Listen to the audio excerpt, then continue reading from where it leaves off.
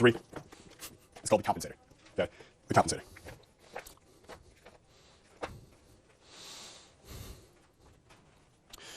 So there is a friend of a friend who I know who used to work at this studio. It was like a news station, okay?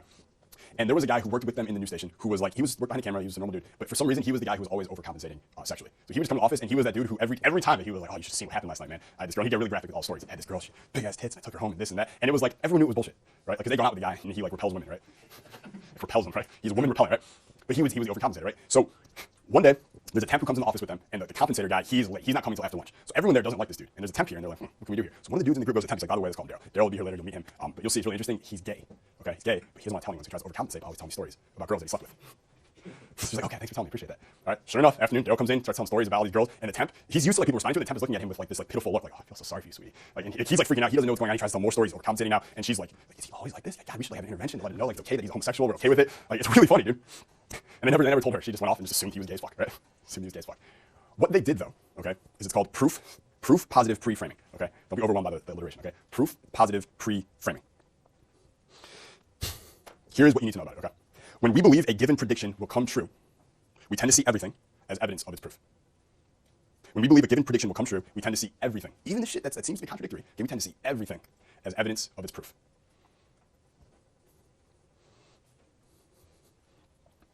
You can use this to pre-select your friends. You can use this to increase your own pre-selection. You can use this to make girls dislike a new guy to the group. You can use this to have the competition removed before the game even begins. Right? You can use this in all kinds of ways. Here's an example. Your buddy just got dumped by his girlfriend last month. Who in the last year or whatever had a buddy who got dumped by a girl? Okay. It's really interesting, by the way. Like, you almost don't want to ask about it ever, because what happens when you ask about it? They'll start talking about it and then they never stop. No. We'll talk about it all night, right? So let's say your buddy got dumped a few weeks ago, and you know he's meeting you out that night, and you want to get him laid, right? You want to introduce his dick to a new world, okay? And you're there, you're talking to a couple girls before, you're just like grabbing drinks. If you tell them like, hey, my buddy, he's coming here, he's a really awesome guy, but like, just be careful with him, right? Because girls like, their tendency to just fall really hard for him, okay? Like, he seems innocent, but girls just fall really hard for him. I don't know what it is. And they go, okay, thanks. Okay. When he shows up and he says, hey, what's going on? Are they going to interpret that in a more positive or more negative way because of what you said? More positive, right? You triggered the pre-selection. What you really did was you did proof positive pre-framing. So now he comes in, everything he says, everything he does, they're going to interpret, they're going to take as evidence, right, of the prediction that you made. Remember, when we believe a given prediction will come true, no matter how contradictory, we tend to see everything as evidence of its proof. I always love to give the example, like, he comes in there and the girls ask him later, like, so what were you up to last night, right? They probably ask him with a little smile, like a sly smirk on their face because they think he gets on the pussy. Right? So what were you up to last night? Who were you with? And he's like, oh, no, just stayed in, had a couple friends over. In their mind, what are they thinking when he says had a couple friends over? This bro's tearing up some pussy last night, right? That's what they're thinking because of the proof positive pre-framing that you gave him. It's like a gift you gave, really. You're a great friend. Right? You're a great friend. Now, of course, can you teach this to your friends, to use for you? Don't you think this is a play you and your friends should be running for each other every single time you go out? When is not a good time to use this with girls? Never. Never. Use it every time. Like, really, like, use it every fucking time. I'm gonna be so hurt if you don't, because I'm giving you gold. Use it, please. Okay? Now the question, that's number 3. We're gonna go to number 4, okay?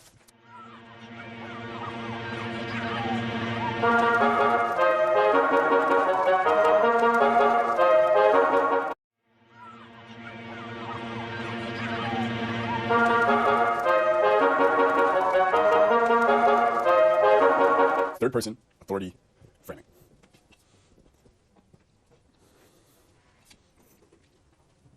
You can use this basically to get anyone to go anywhere you want. Okay? What you're doing is you're framing the context of the place you want them to go, not framing them as a person, not framing their self-image. You're framing the context of the place you want them to go, and you're using authority to do it. So, for instance, let's say that you wanted to take a ski trip with your friends and rent a house, I don't know, in Big Bear, California. Okay? All you need to do is get everyone to want to go there and to split the whole travel thing, the house with you guys, whatever it is just pick an authority that everyone knows, a celebrity, someone they think is cool, okay? And then tell them that person was just there and said it was the best trip of their life. Or if it's a bunch of dudes you want to take, tell them that Dan Bilzerian just went there and he said he's never seen so much pussy in his life. So you have an authority or a celebrity, okay? And you're taking the words you want them to say and you're just giving them credit for the words, and then they do it. Okay, you're framing the environment in the way that you want them to see it, you want them to look forward to it, you want them to go. So if you want them to go, you might say something like that. If they're already going and you want them to look forward to it, let's say you're taking a girl on a trip somewhere, and it's some place that you wanted to visit, but maybe she didn't want to go that much. Like, it's just some, I don't know, like in Michigan, I know a lot of people who live in like the bottom of Michigan. Like, northern Michigan is a really beautiful place, right? There's lots of mountains, waters, lakes, and shit. A lot of people like to go there, but most girls be told like, yeah, we're gonna go to like Mackinac in Michigan. Like, no one's gonna be like, oh great, like, I wanna go to Mackinac, right? But instead, if you say, yeah, we're gonna go to Mackinac, XX magazine, whatever magazine it was, just named it the most beautiful place in the United States, do you think she probably wants to go now? Okay, and you're not saying they have this great thing, you're gonna do this great thing, we're gonna go get fudge, we're gonna go do this, we're gonna go camping, we're gonna go fishing, we're gonna do that, we're gonna do this. Then you're selling. Okay, now you're selling. Now you're coming from a low status place. And it doesn't matter what you say at that point because it's low status. No one's gonna fucking listen to you. Okay? But you maintain your power and you actually pull them into it when you say, yeah, I can't wait to go. I actually just read, I saw on the Travel Channel. They just named it the most beautiful place in the United States. Okay? Now you're not selling, you're not doing any of that. All you did was say an authority said it's the fucking shit, and now they want to go to it. Okay? Now they want to go to it. So for instance, if I worked at a nightclub, let's say, and I wanted to get a group of people to come to the club that night, or I wanted to direct them to a certain club that night, and I said that I don't know. It was just voted the hottest nightclub in Orange County, like on Facebook, right? Over 50,000 people voted. It was voted the hottest nightclub on Facebook. I didn't tell you they had great drinks. I didn't tell you they had great DJs. I didn't tell you they had lots of hot girls. All I said was this authoritative medium just said it was the shit. Would you be willing to go to that place now? This is one of the hottest nightclub by everyone who was there. Do you want to go check it out? It's very, very simple, okay? But the tendency is for you to try and sell the person on the other end, like one-on-one, and tell them all the features and the benefits and all that kind of shit. That's not going to work, okay? It's just not going to work. It's going to create resistance. That's like the old way of like teaching people how to sell, like the Brian Tracy school, right? That's what they're going to tell you. Like you got to tell them the features and the benefits, and you overcome the objections. And that sounds like a lot of work, dude. That sounds like a lot of fucking work. I don't want to do that, right? One sentence, third person authority framing. Donald Trump said it's the best real estate program on the planet. Who wants to buy the real estate program? I want to buy it right now. I'm not in real estate at all. I have no interest in getting into real estate. I still want to check out the program. Okay, because the third person authority, Donald Trump, said it was the best. This is something that's so fucking easy and it's so powerful, right? So it's like you got to make this mental switch from when I'm trying to persuade someone on anything. I'm not going to start selling them you like you're going to like this, you're going to do this, you're going to experience this. Like, nah. It's one strong statement, especially with girls, right? Especially with girls, like 'cause you don't want to be if you're giving them you're going to do this, you're going to do this, you're going to like this, we're going to do this. Are you pulling or are you pushing? Except pushing. Thank you. You're pushing. You're pushing. You're going to want to do this because you're going to like this, you're going to do this, you're going to do this. They're not listening to the words you're saying. They're feeling your energy, and all they're feeling is want, need, want, need, want, need. You're pushing. They're like every fucking statement you make, your status is dropping, right? Gravity's powerful with women. So instead, one sentence, you're gonna love it. Kim Kardashian just said it was the best nightclub she's ever been to. Okay, let's go. I'll call my friends. Right, like changes the whole game. Third person authority framing.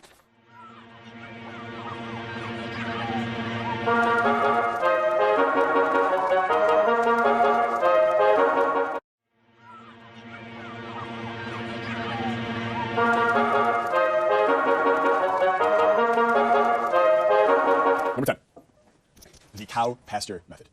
Okay, cow pasture.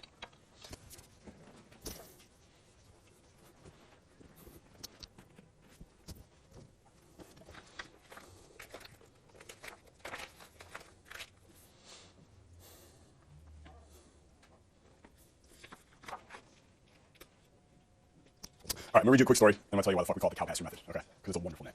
By the way, there's something called, another cognitive bias right now, it's called the bizarre effect. Okay, it takes that. When there's something fucking bizarre about something, you remember it better, right? You just remember the bizarre shit. If there's a lineup of 20 people, and 19 are wearing black, and one guy's wearing pink, who's the most memorable guy there? Fucking Pharrell, right? In his little pink shirt, okay? I once had a casual conversation with a woman whose 21-year-old daughter was flirting with joining a group her mother thought was a cult. As the mother discussed the situation, I asked what advice she was giving her daughter. She said she wasn't giving any advice to her daughter. She had, and I quote, put her foot down and told her daughter that there was no way she was going to let her get involved with a group like that. What do you think her daughter's response was? Yeah, middle fingers. Fuck off, right? Her daughter had left home several times for extended stays with the group since the mom put the foot down and was threatening to leave permanently. Okay? Phil Jackson, you can see, has 11 NBA championship rings. He is arguably the greatest coach of all time in any sport. Okay? He's worked with Michael Jordan, Scottie Pippen, Kobe, Shaq, some of the biggest stars ever.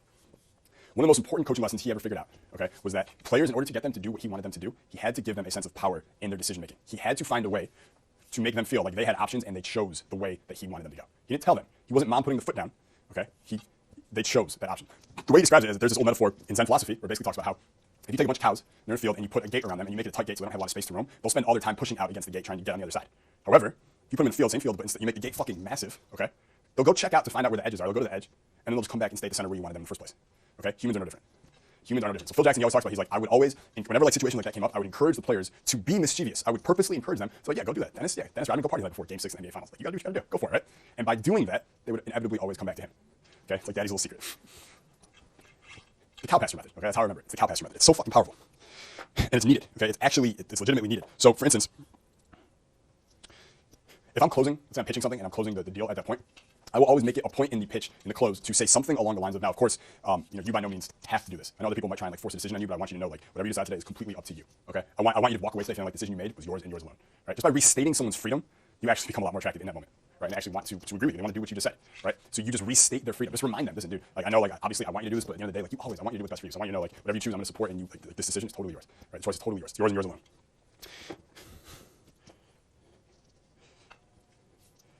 One of the things I always used to do, I say used to because I used to think about it, now I just do it naturally, but with girls is I always encourage their mischievousness, right? I'm always playing the devil on the shoulder. That's like my character, okay? And you probably see me do this a lot. If a girl mentions to me, let's say she went shopping earlier in the day, I'll ask her, so like, what did you shop with? What do you steal? No, you can tell me, we're friends, right? Start teasing her about that, right? And then she tells me she doesn't, and I'm gonna tease her for being a prude, right? So she'll snap back, not being a prude. But I also tell her, like, next time you shop with, here's what you gotta do, or next time you're shopping, here's how you shop with, here's what you gotta do, here's how you gotta do it. And then you get her to do it, she's like, all right, I'm gonna do it. And you're like, all right, so let me know when you do, so I can call the cops on you right after. That's my flipping iron. But I'm the devil on her shoulder, okay? I'm encouraging mischievousness, and it kind of plays into this. So when you're the one who's always telling them, like, go out there, like, go talk to that guy, have fun with him, right? You're more attractive than the moment she wants to talk to you, right? You encourage her to go be mischievous, go leave, then come back to you anyways. All right, really powerful shit.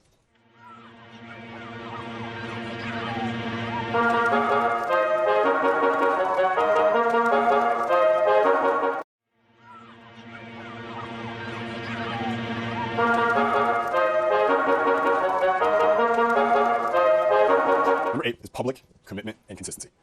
Okay, public commitment and consistency.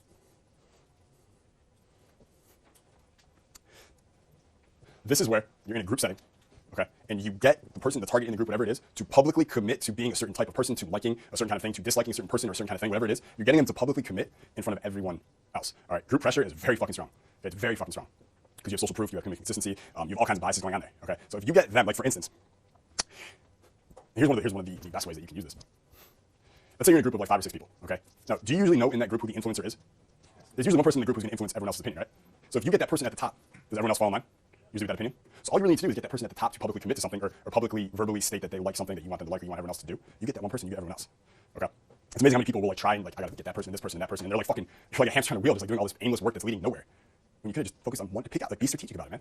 Be strategic, pick out the one that you need, get him, and then everyone else falls in the line. So as simple as there's 5 of you, you're all drinking at someone's house, and you're figuring out what bar you want to go to at night, and there's that spot you want to go to, okay? And everyone else wants to go somewhere else. All you got to do is get the person at the top to publicly state, yeah, I like that place, or like, yeah, that place is dope, or like, yeah, that's the spot tonight, that's where all the girls are tonight, whatever it is. Everyone else will fall into line, okay? You can use this really well with girls, though. Really well with girls. I remember there was a time I was like, this was back in Michigan, I was younger, but there was like 6 or 7 of us like tucked in a van, okay? Like a van, we were all just like stuffed into it, and we're driving out to downtown Detroit. We're gonna go to like a Tigers baseball game and go hit some of the bars down there. And we're driving up. I remember I'm sitting in the front seat, everyone's behind us. And there's one girl in the group who's like the alpha of the group. There's like 4 or 5 girls there. Okay, there's one girl who's like the alpha, and I was like, we're all kind of drinking in the back seat. They're drinking, we're passing like, the cups around and shit. And I was just like, yeah, it's gonna be a good night, isn't it? Right? And everyone was like, some of them were like, yeah, people didn't say anything. And the alpha girl was like right here. And I was like, I don't know her name. I don't remember. She was blonde. The girl I was seeing in the group, I was fucking, her name was Megan. But the blonde was the one who like controlled the other girl. Okay, so I turned to her and I was like, I feel like you're gonna have a really good time tonight. I feel like you're gonna have a really good time tonight. And she's like, yeah, I feel like that too. I was like, I feel like everyone here is just gonna be like, fuck it, like let's just do whatever tonight. Let's just like not give a fuck tonight. And she was like, yeah. She like turns around and she's like, no one's giving a fuck tonight. And I was like, wow, that worked really well. In my mind, I'm like, fuck yeah, 6 some, right? But something as simple as that, okay? First of all, because she publicly committed to not giving a fuck tonight, she will not give a fuck tonight. If something comes up later on and I'm with Megan and she's nearby and I'm like, maybe I can fuck all these girls tonight, and I'm like pulling her over, I'm like, yo, let's go for a walk or whatever, and she's like, no, I have to stay with friends, and I'm like, you said you weren't giving a fuck tonight. She's like, you're right, I'm not giving a fuck, right? And she comes because she publicly committed to it. And I could be like, listen, like we all heard you saying I'm not giving a fuck tonight. You don't want to be that girl who says something in front of everyone and all her friends and doesn't follow through, do you? No, okay, great. Then in addition, everyone else in the group is also committed to it because their leader is doing that, okay? So public commitment and consistency is it's super powerful, man. It's super powerful. There's a lot of other ways that they do this. For instance, like public voting.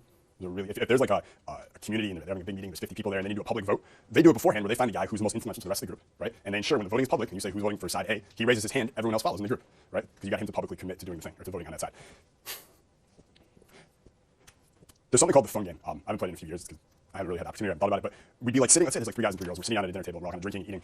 You would just say to the group, you'd be like, all right, who here spends at least an hour a day on their phone? Who here spends an hour a day on their phone? Everyone, right? Basically everyone does. So they'll go, we all do it, right? So like, okay, it's like way too much fucking time. We're all wasting our lives on our phone. Here's what we're gonna do tonight. Everyone take out their phone. You're gonna put it right in the center of the table, okay? Put it in the center of the table. And the person who looks at their phone first is picking up the check. Okay? Put it on there. And the best part is you don't want anyone putting it on airplane. So their phone's sitting there and they hear it vibrating. Dude, you're seeing a girl, her phone's vibrating in front of her and she can't touch it. You know, their hands are like, fuck. Fuck. Kids are really funny, right? After about 20 minutes, you just can go be like, I don't care, my dad's paying, right? She picks up her phone. I made a note here to put that with public commitment and consistency. I have no idea why, but who likes that game? Okay, fair enough. I'm sure there's a way I'll be thinking about later. I'll be like, oh yeah, that's exactly how those go together. Doesn't really matter though. All right, so that's number 8, public commitment and consistency. So let's take 10 minutes. Yeah.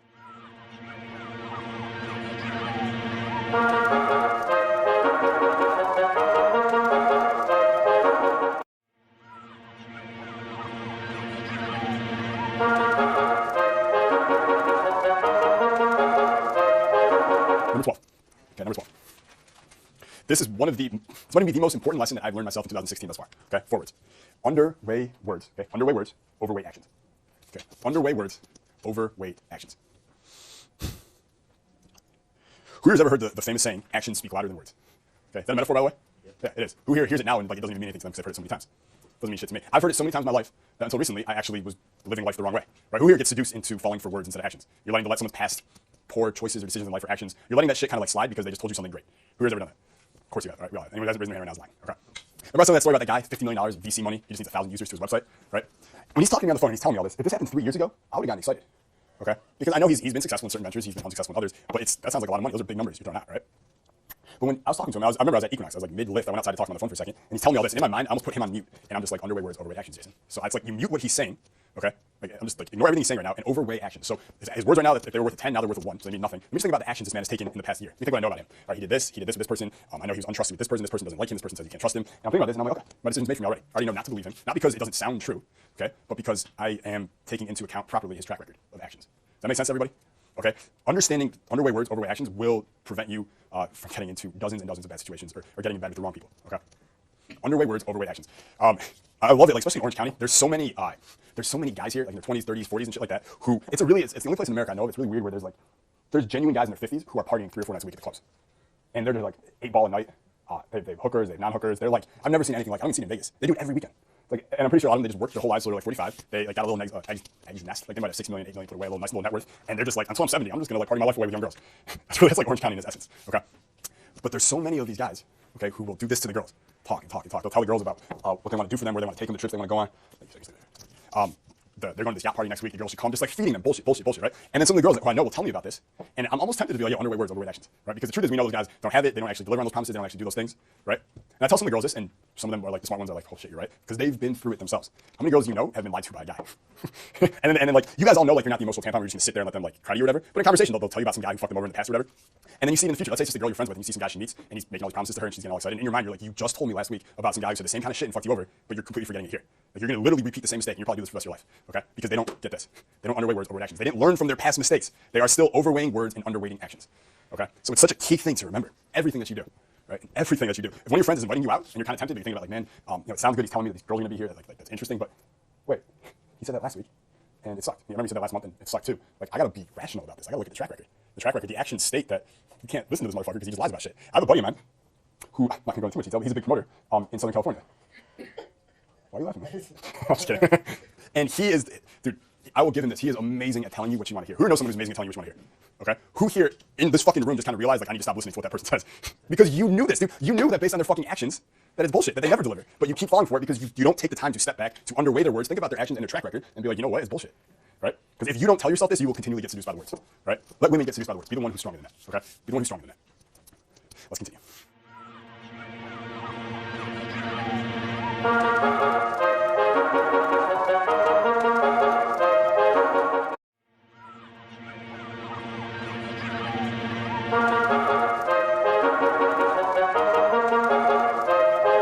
Number 6. We're number 6, by the way? Yep. Okay. This is almost like it's a business practice, it's a social practice, it's used in all kinds of ways, okay? Speaking of metaphor, put sugar in the burger. Put sugar in the burger, okay? Here's where this metaphor comes from. A few years ago, it was discovered that McDonald's actually continues, they have for years, they put white sugar in their hamburgers to make them chemically addictive. In the buns, in the fries, they even put it in their smoothies, like, bro, you don't have enough sugar. They put it in everything, okay? They do it to make it addictive.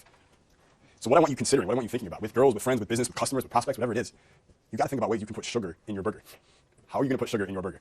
Right? You're going to lace your dick with heroin? What are you going to do? Don't do that, okay? At home, I know some of you are like, don't do that, all right? Don't do it. So when I first moved to Santa Monica, this was 4 or 5 years ago now, and I had that shitty little apartment, right? 510 square feet, bathtub that wouldn't work, roommate that never didn't smoke pot, smelled the apartment. The very first night I moved to Santa Monica, like we moved everything in, and then we walked down to Second Street, and we were like, we gotta get hammered tonight, it's our first night here, and we get drunk, and I remember it perfectly because there was like, it wasn't a really tight bar, it was a normal bar, but there was this like smoking hot Indian girl, okay, and she was like sitting on a booth facing the bar, and she had like 2 fucking low status scrubs like hovering over her trying to talk to her, right? So she's like here, the 2 guys like here, and she wouldn't even give her body language, she's like telling them like this, just kind of like enjoying the attention but not actually investing. And it's like pretty crowded. So instead of like me like maneuvering around, I'm like, fuck it, let's go in. So instead of like going through the guys or whatever, I just came up the side, pretended like I didn't see her, just bumped her off the stool. And I'm like, yo, grab a Black Rebel. Just bumped her off. Didn't even look at her, pretend like it didn't happen. Because she was like 3/4 on the stool, but there was enough where I could kind of like put my thing like, yo, Black Rebel, thanks man. She like, dude, she gave me this look of like just death. Like she just wanted to kill me. And I'm like, that's the look I want, right? I can work with that. That's an emotion. I can play with emotions. So I ended up taking her back that night. And actually, just by the way, to show you guys how I can't promise, like on behalf of the universe, that it will always take care of you. But I can assure you that being non-needy and indifferent and carefree about stuff will always work out in your favor better. So we're at the bar and we're dancing, we're making out a little bit, and then I talk to some other girl because I have fucking ADD or whatever with girls at that point. I just want them all. And I lost her. Right? I lost her that night. I don't know where she went. I'm like, all right, well, I got her number. I'll talk to her. Whatever. And I remember walking back to my apartment. I was alone. My buddy had already like gone back with another girl or just to go home and jerk off. I don't know. But I'm walking back to the apartment, 1 block away, and who do I see? Her, by herself. Turns out she lives in the building right next to me. Thanks. Right? Like I said, I can't promise the universe will always take care of you, but it did in that case. Okay. So I instantly take her up to the apartment. We were up till like 6 a.m. And when it's time for her to go home, I'm trying to fall asleep over the first night.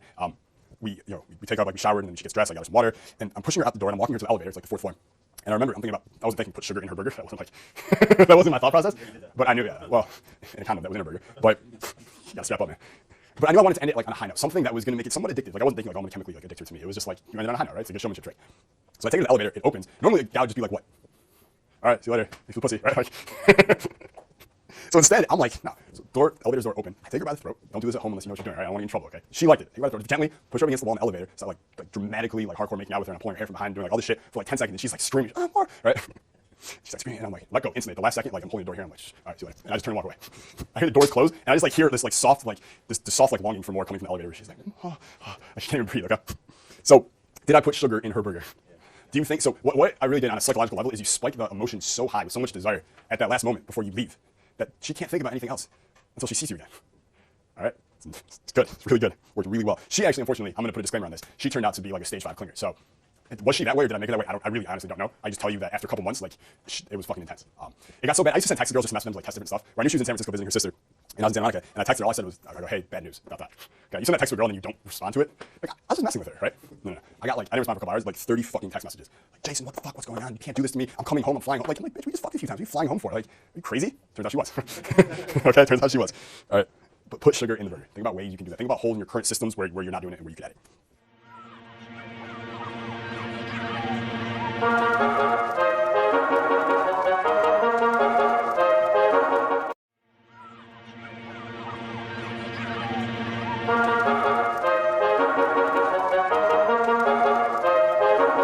The question I just asked you, when is it never a good time to use proof positive preframing for your boy or for him to use it for you? That question, the way I worded it, is called inversion, and that's number 4. Okay, it's called inversion. Inversion is probably, there's a quote that Albert Einstein likes to say where he's like, the purpose of education is not to have the brain memorize facts, but to teach you how to use your brain, teach you how to think. Right? It's not to memorize shit, it's to teach you how to think. Okay? Inversion is the ultimate strategy for thinking that I've ever come across. Okay? It's also the ultimate strategy that Charlie Munger has ever come across for thinking. Okay? And if you don't know how badass Charlie Munger is, consider the intelligence and wealth of Warren Buffett, and then add that to the intelligence and wealth of Bill Gates, okay? And then add that to the intelligence and wealth of Elon Musk. Put them all together and understand that they all go to Charlie Munger when they have questions. That's how smart he is. Okay? On YouTube, just watch one of his talks. He's like 94 years old right now, by the way. So if you like environmental exposure, find out where he's going to be next talking and go see him before he dies. No offense, Charlie. Okay? Because it's going to happen at some point. Okay? So I'm going to read you a little excerpt from his book again. Everyone should have this book, okay? And if you don't understand like how ridiculous it is, I've read it probably 10 times now. This is 500 pages. That's my notes from one page. Okay, the whole book is like this. Here's what he said. Another idea, so he's talking about the most important lessons of his life. Okay, he says another idea that I learned from a young age is from a rustic who always said that he wanted to know where he was going to die so he wouldn't go there. Okay, that is the essence of inversion. He goes, just tell me where I'm going to die so I know to never go there. Okay. The point of it is that the way mental constructs work, problems frequently become easier to solve through inversion. Okay, problems become easier to solve through inversion. If you turn problems around into reverse, you often think better. For instance, if you want to help India, the question you should consider asking is not, how do I help India? Instead, you should ask, how can I hurt India? Instead, you should ask, how can I hurt India? Okay, you find what will do the worst damage, and then you simply avoid it. And he gives a couple more examples. Like, let me use a little inversion now. How do you really fail in life? Okay, so instead of asking, how do I succeed in life? You invert it, you turn it in reverse, and you go, how can I fail at life? And he talks about it. He goes later, he says sloth, being fucking lazy, or being unreliable are two of the most guaranteed ways to fail in life. And he goes deeper into it, okay? But that is the essence of inversion. Turn the problem in reverse, you think better, okay? So instead of me asking, what are some really good places to use proof positive preframing? Because when I ask you that, your brain like, okay, you come up with a couple, but you can't list 10 right away, it's kind of hard. But instead, if I flip it around and I go, what are some good places to never use proof positive preframing to pre-select your friend? You're like, never, okay? Does everyone get that? Like instantly, the answers your brain comes up with right away are just better when you invert. How can I help India? I don't fucking know. How can I hurt India? I come up with a lot of ways, right? We're gonna come up with ways when I say, like, how would you hurt India? If you were the US government and I'm like, how are you gonna hurt India? Cut out energy. You what? Energy. Cut out energy, what else? Cut out food. Cut out food, what else? Water, what else? You bomb them? Bomb them, damn straight, right? Erect a statue of Gandhi and then, I don't know, paint it red and then blow it up, right? They might not like that, right? I can come with all kinds of ways to hurt them. So you make a list and then you're like, don't do any of that. Perfect, I got the answer, okay? And simply by like not doing that shit, you do everything else, you tend to be really successful, all right? So, for instance, one question that I asked myself a couple weeks ago was like, how can I ensure that I never double my YouTube subscriber base every year for the next 5 years? How can I ensure that? Okay, off the top of my head, I can never send my email list to watch my YouTube videos and tell them to subscribe. Never do partnership videos with other big YouTube bases and we kind of like cross promote each other. Never connect with other big guys on YouTube. Never ask any guys who are big on YouTube to speak at my events. Never connect any of these guys to people that they want to know who I know. Right? Never do any of that stuff. So what did I really just create? A list of how to do it, right? But if I just ask myself, how do I increase my YouTube subscriber base? I don't fucking know. I have a general idea. I go on Google and I let some asshole who doesn't know shit tell me what to do, right? Because he was first on Google and you go to his webpage and he's a little shitty blog with 4,000 subscribers and he's like, here's what you do to get subscribers on YouTube. And I read that, like, that's not gonna help that much, right? So I know most of the answers. I just have to access them the right way and use inversion. Do that, okay? Use inversion, do that. Here's another question. Ask yourself, how do I hurt my self-esteem? We got answers. How do you hurt your self-esteem? Take negative feedback as to your self-image. Like that's fact, right? What else? How else could you hurt your self-esteem? Listen to other people. That's perfect, right? Listen to other people. What else? Give me one more. Think you're ugly. Think you're ugly. That would be bad for your self-esteem, right? Okay, so what do we really just create? A list of what not to do. And if you don't do it, your self-esteem will very, very likely increase. Okay, inversion. Super fucking powerful. And you can use it on big stuff, like how do I hurt India? How do I hurt my self-esteem? How do I ruin my life? You can use it on small stuff too. Like sometimes you're going out for dinner, you don't know what restaurant you want to go to, and you have a few in mind. Dude, I always ask myself, I'm like, what do I definitely not want for dinner tonight? I decide right away. It makes perfect sense, okay? And we know, okay? We know for a fact women like decisive men, right? I love it. Dan Pena is always like, he's like, I may be wrong, but I'm never in doubt. Because I may be wrong, but I'm never in doubt, okay? Women love a decisive man. Everyone loves a decisive man. Everyone out there is fucking, they're uncertain. They don't know where to go. They're looking for someone to follow. They have their umbilical cord hanging from their belly button looking to plug it in somewhere for some certain man to follow, right? Why not you? Why not you? Okay? And part of being being decisive doesn't take intelligence, right? Anyone here can just act certain about everything all the time. Probably should. Okay, you probably should. But if you also want to be a good decision maker, use inversion, right? Use inversion.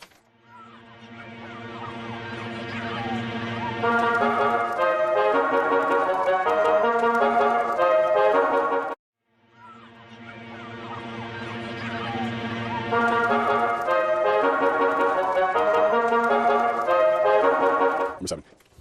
Convey, don't say. Okay, convey, don't say. We'll read a little excerpt here, okay? For example, if you were to tell me that your business is located 10 miles north of town and has been in operation for over 20 years, I will probably believe you without giving it a second thought. But if you tell me your business provides the finest service of its kind and will dedicate itself to my needs, I will probably dismiss it as fluff. Who agrees with that statement? that you would do the same thing, right? I would too. Okay. So what's the difference in response? In the first case, you are communicating a verifiable, non-controversial fact, so I'm apt to accept it. However, your second statement is really an opinion, and as a human being, I like to form opinions myself. Thank you very much. Okay. As a human being, I like to form my own opinions, saying thank you very much. So for instance, if I tell you I'm Jason Capital, I'm the best fucking dating coach you've ever seen, and I will change your life, and I will get you so much pussy that you will literally sell some of it extra to a cat farm, right? If I say some shit like that, most people won't believe it, right? It just sounds like you're just every other dude who's just spitting bullshit, right? But if I tell you, listen, I'm Jason Capital, known as America's honest dating coach, but you might know me because I transformed the lives of almost 200,000 guys in over 120 countries. That's a verifiable fact, right? Which one are you more apt to believe? Okay? Because I didn't tell you I was the shit. I brought you a fact that conveyed it. Okay? I brought you a fact that conveyed it. If I tell you I'm a big deal, right? I'm sort of a big deal, you're probably not gonna believe it, right? You might laugh, right? Because we're thinking about Anchorman. I'm quite a big deal. Any bookshelf's made of rich mahogany leather, rich mahogany wood, right? But you're not gonna believe it.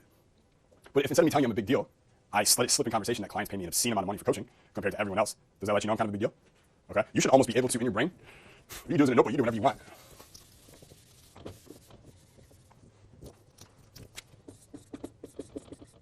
So if I wanted to tell you I was a big deal, I can't say it, right? So you can create this for anything that you want, about your reputation, for anything, and just add a how would I convey that instead of me saying that, right? So the way I would do is I'd let it slip out that clients pay me an obscene amount of money. That lets someone know I'm a big deal. If you want a girl to know that other girls are really attracted to you, right? Like you're pre-selected, you leave her in conversation and she's like, how are you? And you tell her and you're like, how have you been? She tells you, and you're like, by the way, so you know, like girls really like me. She might laugh because that's kind of like tongue-in-cheek humor, that's kind of funny, right? But in general, will she believe it? You're like, by the way, like, you should know, like I did a lot of models. Sure you do, bro. Funny things when you see girls like fueling guys, like really low status guys, they won't say it's like guys like us, but it's like really low status guys. They'll be like, they call them bro, or like they'll give them like a shoulder pat, like, of course, man, way to go, bro. Like, you ever get that from a girl, that's how you know you're no longer on Team Capital. But if you want to let girls know that a lot of girls are attracted to you, that you're a really attractive male, what are some ways you do that? Throw them out there. Let's try something here. Okay, let's try something. How would you convey to a girl that girls are not attracted to you? Give me a few right now. Let's use inversion right now. How do you tell a girl that girls don't like you? How do you show a girl that you're unattractive? Perfect. Needy? What else? They never text back. You never get girls to text you back. No dates. What else? Overcompensate. You watch a lot of porn. Right? You chase girls. So you're overcompensating, right? Okay. So we have over. Right? You chase girls, they never text you back. Okay. So do we just use inversion successfully? Do we kind of have a list now on the opposite of how to let girls know that you are an attractive male? Well, let's see. So you act not needy, right? You're talking to a girl, and here's one of the ways that girls like to do it, especially if they're texting, they'll try and like, I have a lot of girls who send me pictures from like their photo shoot that day, where it's like them in a bikini on the beach or they're modeling or whatever. And they probably send these texts to a few guys, right? They probably send these texts to a few guys. The needy guys, how do they respond to those text messages? Well, dick pics, what else? Tell them how, they'll compliment them immediately, right? Oh, so sexy, babe. Stop it, you're turning me out. Like, really? It's a picture, dude. It's 2 dimensions, not even 3, it's 2 dimensions, right? But if you're not needy, how might you respond? I mentioned something else in the picture. Something else in the background, right? Is that an apple in the background? Right, that's perfect. What else?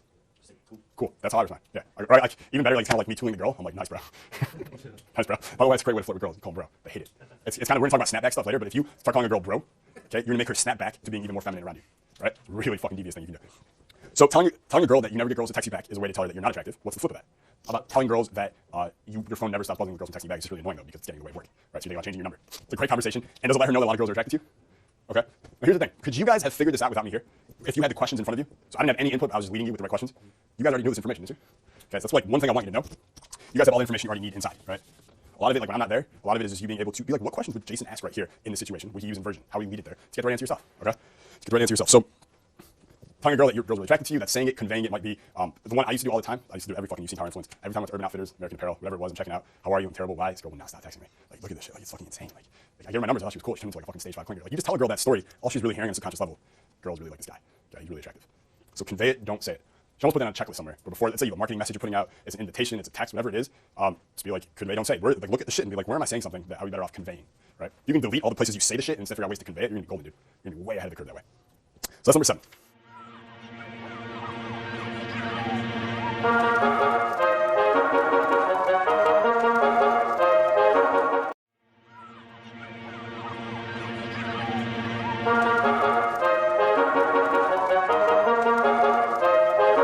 Number 11, okay? And this right here, for everyone who does it, this will be worth the price of admission for mental dominance times probably 10, okay? Overnight celebrity status, okay? Overnight celebrity status.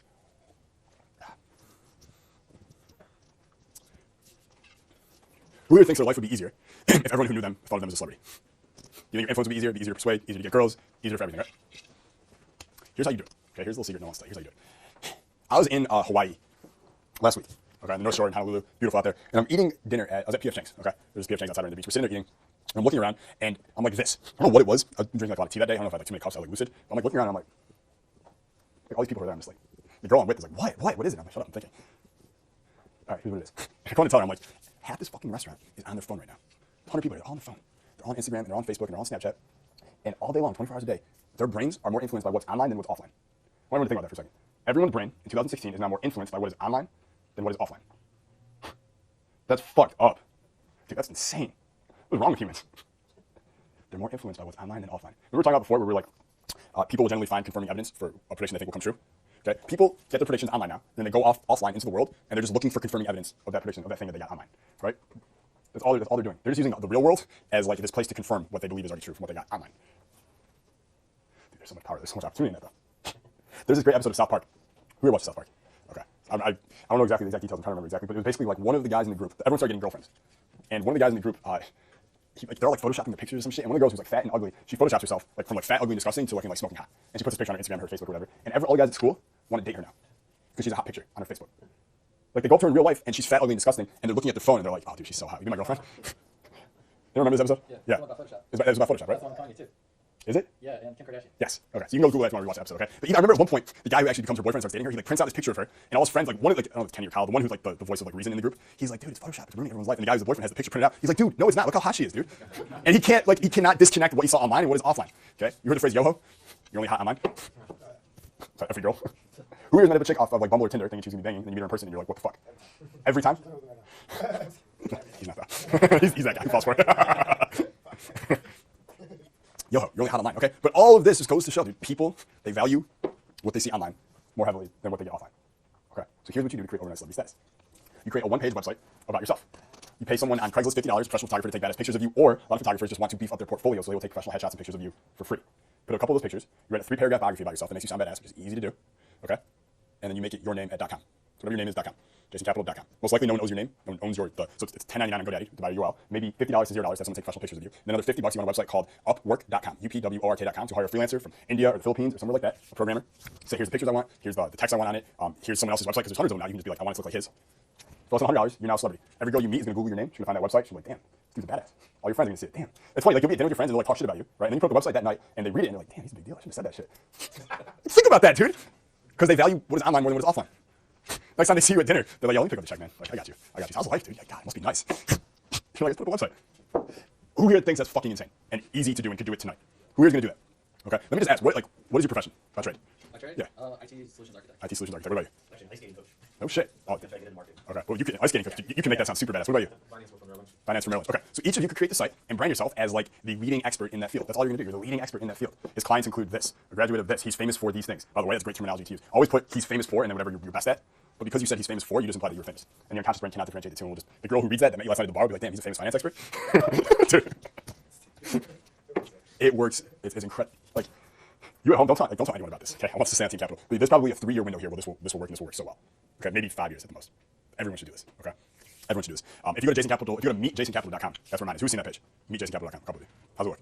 That's pretty bad. I'm like, dude, we did a professional photo shoot in Vegas. So you go to Vegas, right? I don't know where you guys live, but you can get cheap plane tickets to Vegas. I rented a stretch Hummer limo, 22-person Hummer limo, like a big ass one. Which, by the way, only cost $120 an hour. So I had it for 1 hour. Okay. Middle of the day, took a photographer, went in the limo, had 2 bottles of champagne with me, went to the limo, went to the fucking desert near Red Rocks, parked it on the side, so there's like mountains and desert and it's beautiful. And I climb on top of the Hummer and I'm like dancing up there and I'm drinking and I'm doing all kinds of crazy shit and taking pictures. Now I put those online and people, like, everyone's seen that picture. I'm like sitting on top of the Hummer in the desert with like a glass of champagne, just like contemplating life. Who is like, that's a badass fucking picture, right? Why can't you do that? Don't copy that actually. Go somewhere else. Go to the forest. All right? That's all it takes, though. Okay, that's all it takes. We're actually considering, I'm not inviting anyone to do this right now. I just kind of want to get an idea of who would be interested. We're considering doing like a 1-day thing at the compound where I have like the 1-page celebrity, basically a template already pre-made with my coders already there. So we buy your domain right there. We write your biography for you to make you sound super badass. I'm a photographer there, so you take pictures at like the pool or the nightclub. And by the time you walk out the door, your site is already up. Who'd be interested in doing that? Okay, that's okay. We'll talk about that later. I don't know. It's still seed, but we'll see.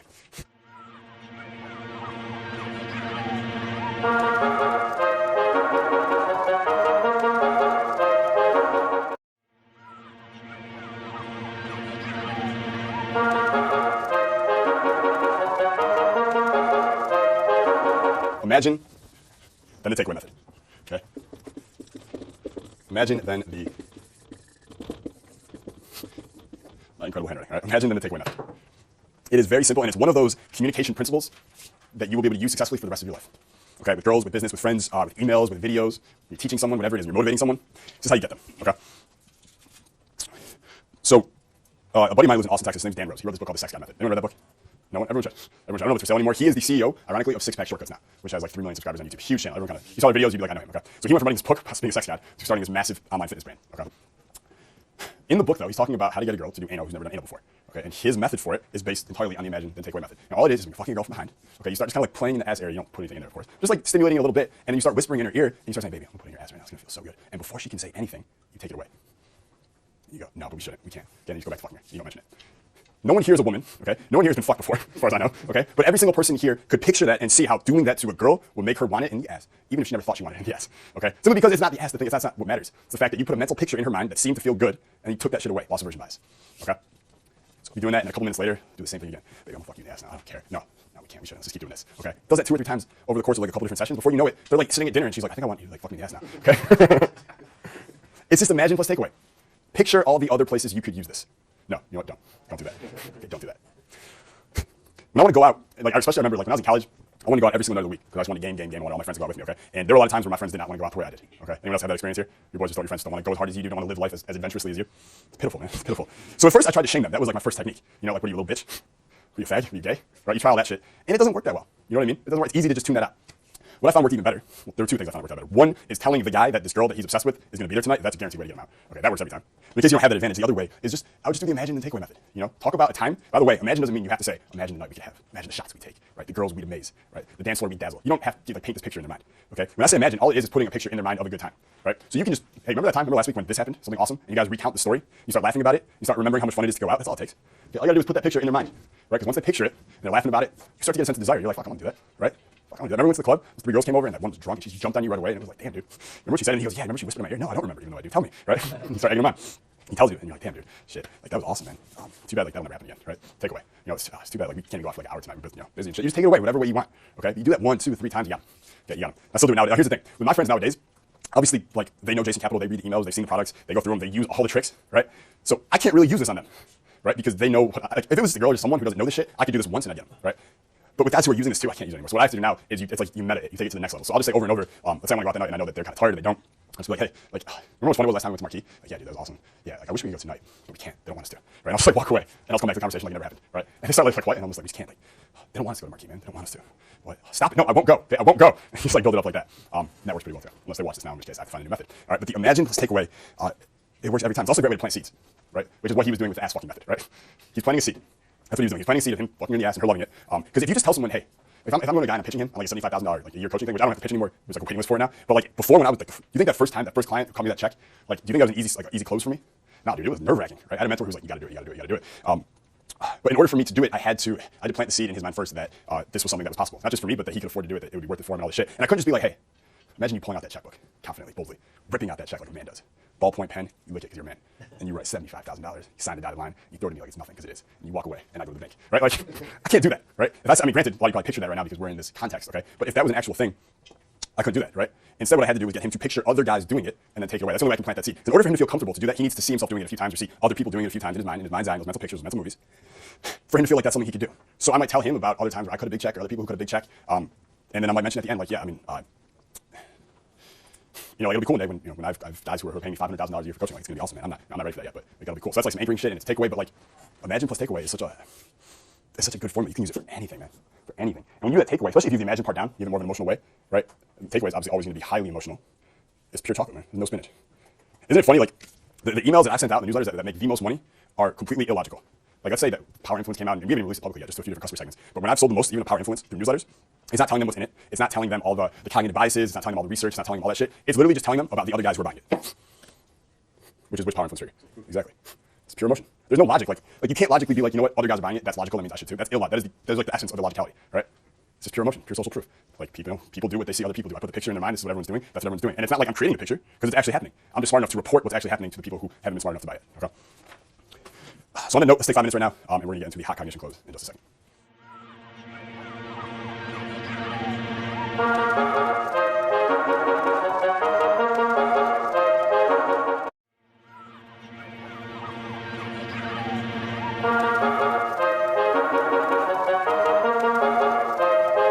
Number 5, metaphors. Metaphors. So even in things like therapy, right, which has been, you know, it's a school that's over 100 years old, Freud, right, all kinds of really smart people have been involved in therapy. One of the most powerful techniques that they still use today with their patients is simply metaphors, right? You give someone the right metaphor, it's an instant attitude change. It can be an instant new perspective on the world, right? Like even the one where like the world is my oyster. Who has heard that before? Does it really mean anything to you when you hear it right now? No, because metaphors grow old very quickly. Okay, if you've heard it a lot, it won't work. So that's why you constantly need new metaphors. But if someone's never heard that at all their entire life, the world is my oyster. Someone, let's say, who's only spoken French their whole life, and they come to America, they learn English, and they hear that, they're like, oh, I like that. Because they get it. It hits them right away. It's an instant attitude change, okay? Here's what I want you to do with metaphors, okay? This is a practice I want every fucking mental dominator to use for the rest of their life, okay? Make it a part of your morning success ritual or your nightly success ritual, where you will start to build up a database or a Rolodex of badass metaphors that you like, okay? So maybe one in the morning, maybe one at night, maybe one in the morning, one at night. You want to be a super overachiever. And the reasons for this are twofold. Number one, you're basically giving yourself like it's like a really good affirmation. Like it's an affirmational way to look at life, especially if the positive metaphors that you're building up there. More importantly, number two, you're gonna have a fucking database of metaphors that are gonna be fresh in your mind, available in your explaining bias. You read it every, every Sunday night, so it's always fresh in your mind all week. Or you read it every night before bed. It takes 2 minutes. Just flip through some of them, put on note cards, read 3 or 4 before bed. Dude, people who use metaphors are the best fucking communicators. We love them. We love them because everyone else takes 5 minutes to explain a point, and we don't even know what the fuck they say. And then I walk in there and I'm like, here's what he's saying. In 3 words, I drop a metaphor, and you're like, oh, that makes sense. Okay? We love that guy. We really like Ari Gold. Entourage. Fucking love Ari Gold, right? Think about it. Just consider the fact that on Entourage, he's supposed to be just the agent, right? He's not supposed to be the star of the show. If you go back to season 1 of Entourage and you watch it, dude, Ari Gold is like this like snake oil. He's only in a couple scenes. He's not a big deal. You don't know anything about him. It's supposed to be about Vince, right? You get to like season 4, half the show's about Ari. Okay, because his character is just better. It's just better. And Ari is a master of metaphor. Okay, he's a master of metaphor.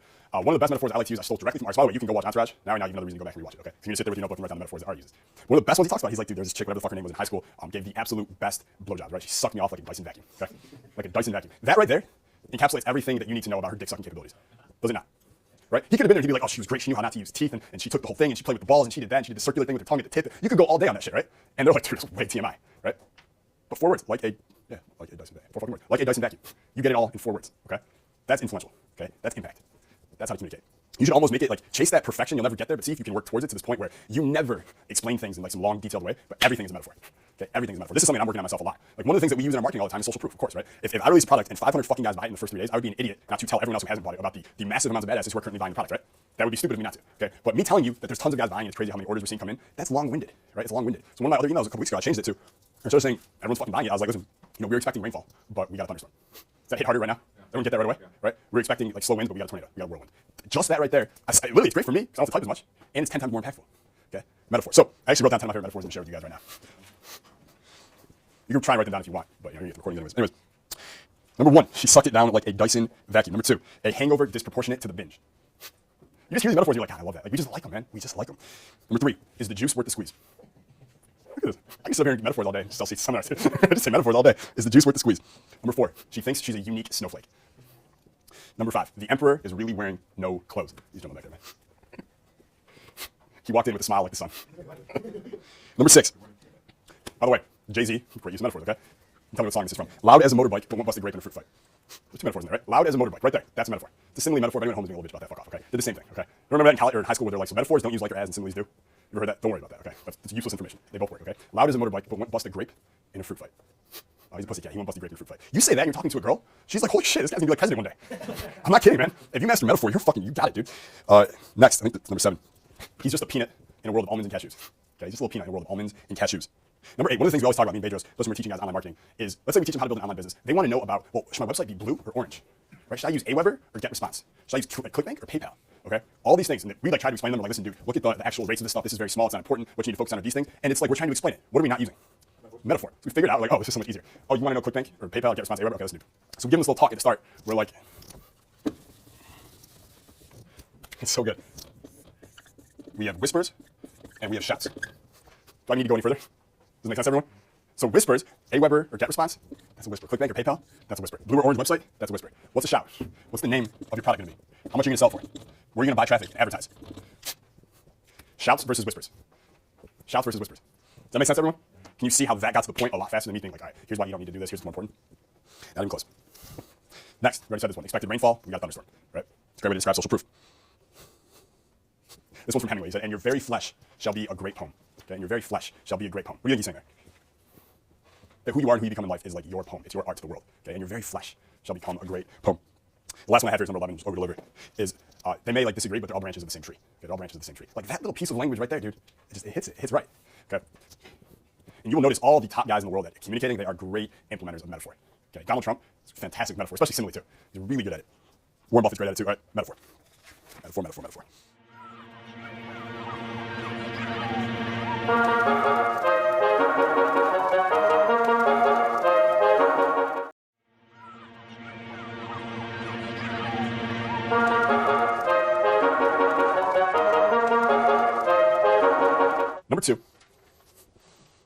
isolation, okay?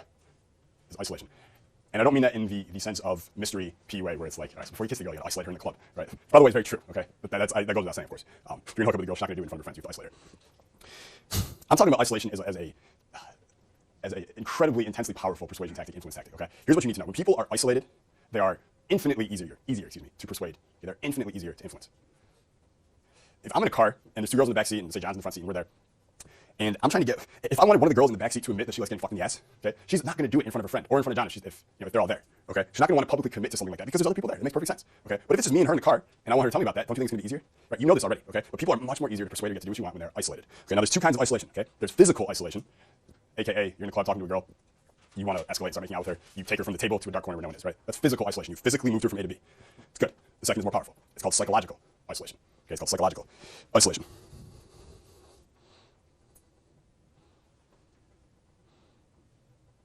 And there's two big ways to use psychological isolation. Okay.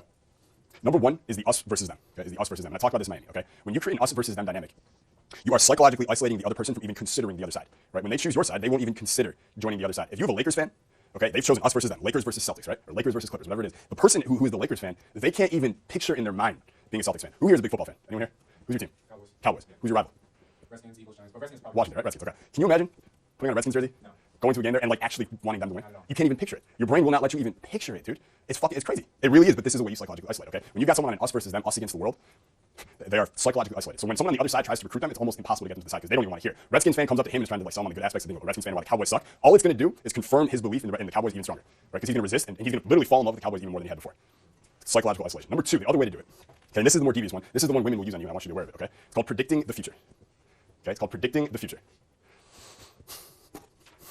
I'll be sharing a lot of personal stories probably the next couple of days. Okay, a lot of personal stories. Here's one. There was this girl I was dating a couple years ago who, this was before I knew about this and this worked on me. Okay, she predicted the future on me a lot and she didn't control me, but she was able to control some of my decisions without me even realizing it. For instance, it's Friday night. There's a new restaurant I heard about that I want to go out and I'm like, yeah, we're going to go to this place. She instantly says, she goes, oh, let's say her best friend's name is Susie. I don't know. She goes, oh, no, Susie went there last night. She sent me pictures of the food or whatever. She said it was terrible. The service was awful. The drinks were terrible. Blah, blah, blah, blah. You don't want to go there. She didn't tell me where I should want to go, but she was like, you don't want to go there. Trust me. Okay. Now, not being aware of this, I was like, oh, you're right. I don't want to go there. So I go somewhere else. Did she just psychologically isolate me? From that restaurant, right? And if you commit to that, dude, you know commitment and consistency, you'll probably never go to that restaurant. So she predicts the future. This is always a negative way. Like, you don't want to go there. That place sucks. Don't go to that side of town. And she's controlling you without you even realizing it. Not by telling you where to go, but by predicting the future and telling you where you don't want to go. So if let's say that there's three choices and she tells you this place, like, I'm not going to tell you where you want to go. Like, it's totally up to you. Right? It's totally your choice. But Susie texted me pictures of that place last night. She said it was terrible. She said the other place was even worse. So where do you want to go? Well, there's only one option left. She just asked you. Okay? Psychological isolation. Now, of course, you can use this as well. Right? You can use this as well. I like to use examples of like when you're three, like you and your boys, there's like two of you guys are figuring out where to go to dinner, where to go out or whatever, and you know where you want to go. And let's say that you aren't, like, you're not the social god leader of the group yet, where it can't just be like, yeah, we're going here and everyone's like, fuck yeah, let's go. Because kind of like how it is with me, like I'll just, I'm leading, this is where we're going. But it's kind of like a group decision, okay? You don't necessarily have to sell them on the place to go. You can just psychologically isolate them and validate the other options. So your choice is the only place left. There's three bars and you tell them, dude, I was at bar, and you want to go to bar number 3 and you're like, dude, I was at bar number 1 last night. I've never seen so many dudes in my life in one place. It's insane. Do they want to go there? Fuck no, right? Bar number 2, guy's ex-girlfriend, he hates her. You're like, dude, I just on Facebook, she's there. We don't want to go there. Boom, number 2, not going there. So where do you want to go? Okay? You have physically isolated them from going to the place just with a few words. It's psychological isolation. Okay? It's incredibly powerful. It's just all kinds of variations of you won't like that, you don't want to go there, trust me. Okay? And people, it's really weird, is they are much more likely to accept your advice when you're telling them something they won't like versus something they will. Right? Who here has ever had a friend tell them that there's some great restaurant that just opened up or some bomb burrito from some place or something, and they're like, dude, it was so good, you're gonna love it. And in your mind, you're like, I don't know if I like it. Like, I'll try it, we'll see. Right? But someone tells me like, dude, there's this new burrito at Chipotle, you gotta try, like, it's got this, this, and this. I'm not like, I have to go get that burrito right now. I'm always like, you don't know what I like. Who's ever thought that? You don't know what I like, you don't know my taste. We all think that, right? But if they go on the flip and they're like, I tried that new burrito at Chipotle, dude, it's fucking gnarly, it's terrible. Like, it's so bad, it's like the worst burrito I've ever had. Like, I don't even know if I can eat Chipotle again. Okay? Are you gonna go try that burrito? Fucking crazy, dude, you're being controlled, you don't even know it. Okay? Now, of course, you can use this on the flip. Okay? You can use that on the flip. Now, we talked a little bit about physical isolation. Okay? I'm just gonna give you one way to use it, one formula, before we get to the next one. Okay?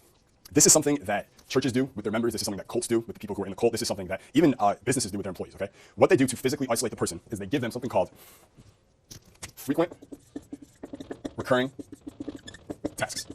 Okay? Frequent recurring tasks. I didn't really spend a lot of time at a church. I grew up Jewish. I don't really believe in that much of that stuff anymore, which isn't really important. But who here has ever like went to church a lot as a kid and maybe even still goes now? Which is totally cool if you do. Anyone? Used to? Okay. Someone? Okay, cool. It's totally cool. Do they want you to come back to the church all the time? They want you there every day, right? Activities galore. There's always something you can do there, right? Always something. Come here for this event. Come here to do this. Come volunteer for these classes with these kids. Whatever. All they want you to do is frequent recurring tasks. They want you there frequently and they want you there on a weekly or daily schedule. Okay? Because when you are frequently and daily and you're always going there every week, physically, are they isolating you?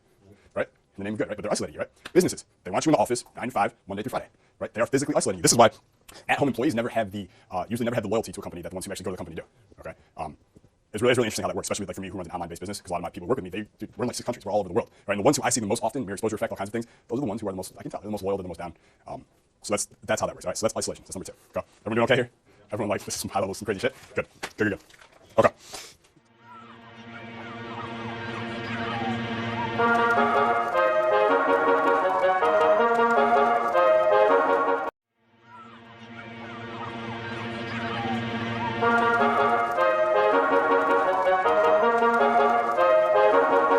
Okay, number one. The availability misweighting bias. This is the first formula. This is the first thing that we're going to talk about here. Okay. To remember the availability misweighting bias, the most important thing you need to remember is that we overweigh that which is more easily available to us. Okay, we overweigh that which is more easily available to us.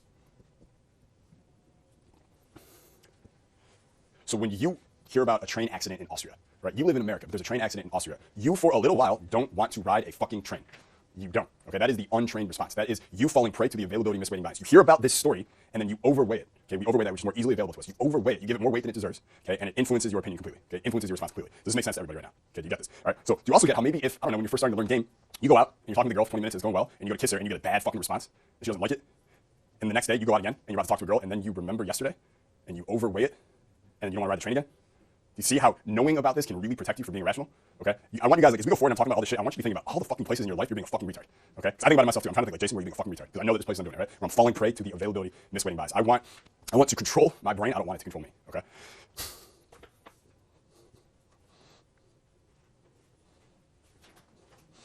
Okay, who here has ever had this happen? Where it's Friday night, you're trying to figure out where to go that night. Maybe your friends have some idea about some place, some venue, and they're giving you the social proof pitch, and they're telling you everyone is going there, right? They are reporting to you, hey man, the herd, everyone's going to this place, okay? And you don't want to go there. You've been there before. You know it sucks. You know it's not the right place. You know it won't be girls. You know it won't be fun, okay? But you're overweighing the social proof pitch because you can't get it out of your brain, this image of everyone running towards that venue, and you end up going there, and you're there, and you're sitting there, and you're like, why the fuck did I come here? Who's ever had anything like that happen before? Okay? So now you know, one, you're not going to be affected by that anymore because you can go, okay, so yeah, they gave me the social proof pitch. By the way, you name the shit, right? You name the shit, then you have more control over it, right? You give it a label. So when I hear that, when someone gives me that pitch, I'm like, oh, cool, social proof pitch, right? So I name it one, so it has less impact on me. And then in addition, I go, oh, also, like, it's really easy for the heavy influence triggers like social proof, which is possibly the most powerful influence trigger, to really take control of our brain. Okay, so if I get that pitch, everyone thinks the social proof pitch, everyone's going there. I'm immediately aware. I'm like, oh, that's a social proof pitch. Okay, I'm aware that it's really powerful. I'm aware that it can weigh really heavily if I don't consider the availability misweighting bias. And go for a second. You know what, Jason? My initial response totally is to think, okay, I gotta go there. Everyone's going there. Right? But then I go, you know what? I just heard that though. Right? I just heard that, so it's really available to me. So I'm overweighing it. So what do I need to do to be more rational here? I have to underweigh it. Right? I got to divide it by 10, and that's really what it's worth in my thought process, in my cost versus benefit analysis here. Okay, now, of course, going out on Friday night, you're not going to sit there with a pen and paper and a calculator and weigh this shit out, right? No, this happens instantly. It happens instantly now. It's a train response. Okay, but also, a heavy power influence trigger like reciprocity, okay, can also block you from recognizing or remembering your intention or truth. So, for instance, let's say that you have a desire on Friday night, you want to go to a baseball game. That's your plan. You're going to go with a buddy, you're going to get drunk, you're going to have a good time. And the day before, someone did you a big favor. Another friend of yours did you a big favor, and then he hits you up on Friday, and he needs you to do something for him the same time you wanted to go to the baseball game. Okay? If that favor happened the day before, do you think you're weighing it pretty heavily? Do you think you feel this internal pressure like you have to say yes? Okay, do you in actuality have to say yes? No. Has society or civilization taught you that you should say yes or you're a bad person? Hell, you're a bad person. You got to return the favor immediately. That's no, dude. Okay? Because what happens is it's giving you so much internal pressure simply because you're overweighing it. The favor happened 3 weeks ago. It would not weigh as much. You'd be like, you know what? I already had a prior commitment. I'd love to help you. Let me know next time I can. I'll return the favor. Okay? Who here knows the story of Mark Cuban and the company that he sold back in the day? I think it was 1999 or 2000 or maybe 98. It's called Broadcast.com. Okay, Broadcast.com. So Mark Cuban, his first company, he sold it in like 1992 or 93 or something. It's really interesting. Sold it for like $6 million. That was like his cut, right? So he's like a 28-year-old. He's got a $6 million check. He probably had to give a couple million to the government. He's got 3 or 4 left. And he literally to himself, he was like, I'm just going to retire now. Right? That was his goal. He's like, I bought a house. American Airlines actually had this weird deal where back then you could give them $125,000 and they would give you I don't remember what they called it, but it was fly anytime you want on any flight you want first class for free. Anywhere around the world. $125,000 once. That was it. It was like a lifetime pass. Okay. He bought one of those for himself. He bought one for his dad and for his mom. It's really funny. He's on Howard Stern. He's talking about. He was like, got one for my dad. He's like 70 years old, but he started using it like every weekend to go to Vegas. So we had to like pull him back on that one. But he literally just traveled the world. He was like, I just wanted to travel the world and get drunk with new people. That's all he wanted to do. I was like, that's a good goal. Sounds fun. So anyways, does that for a few years, gets bored, builds up another company. It's called Broadcast.com. And then he decides he wants to sell it publicly. Okay, he wants to sell it publicly. If he just puts it out there, he's just like, hey, we're for sale. You know, Yahoo, Google, whoever wants to buy it, we're for sale. They're not going to weigh it very heavily just because they heard about it once. Okay. He understood the availability. I don't know if he called it this, if he knew about it, but he knew he had to have a lot of PR behind his company before he sold it, right? So if he wants Yahoo to buy it, he needs all these different third party, the news people, the TV people, radio, friends of the owner. He needs everyone talking about his company to the decision maker there. Because every time they hear about it, availability misweighting bias. Right? Every time they hear about it, his company becomes just a little bit more important. It weighs a little bit heavier. It's worth a little bit more. So he did this for months and months and months. And then he cashed out and he sold his company for, I think, don't quote me on this, it was $3 or it was $6 billion. Okay? This was a company that was doing revenues, I think it was less than 100 million.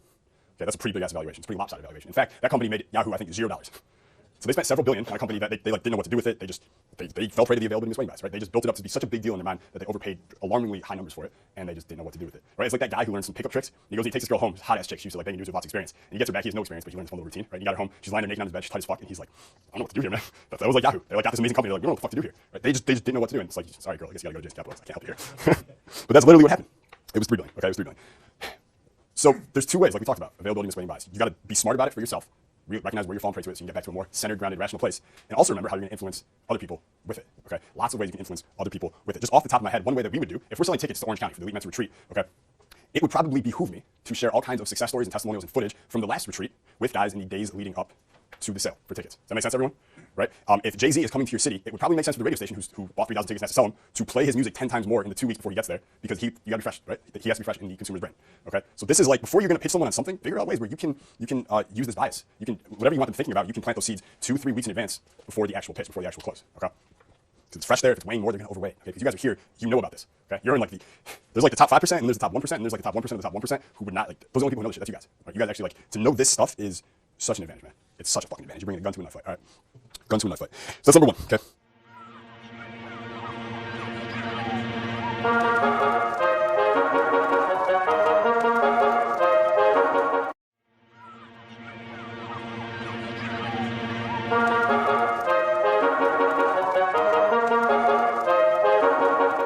Next, the calendar close. All right, the calendar close.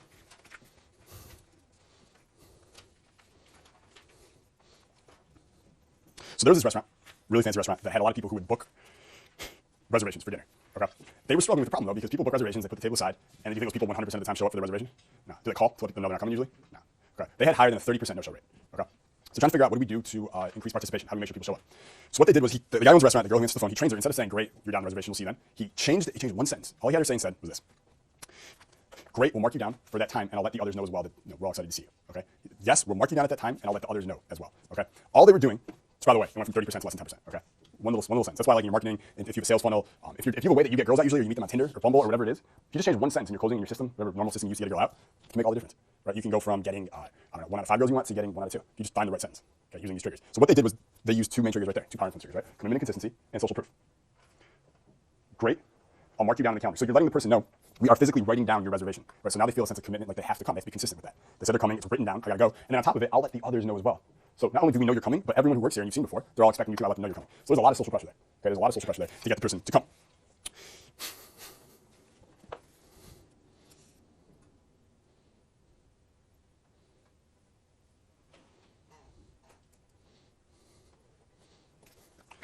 Another way this is used is especially in getting people to turn out to vote, right? There's a lot of people who like in the Democratic Party, the Republican Party, et cetera, and they support it, but then voting day comes and, I don't know, they got tired, right? They got tired after lunch, and they don't even make it. It happens a lot, like the no-show voter turnout. That's why they always talk about during elections, like voter turnout is so big. Because you can support all you want the whole campaign, but if they don't show up to vote, it doesn't mean shit, right? Oh, she texted you for a month and you had these long conversations. Cool. Did she meet you out? No, then none of that meant anything, right? It didn't really mean anything. So one thing that they started doing was they'll call the people who are registered for the party, and they'll say, so when you come to vote, do you think you'll show up probably like morning, afternoon, or nighttime? Whatever they answer, great. We're really looking forward to seeing you then. I'll let the others know that you're coming. It's the same thing. So they took what they found at the restaurant and they started using it for campaigns like local elections and stuff. Okay. So what you're doing, and there's lots of ways you can use this, is you're finding ways where you can ask people to make a prediction about what they think they will do. But it's commitment and consistency. It's stupidly powerful. So great. You think you're gonna come in the morning, afternoon, or nighttime for the vote? Afternoon, awesome. Dude, I'll put you on the list. We'll look for you then. I'll let the others know. I'm sure they're looking forward to seeing you as well. You're like, fuck, I gotta come now. I was just answering this question. Damn, got me. Twisted that knife. One thing we did to some customer segments before we released Action, the supplement, was we emailed them and asked them to fill out a quick 2-question survey. And one of the questions they were asked was, when Action releases, do you think you'll buy 1 bottle or 4? We sold out in 5.5 days. Pretty good, right? My first supplement. I thought that was pretty good. I was pretty pleased with that. Not happy, but I thought it was a good start. But did that play a role? I don't know. I didn't track it. I'm sure it had to. It can't not. You know what I mean? It can't not. It can't hurt it. So it's a really just powerful way to get a higher level of commitment. People actually show up to their commitments, what they say. We call it the calendar close because it's great. I'll put you on the calendar. I'll let the others know as well. Like a really 2-sentence thing that you should all remember for everything. Anytime anyone's like, yeah, I'll meet you there, you can just say something great. Look forward to seeing you then. I'll let the others know you're coming as well. So a little thing like that in a text, you're going to get a much higher turnout rate. Much higher turnout rate.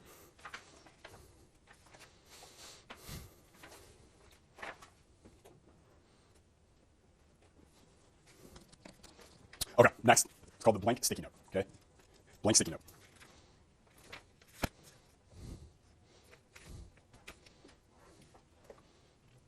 All right, let me read you the study here real quick. Okay?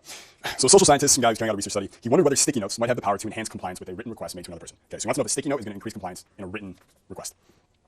He sent out surveys to people with a request to complete the survey. The survey was accompanied either with a handwritten sticky note requesting completion of the survey. So they get one survey where there's a sticky note on it that requests, hey, can you fill this out for me, thanks? Okay.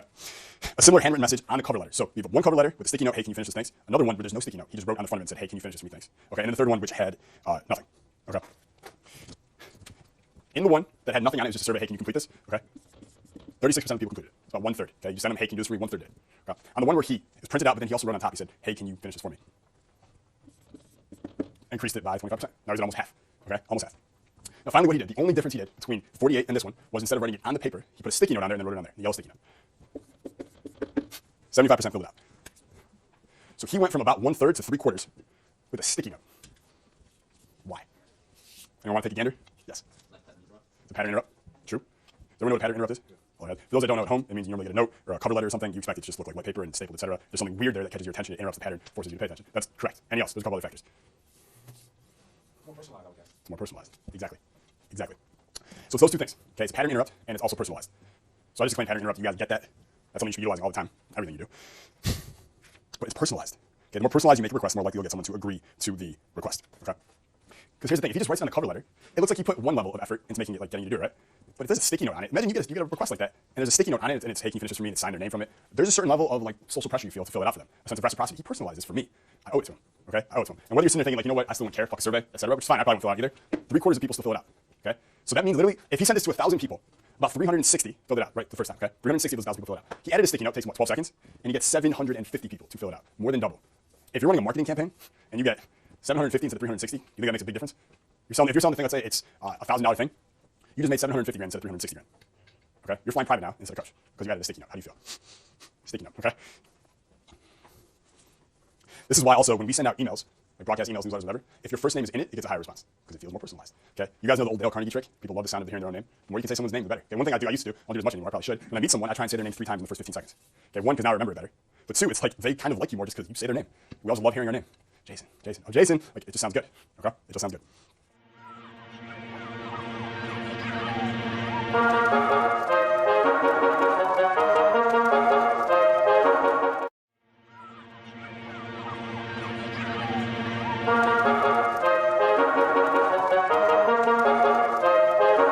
The verbal mirror. Okay, the verbal mirror.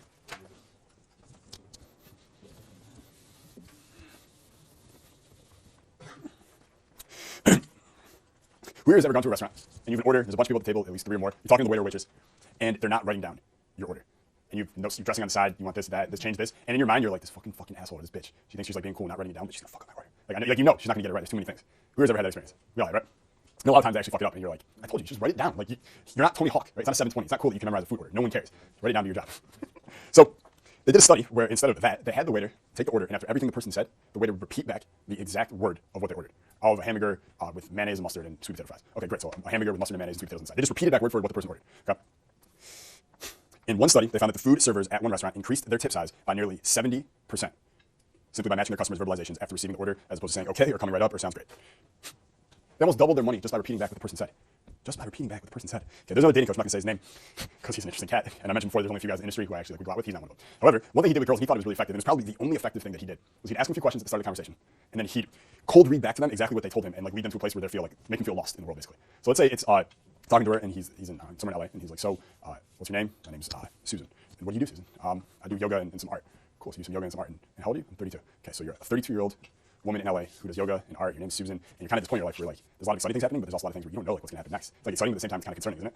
And all these girls would just like fall for it every time, right? He'd ask them like he literally just asked 3 or 4 questions and then repeat back to them their story, and they'd be like, wow, he really gets me. Like he did it with everyone. We just like sit there and laugh about it, but it worked. It really did work. Okay, and he was using the verbal mirror. There's a great FBI negotiator named Joe Navarro. He has a book called What Everybody's Saying. You should all probably read it. If you haven't, you should order it. It's a great book on body language. First book I read on body language. And he talks about how whenever you're doing a negotiation, you want to, there's something called matching and mirroring, which if you guys heard in sales or NLP, you've heard of this, where you match the person's body language sitting across from you, right? So if they're sitting leaning back with one leg crossed, you subtly lean back and you have one leg crossed, right? It's not nearly as effective as people think it is, right? It's not like because you're sitting like someone, they're going to do whatever you say. It's one of the dumbest things I've ever heard. That's not how life works. However, it's important to note this whole mirroring thing because if you, and this is what he said in the book, if you do something that is outlandishly different than their body language, then then the rapport is broken. You won't be able to influence the way you want. So one thing you just want to be aware of is if they're sitting a certain way, if they're breathing a certain way, you don't want to be the complete opposite, right? Because then they're going to feel out of rapport with you. Now, if it's a chick, that's good, right? You want to break rapport with women because they're attracted to men who break rapport with them. You want them to follow you. So if she's sitting and leaning in normal, you obviously don't want to be leaning in normal. You're leaning back, right? Prodding that crotch, like whatever you're doing, right? So that's something important to think about. In addition to just verbal mirroring, okay? And this is the one that people don't get. This is the big one, especially when you're playing with big dogs, okay? Especially when you're playing with big dogs. Who here intends to be very, very wealthy in life if you're not already? Okay, cool. So one of the biggest mistakes people make is when they want to build a relationship with someone who's already really successful, like someone who's worth like, let's say 9 figures, like 100 million, 300 million, 500 million, like really successful people, is they suck up to them. And most people do this unconsciously because they can't help it because they see the person so highly. And they'll like be really nice to them and don't want to disagree with them, don't want to assert their real opinions with them. And it's a mistake, okay? Because the only people that guy is friends with are the people who are real with him. And if you're just meeting him and you're just saying the same shit as everyone else and you're just agreeing with him, you are just like everyone else to him. He's not gonna be like, you're a fucking loser. He won't remember you. He just won't remember you because you're just like everyone else. But if you come in there and you treat him the same as everyone else and you agree with what he's saying, then you insert your opinion and you agree with him. But if you disagree, then you disagree with him and you tell him. Right? You tell him the truth. You treat him like you would anyone else. You tease him like you would anyone else. You mess with him like you would anyone else. You invite him like you would anyone else. That's the secret. Right? So like a lot of guys like who join my masterminds or seminars and stuff, and I'm aware that part of the reason they join these things isn't to learn the knowledge, just because they want to be friends with me. Like I get that's a big selling point. But they do this. Right? They're just like super like Jason, like this like halo thing, right? And at first it was cool because it's like, yeah, you should act like that around me, right? But after a while it's like, okay, cool, I get it, like, dude, but calm the fuck down, right? Like, calm the fuck down. You need to be real with me, otherwise I can't help you if you constantly acting like that towards me. One of the best examples I saw of this ever, was literally on Suits. Okay, I think it was season 3. You go back and watch it. Harvey, who I've always like trying to figure out in my head, I'm like, how much money does he make? Right? We were watching Suits, then we went there, okay? Do you guys ever ask yourself that question? Like, how much do you think he makes? You got no idea what do you think? 2? That was like 1. You say 1? What do you think? No clue? Okay. I don't know, it's not like I can tell you. It's a fucking TV show, dude. I can't tell you that. I would say it's probably like a $500,000 salary and like a $3 to $4 million a year bonus. That's probably how they do it. So somewhere in that 3 to 5 range a year. But anyways, he gets hired to be the lawyer for a guy who's a multi-billionaire. Okay. And this multi-billionaire, he has a meeting with him. He hires Harvey because Harvey is the one who's real with him. Everyone else sucks up to this billionaire, and Harvey's like, if you're going to work with me, then you're not going to be able to talk to me like that. You're not going to do things like that, etc. Okay. That's Harvey being real with the guy, right? That's Harvey maintaining the high level of positioning in that conversation. That's part of the reason why the billionaire wants to work with him. He's like, he's not a pushover, right? He's going to be my lawyer and he's going to be protecting me. I need someone who's not a fucking pushover. I need a hard ass motherfucker, right? That's what he wants.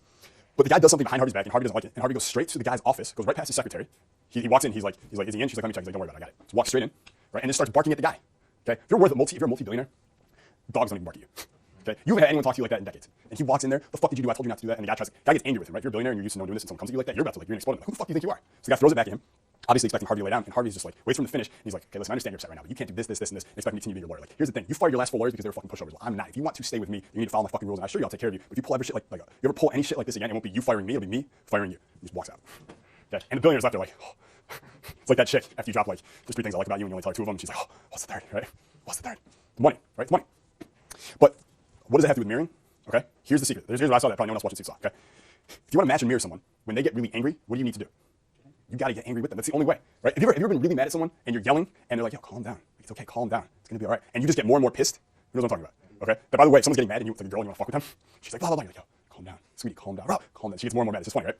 But the reason they're getting so mad is because the rapport is going so far away from each other. It's like you're not even in the same universe as me, right? So Harvey realizes this. He understands, yeah, I got to protect my positioning, but also this guy's fucking pissed. I got to get pissed with him. I have to match that. Because if he's yelling, he's my client, and I'm remaining calm and just like, okay, cool, I understand, listen, I'm gonna fire you if you keep this up. The guy would be like, fuck you, get out, right? But because Harvey matched him at that level, and he said it that way, the guy was like, he's right fucking every step of the way. He's right there with me. Okay, he's right there with me. That's how you marry. That's how you match. Okay. People only think of matching and marrying, they're only imagining like these polite, simple conversations over like a coffee or something, and it's like no one gives a fuck if you had both crossing your legs over Starbucks, right? But when you're with a client and your boy or girl and someone getting pissed, and you match them, that's the strong emotion, right? That's when that real sense of bonding and connection is formed. Okay.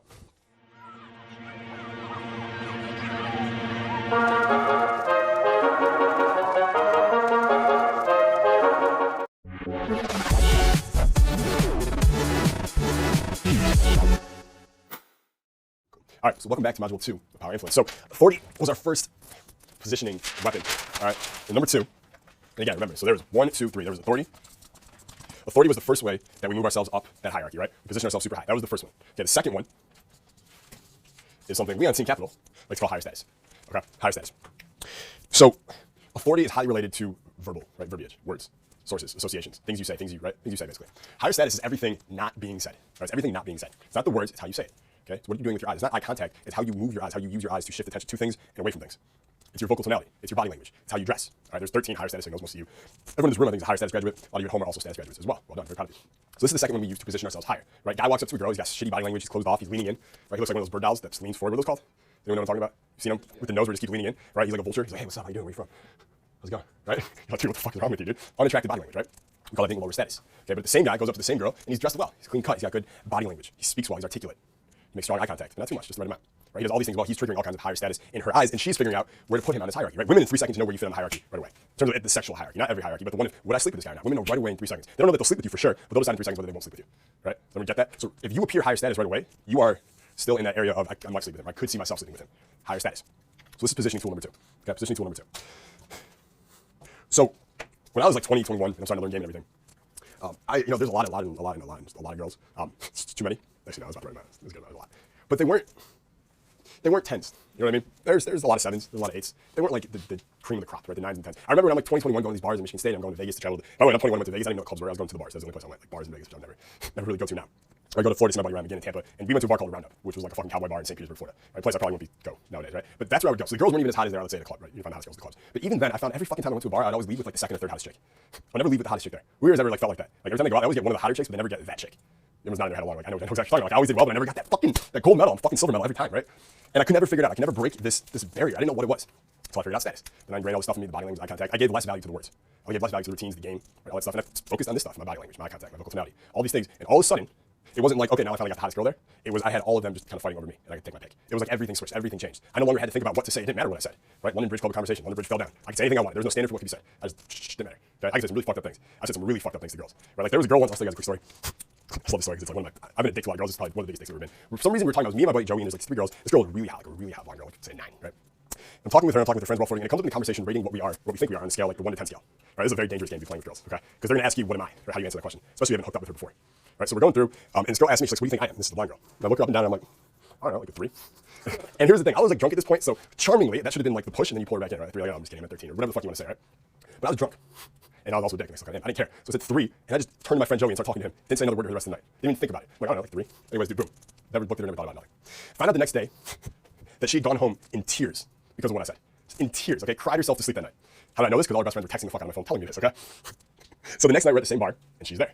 Okay. Now, when a guy's a huge dick to a girl, she should never speak to him again, right? That wouldn't make logical sense. Are women logical? No. She sees me. What do you think the first thing she does is comes right for me, comes right for me, and I see the look of hate and attraction in her eyes boiling together. It's beautiful.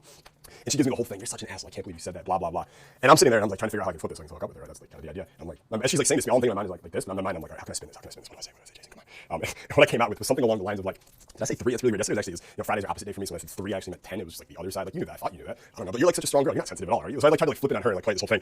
And then eventually I was just like, you know what, I'm a huge asshole. Like seriously, just call me asshole. Will you please say I'm an asshole, please. So once she said it, it's like, okay, I have compliance now. We're back to where we need to be. Does that make sense, everyone? So it was like I didn't take it seriously. I'm just joking around with her. I'm telling her I'm an asshole. Did I say you were 3? I mean, I was a 3, obviously. Like 3 because I was with 3 girls a day. Like I'm just a huge slut. You shouldn't even care what I said. I'm a man. Why would you even care? Like this whole thing, right? My idea was back then I was watching a lot of Californication. I was like, if I just keep talking like Hank Moody would, this will work out okay. And it actually did. I actually ended up hooking up with this girl. Okay. What does that have to do with being higher status? I have no idea. I don't know how we got in this story. Oh, I know. It was because I couldn't have hooked up with a girl like that before. It wouldn't have worked.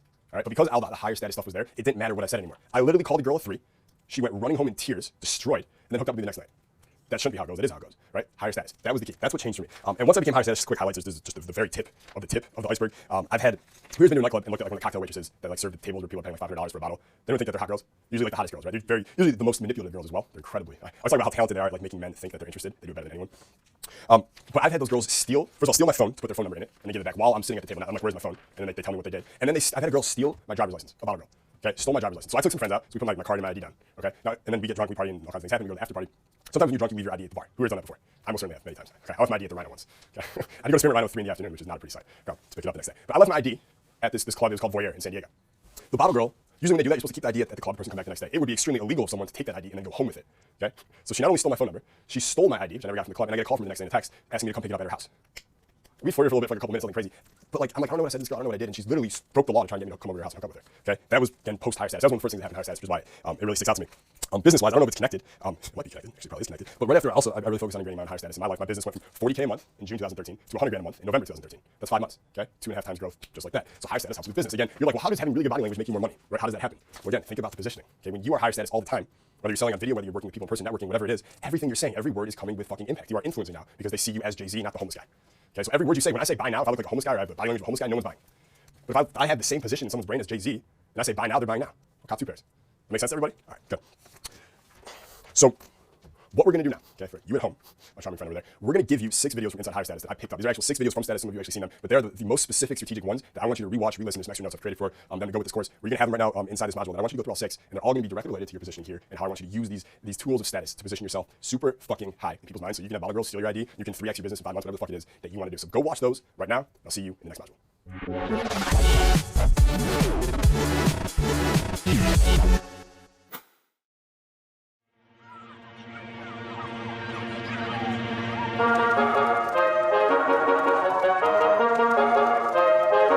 It's called reason respecting tendency. Okay, reason respecting tendency. Robert Cialdini, Dr. Robert Cialdini, talks about this a lot in his book as an aside. It's not an actual influence trigger, but it probably should be. Okay. Here's what it means. When you add the word because to a sentence, when you inject any reason why you're making any request, the simple fact that there's a reason present increases response rate tenfold. Okay, tenfold. The most famous study of this is an influence, you can read about it there, is that people go to it was a copy machine at a busy college library. Okay, and there's a line for the copy machine. People would come up to the line and be like, hey, can I skip the line? No reason why. Okay, there's no reason respecting tendency. What it means is that we respect that the human brain has a tendency to say yes when a reason is present. That's why it's called reason respecting tendency. Okay. You come up, hey, is it cool if I cut the line? Someone asks you that, you're waiting in line, you're gonna be like, sure. No, of course not, right? And the majority of people said no. Next group they sent up, they said this time, say because I think it was because it's either I only have a few copies or I'm in a hurry. Okay, it doesn't really matter which one. Hey, is it cool if I skip the line? I only have a few copies to make. Okay, hey, is it cool if I skip the line? I'm in a huge hurry. Yeah, I think it was 93% got yes. I go to find the exact number. It was an extremely high number. Simply by adding because, simply by adding a reason why, people said yes to the request. That's it. Hey, dude, can you meet me here? Versus hey, dude, can you meet me here because blah, blah, blah. And I'd say blah, blah, blah because it really doesn't matter. Okay? Because they followed up the experiment with the person coming up and saying, hey, is it cool if I skip the line or can I skip the line because I have to make copies? And there was like 72% or something still said yes. So, I mean, we're all waiting in the copy machine, we're all papers, we're all gonna make copies. Someone comes up, hey, can I skip the line? I gotta make some copies. 3 out of 4 people said yes. Okay? It's like this little loophole in your brain that's just retarded. It's just retarded. It's like a little, he calls it click word. It's like a button you press in someone's brain with your mouth with a word that you say that just triggers them to say yes. You just add this reason why everything changes. Okay? Everything changes. Because unlocks doors, I wrote here, the word because unlocks doors because science. Okay, because science. There's I don't remember his name, he was the CEO of a billion-dollar company, and he had a company-wide rule I thought was pretty badass. He said any communication throughout the company, any memo that's sent, if anyone sends it without listing the 5 W's as to why you're sending this memo, you're fired. So who, what, where, all that shit was probably answered in the memo, but if you didn't put the reason why you're doing it, you're fired in the memo, okay? Because he understood that when you ask someone to do something, even if you're your boss man and they're bitch boy, okay, and you ask them to do something, if you don't put a reason why, they might do it, right, because they have to, but they're not gonna want to do it. They're not gonna feel like it's important. They're gonna do it resistance. They're gonna do it with resistance. They're gonna resent you for it. But by simply adding, hey, can you go research this for me because we need it for this project, changes everything. Now they're part of something bigger. Now they have a real purpose behind why they're doing something. Now they're gonna do better work, which is gonna turn and make your work better, okay? When I'm teaching seminars, workshops, training, private clients, whatever it is, I always make sure that I put a reason why I'm showing you this, why this is important, why you need to learn this, okay? There's a lot of fucking people out there. If I were to start talking about the availability and misweighting bias and just went into it, what would happen to their brains? Shut off. Take the fucking keys out of the exhaust. That's it. It's off. Okay? But if I sauce it up first with the reason why, if I explain to them why, I can hook them in all kinds of ways. Like, like if you've been afraid that you were going to crash on a plane, if I leave with something like that, see how it's like an emotional trigger, but now they're hooked. You ever been in a plane crash before? Ask someone that, by the way, and watch their brain go, wait, what? Because they're in a plane crash, probably won't be here, right? But you ask them that, and no. If you were like, you had that feeling that you felt like the plane you were on was going to crash. Who has actually ever had that feeling? Where like it got just a little too turbulent, and you're like, fuck, I knew it. Because I have. I remember I was flying back from Vegas one time with Greg Greenway. After like 3 days straight of partying, probably 4 hours of sleep total over 3 nights. We're both sitting at the front of the plane. I was on Virgin, and he was like 1A, and I was like 1C, so we're both aisle. And it's like, there's this thing that they don't tell you on the plane sometimes. When you fly into Orange County, because of like the rich people here didn't like the sound of the plane over their neighborhoods, they passed a law that says the pilot has to shut off one of the engines over that piece of area because to make it more quiet. So we're up there and we're flying, we're cruising, we hit Orange County. All of a sudden, I hear like, you hear the engine, all of a sudden they all shut off. And at the exact moment that happened, there's turbulence. So it's like, I'm like, oh my God, dude, it's my no sleep. The plane just went from loud to silent, and we're shaking. It feels like we're dropping. Like I looked at him, I was like, dude, nothing. I was gonna die next to you. Any request you make, anything you do, throw in that reason why. Reason, respect, and tendency. Respect is human tendency that there needs to be a reason. One of the craziest letters I ever got from a girl. Okay, I've gotten a few. From this girl, I'm not gonna say her name. She's from Orlando. Okay, this was probably 5 years ago. I was young. So I was like 22, and she was 28 or 29. She was older. When I was younger, I didn't think for older chicks. That was just my thing. It's funny how I see it. When I was younger, I was banging so many cougars. And I can see as I'm getting older, the girls are getting younger. Before I know, I'm gonna be like all 19-year-olds. I'm gonna be that like 70-year-old man. You ever heard like people say like, why are you like what? Anyone have a friend or someone say to them like, why are you like talking to so many girls or anything like that? Like you don't want to end up 70 and alone. You never heard that? You don't want to end up 70 and alone. You heard that before? I could like rip that to shreds. Okay. First of all, just think about this for a second. Most people who are 70 in our culture, they are alone. They're already alone. Even if they're married, they don't talk to their wife. They're disconnected, right? Most of the time, their kids don't want to talk to them. Their grandkids, if they have them, don't want to talk to them. So they're alone regardless. But if you're 70 and you got there because you're focusing on your path, you built an empire, you built wealth, you have a lot of great women, you built up incredible communication skills, how the fuck are you going to be alone?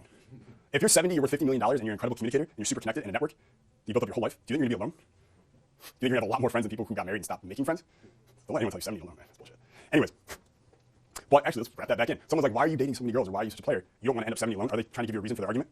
You don't want to be a player because you'll end up 70 and alone. Logically, it's incorrect, as I just showed, but emotionally, they put a reason why. Right? So I could say something like, listen, you don't want to get married at 30, dude. You don't want to end up 70 alone. And we did that too, story back at them, right? You don't want to get married, dude. You're going to end up alone. If you look at the numbers, getting married makes it likely you will end up alone. FYI, but just with half your money. So, your choice. So anyways, though, so I'm 20, I think it's 21, 22. And I met this girl in Vegas. It was at a mastermind. She was also in the mastermind group. And we hit it off right away. One of the things I did, just so you guys can use it in game if you want. Right before I'd gone to Vegas, I remember I had a whiteboard at home, and I made a list of the 10 places I wanted to visit in the next couple years, like places around the world. Okay, we're talking about open loops and bait. I dropped that into I didn't do it on purpose. That was just for me, but I dropped that into the conversation right when I met her. What do you think her first question was? What are some of the places that she was like? First of all, how many girls ever meet a guy who just made a list of the 10 places he wants to visit over the next 18 months? No one. They can't even see past the next fucking Game of Thrones episode, right? And you're planning Brazil in December. So she wants to know all about it, and I'm like making her work for it. It was really easy. It really wasn't hard. The funniest part was I had a journal with an owl on it. That was like my diary, and she kept the journal with an owl on it. So that was like when that came out, I was like, oh, this is so done. This is so done. So we go to Vegas with this whole group. End up like sleeping with her that night. I thought it was cool. I go home, and she's like texting me, but she was in Florida, I'm in Michigan, so I naturally didn't respond to all of her many texts. And I'm thinking like, cool, she'll give up at some point, and that's it. And then one day, like a month later, I get this email. Okay, the subject line is 18 reasons why Jason Capital should call. I'm not gonna say her name back. And it was like 2,000 words of sales copy because she also ran an online business. She knew how to write copy. And it was a fucking list. 18 reasons. They were good reasons, dude. They were good reasons. She had all the triggers. It was impressive. You think I called her back? Fuck no. Not a shot, dude. Not a shot. I blocked her. It's creepy as shit. Okay. So here's the moral of that. Okay. Reason, respect, and tendency is super powerful if you're running sales copy. It's super powerful if you're making small requests. Okay. The only time you probably want to stay away from it is with a girl that you want to fuck but haven't fucked yet. the girl you've already slept with, your relationship, even if it's not like official, you guys see each other, that's totally cool. But if it's like you're going for the same like pull, and like here's the thing, it works if it's like impulsive, right? If you're trying to pressure a girl, like, no, you should really come back with me because you've been drinking, you should drive. Like that kind of shit, that's that kind of creepy shit I don't like. Right? That's that shit I don't like. But that's the shit I don't like. Okay, I don't recommend anyone do that kind of shit. But if it's more like, you know what, I don't like the lighting here, I don't like the ceiling here, I'm cold, air conditioning's on, let's go over there. I want to get a drink, let's go over there. That would still work. Okay, so you can basically use this anytime. But if you say to a girl you want to isolate, you're just like, yeah, let's go over there for a second. What is she gonna ask you?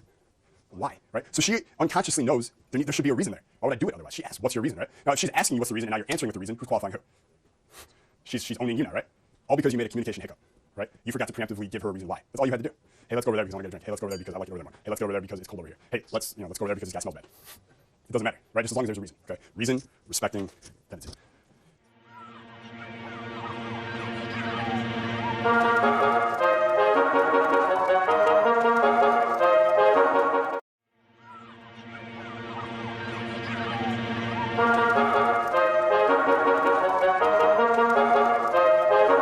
Number 13, the hot cognition test. Okay, the hot cognition test.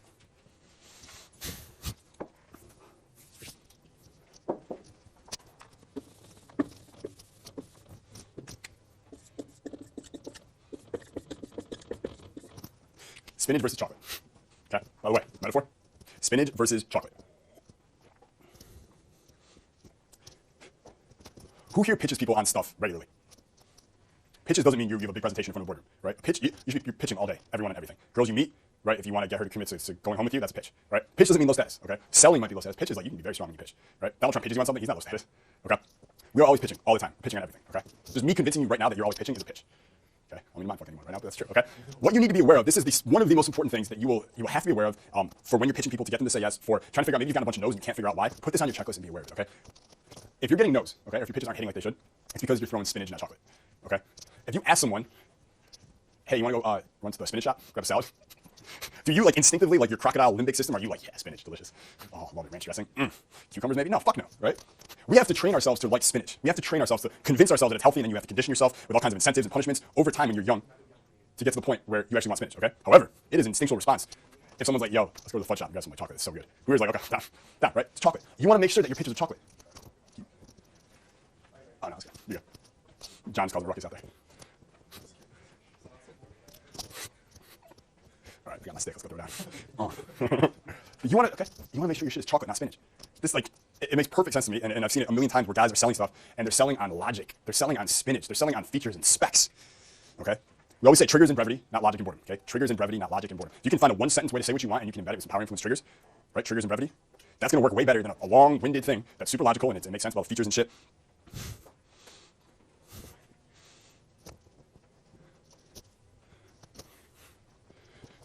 This kind of goes back to that third person authority framing we were talking about before, right? So if you're trying to get a girl, let's say a group of girls go to a club or they've never been to some part of town they're not comfortable with or whatever, okay? And let's say they're not comfortable going to that part of town. Let's say it's Santa Ana, which would be like the part of town in Orange County people don't want to go, right? They want to stay in Newport. You're trying to get girls to go to Santa Ana. If you're telling them that it's this awesome club and this awesome DJ and it's going to be great and this and that, are you selling spinach or chocolate? Bro, you're throwing spinach from the mound, man. You're throwing spinach, okay? But third person authority framing is chocolate. So instead of saying all that, you just say, we are going to go there. Kim Kardashian was actually there last week. She said she completely how much fun it was. So let me know if you want to come. Is that chocolate? Can you feel that like in your gut that that's just better? That's it, man.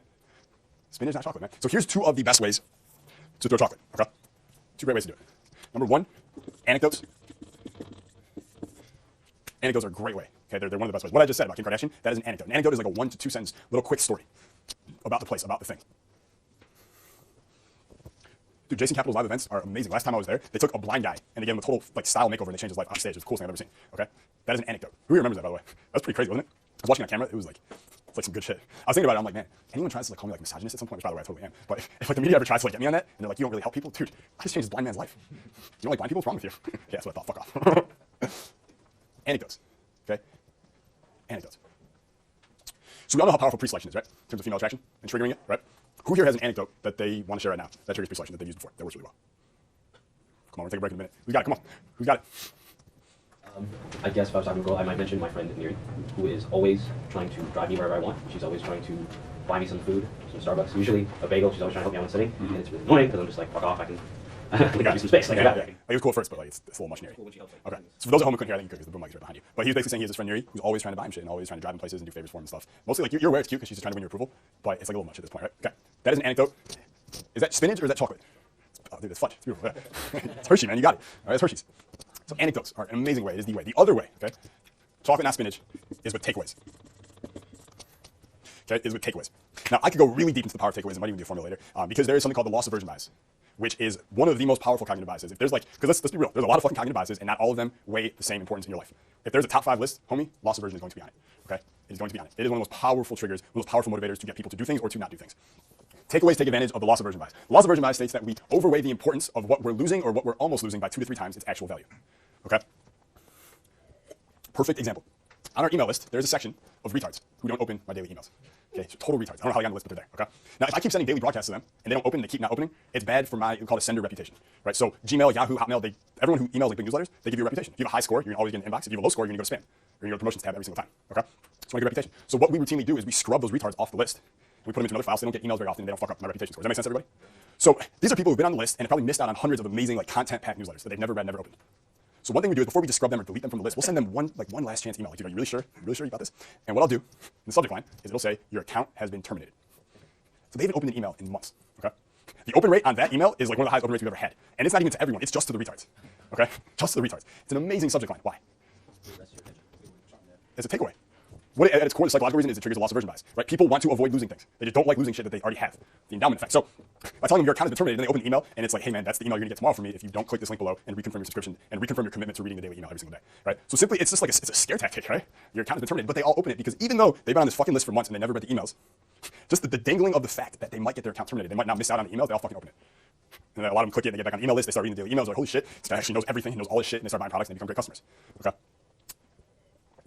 Takeaways are always talk about that. Right? Always talk. I was talking with a buddy of mine who actually, he does like some insurance sales in Chicago, okay? And there's some people who will just say yes right away, and other people who are like, yeah, that's interested, I'm interested, send me more information. And then when he follows up, they don't get back. Who's ever followed up with someone and they didn't respond at all, okay? So instead of him continuing to follow up and like, hey, did you miss this? Want to make sure you saw it, which is going to be low status, right? You're not coming from a position of strength or power. Instead, what he'll send them is, hey, want to let you know that we've gotten really busy with other clients, so we can no longer commit to securing this deal for you. And he might even include a link, like here's some of the clients we're working with, some of the neighbors of yours that we're helping right now. But if you could please do me the favor, that paper that I gave to you because we have a limited amount, we don't want them spreading around the city. If you could just do me the favor of shredding it, I would really appreciate it. What kind of response do you think he gets back? Oh shit, I'm so sorry, we actually want to go through with the deal, blah, blah, blah.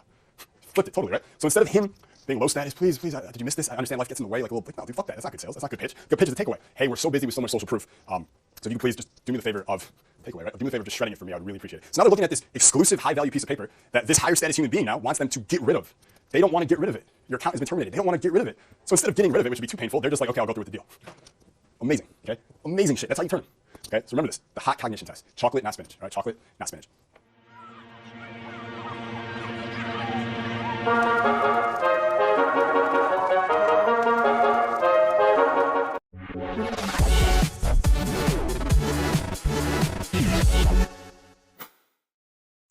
Yo, what's going on, man? Jason Capital, America's Honest Dating Coach, and we are back with day 20 of Power Influence. So, weapon number 6, right? We have our 3 big positioning tools. Now we're on our 9 weapons. This is weapon number 3, I guess. Number 6, module 6.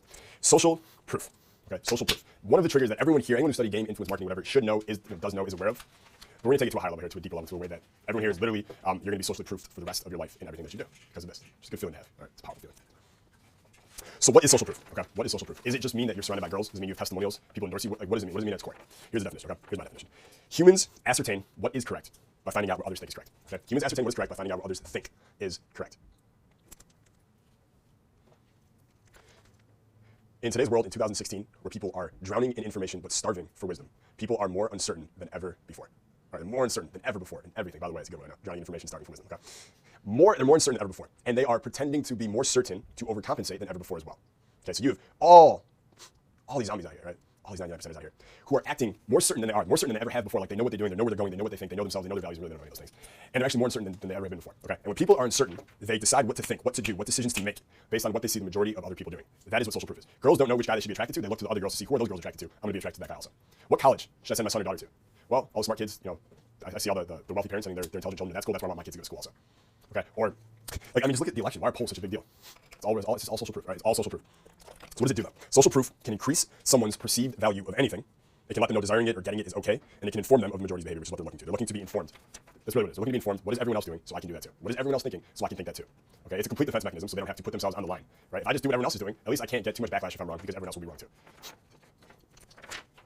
Here's the thing: social proof is not, it's not the worst thing in the world that everyone is just a mindless follower. Okay, it's not the worst thing in the world. Society and evolution move a lot slower if everyone had to think about everything. Right. The problem is when people do not discriminate who they're taking their social cues from. Okay. The problem arises when people don't discriminate who they're taking their social cues from. Okay. If everyone out there, every guy out there is taking how to dress, how to think, how to act, how to talk based on what they see on Dan Bilzerian's Instagram, we got problems. Okay. But because he has so many followers, a lot of guys are thinking that's the lifestyle they actually want. Now, between me and you and everyone at home, that's not the lifestyle you want. You don't fucking want that, dude. I don't think he wants that. Okay. It's just an image. But if that many people follow it, we got problems. If that many girls out there are looking at Kim Kardashian and just doing what she's doing, okay, we got issues.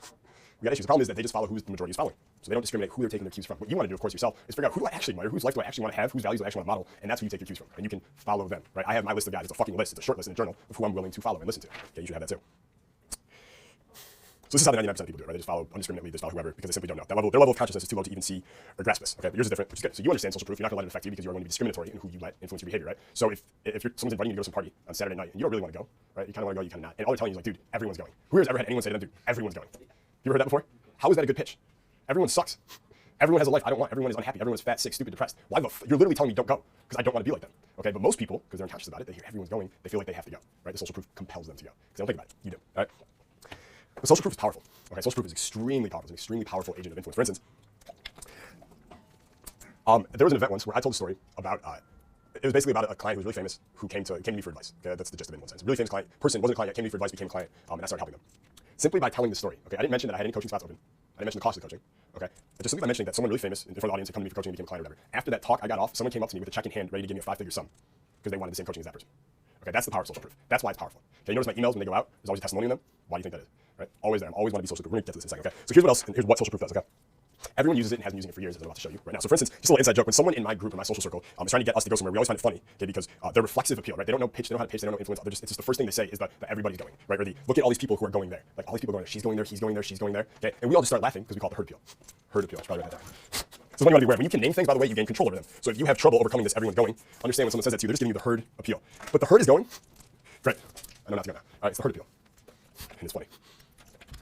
Where else? Where else is the world using social proof successfully right now? Who has ever been to a club where the line is like 100 fucking people, and then you finally get into the club and it's 1/4 full?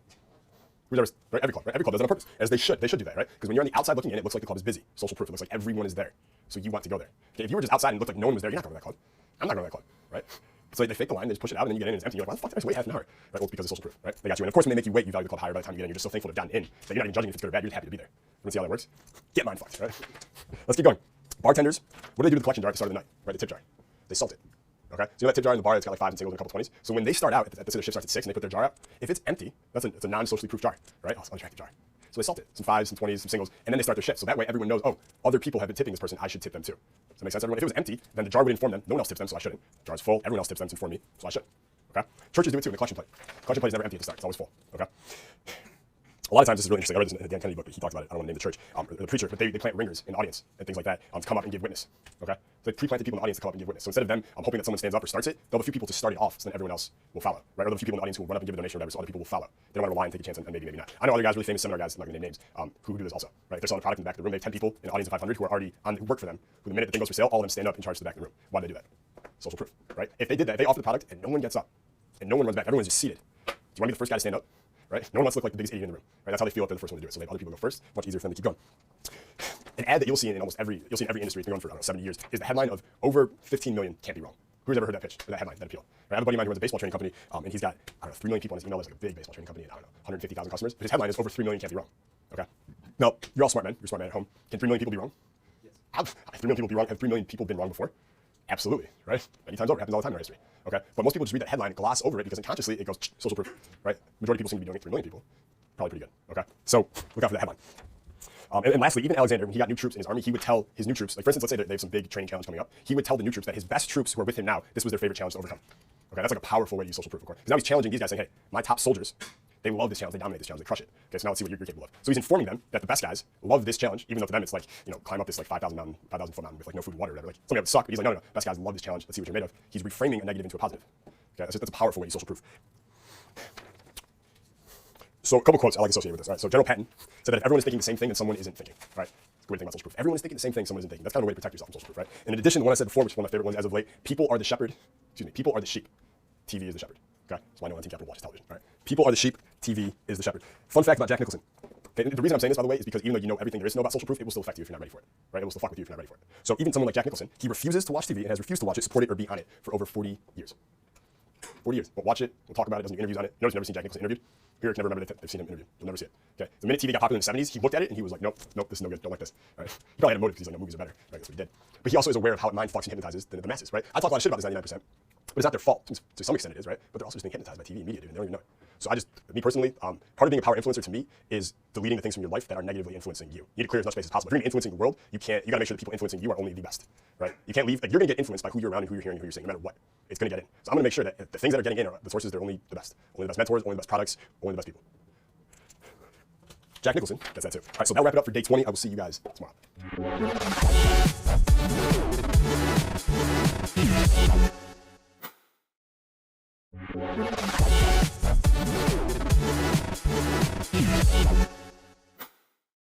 All right, final module. You've made it to the end. Exclusivity. All right. Did I save the best for last? I don't know. Who's to say? I don't know. It's pretty damn good though. It's pretty damn powerful. All right. And one thing I just want to mention before we even get into exclusivity, and I kind of harped on this in the last section, the last video, was this idea of like dressing yourself in urgency, right? Like thinking of yourself almost as an offer, thinking of everyone else as an offer, and when you present the world with you, you're presenting this offer to the world. And if you are draped in urgency, there's an urgency about you, there's an urgency in your story that people take in, you will be more valuable, right? People feel like they can't get you, you're always leaving, you're in demand, etc. You're more valuable that way. I want you to really think about yourself that way and think about how all these other triggers we talked about, you can wrap yourself in the story that has those triggers also. Make yourself an urgent offer, make yourself a scarce offer, make yourself exclusive, make yourself appear well, I guess the other ones, right? Like reciprocity. Those are a little bit different. But think about these ones where you can think yourself an offer, and the ones where you can make yourself appear that way. Do it, right? Do it. Okay. Something to think about. So the way that really means is like you think yourself, you are like a personal brand, right? And you don't have to have a company to be a personal brand, right? Everyone is their own personal brand, but most people are not their own publicist, right? They don't know how to be their own publicist. You need to be your own publicist. We talked about that in the celebrity section, right? Fame. What do we say? Fame is not the fortune of God, but by the hand of a publicist. So you need to be your own publicist, and whatever you got to do to do it, you should be doing it, right? Fucking Twinkie eating fat fucks, right? Slowly drifting through life until death, doing nothing. They will never do this. They'll never understand how to be their own publicist, how to be a power influencer. Okay, you have this power now. It would be extremely irresponsible not to use it, right? It would just be mean and wrong and make me sad. So don't do that. All right, I want you to do it. So what is exclusivity? Okay, my definition in the shortest, simplest way. Okay, it is the lure of getting what others cannot. Okay, it is the lure of getting what others cannot. What that means underneath it is that people want what others can't have. We want what others can't have. We find out there's a new restaurant in town. We might want to go. We find out that reservations are impossible. Now we want to go. Right now we want to go. Now, I love exclusivity because there's so many big visceral examples that you guys already know about, and I'm going to show you right now, okay? So the lure of getting what others cannot. Where is this being used as a marketing tool, okay, to attract good people? Well, one, how about the Marines, right? The few, the proud, the Marines, right? Forget the Marines, forget the proud. What's the first adjective there? The few, right? We're not the many. We're not everybody. We're the few, the proud, the Marines, right? It is hard to become a Marine. It is a challenge, right? You must assert yourself. You must pass through all these tests, all these challenges. You must dominate all of them before you can be one of us, right? People are attracted to that challenge. It's the lure of getting what others cannot. So the Marines. How about Willy Wonka? Where'd you see exclusivity in Willy Wonka? Golden fucking ticket, right? Whole city's going nuts for a golden ticket, buying chocolate up the a-hole, right? By the way, if you're in business and someone's selling a physical product, that'd probably be a pretty good marketing technique, right? McDonald's sales spike every time they do Monopoly, right? That whole game everyone's trying to fucking, who here has like gone to McDonald's years ago and bought more and more stuff because you wanted to fill in that fucking, I was trying to get, what's the blue one, most expensive one? Boardwalk. Yeah, Boardwalk. I couldn't get it. They give you one of them, you can never get the other, right? But that works, it's a good business technique. But they're doing golden ticket, right? Willy Wonka, golden ticket. There's only 5 golden tickets, right? One of the exclusive winners. People are going nuts for it, right? What about Facebook, right? The social media juggernaut. Last I heard, I think it was, there's more than 1 billion members on Facebook. Okay, put it this way, 70% of the world lives on $3 a day. Yet 1 out of 7 people on the planet are already on Facebook. That's fucking nuts, dude. That's crazy.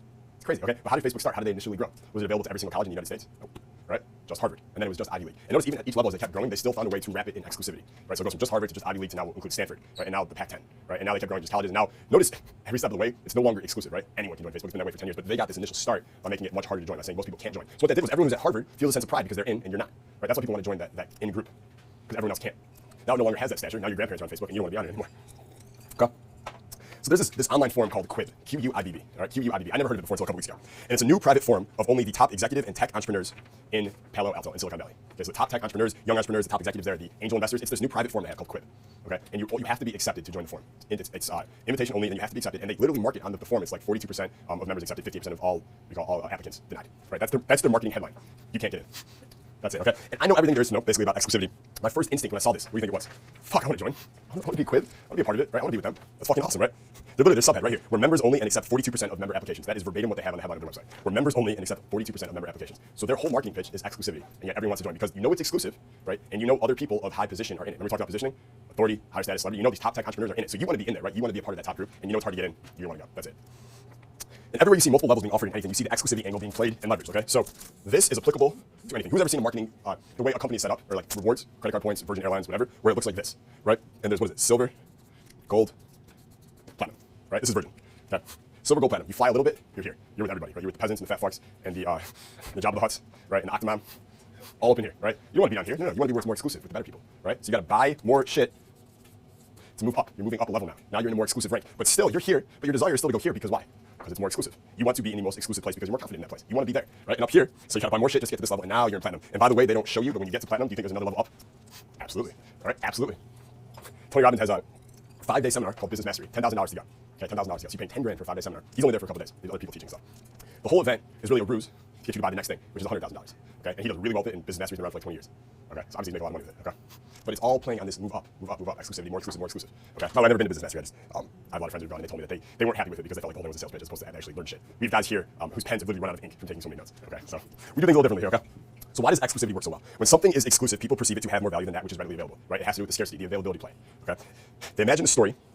Okay, what they're really doing is people want to join something exclusive so they can tell their friends about it later, that they're part of it and their friends are not. That's what it comes down to. Okay, that's what human behavior is. They're like, I want to get to this level of this thing so I can accidentally leak it in a conversation with my friend later, and then, oh yeah, I'm actually part of that. I got accepted into that group. So they feel a sense of superiority over the other person. That's all it is. Okay, and from that sense of superiority, they get a strengthened sense of self. All these things have real intense value to the human brain. It's a real value. We really get a sense of like a stronger sense of self, a stronger sense of confidence, just because we're in a more exclusive group. Okay. I always use nightclubs as an example. You guys heard I probably used 10 examples already this weekend. And there's a whole course just on nightclubs, just because it's such a blatant, clear example of how these power influence triggers work, how a lot of them work, right? And the hierarchy is one of them. Right? What's the lowest level of a nightclub? GA. See, yours in the nightclub. That's his first response. He goes, fucking GA. Right? Down here, right? It's called general admission, GA. Right? And the next level up is you know someone who has a table, right? A VIP table. Right? Now you're behind the rope. Have you ever gone to a nightclub? Who has ever been to a nightclub and gone to general admission? Or just a normal person at the club, right? Everyone has, right? When you're there, is there a part of your brain the entire time thinking, fuck, I wish I had a table? Yes. You see those guys behind the ropes? And the thing is, dude, your brain will literally, it will pinpoint, it'll pick out and make you believe that there's more fun being had on the other side, that there's more girls on the other side, hotter girls, right? Girls who like having sex and all these damn fucking prudes are on the dance floor here. Your brain will convince you that everything's terrible here and it's better over there. Everything's terrible here and it's better up here. Is that true objectively? No. I've had more fun GA than I have VIP many, many times. It makes no difference, right? It makes no difference. I personally, there's certain tables I buy sometimes just because I don't like people near me. So like I'm out there raging, I just want everyone away from me so I have space to like pour champagne on people, right? It's a true story, okay? But that's really what it comes down to. Okay, your brain will pinpoint, it'll convince you that this is better than this and this is better than this. The truth is it's not, okay? You call it the exclusivity bias if you want. I want you to be aware of it so you don't fall prey to it, and instead you have control over it so you can implement it and use it in your own business and in your own life and with girls and with friends, okay? So, let's keep going here. Who here's ever heard of Studio 54? Okay, Andy Warhol's studio and club, by the way. Andy Warhol, for those who don't know, was like fucking crazy. The way he lived his life was he had Studio 54 and he lived there, right? He lived there. And there'd be parties going on 24 hours a day at the club. Now, sometimes it'd be an official club, other times it's just like parties there, all these people painting and working going on. He would have these parties going on in the same room that he'd be painting at or doing canvas stuff, right? He just liked that environment and motivated him, inspired him, or whatever. But he would take tons of Benzedrine, whatever it's called. No, excuse me, it's called Dexedrine, my bad. Okay, Dexedrine was like the original Adderall, right? It's an amphetamine. So he would pound Dexedrine for 3 days straight and not sleep. While these parties going on, everyone else is doing cocaine, who the fuck knows what else in the 70s, right? Well, he's there taking tons of Dexedrine, barely talking to anyone, and he's just working. 72 hours straight he'd work, then there'd be a couch like off to the side as the party goes on, after 3 days, no sleep, collapse, sleep for 24 hours, wake up and do it again. For years, that was his schedule, okay? That was fucking nuts.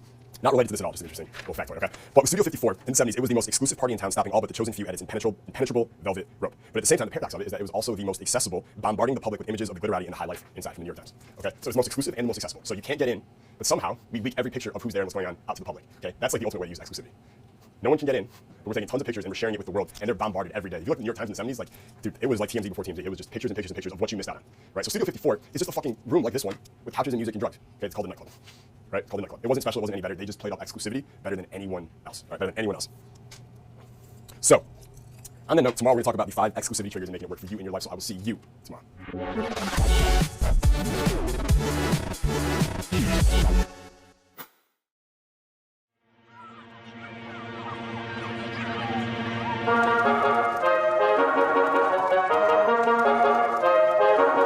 It's called the interpersonal hierarchy. Okay, the interpersonal hierarchy. When I taught mental dominance, if I wanted to be perfectly meticulous about the whole thing, this would have been the very first thing I taught you before everything else. Okay, let me go back and edit. We may actually do that. I don't know. Okay, but this would have been the first thing I would have taught you. Okay, it's got 3 levels to it. Everyone, I want you guys to write that down. Just draw that real quick.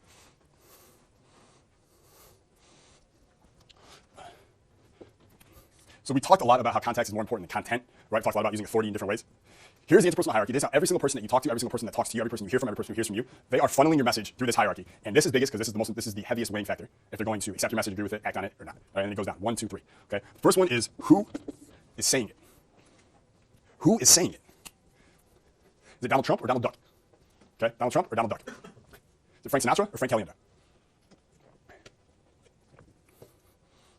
Is it Warren Buffett or Warren Zevon? Okay, I can go all day. Actually, I probably couldn't. I feel like I'm out. Who is saying it?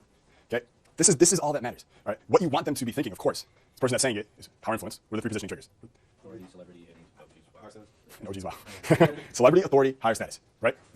If you can make them believe, okay, or if you can get them to come to you already under the impression, and we just talked about a lot of ways to create that impression, that you are a celebrity, an authority, and your higher status, then this shit barely matters. There is a woman named Patty Stanger. Who knows who Patty Stanger is? She has a show called Millionaire Matchmaker on Bravo. Who knows that show, right? She's really strong, like really strong male. She's got a huge dick. She really actually does have a really strong masculine energy about her. Like she's like, honestly, we're talking the Team Capital Elite Mastermind group on Facebook, and someone mentioned, who watches Suits? You guys watch Suits? I love Suits. If you don't watch it, you should watch it. You study Harvey Specter, okay? Great character. But his boss on the show, I don't even know her name. She's this like, she's like a 6'1", like really strong female. And she's the head of this law firm. And someone mentioned like she's got some really good lines sometimes, like even though she's a girl. And I was like, dude, I study her as much as I study Harvey Specter because she's a really strong male. She's a really strong masculine energy about her. The way like her body language is even better than Harvey's. She's like not quite as like cocky, but she's like a better dictator than he is. She's a stronger authority presence than even he is. Just because the woman doesn't mean you can't model her, especially if she has that really higher status, authoritative masculine spirit about her, okay? Which she does. So who is saying it is what matters. Patty Stanger, Millionaire Matchmaker, she has a TV show on Bravo for like the last 9 years, where basically the whole idea is that she is this big matchmaker from LA, and millionaire men from LA who are bachelors pay her $25,000 a year for her to go in her database and set them up with chicks in LA. Okay. Now a little secret about how this works, and the only reason I know this is because some girls I've hooked up with have told me this, when they find out what I do and everything, they want to tell me all about it. All she does is she's a couple people who go into the clubs in LA and find somewhat attractive girls and just say, hey, do you want to be in Patty's database and go on blind dates with billionaires? By the way, is that chocolate or smidge? For a girl, is that chocolate or smidge? Right? So I'll say, and they're like, fuck yeah, I'm down. You might be on TV. Yeah, I'm down. Every bitch in LA wants to be on TV anyways. So that's the pitch. So she's selling these guys. I'm like, I have like handpicked the best women, the best single women of LA, and blah blah blah. That's why like, yo, you're compatible, and I have this algorithm that'll match you. No, she just sends people to clubs to find somewhat cute girls and be like, hey, do you want to go on a date with a millionaire? Okay, that's how it works. So anyways, on the show, millionaires come on. They bring girls. They have like 2 guys and like 10 girls, and they have them speed dating. And the guy picks which girl he wants to go on a date with. And they go on the date, and then at the show ends, they decide, right? Does the guy actually want to see the girl again or not? And like almost every single show, the guy's like, yeah, it's not gonna work. It's really funny because she's supposed to be the most successful matchmaker. Yet there's almost no show, like no episodes where it works successfully. Okay, so that's besides the point. Here's the point. She released a product on ClickBank last year. I think it's still on ClickBank. You go check it out. An info product for women about like how to be a more attractive woman or whatever. Okay? In this marketplace, selling dating advice to women, there are many, many top marketers. Okay, I'm not gonna name their names, but guys who are excellent copywriters, guys who spent 20 years mastering the art of sales copy, mastering the art of content. Okay, which is gonna be the last one. Okay, mastering the art of content, mastering the art of what to say to get people to do things. We've built tons of businesses and websites and shit. Okay, she puts up her product. The copy is shit. Okay, the video is shit. The headline is shit. Website's ugly. It's a really bad value proposition. The offer is like, instead of it being like a one-time thing, it's like $69 a month to start. Usually the best way to sell recurring is with a free trial. Let them try it out and they cancel if they want, right? So you would think everything is wrong, right, with the content. She made like 6 figures in the first day selling this product. Why? Because who was saying it? Who was, okay, so there's a website out there that is making the same promises as her. You're gonna meet the man of your dreams in the next 30 days because of my formula, blah, blah, blah. Take anyone else to say that shit, put it in front of the same woman. Is she gonna buy? No. Is she even gonna believe the pitch? No. But you have Patty say it, all of a sudden, everyone's credit cards are coming out. Because who is saying it is the most important thing on this hierarchy, okay? Celebrity, authority, higher status. Higher status is your sub-communication. So even if you don't have your one-page badass like overnight celebrity status page, okay? Empower Influence, obviously we talk about all kinds of ways to build your authority, right? And to build your celebrity. But this is the most important one, okay? Who is saying it? Here's number 2, okay? Here's number 2. Who is qualifying who?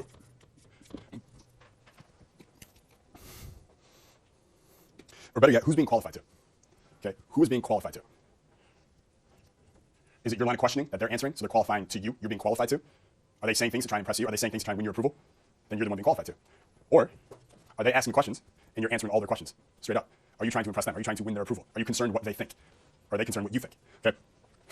You obviously want them qualifying to you, especially if it's like a pitch situation, you want to influence this person, you're gonna have to get them to qualify to you. Now, if you just start asking questions and they start answering, it's like, where are you from? And they tell you, what do you do? By the way, who here has like ever heard that you can't pick up a girl with the boring interview questions? Who here thinks that's still true? Good, right? Do you think fucking Donald Trump, if he were single right now, could go into a club, find the hottest girl there, and be like, hey, come here, I want to talk to you for a second? Do you think she would? Yeah. Donald Trump. Of course she would, right? And he's like, who are you? She tells him, what do you do? Where do you live? You answer every fucking question, right? And you can do the same thing if you say it with the right tonality. When they said 10 years ago, the guy with the furry hat was like, you can't ask a girl boring interview questions, because he didn't understand vocal tonality. He was asking him with that seeking report tonality. He was asking like a fucking beta low status scrum male would ask you nowadays. It's like, what do you do? Where are you from? That sounds amazing. Tell me more. Okay? Like gay ass tonality, right? But if you're more like leaning back and you're like, who are you? What do you do? She tells you, you don't do that. I'm a dolphin trainer. No, you're not, right? You get her. You got her. That's it. How are we gonna plastic? No, you don't. No one trusts you with their face, right? Like you can totally do it with that, right? But who's qualifying who? So if you start questioning them and they start answering, are you being qualified to? So they're answering your question. They're answering your line of question. You're being qualified to. Okay? When they're qualifying to you, okay? The implication there is that you are the higher status person in that interaction. Okay? Because if a homeless person asks them that same question, she's not answering because whose status is higher? Hers. She's talking to a homeless guy and he's like, so what do you do? She's not like sitting there having a fucking conversation with him. She's running away because his status in her mind is lower than his. So if you, that's just like a good litmus test, okay? Like really remember that. If you want to like, you're like, you know what? I don't want to go through all this fucking kind of like mental stuff trying to assert my celebrity authority status in a pre-framed context, etc. But maybe just my body language, my tonality, and my style is on point, and I just might have the higher status right away. If you want to like ping it and test it and find out, just start questioning your girl. And if she starts answering, then you are higher status. That's like a good little test at the start just to find out. So you don't have to go through any work later on. You are higher status if she's qualifying herself to you. Okay, a lot of guys out there, like, they've got this belief that women are better than them, that they need to do all these things to impress a woman and bullshit like that. Shit, that's not true. One really good way to find out, that prove to yourself that's not true, just start asking a girl questions, like qualifying questions that force her to qualify to you. And if she starts to qualify to you, then you know that bullshit's not true, because she clearly sees you as higher status right there. And you can even consider this for yourself in your own life. If someone that you didn't respect and you thought was lower status and you starts asking you questions, personal questions, are you gonna answer them? No. So if she's answering personal questions for you, you already are higher status. You'll be amazed at how many girls that you thought were like too good for you that just answer your questions right away with no work at all. You'll be amazed. Amazed. Okay. So who's qualifying who? Second most important. And lastly, it's content. Least important. Still important, okay, but least important. So anytime you're looking at a pitch, anytime you're thinking about your relationships with other people, okay, your relationships with people at business, at work, at the office, girls, and you want to influence them, you want to lead, you want to herd them, right? Like a lot of times, me and my friends, sometimes we feel like we're fucking sheep herders with all the girls. Like just getting them moving places. All right, come this way, come this way, come this way, come to this club now go here, now come back to this after party. And it's like you're fucking sheep herding, okay? But if you think about it as, if that's something you're doing, and you want to make sure that it works successfully, go back to this hierarchy. This is it, dude. This is like the Matrix just unfolded for you so you can see it, okay? Who does she see you as? Does she see you as a celebrity, authority, or higher status, or all three? If she does, then you don't need any of this, because you can just literally say whatever the fuck you want and she's going to respond positively to it, okay? So you implant this stuff first, you embed this stuff first, you pre-frame it, you frame it, you do it with anecdotes, with takeaways, all kinds of stuff. And then you can test it, right? Then you can test it and say like, so like, where are you from originally? Were you like a huge nerd growing up? Start asking her personal questions. She starts answering now, she's qualifying herself to you, which only reaffirms who you are, celebrity, authority, higher status, right? And then the content is easy. You can talk about anything you want. If you're relaxed about it, she's just going to follow right along and go with it, okay? That is the interpersonal hierarchy. So that'll wrap up this one. We'll get to the next one in just a second.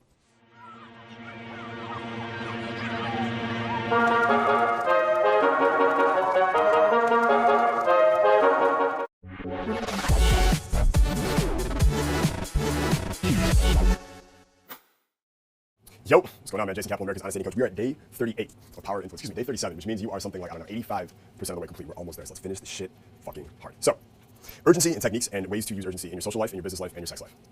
So we know, let's recap real quick, right? Deadline, reason why, doesn't seem contrived, right? Especially good if you take moral high bar. You gotta come over tonight because I'm going to take care of my sick grandmother tomorrow, right?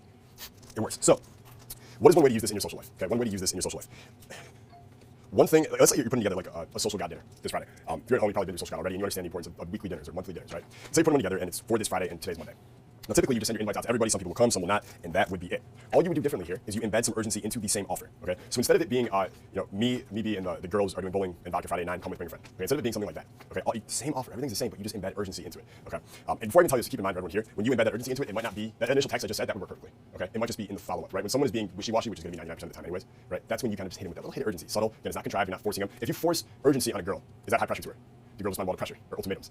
No, of course not. You shoot yourself in the dick, right? So instead you just keep the urgency real subtle, right? Just real subtle with a very good, lighthearted reason why. So let's say you send that same text, and instead you say, hey, me and the girls are doing bowling and vodka this Friday at 9. They're comping us beautiful people a bottle of Ciroc as well. Come with, bring a cool friend, let me know. Something like that, okay? No urgency again, same kind of offer. And let's say that you don't hear back, but she follows up the next day, and she kind of wants to come, she might not. All you're going to do, so that's Monday, is on Wednesday, as the deadline is nearing closer, because we're going out Friday, right? All you let her know is, hey, I need a head count by tomorrow because the name like 3 girls that she knows are already coming, right? So we only have spots for a couple more people. So now we have social proof, right? Girls she knows are already going now, right? We have scarcity. There were 5 spots, now there's 2, right? And now we have doing a looming deadline, right? This deadline is coming up, so now she has to make a decision, and it's super low pressure. Because you already have tons of girls coming, you don't need her to come or anything like that, you never do. But all those things together, dude, it's like it's a vice grip. Okay, it's a vice grip is what it is. And she's gonna say yes. Okay, so that's one way to use it with your social life, the urgency. Just always embed that urgency into the invitations. What about with girls, just one-on-one with girls? Talked about this in email before, okay? I have a buddy who cleans up on Tinder, all right? Cleans up on Tinder like he's a maid. He's cleaning up left and right. What he found was he did it for like a year, didn't have much success, couldn't really get it going.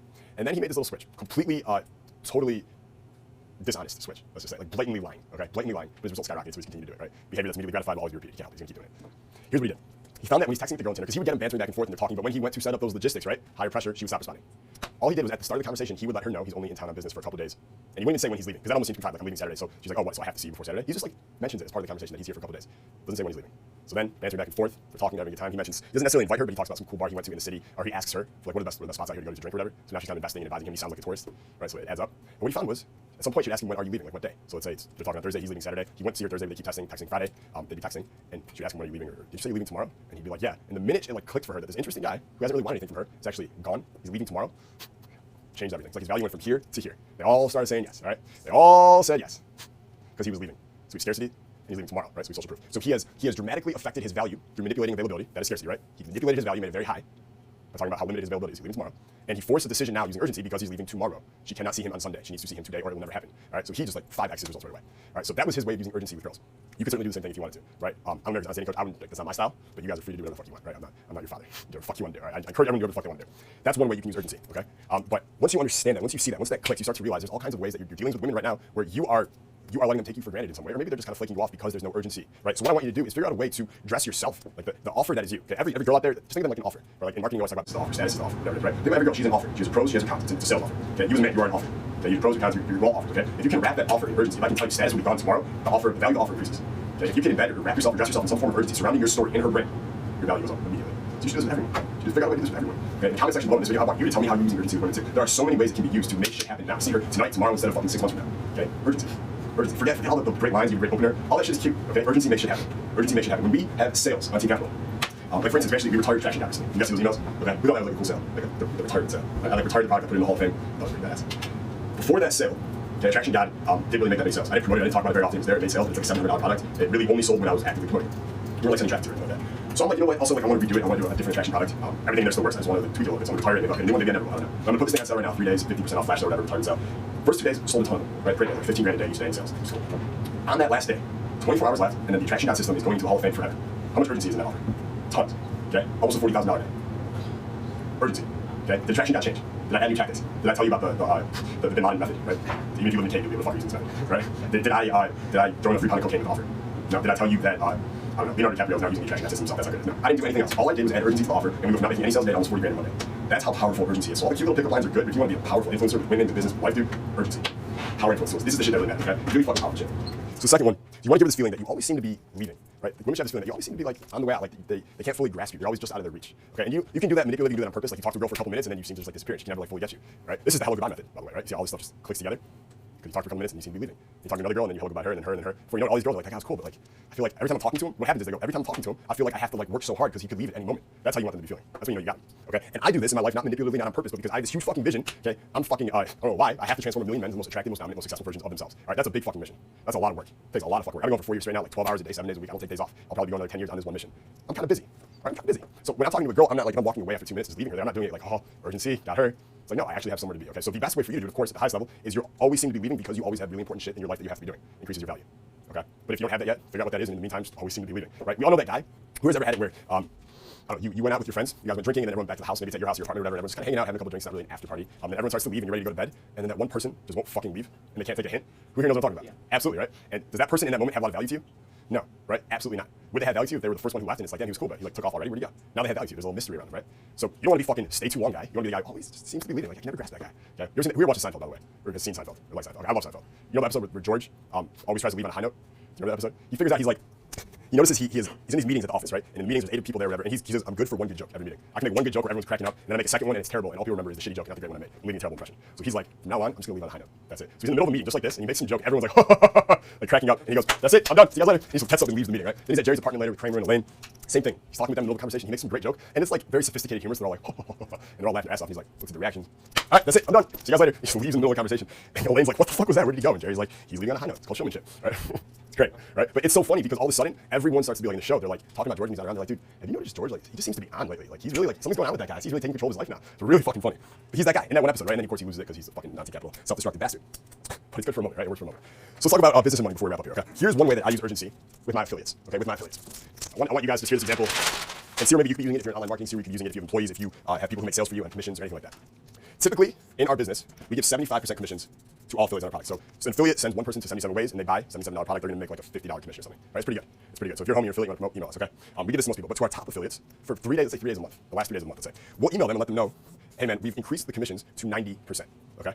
Which trigger is that, by the way? Did I increase the incentive, right? 75% incentive to a 90% incentive is an increase. That's good. They are more incentivized to promote right now. But here's why I use urgency and here's why it works. It's 90% commissions due because we appreciate all the promoting you've been doing for us, commitment and consistency, right? You've been promoting us. You are someone who promotes us. So we're gonna give you 90%, we're gonna bump it up. We're not doing it for everyone else, exclusivity, next section, you'll see, right? However, it's only up for 3 days. So if you want to take advantage, just start sending your traffic right now. Okay?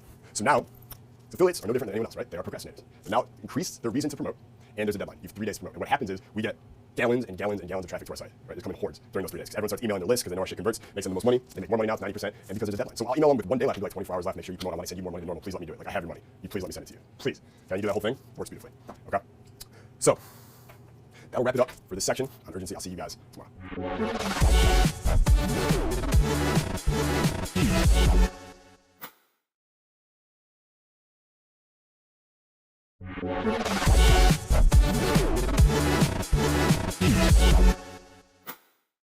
So welcome back to Module 1. Welcome to Module 1. Our first power influencer we're going to talk about here is this guy right here, authority. All right, authority. Now, as discussed in the intro of power influence, I kind of showed you, right, that there's going to be three major, we call them positioning.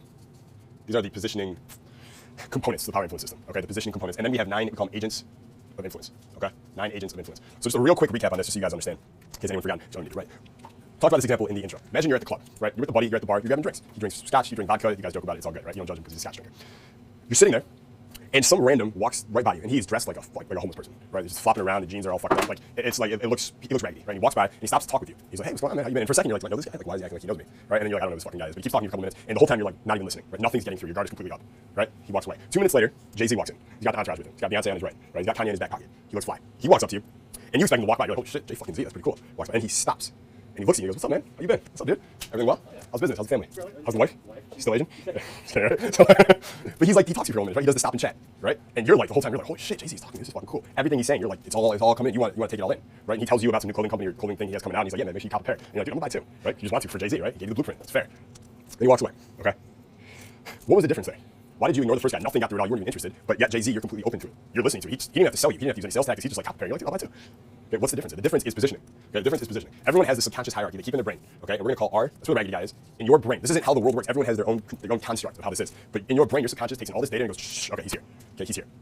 And you're ignoring everything he says. Okay, because he's at that point on the hierarchy. Jay-Z, he's up here. Okay, blueprint, Black Album, right? The man had 99 problems and the bitch was at 1. That's impressive. All right, that's pretty good. I don't think he's telling the truth, but that's impressive.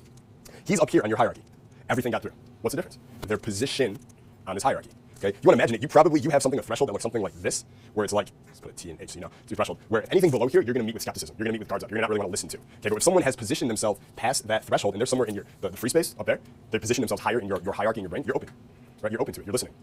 I have probably, I don't know, 500 people who email me every week who want something from me, okay? People who just want to interview me for their podcast, they want to put me on here, they want me to promote their product, they want me to review their product, they want to testimony, all these things, and I'm going to say no to almost all of them, right? And I'm aware of all these things, but I still do it because they're not past my threshold, right? And we had a guy emailing the other day who mentioned that he was good friends with Elliot Hulse, who was a good friend of mine, okay? I gave this guy the time of day in the first email when I responded to him because it's called likability, it's one of the triggers, but he mentioned, he name dropped Elliot Hulse's name. So he went from, he would have been here, oh, he knows Elliot, he gets moved up a little bit, right? So we got enough past the threshold where I responded to him, I wrote an email, then he wrote back, you know, this guy sucks, and he went back down, right? He went right back down. But he got in even for a second because he used one of the power influence weapons, which was likability, okay? But all those things, they position yourself higher, okay? Position yourself higher. So there are 3 tools to position yourself past everyone's threshold. Everyone you meet, you should be able to go right past that threshold, okay? And the first one is authority. Okay, the first one is authority. So what is authority? Okay, authority, what it looks like is mindless obedience. Okay, it is just mindless obedience. Cop tells you to pull over. Most of the time, you just pull over mindlessly, right? You don't have a debate in your brain.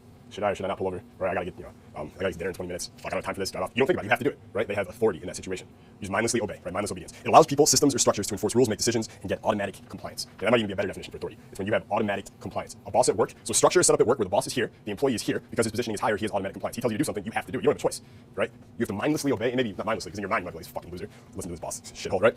But you have to comply, right? You have to do it. That's what it is. Okay. Now, why do people do it? Why? Right? Why do people why do they do it? Okay. Well, think about this. Right? We're dropped into a world where, from breath number 1, you're conditioned to believe obedience to proper authority is right and disobedience is wrong. Look at the very first, story in the Bible. Okay. Look at the very first story in the Bible. What is it? Who can tell me? It's the first story in the Bible. Adam and Eve, right? Adam and Eve. What's the first story? So Adam and Eve are put into paradise, right? The promised land. They really want to be. Everything's great. They got great fruit, right? Everything's great. There's cool animals. There's snakes that talk. That's cool, right? And then all he says is, right? Don't eat the apples from that tree, right? The authority. That's all he says. Don't eat the apples from the tree. That's what's going on in the story. What does Eve do? She disobeys, right? She eats the apple from the tree. Then they get kicked out, and they go from paradise into good luck, you're on your own. Right? Get the fuck out. Okay? So the very first story that you hear is a story. It's like a story God story, right? And story God story. Crazy, right? Not doing this on purpose, right? But it's a whole story about obey me, and you get to live in paradise. Disobey me, and you're fucked, right? Your fireworks in the 4th fucked.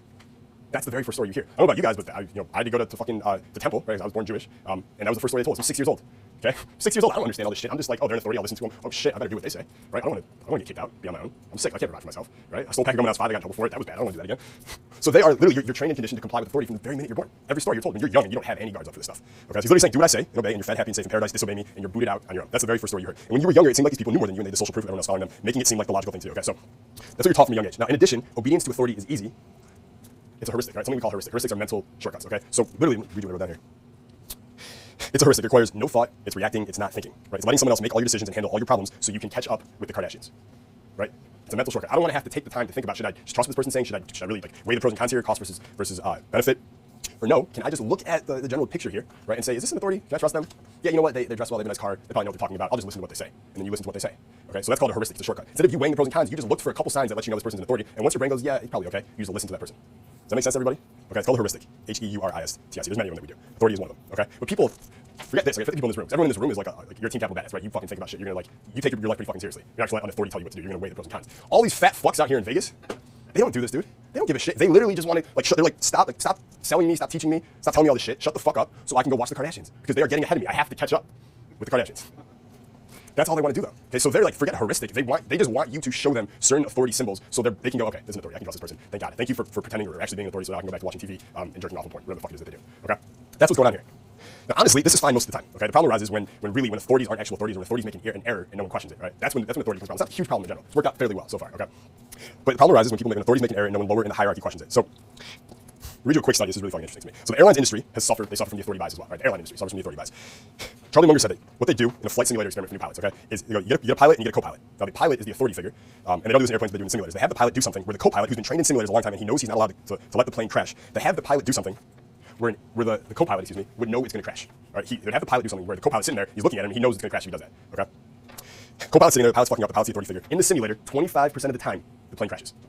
And this is a simulator, fortunately, okay? Hopefully people let it crash, don't allowed to fly airplanes. 25% of the time, the plane crashes. Okay, why? Authority, right? It's when authority, that's when it becomes a problem, when the person who's in the authority chair, the person who's not in the authority chair won't even question the authority, right? Because he's looking at him, he's like, I know he's fucking up right now, but he's my boss, I don't want to call him out on it. And the plane crashes. Okay, that's how powerful authority is. So I'm not here to teach you how to overcome the authority. Like, so if there's authority in your life that you want to question it and kind of like have courage with, that's not what we're doing here. I'm teaching you that's how powerful your authority is going to be on others, okay? They won't even question it a lot of the time. They'll let the plane crash. Crazy, okay? Crazy. In addition, people who are seen to have authority are seen as stronger, more attractive, more respected, and happier, as all the research shows. So, think about the laws of society that you follow without even thinking about it, okay? Do you stop at a stop sign? Yes, okay, you do. Do you open doors that say staff only? Usually not, right? Usually let them stay closed, okay? Do you sit where the hostess usually tells you to sit? Most people usually do. Whenever they sit me at, I'm like, no, I don't like this one. I want to sit over there. I'm always like very particular about it, right? Most people just sit where the hostess tells them to sit. Some advertisements do convince you to buy. Who's ever been convinced by an advertisement? I certainly have, right? So they do have power. They do work, and most of these things are good things, right? It keeps things simple, so nothing catastrophic happens, and you can focus on your life, your path, your fulfillment. We want to focus in the next section, okay? We want to focus on really understanding authority. So we are doing things. Once we're doing things because they fit with your goals, right? So number one, we understand authority. So when we choose to do something, we choose to comply with someone's request, we're doing it not because of mindless obedience, but we're doing it because yeah, you know what, that fits with my goals. We have similar goals here. I will do that. Okay, so that's number one. That's understanding for yourself. Number two is we want to really understand authority here. So your customers, your girls, your friends will just say yes a lot. Okay. The first authority trigger positions you highly. You have a lot more power. Every word you say, instead of being like loaded with like a BB gun, gets loaded with like an AK. Right. Every word is coming out of there stronger, faster, bigger. Everything's more powerful. Okay. Someone says a word with a BB gun attached to it, it just hits you and falls off. With an AK, there's like a big bullet attached to it, a shotgun bullet or something. It's going right through you. Right. And there's an impact. There's an effect. That's what authority does to your words. Does to your communications. Okay. So authority for me has been pretty cool. You know, I remember I'm 21 years old at Michigan State, and I can't get anyone to go out with me. I have to go to the bars alone on Wednesday night because I'm the only one who's like, no, dude, we gotta practice game. My friends are like, I have a test in the morning. I'm like, you don't need a test. The world is a test. Let's go beat it, right? And they're like, no, math, right? Worked out well for me. Okay. I remember that where I couldn't get anyone to go out with me because I had no authority back then. So now I could have 50,000 guys go out with me if I wanted to. Right? It sounds kind of cool, kind of creepy at the same time. But like, that's what authority does. Okay. That's what it does. That's a lot of power. That's pretty fucking cool. All right. So what I want you to do now in the comment section below this video, okay, is I want you to let us know one way that you've successfully used authority in your sex or in your social life before, and one way you plan on using authority in your sex life, your social life, or your money, financial life now as well. So let us know in the comment section right now, and we'll see you guys in the next section in just a second.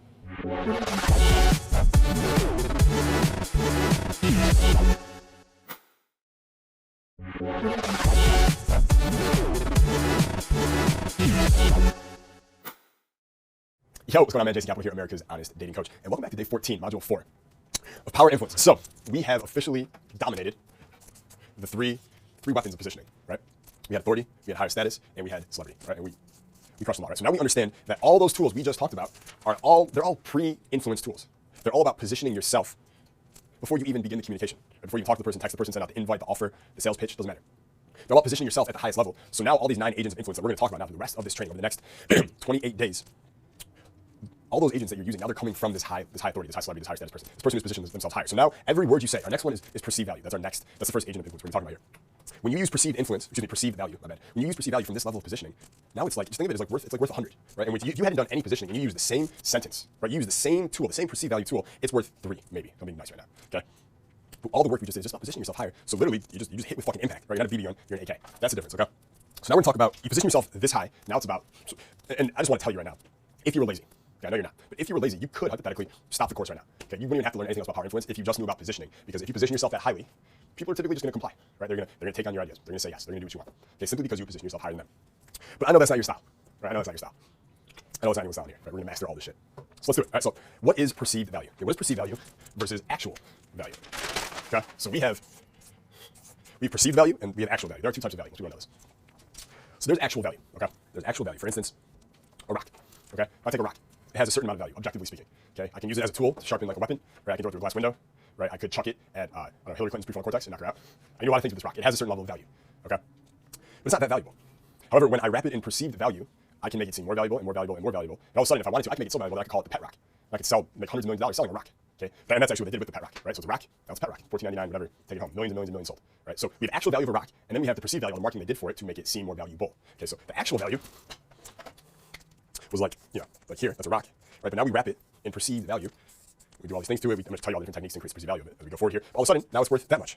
Okay, oops. So all we've done is wrap it in perceived value, and at that point, it's almost impossible for someone to look at that thing and just see its actual value anymore.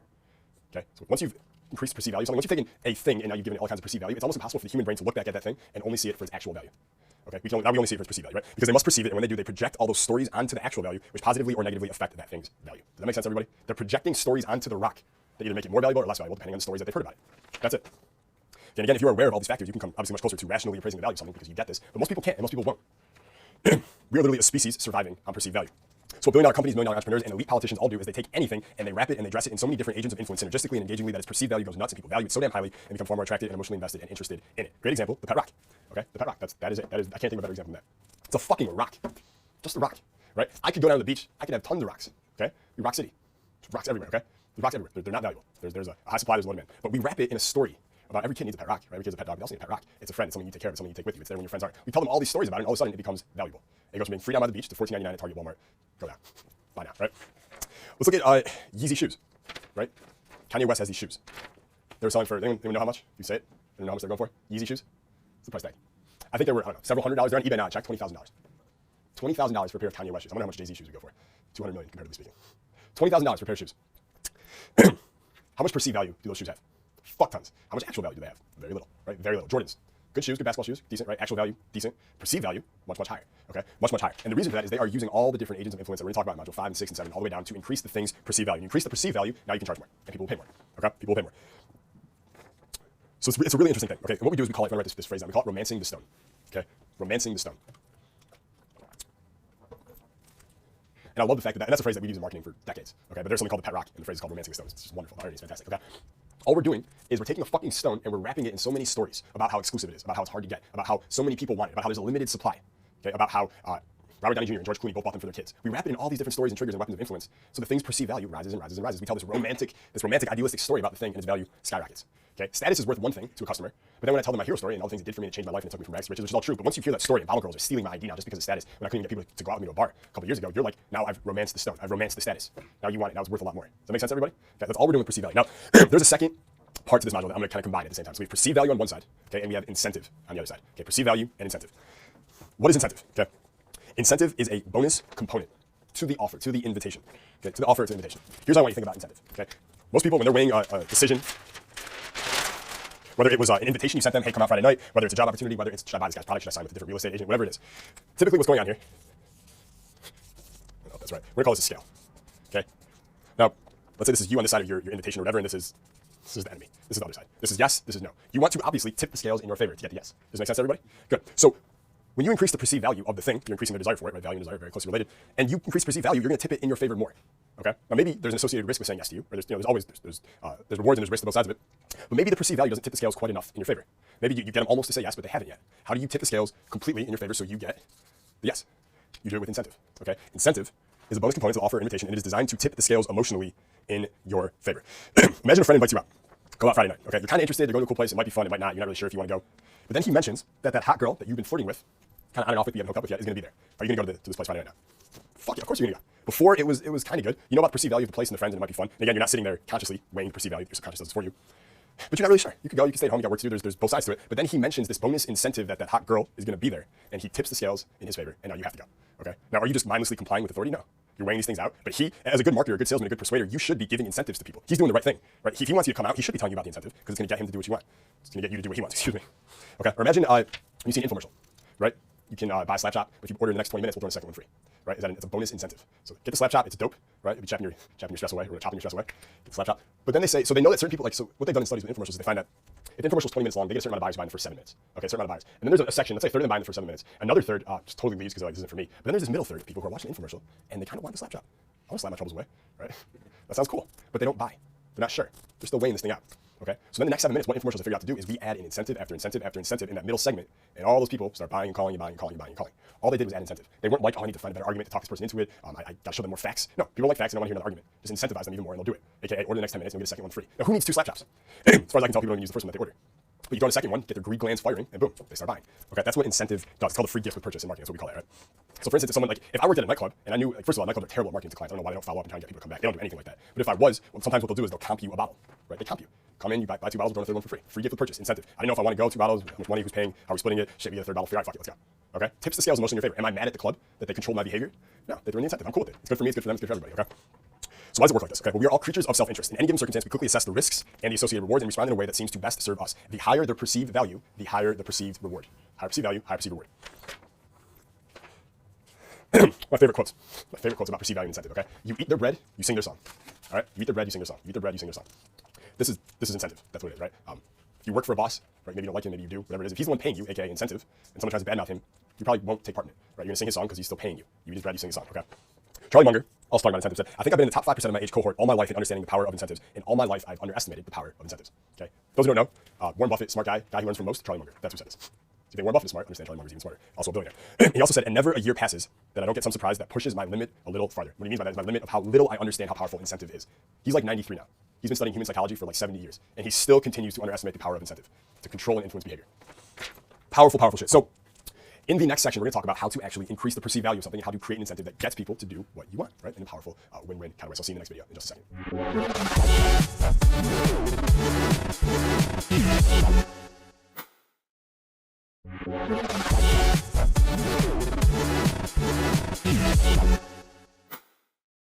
Yo, what's going on, man? Jason Capital here. Welcome back. So we are on day 18 of Power Influence Now. We talked yesterday about all the various ways to make someone like you by realizing not that they like you, but that they are like you, which makes them like you. Okay, that's such an important paradigm shift. I want to make sure you remember that forever, starting now. So let's recap those 10 triggers we talked about yesterday. Okay, so we reveal similarities. We have the halo effect. We have similarities in style. We have the mere exposure effect.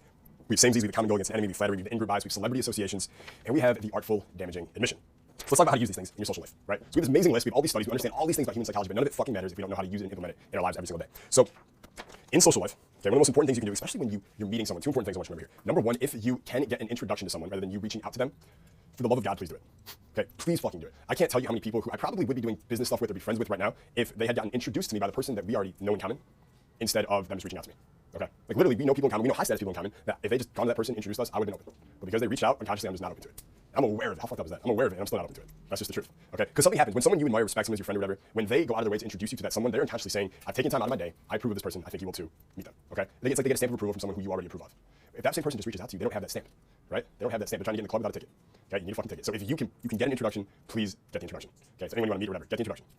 When you do get in touch with that person, okay, name drop the person you know in common. Whether it's the person who introduced you, whether it's other high status people you both know, please drop their name in it. You send them like let's say this is, I'm just talking about introductions here, right? But let's say it's like a 5-sentence email and it's your first time after the person introduced you, you're emailing that person. The person who's receiving it is going to read 10% of the email. They'll read all of it. They'll remember 10% of it. All they'll remember is what triggers you hit, right? And if you hit the likability trigger, they'll remember it. So if you hear this whole 5-sentence thing talking about how you can help them and value and ideas and it'd be great to grab a drink, all this stuff, but you also mentioned this really cool person you both know and have a history with, that's all they're going to remember. That sold them on meeting you and you give them a low investment offer, I'd love to take you out for a drink. And, you know, not for long, like 20 minutes or whatever, because I know we're both busy.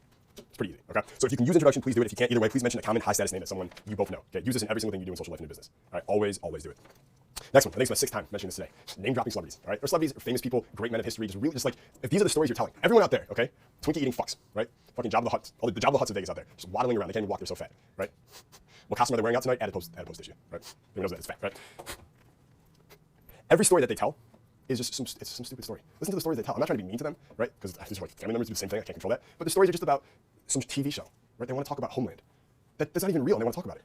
How much are you trying to escape your life, right? They want to talk about some celebrity news. Kanye, is he broke? Is he? He might be broke. That's what they want to talk about, okay? It's not interesting. It's not making anyone like them. All people are saying is, oh, you're one of them, right? But if you're telling stories, those are the stories they're telling, okay? By contrast, your stories are a million times better if what you're talking about are like big ideas, big things, cool things, powerful people who actually earned it, right? Like, and they can be alive or dead. That's why I always say, like, I'm gonna tell stories talking about like Julius fucking Caesar, or Alexander the Great, or Warren Buffett, right? Or even Hemingway, or like even crazy, impressive people like Rasputin, like just like really impressive people. These are the stories that you're telling to others. It does such incredible things for your status, and also again, they are associating you with those people. You're getting celebrity associations, okay? You're getting celebrity associations. And lastly, okay, so how do you utilize the mere exposure effect in your social life? Remember, mere exposure, you just expose to you a lot, they start to like you more, right? So what you want to do is you want to show up in their availability all the time. You just want to show up there. You want them to be exposed to you. Okay, so if you want to find higher status ways that you can show up in their availability. So if it's higher status and if it's embedded with that feeling of like we're on the same side, we do things similarly, we see things similarly every time and you're showing up in their availability, I don't think you can do it too much. So for instance, who here has ever saw like the PUA advice that's like don't like post too much on Instagram or Facebook or whatever because you want to seem like a busy guy? Anyone ever seen that here? Say yes, you have. Okay, so the two guys I know who get tons of girls, okay, two of my friends, they get tons of girls. They post on Instagram and Facebook 10 to 20 times a day. 10 to 20 times a day, right? I'm sure you guys know guys like this too, who are on Facebook and Instagram all day long, Snapchat all day long. They don't have a mission, they don't have a purpose, they're not doing anything for the world, right? They're just on Facebook and Instagram all day long. However, they're still getting girls. Now, granted, they're not going to be successful. If you talk to them for more than 10 minutes, they're fucking idiots. You can control them completely because they're so easy to influence because they have no core, right? All their confidence is based on externalities. But they get a lot of girls. That's the one thing they do. They get a lot of girls. Part of the reason for it is every time they're posting on Instagram and Facebook, how are they utilizing the mere exposure effect? They're in the girl's availability all day long. Okay, we all know when a girl's thinking about you a lot, she values higher. She values you higher, right? Simply because she's putting a lot of thought and investment into you, which means your value rises. Thinking about it all the time. So you must like him. He must be more valuable than I think, etc. Okay, so if these guys are constantly showing up in these girls' Facebook feeds and Instagram feeds and Snapchat or whatever, the girls are just constantly being exposed to these guys. So they see it over and over. They're in the girl's mind all the time. Eventually, because of mere exposure, she just likes him more. All these girls are just really comfortable and they like the guy. They're like, oh, I'm attracted to him. I like him. I like talking with him. Of course, she likes talking with him. She'll talk with him. And it's easy from there. Does that make sense, everybody? Okay, so this is a real world example of where more non-Jason Capital PUA advice is fucking retarded, and what works in the real world is being reported here. So you really can't. Like, I don't think you can show up in people's availability using mere exposure enough. I think as long as it's done in a higher status way. Like, for instance, the girls that they're sleeping with are the ones who are interested in Kim Kardashian and what's going on with Kanye and things like that. Right? So all their posts are about celebrity gossip and making fun of it and stuff. But that's what these girls are doing too. Right? That's what girls are doing with all the celebrity shit. They're making fun of it the same way. So every time they're showing up with exposure, they're also embedding this idea that we are alike. The girl and the guy were alike. Right? Mere exposure plus we see the world the same way. We think Kim is funny. We think this is whatever. It's like, everyone see how this works? It's really fun. It's insane. So that's how you use it with social life. Let's talk about with girls.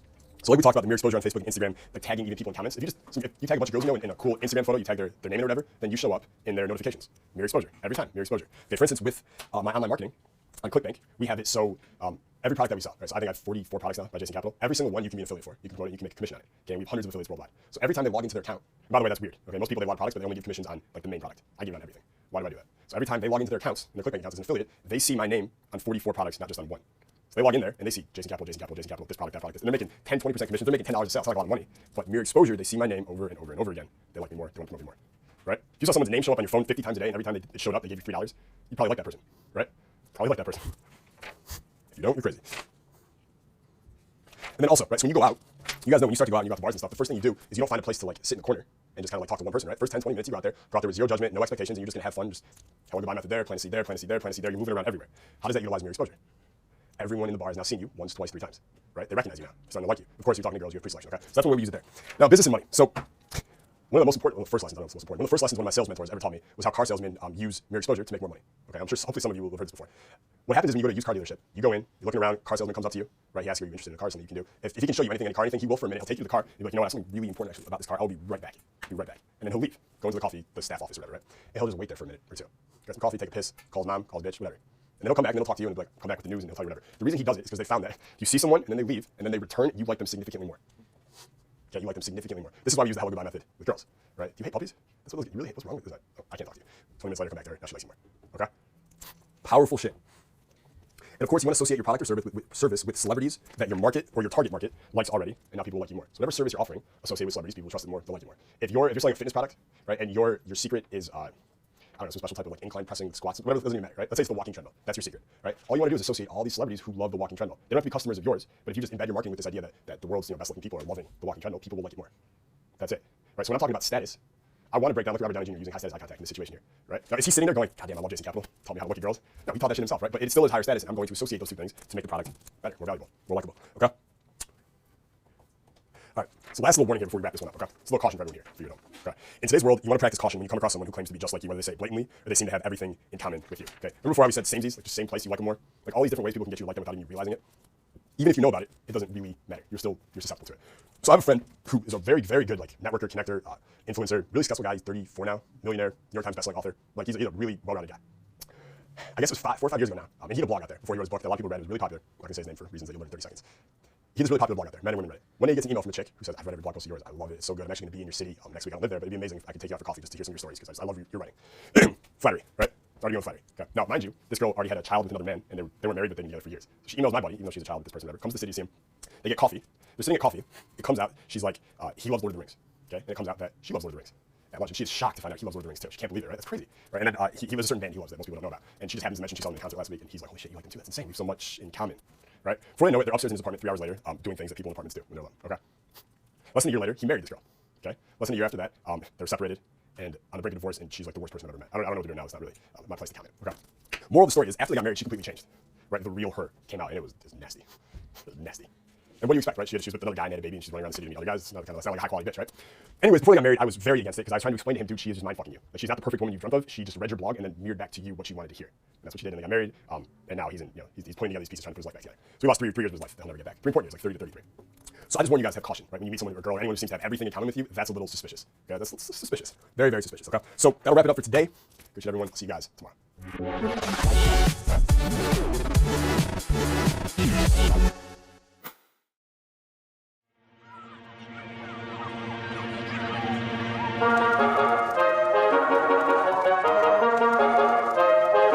So welcome back, gentlemen, to day 2 of Mental Dominance. Before we begin today, I'm just curious to hear from all of you. I'm gonna go around real quick. I want you in like 20 seconds to kind of tell me what was the part that stood out most to you yesterday, the part that you've been thinking about most in the last 12 hours or so that have passed. Start right here.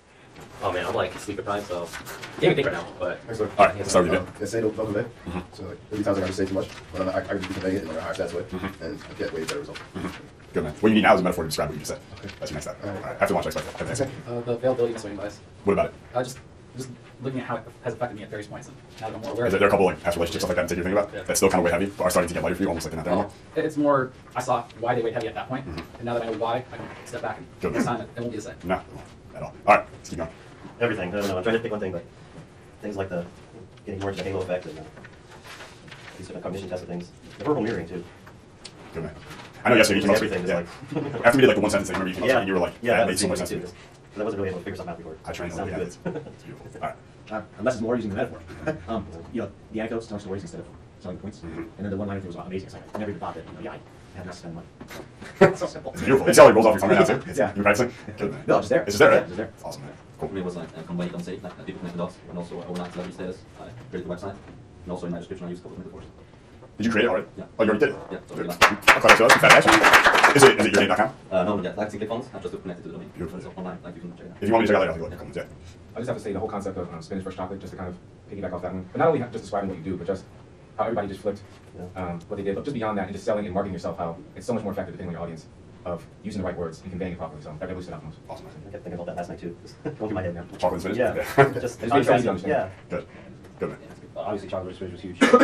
Think about how much it's more emotional in terms of persuasion. You tend to really want to like logic and fix things in the way you think, but it's so simple to just Chocolate. so simple to chocolate. But the real thing that like really stood out to me was the whole interpersonal hierarchy. It starts with who's saying it, it's who's qualifying who, and then it's the content first. It doesn't matter anything as long as you're high status, you're celebrity, you have authority, your message will get through. If you have all that, it's still not enough. It's who's qualifying who, how you're doing that. So many times I can think back. So many times I focus on content. It's like now I get the whole. It's funny. It's like a basketball player who just practices layups for like 10 years straight and never like, oh, maybe I should big up my vertical jump or my speed or my quickness. Like the things that actually make a guard a good guard. You know what I mean? But he's just like, no, free throws are like standstill shooting, which is such a small part of the game. And you're like, what do I say? What do I say? And it's like, nah, man, look at all the best players in the world, the Kobe's, the MJs. They weren't sitting there practicing the layups, man. They were the best because of who they were at the top. Good, man. And it's good. What I love most about that hierarchy is that wherever, like you're saying, like if you find yourself, I'm just like, what do I say or what do I need to do here? Like you can check yourself and you can be like, wait, where am I right now? Well, I'm at the bottom right now. Like I can go one level up and I can just start qualifying her and start pinging that, see if that works. And that might even push me up to the higher level. I don't need to do anything. She'll just do everything for me. But you can like gives you a sense of where you're at. You can go from there. Amen. I think the biggest thing was the context bias. It sort of reminded me of a story in my life where that sort of actually happened. What was happened? It was basically I was playing we were playing a card game with this chick, and she sort of the story that you said, she was like this really prude chick. She was like very shy. You wouldn't expect that sort of story to come from her. And all of a sudden we started somehow got on the topic of sex, and she started talking about some dude like fucking her with a knife. Oh shit. Like, what? Where do you play card games?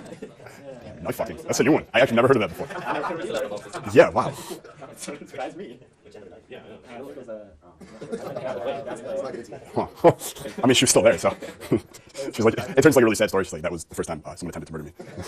He's in jail serving 15 to life right now for attempted murder. Wasn't fucking me up. He's trying to kill me. The funny thing about that is like another one of our friends was like she's sort of like obsessed with sex, I guess, and like she brought it up another time when we were in that relaxed situation, and she got sort of pissed off at her for bringing it up. Really? Yeah. So in one context, she didn't want to talk about it, but in the other, where everyone's cool with it, she's free. It's amazing, right? So there's not like some magic sentence you have to say to get a girl talking about sex. You just create an environment where it's natural, normal, and free, and she just does it. I didn't really realize it until I actually like thought about it, and I was like, oh, shit. Now you get it, right? And once you get it, now you can recreate it, right? For your own game, for the betterment of everyone else. Okay. All right. So we are going to jump right the fuck in. And this one for anyone who's interested in marketing, which should be every single human being here. Okay. This one is it should hit hard. Okay. It should hit hard. I'm not going to say this person's name because I got access to an email thread that they had that I probably shouldn't have gotten access to. So like, it's funny if you go on Google and you search like Steve Jobs emails, you can actually see a lot of the emails that he would send to the CEOs of Google, employees of Apple, different stuff like that. Like, it's just really interesting to see how he communicated privately with people. So I'd recommend everyone go Google it. Just kind of see it. It's just interesting as shit. He was just as big a badass in email, by the way, in case anyone's curious.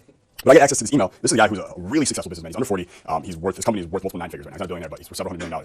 And it is an email thread between him and a joint venture partner, a guy who sends him customers and referrals, and a lot of them on a regular basis. And it is like a 16 email thread where guy number one, guy I'm talking about, is just doing everything he possibly can to get guy number two to send him more referrals, to send him more customers, to send him more traffic. Okay, and first email is like a good one. It's not like, I'll call it stage one, where it's not like impolite, but he's definitely selling you. He's like, here's why I want you to do this, here's why I think it'll work, et cetera, et cetera. And the guy totally resists in the first response. So he comes back harder. He incentivizes more. Let's do this, let's do this. I know like you think that, but like let's really look at the numbers here. Let's be like rational about this and blah, blah, blah. And the guy says no. He comes back, he says no. Over the course of 2 weeks, okay, who here, by the way, if you got a no 2 or 3 times from someone where you kept asking them and they said no, like, and this is not just like some friend or something, this is like another multimillionaire who you're asking for something from, and he says no. And then he says no again. And he tells you, no, I'm not doing it. Would you stop? We're not supposed to. But you gotta be honest with yourself. You would stop, right? Everyone here would stop. Yeah. I would too. Before I saw his email chain, I would stop. Okay. This motherfucker did not let up for a fucking second. Okay. He emailed him back again, and then 3 hours went by and he got to respond. He emailed him back again, 3 more hours again. So 3 emails in a row. You know how with girls you're never supposed to double text, right? You text her, she doesn't respond. You never like don't send like the question mark. Wow. You can do that in business, right? As long as you're continuing to come from a position of strength. He wasn't emailing him saying, please, I'm low status, but help me. It was like, I'm incentivizing you more. Here's the other fucking badasses who are doing this. You should join them, right? He was hitting with all the persuasion triggers, all the power influence triggers. So over 16 emails, they go back and email 16, multimillionaire, guy number 2, says yes. Okay, says yes. And it's made guy number 1 for $7 more million as a result of it, okay? Just me getting access to that and just seeing that, right? It's an environmental exposure. That changed the way I look at joint venture recruiting and affiliate recruiting and stuff like that forever. Okay, it changed the way I look at it forever. Because I'm like I used to run this group, the Digital Millionaire Mastermind. I don't think anyone here was in it. You came to the seminar, yeah. Where we took these guys who didn't know anything about online marketing and we taught them how to start their own business and build them up. And maybe 6 of them now are actually making money online. Like about 6 of them are making a couple $100 a day just on autopilot online, which is great, right? Which is cool. But the majority of them, okay, didn't do shit. They didn't do shit. And it wasn't because we didn't give them the right motivation, the right tools, the right plan. They just didn't work the plan. They didn't implement it correctly. Okay? And one of the big steps was recruiting affiliates. Here's how you recruit affiliates. Here's how you do it. And they email people, and the people would get back to them and say, hey, not interested. They come back to us and they'd be like, affiliate recruiting doesn't work. Affiliate recruiting doesn't work. Okay, no, it's not that it doesn't work, it's that you don't work. Because you didn't work hard enough. You sent 1 email and you have nothing, while the guy who owns a 9-figure business, he sends out 14 emails to the same guy to get him to fucking mail for him. Like, consider that. You have nothing and you give up after 1 try, and the guy who doesn't need shit because he has 10 Rolls Royces is wasting his time sending 14 emails from his phone just to get 1 affiliate. Why do you think he's successful and you're coming to us saying that it doesn't work? That's the truth. All right, that's the truth. So, there's another guy who has one of the top marketing mentors that I've ever had. His name's Joe Marion. Okay, he owns a company called BioTrust Nutrition. It's a supplement company. In 4 years, they went from 0 to, I don't want to say it, it's insane. Okay, 0 to, let's say, more than $400 million a year in less than 4 years, selling supplements. Okay, people are like supplements, $1 billion industry. Well, he's almost at $500 million already. Okay, he's an animal and he's a genius and savage, and I love him. Okay, he's insane. He first started in online marketing in 2008, so 8 years ago. Okay, 8 years ago, he was a gym teacher in New Jersey. Okay, he was a gym teacher in New Jersey. He woke up, he was 26, he had to get up at 6 a.m. to go deal with middle school kids or high school kids, whatever the fuck he was. Okay, and he'd have to deal with their attitudes and their bullshit, and he hated it, and he found this online marketing thing, and he was like, I can do this. Okay, he wrote an ebook, it's called Cheat Your Way Thin. It was a fat loss ebook, okay? In the first 4 days he launched it, it made $300,000. Okay, he went out the next day, he bought a Cadillac with a check, and then he moved to a penthouse in Tampa, and he never looked back. True story. Okay. We're here, by the way, here's Dennis, like, fuck, I want to do that. Everyone's like, yeah. Okay. Well, the reason is because he is the most ferocious marketer I've ever seen. Okay. He is just incessant, he is relentless, and he wins every time. Okay. And what I have here, which we're going to include in the members area for all of you when you get Mental Dominance, so you can actually download the template, is the first email template that he sent when he launched Cheat Your Way Thin. This was the template he sent out to over 100 different affiliates, guys with fat loss websites, guys with other ebooks he thought could promote his product. This is his first point of contact to get them. This was the email he sent that ended up making $300,000. Okay. Now, it's important to note, okay, remember what the first story I told you, okay? You sent out the first email, this is going to get you started because it's a really good template, okay? But if he says no, you don't stop. If he says no, you get excited because boom, we got a conversation now. Or I can make some shit happen here. All right, so you follow up, and you do what you got to do. You have all the fucking formulas and triggers. You have access to psychological advantages, and this is fucking psychological ammunition that the rest of the world doesn't have. You know what to do to make shit happen, right? But this is how you start. Okay, this is how you start. So I'm going to read to you the template right now, and you guys are going to have it be able to download, of course. But if you want, as I read it, just take like notes on the key phrases, words you think are important. Okay, so let's say he was writing to me here, so I'll just put in the name. Okay, hey Jason. This is Joel Marion from wherever here. I've been a fan of your stuff for a long time and thought it was about time I finally reached out to you. You may or may not be familiar with me, but and then he highlights 3 accomplishments or credibility points that he has. Okay? 3. Now, by the way, with your 1 sentence, is that your first? Hell yeah.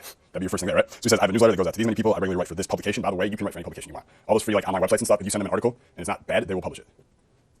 When I was 20 years old, I wrote a basketball training article and I sent it to a website. It's called criticalbench.com. Anyone ever heard of that website? The big weightlifting website. They get millions and millions of visitors every month. I sent the guy an article. Like 10 minutes later, his wife wrote me back and was like, great, we'll publish this. Okay, because they just want to publish content because it builds up their SEO. So I wrote 1 article for them, and for the rest of my life, I could say I wrote for Critical Bench. Okay, so you can do that too. All right. And then he said, I'm a certified person who has done these things. Anyway, if you have a couple minutes to spare, I would love to get you on the phone one day this week to chat about setting up an interview to promote your product and some other ways I might be able to help you in your business. Do you have time on a specific date at this time? Let me know if that works for you. Look forward to helping you any way I can. Keep killing it, Jason. Joel Marion. By the way, I loved your newsletter the other week about X, right? Something specific, and then to make a small comment on the newsletter, like a specific thing in the newsletter that you really liked, something that you thought was probably personable to them. Okay, that's the whole template. Who are things they can ad-lib that? You fill in the blanks. Good. Okay. Good. That's how you recruit affiliates.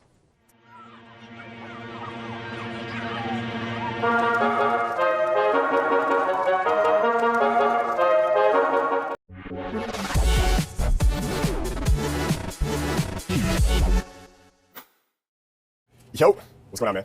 Jason Kaplan here, America's Honest Dating Coach. Welcome to day 33, and we are talking about the granddaddy of them all. All right, the granddaddy of them all when it comes to power influence, the secret assassin of power influence. It's called commitment and consistency. All right, and in our company, we just refer to it as CC because it's easier. Commitment and consistency. So when I was writing this section, I was kind of compiling all the research data and notes and everything I've been compiling for years now. It was around the time of the Super Bowl, right? So last month when I got to this module. Now, what's interesting about the Super Bowl is that research continues to find that people are much more confident about their team's chances after they place down the bet than before. Okay, people are ridiculously more confident about their team's chances of winning the second after. It happens immediately. The second after they lay down a bet for that team. Why is that? Right? Why is that? Okay, it's the principle of commitment and consistency. Nothing changed about the game, nothing changed about the teams, but in the mind of the better, the prospects of them winning improve dramatically because of commitment and consistency. Right? Commitment and consistency means that if we commit to something, all right, we're going to stay commit. We're going to stay consistent. Excuse me, with that commitment. Okay, we're going to stay consistent with that commitment. What we mean by that is that if I tell you that I'm going to do something for you on Friday, right? And you follow up a couple days after, and you're like, hey man, looking forward to Friday. I'll see you then. I've committed to it, right? It's like a social contract that holds you in place. So it's not even about desire. It's not even that I want to meet you on Friday. Maybe I don't even want to do it, but I said I was going to do it. And we as human beings do not like to break our word, right? For hardwired reasons and for social reasons. We understand. We've been trained from a young age. Everyone here is heard from a young age. Like, if you don't keep your fucking word, what the fuck are you worth, right? Man is only as strong as his word, right? If you know someone who, like, anyone here knows someone who's like pathological, and it's like their word means nothing. Okay, how much value do you place on that person? Can you count on them for anything? Right? They're really low value people, man. So commitment and consistency. Okay, so what happens with the bettors, of course, is that they lay down a bet for the team. Okay, because they made a commitment, they want to stay consistent with it. So they've literally like, I made a bet on the team, so now like, yeah, I'm gonna force myself to even be more consistent, even more excited about that team's chances. Okay, so and then what's most important, we're gonna get deep into techniques in a second. What's most important about this is that they physically committed to it. They did it actively. It was an active commitment. It wasn't a passive one. It wasn't someone telling you be there at 10 and you're going, just passive, right? They actively went to make this commitment. They did it publicly in front of other people. Now there's social pressure. Okay, it took some effort. They had to go to the place. They had to do extra work to make this commitment, as we're gonna see in the next section. All these things increase the power of that commitment, increase the power of consistency. Okay, so also, voters after casting a ballot immediately believe more strongly that their candidate will win. Right? Anyone here who votes probably knows what I'm talking about. The minute after you lay down that vote, you're like, you know what, I think you will win. Right? I think you will win. Commitment and consistency. Okay, people want to appear consistent with what they've already done, said, or committed to, and people do not want to be seen as people who can't be counted on for their word. So there's an experiment called the Watch My Things experiment. All right, watch my things. What they did was they had someone on the beach and he's got a little blue box next to him. Okay. He gets up and there's a beach, there's other people at the beach, it's like a sunny day or whatever. He gets up from his towel, he goes to the bathroom, there's people nearby around him. He's gone for a couple minutes. After a couple minutes, he still hasn't returned, but some guy runs up to the towel, takes off the boom box, and sprints away, right, in front of all these other bystanders. 4 out of 20 people stop the burglar. 4 out of 20 stood up and say, hey, you think that guy's whatever, what the fuck are you doing, kind of thing. So that was 4 out of 20. They followed up with the second experiment, exact same thing, exact same scenario, except this time, before the guy gets up to go to the bathroom, he asks someone nearby and says, hey, I'll just go to the bathroom for a second. Would you mind watching my things just for a second? Really appreciate it. Guy goes, yeah, sure, I'll do that. He goes, okay. Goes to the bathroom. Burglar comes up. How many times do you think that the guy who committed to watching it for him actually stood up and said something? Okay. 6 out of 20, 8 out of 20, 90%, 95%. 19 out of 20 times he stood up, stopped the thief, said something, whatever. Okay? So we have increased someone's compliance by almost 5 times, from 4 to 19, simply by getting a verbal commitment from them first. I'd say that's a pretty powerful influence factor right there. Okay? Pretty powerful influence factor. And by the way, that's such a, when I was in college and I used to study at the library and everything, that was one of my favorite ways to open a girl, was to leave the laptop out. You go to the bathroom, you find the hot girl nearby, you ask her, hey, can you watch my stuff for me? She says, sure, right? And you go, all right, thanks, you walk away and you stop and you go, you're not a thief, are you? She starts laughing, no, I'm not a thief. All right, we'll see. You leave. Now when you come back, it's easy to reopen her, right? It's a little technique. Here's something really interesting about kids' toys, all right? Who here remembers Furby, right? Lovable little doll, the 1998, he's really popular, whatever. Huge thing, right? Christmas season comes out, Furby comes out. The top marketers in the world flood your children's brain, with every fucking power influence trigger available. Just totally mind fuck your children. So the children go haywire and have to go to the parents and go, Mom and Dad, buy this for me. I will hate you if you don't buy this for me, right? I don't love you if you don't buy this for me. Here's what they did, though, to, I don't know if it's triple, quadruple, to extremely increase the revenues of those Furby sales. They did it then, and they've done it every year since every other popular toy around Christmas season. What they found was that toy sales spike right before Christmas, naturally. We all know that, right? But come January, sales went straight down. No one's buying, right? 'Cause everyone's bought the toys last month, and they're like, fuck, January sucks. How do we fix this? So here's what they did. They limited the amount of Furbies available in all the stores, right? Everyone remember how they would go to your parents go to the store and like half parents couldn't get a Furby? Does that seem a little weird to anyone? How is it that this is a popular toy but they can't produce enough Furbies? How fucking hard is it to produce a Furby? You send a man on the moon, you can't make an annoying little furry fucker. Think about that, okay? It wasn't a manufacturing error, it never is. They purposely limit the availability around Christmas season. Okay, so one, the value even skyrocketed even more, right? They can charge way more for it now. That's the last one we talked about in the last module. But on top of it, what they did in those commercials around Christmas is they would add in a little sentence in every single commercial to the kids that said, hey, if your parents can't get it for you around Christmas because Furby's in such high demand, just ask your parents to get it for you after Christmas, right? So the kids all go to their parents and go, Mommy, Daddy, I want the Furby, I want the Furby. Right? Parents go, can't get a Furby, come home. How does the parent feel now? I feel like shit, right? Couldn't even, can't even provide your child with the one toy he wanted. So what they do is they end up buying other toys to make up for the Furby they couldn't get. So they're still spending just as much money for Christmas. And then when it's available in January and there's thousands of Furbies at the store, isn't that interesting? Now you can get as many times as you want come January. Then they still have to buy the Furby later. So they're making the parents buy gifts twice. They do this every Christmas season, all right? It's fucking brilliant. And the reason commitment and consistency is used here is when the kids go, Mommy, Daddy, will you at least get it for me? Like, we promise to get it for me even if you can't get it for Christmas. Parents says, yeah, of course I'll get it for you, right? Now they've committed, right? Now they've committed. Kids are the best at commitment and consistency. They don't really care. They're not going to use scarcity on anyone. They're not going to use exclusivity or social proof. They don't know that stuff. They're not there yet. But they will most certainly use commitment and consistency on you. Mommy, Daddy, but you said. Okay, but you said. Their form of power is guilt and commitment and consistency, right? But you said. That's their only influence tactic, and they use it over and over, and it works damn fucking well, all right? Damn fucking well. Now, as a man, right, you want to go to a girl and be like, but you said you blow me tonight, right? Like, not very attractive, okay? So as a man, it is your responsibility to become a real power influencer and use all these in the most attractive way possible, right? But if you're a 9-year-old kid on Team Capital, dude, go for it. Have fun, my man, okay? Have fun. Another interesting fact just to add on about commitment and consistency. Another research study found that jurors do not change their opinion in a hung jury with public voting, okay? So they change their opinion in secret balloting. So what that means is that if you guys know the jury sometimes they're public, where it's 12 people in the room, they can vote publicly in the room, everyone says, right? Or they can do it in secret balloting where they write it down and they turn it in. Okay, if it's a hung jury, there's other stuff that will happen, they'll have them revote later. If they do it publicly, like here, and then they revote it later, people do not change their opinion. They're afraid to, right? Because no one wants to be seen as wishy-washy. Okay, so they won't change their opinion. But if it's a secret ballot the first time, when it comes to voting second time, it doesn't matter if it's public or secret the second time because no one knows if they voted it first. They'll change their opinion based on whatever they want. Okay, that's just something interesting that you, again, talked yesterday some stuff about court. I think the moral of the story is you never want to go to court because people are fucking retarded.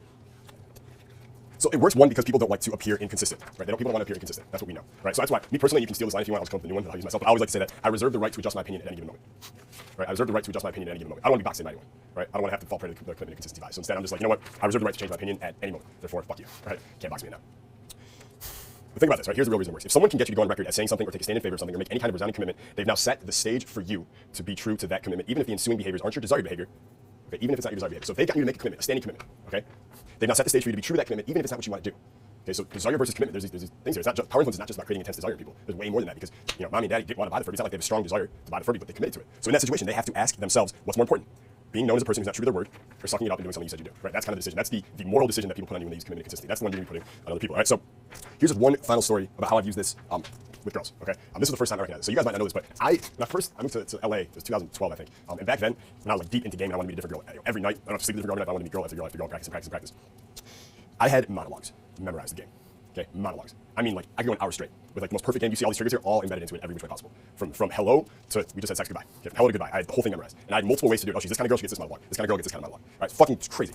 Okay, fucking crazy. It always started with the opening line was always like, you're not a bullshitter, are you? It was the opening line, you're not a bullshitter, are you? What do you mean? Well, look at all these people here. And immediately I turned side by side with her. So now it's us versus them, right? We're looking at the world together, talking about how they're all bullshitters and we're fucking honest and open people, right? So immediately I said that us versus them, and then you go from there. That was one of them. Another one was she told me her name, and I told her that. She told me her name's Ashley. I'd be like, no, your parents were wrong. You're not like Ashley, right? And then I'd rename her, and the rest of the night I'm calling her by that name. So now I own her. Right? She's my little dog. Come here. Yeah. So I had all kinds of crazy games. One of my favorite monologues. And by the way, what's funny is I probably spent, I don't know how many hours memorizing them.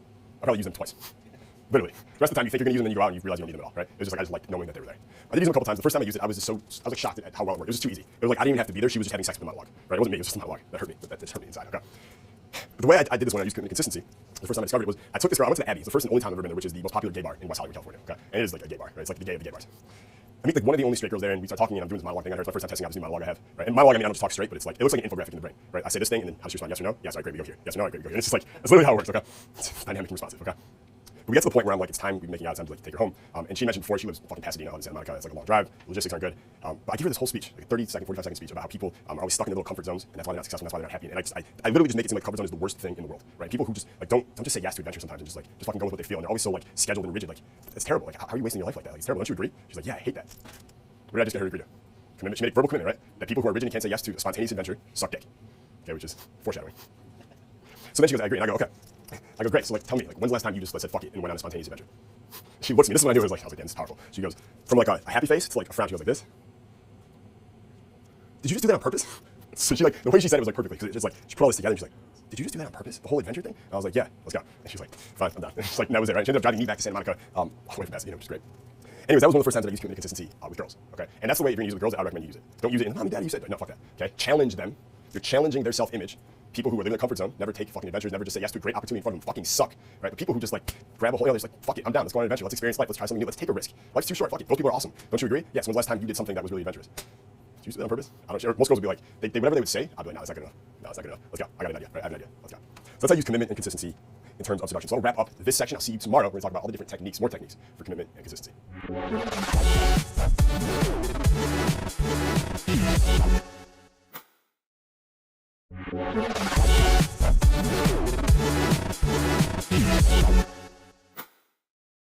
Yo, what's going on, man? Jason Kaplan here, America's Honest Dating Coach, and welcome back to Module 3 of Power Influence. So, let's wrap for a second here. We have authority, we have higher status, and now we have our final key, our final tool, our final weapon for positioning. When you combine all three of these, okay, your positioning, you can have that Jay-Z level positioning, that Warren Buffett positioning, that president of the company positioning with everyone for the rest of your life. It won't be very hard, okay? Celebrity. Okay, celebrity.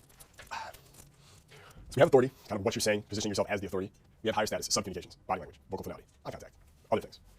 And our third and final power influence positioning weapon is celebrity, okay? Celebrity, positioning yourself as literally as a celebrity in that person's eyes. Now I'm not talking about Kim Kardashian celebrity. I mean just, it could be an industry level celebrity. It could be a niche specific celebrity. It could be the celebrity of the group, right? Every group of like social circle has that one person in the group who's like the leader of the group, right? They are the celebrity of the group. And it doesn't really matter inside the group that the people in the group see them as a celebrity. It's that, let's say when that group goes out, there's all these other social circles, right? They're at the same bar, restaurant, or whatever. And how do they perceive everyone in your social circle? You want to be seen by these other groups, right? As the celebrity. What kind of power do celebrities have? A lot, right? A lot. Kim Kardashian gets $50,000 to go sit in a nightclub for half an hour and then leave. Why? Is she performing magic tricks? Can she do Circus Soleil shit? Does she suck dick on the dance floor? Maybe. Right? Is she racking lines off of everyone's collarbone? Is she stripping? She does nothing. She's not doing anything. You have to give her 50 fucking grand because what value is she bringing? Celebrity value. That's it. Okay? If you want to go deep into the psychology of this, people, almost everything that they do is to increase their self-image. They want to see themselves as cooler, more popular, more in demand. For guys, they want to be more of the man. For women, they want to be more of that bad, that badass bitch, right? Or like that girl that everyone looks at, talks about. Everyone wants to sleep with, but can't have, can't touch. Right? Approachable but untouchable. I tell my girls to be approachable but untouchable. But that's what everyone wants to do. So when they go to the same, it's like, what's the appeal? What's the draw? Why would someone want to go to that club over the other clubs tonight? Because Kim Kardashian is going to be there. So they can be in the same environment as her. So they can tell their friends they're the same environment as her. By the way, when they go back and they tell their friends they went to the same club as Kim Kardashian, are they doing the authority thing we were talking about before, unconsciously? When they go back and talk with their friends and they mention that they were at the same club as Kim Kardashian and they saw her, they're literally unconsciously pulling out the authority card on that person without even realizing it. And then from now on, anytime Kim comes up in their conversations, she's going to think she's the expert on Kim because she sat near her at a club and you didn't. That's the truth. That's how the unconscious brain works. Okay, that's the value she brings. So everyone gets to go to the club, gets to be in that environment with Kim, and by association, because now they have a closer association to Kim than other people do. They feel like a little bit more of a celebrity just by association, right? And that makes them feel a little bit better about themselves, gives them a little more confidence to have better body language, eye contact, etc. More confidence to play the authority card more. So they actually position themselves higher. It actually will work for a little bit, right? That fairy dust will wear off because it's not real, but it'll work for a little bit. It'll work for a couple days. She'll be high because she went to the same club as Kim Kardashian. Fucking crazy, right? Celebrity is power. There's a lot of power in it. Okay, so what is celebrity? Okay, it's when the social perception of you is so high status that all your work is mostly done for you and now made easy. Again, Jay-Z says what up to you. You think he's the coolest guy ever because he has celebrity. Homeless guy says what up to you. You say, please get the fuck away from me, expeditiously. And no, I don't have any meth. So Jay-Z didn't have to do anything special in the moment. He didn't have to have clever lines to pick up the girl, right? He didn't have to have clever lines to make you think he's cool. He had all the celebrity working for him before he even showed up. So when he got there, he didn't have to be a great storyteller or great humor. He can, but he doesn't have to because the social perception of him is so high already that all the work is mostly done for him before he even gets there, okay? You'll know you have celebrity working for you when you can't remember the last time someone you knew said no to you. That's when you know. That's like the litmus test if you're doing this right, okay? So when you're a celebrity, other people think about you. They go, this guy's a big deal. He works with other big deals I never trust. And they think he's a big deal, so I should think he's a big deal too. That's the groundwork of how this works. Okay, so what does celebrity do? What has it done for me in my own life? Well, peeing has become a process for me. Okay, I can't even go to the urinal anymore. Actually, that's not true. Most of the time I can. There have been multiple times for some reason I'll be out at clubs or bars or whatever, and the urinal, right, this is my time. Like, let me just get away from the world for a couple minutes, me and my friend, right? Mid fucking piss, I hear someone go, yo, are you Jason Capital? I'm like, stall next to me. Guy's talking to me, right? Like, dude, when the weapons are out, voices go down. That's how it's supposed to be, right? Like, you don't talk to a guy next to me. You wait till you're done, you guys are washing your hands, and then say, this has literally happened probably 6 or 8 times now, where I'm pissing, the guy next to me, yo, are you Jason Capital? Okay, I was at the gym yesterday, at Equinox in Orange County, at the gym, fucking pissing again. I don't know what it is. Pissing at the gym in the locker room, guy next to me, yo, are you Jason Capital? So peeing becomes a thing, that's when you know you're doing it right. When girls come to you, pre-framed and already interested. This is, in terms of game, that would be the biggest benefit of you building up your celebrity socially in your little city, in your town, wherever, okay? Because girls come to you already interested, because they know about the status, they know about this thing here, right? So if you're seen as a celebrity, in their eyes, you're already here no matter what. You might not even have to play the authority card. Maybe when you're conversing with them and the content of what you're saying, you want to bring up the authority stuff to be even more of an authority for her, do cherry farm on her, whatever it is you want to do. That's all good, but you might not have to because she already sees you up here in the hierarchy because of the celebrity. Does that make sense? Okay, now what happens though, if she comes and she meets you and she sees you here and you have the body language, I don't know, of a lifeless squid, right? What happens then? What happens to your position in the hierarchy? You go right back down, right? So you need all of these working for you. If you have celebrity, right? David Spade is a celebrity. I don't know why I came up with him. I'm gonna rag on him now. I'm sure he has great body language. I don't know. I'm assuming he doesn't though. If you meet him and he's supposed to be David Spade, but then you don't even hang out with him, and he's got shitty body language, you can't look you in the eyes and has no confidence, are you still gonna hold him in high esteem? You're gonna put him down if you still have his hierarchy. You're gonna put him down, right? Because you're like, this is a marketing machine. It's not real. Higher status, the sub-communications, those don't lie. You can't lie with your body language or your eye contact. Those tell the truth. And clearly, this guy just has a marketing machine behind him, making him appear as a celebrity. He's not actually a celebrity because he's bad body language. Okay? Those things matter. Those things matter. Okay. And additionally, in business, dude, when you're a celebrity, you have pricing power in your niche. Right? You have pricing power in your niche. So let's talk about the celebrity appearance niche. Right, since we were talking about that before. If David Spade wanted 50 grand to appear at your nightclub, do you think the nightclub would give it to him? Absolutely not, right? Because he doesn't have the celebrity level, the celebrity status that Kim Kardashian does at the moment, right? So she has more celebrity, therefore she can charge more. You want Donald Trump to speak, you're going to pay him $5 million because he has that status now, okay? But you're not going to pay, I don't know, Elon Musk $5 million to speak. It probably won't cost that much. It might even be $1 or $2 million, right? Because he's less of a celebrity at the moment. So when you're a celebrity, you can charge more. Jason Capital is seen as a celebrity in the dating niche, right? So I can charge more for my products, and people will pay for it because we deliver fucking results. But I have the ability to price myself higher because I'm seen that way at that level. Does it make sense, everybody? Right? Kanye, $20,000 shoes. It's weird, right? No, people pay. So why is that important? Well, more money, more invitations, more women, more desire to be associated with you, right? More desire to be associated with you. This is how you attract people. It's one of the ways you do it. They see you up here, like Kim Kardashian at the club. Everyone just wants to be associated with you because it makes them feel better about themselves. When you're seen that way, people just want to hang out with you, say yes to you because they want to feel better about themselves. Okay? A lot of power there. There was a weird article I saw on Business Insider from 2012. I'm going to read you the title of this. I want you to notice the underlying context here. So the title of the article, Business Insider. Okay? By the way, Business Insider, I don't know what financial news that they're reporting because this is the article I found in there. 17 celebrities who married ordinary people. That was the article. 17 celebrities who married ordinary people. And it was one of those little slideshow lists. Okay? Look at the framing of that title, though. 17 celebrities who married ordinary people. What is the framing that they're implying there to everyone who looks at that article? Celebrities are godlike, and everyone else is just ordinary. I mean, look at that. Celebrities, ordinary. Like, these aren't real people. They're just ordinary people. And celebrities are, most people don't believe in God and stuff like that anymore, so we've replaced them with celebrities and given them those angelic powers. Okay? Crazy.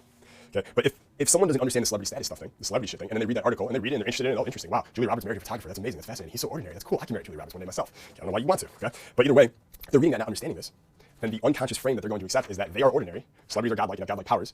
And that's how things are. Okay, so this little title, 17 celebrities who marry ordinary people, that's not new, that's not rare, that's not different. That's everywhere. Every magazine, that's what it is. Like I was at Pavilions the other day, and I see one of the magazines on the front of it, and it's like, what is it? How it was like Eva Longoria. It's like how Eva changed her life. That's what they're selling. Okay? Who the fuck cares how Eva changed their life? Right? We know here she is no different than Eva Smith or Eva Brown or Eva Black or Eva, whatever, Eva Jones, who lives in Arkansas or lives in Maine. They're just all different women. They're just people. Just different women, right? And no one cares how that bitch changed her life. She probably didn't. Or how that bitch changed her life. I know she didn't. How Eva Longoria changed her life, which is bullshit because I know she didn't change her life either. So people don't really change. Okay? But they're building it up like it's a real story because they have these godlike powers. They have this celebrity status. So this is going on all the time. I want you to be aware of this and not. And like now that you're aware of it, you can look at it and be like, yeah, that's bullshit. Like, there's no different. They have no more powers than me. I can build myself up as a celebrity in my market, in my social circle as well. Okay? Great book if you want to write down, you want to read it, called The Fame Formula. All right, The Fame Formula goes into the history of celebrity manufacturing. Okay, it starts with Barnum and goes all the way up to today. Really cool book. One of the most important quotes I got from it at the beginning: "The essence of fame is brought not of God, but by the publicist." Okay, the essence of fame is brought not of God, but by the publicist. Okay, by the publicist. So from now on, you are going to be your own ambitious-driven, opportunity-seeking, huge-thinking publicist. Okay, you're going to be your own publicist. That's how you got to do it. Okay, that's how you got to do it. So one final story before we get to the next section. For the last like 6 months of my life, for whatever reason, I've been finding that I haven't had that many people I can model. You guys know through status, I think modeling is huge. I've studied the shit out of Tony Stark or Ashton Kutcher and Spread or David Duchovny in California Cation. Like certain characters, I model a lot, their behaviors. The last 6 months, I'm like, I have no one left to model. I don't want to say I've gotten it all down because I'm Kaizen, I'm always learning, but I'm like, I'm not seeing anything out there where I'm impressed. And it kind of spooked me because I always wanted, obviously I need this next level, I'm always going to. And then it hit me, and I kind of realized it made it better for me, but it's like, for so many years, I spent modeling these people, learning their behaviors, how they act, how they walk, how they talk, so I can do it myself. The only reason we chose them to model is because they were the highest status people, right? So our whole idea with this was model the highest status people, act like they act, walk like they walk, talk like they talk, look like they look, and then we're gonna get the same responses from the girls and from everybody because we act like them. Everyone get that? And that works. Everyone's noticed that, right? You act like that character who gets all those fucking girls, and you actually get girls yourself. It's cool. Okay? So we were only acting or modeling the guys who got the results we wanted. But what I found was I just become that guy myself. That makes sense, everyone? It was like a weird mindfuck for me. I become that guy myself, and instead of me having to model these people, now there's hundreds of thousands of guys who are modeling me, which was just weird. It's just weird as shit to me. I wasn't like, oh, fucking man, people like, I didn't like it. I was like, this is weird. I'd rather have people to model. But I become that guy, and I hadn't even realized it. Okay? And what I mean by that is I become seen as a celebrity in my industry by all these people that they're all modeling me. All my students are modeling me. All my students are on camera talking about how they model Jason Capital. And he's this big celebrity, and he takes the time for them, and it's fucking awesome, which is cool. And by the way, if you're at home and you're interviewing a testimonial for me, keep saying I'm a celebrity because it's really good for my marketing. But that's what happened, right? That's when I knew I was really on fire. But I'm like, so I'm still actively searching for people I can really learn from behaviorally. I can learn from Warren Buffett, Charlie Munger, Donald Trump. I can learn from all kinds of people for how to think, right? And what to say, how to be more persuasive. But behaviorally, and some of you may even be there already, you notice that eye contact, body language, walking, you can't get much better. You already modeled the Harvey Specters, the Tony Starks, the Robert Downey Jr.'s, the George Clooney's, the Brad Pitts. There's not much higher you can go. And at that point, you're just gonna have people modeling you. Here's why I'm telling you this. That's a good thing. If you have tons of people, tons of friends trying to act like you act, walk like you walk. I remember the first time this happened 2 years ago. I'm in Miami, we're pre-gaming, we rented a house down there with a bunch of my buddies, and I came out in a white V-neck on, and it was a shirt like this, and I like done the whole like, I don't know what you call it, right? Put up the first thing here, I folded it up, cuffed it, there's the sleeves, I cuffed the sleeves, okay? And I do it, we're drinking. 10 minutes later, I notice my buddy who's drinking, totally cool guy, gets girls, but I see him, he looks at me for a second, he doesn't want to see him, he's looking at me, and he turns the other way and he goes like this. Cuffs his sleeves. Okay, that was the first time I noticed, holy shit, people are modeling me now. People are modeling me. You want to get to that level, because when you are at that level and they're modeling you, it's almost like your second litmus test, right? Are you a celebrity in their eyes when they're doing what you do? Absolutely. Okay, absolutely. So, on that note, I'll see you in the next video, man. Peace.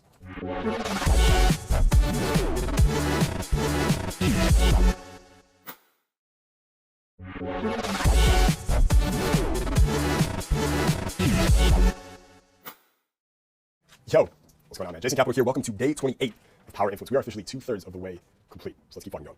So yesterday we talked a lot about reciprocity. My buddy Joel got a lot of shout out in there. You're welcome, Joel. All right, you're welcome. I know you don't like the attention, but you're welcome. And we talked about the ways we can trigger reciprocity, right? We talked about gifts, free samples, introductions, remembering people's birthdays, sending them cards, results in advance, connections, teaching people things, all the different ways we can trigger reciprocity. So let's talk deeper about how to actually do it specifically with social, with women, and with business. So number one, this is the study I want you to think about as we talk about all these other ones that really frame how reciprocity works for you. So there's a study I call it the Joe Koch trick, all right? Joe Koch. Study they did, and this is one of Cialdini's biggest, most favorite studies, where he has people there, they take test subjects and they put them in like, I think it was an art gallery, it's not even important, but they're looking at art or whatever, and they tell them studies about the art and they're reading art or whatever, and don't quote me on that, that's the exact thing. The important part of the study is that in the middle of the study, one of the guys, there's two subjects looking at art, one of them, okay, who is in on it, let's say, leaves the art gallery for a second and he goes to get a drink. Okay, he goes to get a drink. When he comes back from the vending machine to the other guy who was there, not in on it, he has a Coke for himself, and he brings the other guy a Coke himself. Okay? He's like, hey man, I'm not getting a drink myself, I thought you might be thirsty too. Gives it to him. Okay, gives it to him. And this man doesn't say anything about it. They go through the rest of the fake study looking at art pieces or whatever. And then as they're finishing up, he tells them that I don't remember what it was, he might have been selling raffle tickets, is that what it is? Selling raffle tickets for this thing, would this guy be interested in buying any? Okay? They tested it with him coming back with a Coke as a gift, ask for raffle sales, versus don't come back with a Coke, just ask for raffle sales at the end. I think it was like 3 to 1. Like 3 to 1 more raffle ticket sales because he brought the guy a fucking Coke. Brought the guy a Coke. So and they go deep into the study about the dollar values because a Coke was like $1 and he's getting like $10 in return in raffle tickets. So the favor is not equal. Just because perceived values is high, your return favor that you can get is actually much higher in return. Okay? As long as you do it the way we talked about here. Very powerful. Okay, so number one, here's how the three best ways you trigger reciprocity in men. Right? These are the 3 best ways you trigger reciprocity in men. And we're going about this because these are the 3 most valuable things to men in this order. Number 1 is women. Okay? Women, connections, and skills. The 3 most valuable things you can bring to any guy, I don't care what level he's at, I don't care what age he's at, I don't care where he's from, I don't care what his bank account says, I don't care what kind of car is in his garage. Okay? The 3 most valuable things that you can offer him, by the way, the more valuable they are, as gifts that you give to him or favors, the more reciprocity you trigger, the more goodwill you have, right? Is women, connections, and skills. Women, number 1. You can introduce a guy to new women, he will love you. He will just love you, right? It's primal. Can't help it. Even if he got a main girl, he has 0 interest in fucking other women at that point in his life. He just, as you guys know, you just like being surrounded by women. Everyone does, right? It makes you feel good, makes you feel at home in the world, right? So women. Number 2, introductions or connections, right? So if you can't bring him women, but you can bring him connections to people he didn't know, people that you think can help him add value to his life, he's gonna value the fuck out of that too. And number 3 are skills. Skills are tools, right? So if you can't bring him women, you can't get him connections. At the very least, maybe you have certain skills that he could use, right? Maybe you have a certain talent that he doesn't have in his business, and you can add that, and you're happy to do it for him for free, right? Or even like his air conditioning is broken, he doesn't want to fix it. You're like, I'm calling him, dude, I got this. Using your skills, right, to handle that. Or maybe there's a tool he needs to borrow, so you let him borrow it. Maybe it's a book, you let him borrow it. Okay? Women, connections, skills. What about with girls? Okay? Here are the ones that matter most for women, and let the beta scrubs mistakenly continue to rely on gifts and safety as their reciprocity triggers. Everyone get that? Like low status beta males, fucking losers. They use gifts to try and get reciprocity, to try and control women's behavior, which does not work. Okay? Or they use the safety one, like they want to be the protector. Okay? Which again does not work either. How many times have you seen a guy who's like in the fucking friend zone, he's a beta male, and he's trying to protect this girl from like leaving the bar with that cool cocky guy? And he's like, don't go, like it's dangerous. And she's like, it's okay, I'll be fine. Stay here, you little bitch. Like she goes and runs off with the adventurous alpha guy. Okay? I can literally remember a story this past summer where we're at the club and we're all leaving the club at like 2 a.m. and we all hop in the Uber.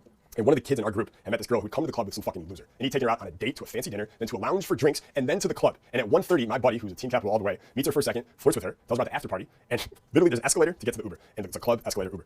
And we're all like out getting an Uber here. And I see him coming down the escalator with her as the fucking loser is like chasing after them down the escalator. And he's pulling her into the Uber, and now he gets off, and he's coming, she screams to him, she goes, it's okay, I'll be fine, thanks. Close the door, take off. I've seen this happen many, many, many times, okay? And do I feel bad for him? No, of course not. Okay? He was doing it wrong. That's his fault. Right? My buddy was doing it right. He was leading. He was being the cause. He was being adventurous. This other guy was trying to buy her love, buy her affection, buy her pussy. Right? It doesn't work with women. Okay? So here's what it does. Okay? Number one, best way to trigger reciprocity and get women to do things for you: strong emotions.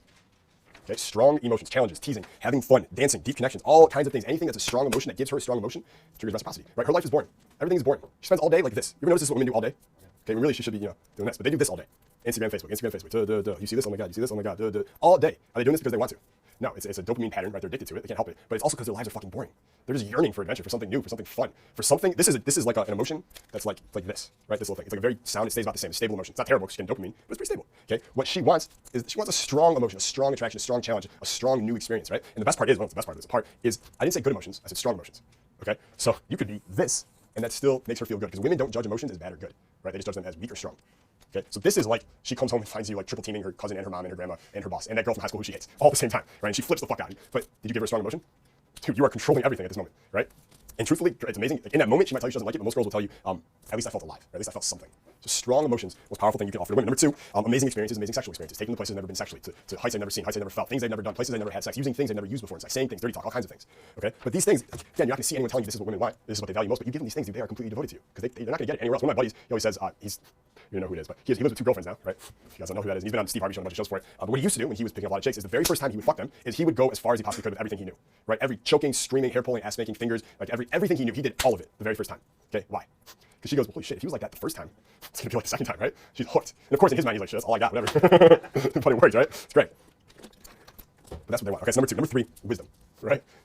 Wisdom. You teach women awesome things about the world, they feel super indebted to you, all right? Women, as far as I can tell, most feminine women I know, they're not going to sit there and read personal development books, right? All the girls I know who read a lot of personal development they're masculine masquerading as feminine. You guys haven't noticed this. They're like the yoga chicks who have bookshelves of like Deepak Chopra and Tony Robbins and every fucking book possible, right? And they're like, yeah, I'm just the essence of my core and one and I flow. Yet they don't flow at all, right? They're very controlling. They're very like, I have to do this and this and this. No, I can't do that. And they have rules for everything. So they're extremely masculine, right? Most of the most feminine women I know, they're not like, I have to read in the morning and do yoga at this time. It's very like, there's easygoing and flowing, right? So they're not going to read books. They're not going to take home study courses. They just want to meet cool guys who are going to show them and teach them cool things about the world. They'd rather learn it from you than from a book, a million times over, okay? So that's number 3. Number 4 is leading them through the world into new exciting experiences and places and adventures, which is really trust, right? Leading them. When we're uncertain, they drift a lot. They want a man who leads them. They're so indebted to you for leading them on the journey, especially if you're making your life amazing and you bring them into your life. Of course, they're indebted to you. That's amazing. Right? That's a great thing you just did. So what about business? All right. So here's a quick list. Personalized and unsolicited gifts or favors. And the exact example I have here is guys who bring me Ciroc at live events. Okay? And my man Chris here brought me Ciroc at this live event. Beautiful. Okay, that's awesome. Right? Anyone home coming to a live event, you probably bring me something. Okay? Probably bring me something. Introductions. Okay, in business especially, introductions like people, like especially once you get to really successful guys, like what are you gonna buy Richard Branson that he doesn't have already? You buy him a jet? Nope, he's got like 100 of those. Cars? Nope, he owns like car companies. You can't even buy him a bank, he owns banks, he owns hotels. Like what the fuck could you get that guy? You can't get him a gift, right? And truthfully, at this point, you probably couldn't make an introduction, he couldn't get himself anyways. Right? So once you get really high, it's really hard, but those guys who are at that mid-level, maybe they're really successful, but they're not like killing it yet. And if you can offer them an introduction, you're gonna trigger a ton of indebtedness towards them. Like someone, not just a good one, but a great one. Right? That's really powerful. So that's something that really works really well. If you're in business and you have prospects, give them free samples. Let them test your shit out, right? You're the drug dealer, they try your drugs, they get a hit. Damn, this shit's good, can I get more? All right? The drug dealer business model works just as well on the internet, works everywhere. I give you the Dudley's pickup line, you go out, it works, you're like, damn, Jason knows his shit, come back and you buy more, okay? And free sample gifts to customers, same thing. So if I'm selling Status, I'm gonna give you a free 15-minute video from inside Status, you get a free sample of it, so you can get a taste of it, okay? And obviously that gives you a great way to experience the product before you get it, but you're just indebted because I gave it to you for free, right? Guys pay a lot of money for this, I want you to test it out, dude, just because like even, and the key phrase in this, if you're in online marketing is, even if you don't buy it, I just want you to have it at least, okay? Because then it takes away that whole you're just doing this to get reciprocity, but you want to say that, like, dude, even if you don't buy the product, I just want to make sure you have it, because like, dude, the mission, I need as many, even if you don't know all signals, as long as you know one higher status signal, it's better than none, okay? And then finally, if you guys go to the Encore Hotel this weekend, you'll actually see it. Okay, I just thought this was really cool. There's a new restaurant at the Encore called Hardin. Okay, Jardin. Fantastic food, like really fucking good food. If you can go tonight, check it out. But as you walk in, I've never seen a restaurant do this before. Right as you walk in, they have this amazing tray set up of every dessert that they offer, already made, and they're decorated in flowers, and they have a pretty girl standing right next to it, like showcasing the dessert. And as you walk by, before they even take you to the restaurant, they stop you and they go, just so you know, these are the desserts that we have available tonight, and they tell you about each one, and they have a story for each one, right? Romancing the Stone, right? It's just fucking chocolate and fruit, but it's apparently there's some master chef in Switzerland who created it, right? So Romancing the Stone. So what they're doing is, okay, they're giving you kind of a free sample, like you look at it, and of course people salivate and then end up ordering more dessert. It's a great business technique. But they tell you that they're doing it to inform you so you can make an even better decision for yourself towards the end of your meal. But really, it's what it is. It's commitment and consistency framed as reciprocity. We'll talk about commitment and consistency in a later video. What they're doing is they want you to look at it, they want you to salivate, and what they're saying is so you can make a more informed decision by the time you're near the end of your meal. That's what they say. If you're sitting there, you're looking at it, you weren't even thinking about dessert, but now you've just committed to making a decision towards the end of your meal about dessert. Okay, most people don't think about that, but now that you've committed to making that decision, you're already thinking about dessert. You're already thinking about which one do I want to pick. So all of a sudden, you didn't go from I'm just going to get a meal, but I'm getting a meal, and I'm already thinking about which dessert I want to get. Right? So they're adding 20% to every bill that orders dessert, and they're getting most of them to do it simply by telling you we actually prepared these for you. We don't even get to serve them to anyone, but we want all our customers just to see it because we take a lot of pride in how our desserts look and how they taste. Right? So it's a really powerful thing. If you guys ever go to Encore Hotel, it's just like especially once you know this shit and you go back to the hotel, Steve Wynn has set up so many systems there that use this stuff to get more money from you in the most powerful way I've ever seen. It's incredible. You guys have seen that Day in the Life video where I talk about how when you order room service, how they talk to you on the phone? I'm sitting there, I'm ordering like eggs and bacon, and the bitch on the other line thinks you literally just solved world peace. So I get 3 eggs sunny side up and a side of bacon. Oh my God, sir, what a great decision. Absolutely, you can have that. What else can I get for you? And you get so excited by her response, you're like, well, shit, what else do I want to get? I want to hear her say that again, right? You're like, oh, a hot tea, what else you got? We got that. Like, but every time you order, you've ordered from them 50 times. They're all trained to do it. It is not coincidence. Okay, they validated so hard that you just want to keep fucking ordering. Brilliant. Okay, it's fucking brilliant. Okay, so before we wrap up here, I want to talk about the ways to, remember I said the Godfather didn't just do the favor, but he made it seem like a big deal to increase the perceived value? Very subtle, very powerful. Here are 5 ways to do that. So number 1 is talk about the trouble, the work, and the effort that you went through to obtain the gift, to obtain the favor. Even make it seem like you went through a lot of trouble. Okay, number 2, the concession that you made to get them this. You had to give up these things in order to do it for them, but it's okay. Like, dude, it's all good, my life is great, I know you need this, I'm happy to do it for you. Number 3, telling them the actual price value, or subtly letting them know the price of the thing that you're now giving to them for free. 1,100 guys have paid $1,000 for status, but I want you to have this free sample because I know how powerful it's going to be for you. Even if you don't buy the course, like, I want you to have this. Okay, letting them know the dollar value. 4, what someone else said about this favor you're doing for them, or this thing you're doing for them. Right, so you tell someone else that you're giving. So let's say I'm giving you a gift. Right, before I give it to you, I tell you, like, dude, I told Antoine about this. Right, he was like, I can't believe you're doing that for Rick. That's fucking awesome of you, Jason. But I'm like, dude, it's all good. Like, I know Rick would do the same for me. Then I give it to you. That just increases the perceived value of it significantly. Okay, so telling them what a third person said about it and valuing it highly works just as well. And finally, most important one is again, the trick is it cannot appear as a trick. Master this, and you are the majestic wizard with powers of the mind most will never discover. Okay, so that'll wrap it up for this video. I will see you tomorrow, man.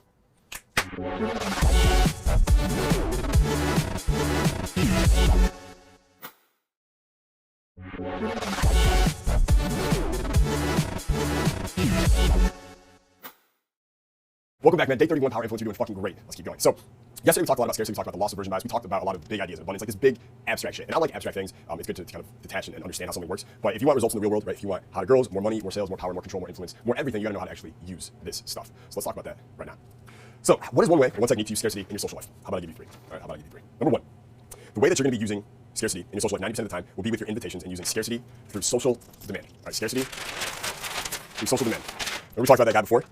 Okay, you're gonna use it as this is you. Okay, and you have all this demand from people who want your time, they want you, right? Social demand. So when you send out invitations to people for things or whatever, okay, there's always a limited availability because other people want to go. Okay, because other people. It's limited because other people. So for instance, invitations that are limited to a certain amount because that's how many, let's say, the party bus holds and X, Y, Z are already coming. These people are already coming. That gives it way more value, more scarcity all the way through social demand. Okay, so let's say you're taking, it's your friend's birthday and you guys got a party bus or party limo, there's 14 of you that can fit on the thing, right? And there's 7 of your guy friends and 3 girls coming, 4 more spots left. And you invite 15 girls, okay? You always over-invite, everyone knows that, right? Totally over-invite all the time.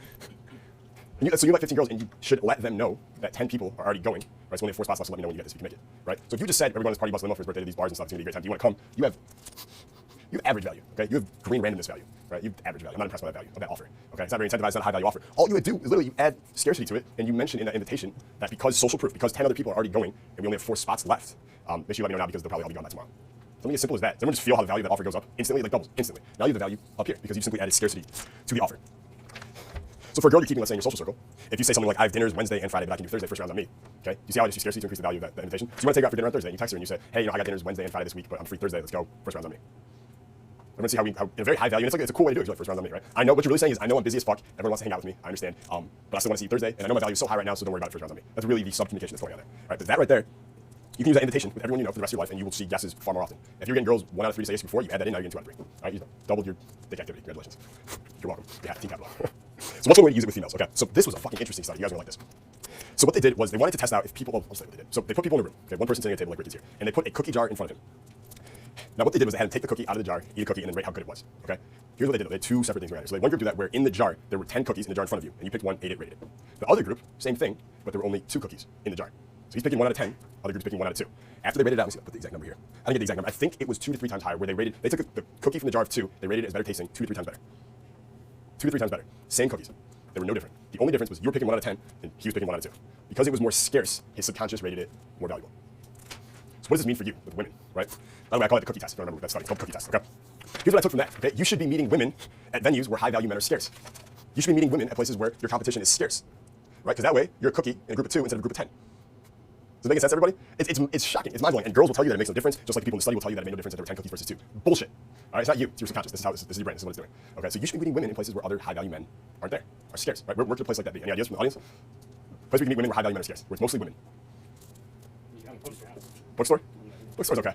Where else? What's that? Yoga class is a good one. Yoga class work. Where else? Yeah, like an art store, right? Or art gallery, right? Art galleries. Yeah, see, that's what I'm thinking about. Dude, I don't want to say the name of the bar because I'm not getting paid for it, but Aqua Lounge in Newport, you should probably check it out. Right? Dude, Aqua Lounge is so intense that the Cougars are, by the way, Orange County is like the Cougar capital of the country. It is insane. But you'll walk around there and there's a dance floor in like the middle of this hotel lounge and it turns into a crazy fucking club at night where it's just all fucking Cougars. Okay, and they are hot. These bitches, I swear to God, are hotter at 45 than they were at 25. Okay, there's some really good plastic surgery going on in Orange County. It's impressive. You'll love it, yeah. Especially when you tell them you're a plastic surgeon, dude. It's not even fair, yeah. You'll be injected in multiple ways that night, okay? But you'll walk around the dance floor. These Cougars are so thirsty that they will, on the dance floor, I'm walking out of the bathroom. The first time ever happened to me, this like hot blonde, probably 48. Make eye contact with her and she's clearly like giving me the eyes. Because as I walk by her, she rips out her hand like this and she just squeezes my fucking package as I walk by. Didn't even look me in the eyes. It hurt. Felt violated. Just squeezed it. It's like, feel like, what's there, right? And then I just kept walking and I'm just like, what the fuck is happening right now? And I come back later and I see her doing it to other people on the dance floor. Fucking crazy. All right, fucking crazy. So anyways, who here wants to go to Aqua Lounge now? Yeah. Let's go. Okay, good. So the other place that I'm thinking about, the hair. Thank you, sir. We good? Which one? Good? No? All right, I'm just going to roll with it. I don't really care. All right, so the other place I thought about, okay, would be strip clubs. Okay, I think strip clubs are really good. The reason I said that was places where high-value men are scarce. When's the last time you were at a strip club and you saw a bunch of cool dudes hanging out there? For real. Think about that, right? It doesn't really happen. Okay, so the last couple months I've been spending a lot of time at like Spearmint Rhino, and we're just cleaning up, like just crazy stuff. Did I talk about that in the intro video? Did I mention this at all? Just ringing any bells? In the Power Influence intro video? What was it? Hooters. I didn't talk about Rhino. Okay, there was just some crazy stuff where strippers are like full-blown gonna get in fights with my girlfriend and stuff like that. Because we bring her there and she's like, that's my girlfriend. Like we have a lot of fun together. We like flirting with other girls and go back to the other rooms and stuff like that. Like that's all cool. But some of them will just like they'll bring back multiple times where they brought back. They leave because they're mad and they find out I have a girlfriend, like angry mad, right? They come back with like a bisexual lesbian stripper and they try and force her on my girlfriend to distract her so they can spend more time talking to me. It's happened multiple times. And these girls, like when you tell them, like once they do that, I'm like, yeah, I'm not really attracted to neediness. Sorry, should probably go now. And once you do that, they get a little pissed. They're like, yeah, dude, you've never seen an angry woman until you've seen an angry stripper. Okay, stripper like a scorned stripper. Like hell, what's the quote? Hell hath no fury like a scorned woman. Hell hath no fury like a scorned stripper. All right, they got it wrong. All right, these bitches are crazy. But the thing is, I go in there. I know game, right? You guys are together. You know game. You're a completely different person than any guy that you ever meet there, right? So boom, now you have that working in your favor plus the fucking cookie test. You're more valuable automatically simply because of the contrast bias. Look at all the other losers here and look at me, and they all want everything on and give a shit. It works. Okay, so that's one. Number 2, the finding fault method. This is what I discovered a long time ago. What I would do is, you're at that point where you're attracted, or a girl's attracted to you, and you guys are having a good conversation. And you're connecting, and there's that vibe going on, you haven't hooked up with her yet, and you're at the same point, right? And you isolate her, right? So you isolate the girl, you want to get her alone. Obviously, she'll hook up with you in front of her friends, so you gotta get her alone first. And you sit down with her, and you ask her a question. You play questions game. You just ask her a question, something as simple as, so like, tell me, like, what's like the most embarrassing thing that's ever happened to you? You know, like, I find like girls who open up stuff are really cool. Like, so I'm curious, what's the most embarrassing thing that's ever happened to you? Okay, so of course, you sit there and you like tell her, you lean back, she gives you a little story, 1-2 minutes, whatever. And when she finishes, you just look at her, and you go, wow, I was not expecting that. Listen, it was really nice meeting you. See you later. You just walk away, right? Talk about this yesterday. And then boom, she pulls you back by the arm, and now she's physically escalating on you, and good things happen quickly from there, right? So it's the finding fault method. All you're gonna do, and you can do it later on like I did, or even in the first couple minutes, is you just look for something embarrassing about her, look for a fault about her, anything what it is, and then use it as a reason to excuse yourself and never talk to her again. Okay? Incredible attraction technique. All right? Incredible attraction technique. And by the way I did it there, did I engage her emotionally first before I did it? We talked for half an hour first, right? And then she's emotionally investing in me, so now there's an emotional engagement. Now scarcity works better on her than if I just done it right away. So I do it later, she's engaged, she tells me this whole thing, this whole nightmare story of her as a child or whatever it is, and I'm just like, all right, see you later. As I take myself away, scarcity, right? Loss aversion. She valued me somewhat, she valued me a lot when I'm sitting down with her. She values me 3 times as much when she sees that she's losing me. Now I got her completely. Everyone see how all that works? Very cool. And lastly, be less available, of course, physically and through text. Most of you guys know this already, but it's an important reminder. Just never forget that, right? You should always never be fully available. Be less available physically, in person, and through text. And again, you guys remember I talked about yesterday, I have some friends who like work in nightlife, and they literally spend their days on Facebook, Instagram, and Snapchat, right? And there's all this PUA advice out there that's like, don't be so available, you want to make yourself look like you're busy all day. Well, these guys like post 30 times a day on different stuff, and they have no problem getting girls, right? So like I said, be less available through text, physically. With social media, you can be as available as you want. That's kind of the good divider there. Okay, we talked about that yesterday, especially mirror exposure effect, right? So you have scarcity through text, you have scarcity through phone, you have scarcity through email, business, all that stuff. But social media, you can be available as much as you want. So what about business and money? One of the most important things you can do. I'll start with a question. Who here has ever been in a lunch meeting, a dinner meeting, or any kind of meeting, even a 10-minute call with someone on the phone to talk about business, where it went on for longer than you wanted it to? Where you just kind of end up talking and it's kind of aimless, it's purposeless after a while, and it's just like, oh my God, I'm just not going to listen to this kind of thing. This is going to take extra 20 minutes every time. All you want to do, okay, is announce start and end times before you begin. Okay, and you do this because of social demand, right? Dude, I'm really excited to talk about this. I just want to let you know beforehand so you're not caught off guard. We got to be done right at 4:15 because I have this appointment I got to get to right away. Right? You just let them know right away before you begin. If you tell them during, it's harder to get away, but you just let them know right before we're going to start. So if someone wants to get on the phone with me or whatever, and they're trying to set up a time, I'll tell them, yeah, dude, next Wednesday, 3:20 to 3:30, I can totally do it. That right there. So now I don't have to waste time sitting on the phone. But also, what did that just do for my value? Skyrocketed, right? You seem way more valuable because you're scarce. Your availability is scarce, right? So that's important. And then also, of course, like I said, any product, any service, whatever it is, you need to find a way to introduce scarcity to it. So they understand it will not be around forever. This deal will not be available forever. This product will not be available forever. And you always want to add a reason why it won't be available forever. And ideally, the best reason is because of social demand, right? I only have 100 copies of this. We've already sold 74. So you want to make sure that you jump on it now because it will probably be gone by tomorrow because so many guys are going after it right now, right? Girl, you better hop on this date tonight because there are a lot of girls texting me right now, right? And one of them looks like girlfriend material, right? 200 spots available for the Badass Mentor Retreat in Vegas. We've already sold 164 tickets. I think there's only 36 left. If you haven't gotten a ticket yet, you should probably grab it now, Austin. So it's, scarcity, right? Scarcity. So just remember that, right? Everything should have scarcity. Everything should be using scarcity. Final tip technique here, okay? This is called the scarcity on scarcity method. All right, we're stacking scarcity now. Scarcity on scarcity. Studies continue to find that making the scarcity intel itself scarce makes it more valuable, okay? The actual communication that something is scarce, making that piece of information scarce on its own makes the whole thing seem more valuable. So for example, there's a news report that comes out that a show in Vegas will be ending very soon. So there's a show called Absinthe. It's one of the most popular shows in Vegas right now. Right? It's pretty fucking funny. If there's an announcement that comes out that this is its last month on the strip and then it's gone forever, tickets will skyrocket instantly. Okay, everyone understands that, right? Because it's scarce, this is the last chance. Skyrockets, people buy it. But if there's a news report that comes out saying that Absinthe will be ending, but in the news report they say that we can't divulge who we heard this information from, but it's from a reliable source close to the show. We can't actually even reveal their name either. We probably shouldn't be telling you this right now, right? And then they tell you what's going to happen. Research shows that it's about 3 times more valuable when framed that way as opposed to just sharing the scarcity itself. So saying this show will be ending next month is scarce, and that works. It's 3 times more valuable when you say that I shouldn't be telling this, but I heard through someone close to the show. Please don't share this with anybody else. But the show will be ending this month, so you probably want to go see it now. Okay? See how I framed that piece of intel as scarce on its own? Don't tell anyone. I shouldn't be telling you this, that kind of thing. Okay, so it's the scarcity on scarcity method. So that'd be even me. That's what I'm saying on email saying that there's 36 tickets left for the Badass Mentor Retreat in Vegas. If I somehow find a way to frame that piece of information as scarce itself, please do not share this with anyone else. I don't want any other guys knowing about this because then someone from Team Capital will buy the ticket. Cannot use. Please keep this between us. Keep it on the hush hush. There's only 36 tickets left. The scarcity it like multiplies itself. Okay, so it's the scarcity on scarcity method. Just something to think about. You don't have to use it every time, but it's a really good, little juicy bit of intel for you to know. So on that note, I'll wrap it up for the techniques. I will see you guys tomorrow.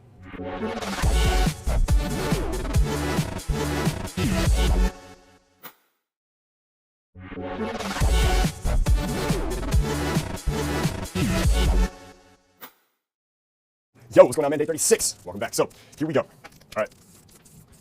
I have said this word probably 30 times so far in this training, the first 5 weeks. This is your hammer.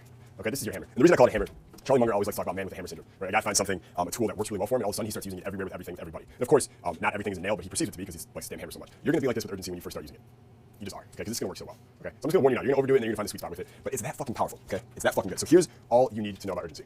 Here's the most important thing you need to know, okay? Urgency is the only reason decisions are made, okay? It is the reason decisions are made. So without urgency or deadline, okay, everything gets put off and decisions are never made. Sales never happen, friends never decide, and girls undermine and misjudge your value, okay? They misjudge your value. Without urgency, everything gets put off. Urgency is the reason decisions are made. All right, we have a saying on Team Capital. Just thank God for the mountain lion, okay? Thank fucking God for the mountain lion. Here's why. 100,000 years ago, when we're all living in caves and shit, okay? You're at night, you got your cave woman bitch, your cave kids, right? Cave fire. 3 in the morning, trying to sleep, it's cold out, whatever. You hear a growl from outside the cave, all right? It's not a friendly growl, it's a mountain lion growl, okay? So you put up the rocks or whatever, hoping to block yourself off. And first thing you go is, shit, we gotta leave in the morning. We gotta find a new cave, right? We gotta find a new cave. So you move and you move and you move and you keep moving. Eventually you evolve, and you have kids and they have kids and you evolve and you evolve. Before you know it, we're here today, okay? Without mountain lions, we would still be in caves. Okay, without the impending doom of death by mountain lion, we would have just hung out there. Thank God for mountain lion, okay? Thank God for a deadline. Mountain lion gave you a deadline. Mountain lion gave you urgency, all right? Problem is, fuck it. Human beings are natural procrastinators in everything that we do. Okay, natural procrastinators in everything we do. We also are pretty shitty at making decisions. All right, there's a book called The Paradox of Choice. Don't read it. I'm gonna sum it up for you in one sentence. Okay, when you have a lot of choices, you can't decide. There it is. Okay, you have a lot of choices, you can't decide. If there are fucking 10 or 11 options, okay, these are all different options, you can't choose. Okay, you can't choose. I hate it when I'm scrolling through my iPod trying to find a song to listen to in the middle of my workout, and I spend 10 minutes trying to pick the song because I have too many songs, too many choices. Okay, I just had one choice. I had 2 choices. It's much easier for me to make a decision. All right, so we are poor decision makers, especially when there's choice, and there is an abundance of choice in today's world. So people are naturally procrastinating that way, and then we're natural procrastinators anyways. We'll put things off as long as we can because we can. So we need urgency. It's the reason decisions are made. All right, urgency forces decisions to happen. There's a deadline, right? So you say you're leaving town, and if she wants to see you, it has to happen tonight. Thank you, urgency, right? The promotion for your product or service is ending tonight, so prospective buyers have to make their decision today, right now, before tonight, because it's ending. Thank you, urgency. This is my example, right? I need the names of everyone coming on the private jet because the pilot needs names, pics of IDs, and wait 3 days in advance, but you can't come. Okay? If you've ever been on a private jet, I'm sure some of you it's happened or whatever, right? You always have to send the pilot the IDs and the weight of every passenger because there's only a certain weight that can handle on the size of the jet. Especially if it's like a thing called a turboprop, which is like a smaller plane, can only handle so much weight. So you gotta get that stuff in by a deadline. If there's no deadline, no one's sending it in. If there's no deadline, you're not leaving tonight. She knows she can see you later. She doesn't have to decide yet, right? The product status is here today, right? And it's gonna be here tomorrow. But they don't have to decide today. They can put it off until tomorrow. But if there's a deadline, it is gone tonight. This is your last chance. You have to decide yes or no now, right? You say no, it's all good. No worries. A lot of the guys are already in, right? But you gotta decide now. Forces decisions to happen. There's urgency. There's a deadline, right? No one is immune to procrastination anywhere in their life, and no one is immune to the power of urgency when applied the way power influencers apply, right? Why did Steve Jobs, alone by himself, demonstrate more genius than the entire team at Xerox? Okay, we like to say that there's a lot of genius in urgency. Right? A lot of people think that like you need all kinds of time. You need 6 weeks to create like a masterpiece of some kind of work or something like that. No, the truth is, if you gave yourself 60 minutes to create it, the final product would be pretty much as good or better as the one that took you 6 weeks. Okay, there's a lot of truth. People think like Walt Disney, for instance, right, would put incredible deadlines on his employees. Right? People quitting, killing themselves, right? But the work they put out was great. Steve Jobs was notorious for setting deadlines that were crazy, right? When the iPod was first being made and coming out, they thought they needed years to create it. He's like, I need it in 6 weeks. They're like, we can't get it done in 6 weeks. Then you fucking fire, or you can find a way. They found a way. Okay, there's so much power and urgency. And Steve Jobs, 1979, goes to visit Xerox, which was like the big new computer thing coming out in Palo Alto. And he's 24 years old. He works for Apple. They're like just nothing. They might even still be in the garage or just moved to offices. But he goes to Xerox and he sees that they've created something that no one else has yet. They figured out how to have a point-and-click mouse. Okay, at that point, if you wanted to change something on a computer, you had to type in the command. Right, it'd be like a flashing thing. You type in the command and you get it. They figured out no, you just point and click. Right, so he sees this technology and he goes, holy shit, why haven't you guys like release this yet? This is insane. They're like, well, there's a lot of bugs with it. We want to fix it. We want to make it perfect, etc. No sense of urgency. Right, no sense of urgency. So he goes, all right, cool. Busts out of the fucking Xerox place, sprints over to the Apple computers, right? And he goes to employees and he goes, drop everything you're doing right now. This is what we have to do. We have to create this mouse and we have to create it before they do. And they go, it's not possible. We can't create it. We barely know. We know almost nothing about the technology. Now, in that moment, power influencer has two choices, right? Am I going to hold my frame and challenge this person to get it done by this deadline? Or am I going to, oh, you guys know what? You're right. You're right. You know more about this than me. If you say it can't be done, it can't be done. Now, fortunately, okay, everyone here is an iPhone. Very fortunate for us. Steve Jobs chose route A. He goes, fuck you. You can get it done. I know you have all these creative capabilities inside you. You just need me to bring it out of you. And that's what he does. He says, I need it in 6 weeks. For some reason, that was his number. He get everyone 6 weeks for everything, right? Things that should take a year. 6 weeks. So they work all day and night, don't sleep, whatever. It doesn't matter. They get it done, right? And all of a sudden, Apple blows up. And by 1984, I think Steve Jobs went from $0 in the late 70s to 252 million or something like that in 1984. He's on the cover of Time or whatever the fuck he was, right before he got ousted. Okay, but it started with the mouse. Steve Jobs had a huge sense of urgency with everything he was doing. He always felt like he was going to die young. It's kind of ironic, right? Kind of fortuitous. But he always felt like he was going to die young, like he had to do this today because he didn't know tomorrow was going to be there. Michael Jordan always says the same thing. He always talked about his career. He thought that he was going to die young before the age of 35. So he had to win as many championships as he could now. Right? There's a lot of genius in urgency. There's a lot of genius in urgency just for yourself. Okay, so understanding that how powerful it is for yourself, right? You get a lot of leverage for yourself that way, which is good. Let's talk about using it on other people, right, to influence others. So there's three really important components that come with urgency. Okay, three really important components. Number one, it requires a reason why. Okay, there needs to be a reason why there's urgency. You can't just tell someone I need it by tomorrow, or you got to choose by tomorrow, you got to decide by tomorrow, let me know by tomorrow. You need a reason why. You need a because. Okay, everyone here should know this, but because is one of the most persuasive words in the English language. Okay, tell someone to do something, just add the phrase because, and then insert any reason why, and you'll be so much more powerfully persuasive.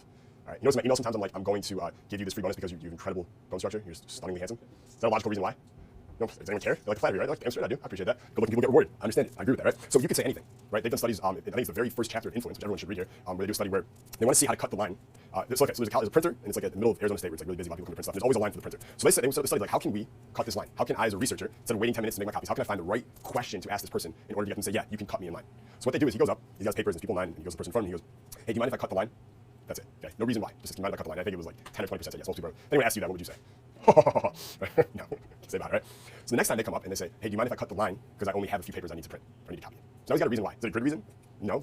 This person might have only a few copies themselves too, right? Something like 93% of people said yes. Don't quote me on these numbers. I don't remember them exactly. It was almost all of them. Okay, and then they went up one more time because they're like, well, is it just the reason why? Because that's a decent reason why. You only have a few. They might have a lot. What if we just say anything? Just any reason why. So he comes up and the same thing. He goes, mind if I cut the line because I'm in a hurry? Which is ironic. He's like, what? I'm not in a hurry. You're not in a hurry. He goes, because I'm in a hurry. And it was like almost as many as 93%. It was about 10% less. Okay, so what they found was the reason why doesn't really matter as much as the fact that there is a reason why present. So with urgency, you always want one, a reason why. Two, there needs to be a deadline, right? The deadline and the reason why. So very obvious, right? Here's the deadline. Here's what I need to know by because, and then you insert the reason why. And number three is you don't want to associate. You don't want it to seem like a power move. Right? You don't want it to seem like you're trying to control someone, like it is contrived. So what you do is you always want to ensure that the reason why is due to forces outside yourself, or for a really like a good reason that has to do with people. Right? So we have the deadline. We have the reason why for the deadline. And we always want to ensure that the reason why involves other people. For instance, guys, the Badass Mentor Retreat, right? They got 25% off all the products for those 2 days, so you guys have until 4 p.m. today, right? And to hold it off till 7 p.m. today won't really be fair to them because they were there for 2 days for the event, and then there was a whole thing, and I told them I would never do this again for anyone, but I'm doing it for you guys, etc. Like that is the reason why. But that's also, it's not like I'm doing it just to control people, right? No, there's a real reason why. So we have a deadline, we have a reason why, and it's a good reason why. The power move that people plan you sometimes is they'll try and take the moral high bar with the reason why. Like here's the deadline, and the reason why is we need it in time because I don't know, it's for the kids, right? They'll just pull some shit on you, like it's for the kids, or because I want to make sure I get this done in time because I want to go see my mom tonight. I haven't seen her in a couple weeks, right? So just let me know by 6 because I got to go see my mom, right? And you don't want to be the guy who's a dick, like, dude, I won't be done by 6. I can't let you know by 6. You're gonna have to wait. You can't see your mom. No one wants to. So they kind of play the moral high bar on you. You can use that too. That works really well. So if you want to think about why, like a reason why, that works. But remember, the reason why almost doesn't matter, right? Hey, I need to know by 6 because I'm really good looking, and so are you. It works. Okay, it all works. Okay, this is the final tip for you before we get to the next one. It's called Parkinson's Law. Okay, Parkinson's Law. What it means is that work tends to fit the time allotted. Okay, this is the way you use urgency for yourself. Okay, so again, after reading Dan Kennedy's No BS Time Management, this is something that really stuck with me. I don't know if he mentions a lot, I've known about it, but he kind of bases his stuff on it. So let's say I'm creating, let's say I'm working on a new live event, like a new seminar at the Capital Compound. Okay, if I just like, I want to do X, Y, and Z for this event. I want to prepare all those things for it. Right? I want it to be this good. This is what I want it to have. If I'm working on this, if you're working on anything yourself the same way, okay, if this is what I know I want to accomplish, and I don't add an end time to like how much time I have to complete it, we will keep going with it forever, right? We'll never know when is it done. How the fuck would you know when it's done, right? Because you're like, it can always be better. So you'll keep going, keep going, keep going. What you need to do is you need to set an end time. You need to allot a certain amount of time that you will allow yourself to work on this thing. And the minute you reach that point, you do not continue past that point, right? You stop right there and you're done. The minute that time happens, as the deadline you set, you're done. If I'm writing a new book and I say I can dedicate 45 hours to this, when 45 hours hits, that's it. Book is done. Okay, that's how really productive entrepreneurs operate. That's it. I'm done. Okay, and the reason for this, I'll also tell you, is they didn't need a year to create the iPod, right? I don't know how long it took. Maybe it was a year. Maybe they didn't need 5 years to create it, right? I didn't need I don't know 150 hours to create Power Influence. I knew I could do it in about 70. I knew I could do it in about 70 hours. So that's the amount of time I gave myself to work on it to create it. Okay, so you need to always pre-allot amount of time. Like whatever you're working on, you have this thing coming up, like tell yourself, this is the amount of time I'm willing to allot to this thing. And then plan it out. So I'll work in chunks of 1 hour at a time. I got 10 hours for this thing. Monday 1 hour, Tuesday 2 hours, and you plan it out in advance. And the minute you're done, you're done. Okay? And Parkinson's law states, again, work tends to fit the time allotted. If you gave yourself 100 hours, you'd get done in 100 hours. But if you gave yourself 20, you'd still get it done in 20. You'd find a way. Who here's ever found a way to get something done in way less time than they thought it would take? Because they had a sense of urgency when they were working on it. Okay? You should, as an entrepreneur, have that sense of urgency in everything you do. All right? Lackadaisical work is no work at all. It's bullshit. Okay? When I'm working at the compound, dude, I'm not like chilling. Like it's still amazing to me how I'm able to maintain like my carefree attitude with how hard I go at working at stuff and how when I plan my stuff, it's by the minute, right? Like everything. But it's only done on purpose, right? Because I know if I give myself 45 minutes to write a newsletter, I'm gonna fucking find a way to get it done. I'm not sitting there going on Facebook every couple minutes coming back. It's everything shuts off and I gotta get it done. I have a countdown timer. This is a little productivity tip, dude. I have a countdown timer on a tab open. So if I'm writing, there's a timer here counting down, letting me know how much time I have left. I have on my phone a timer going at the same time. Okay. I have an Iron Man collector's item. This red little fucker. He looks like Iron Man. He's badass. Right. And he lights up and the timer goes off. I have a timer there. Okay. And then usually I have a clock in front of me that I can see also. So I have 4 different symbols letting me know urgency matters, time matters. Okay. So I want these constant priming reminders all around me all the time, keeping me aware of that shit. Okay. That's how you get a lot of shit done. Right. That's how I get more done in a day than most people get in a month. That's how fucking Elon Musk gets it done. Right. He gets more done in a day than the world does in a year. Okay. So that will do it for this section. See you guys tomorrow. Peace out.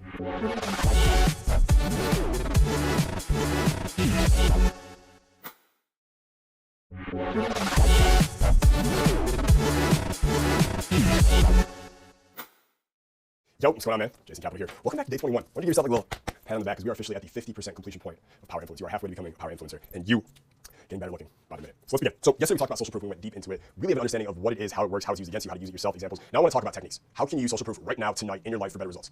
So two little anecdotes about myself and how I use it in my life, and then we're going to get into social life, sex life, and financial life. So number one, all good stories, you should probably be writing this down, okay? All good stories, invitations, or really anything else should include some form of social proof, okay? Now, the paradox here, the irony, is that you are not susceptible to social proof. Social proof doesn't really work on you anymore because you kind of understand it. However, it's still going to work on everybody else, so you want to continue to use it. So something that you know doesn't even work on you still works on everyone else. This is something that took me forever to figure out. Because when you become so detached from certain things that none of them seem to affect you anymore, you're like, why do I use this stuff on other people? Because it doesn't work on me, right? Well, no, it still works on them, okay? So as you become a bigger power influencer every single day for the rest of your life, don't forget that, all right? Because as you master these tools, you're going to find that they work less and less and less on you, right? It's like, it's total mindfuck, okay? So just remember that people are not training every day to become better power influencers for the most part, just you. So they're susceptible from day one to the last day, okay? You, however, is a little different. But no invitation, no offer, no good story, none of it. Okay? It's all kind of worthless unless there's some social proof in it. It's just not nearly as good unless it's wrapped in social proof. Now, most people, everyone should do this too, okay? Everyone should be doing this, but they won't because they're lazy and they're okay with meager pay and fucking fat chicks, okay? But you're not. That's really what it comes down to, okay? You're not. You want better things for yourself, so you continue to use social proof in everything that you do. Every story or what I tell, I really do my best to ensure that there's social proof in all of it, right? It's part of the checklist. Okay, it's part of the checklist. So that's number one. Number two, often the best way to use it verbally to trigger attraction in women. By the way, who wants to know what that is? Who wants to know the best way to use social proof to trigger attraction in women? Sure? Okay. So the best way to do it is to imply in your words, not that just you're surrounded by women or women that are friends, that's not good enough, okay? Is it's to imply in your words that women chase you, pursue you, and basically just cannot leave your fine smelling self alone. That is the best way to use it, okay? Can't believe I'm going to reveal this right now, but I will.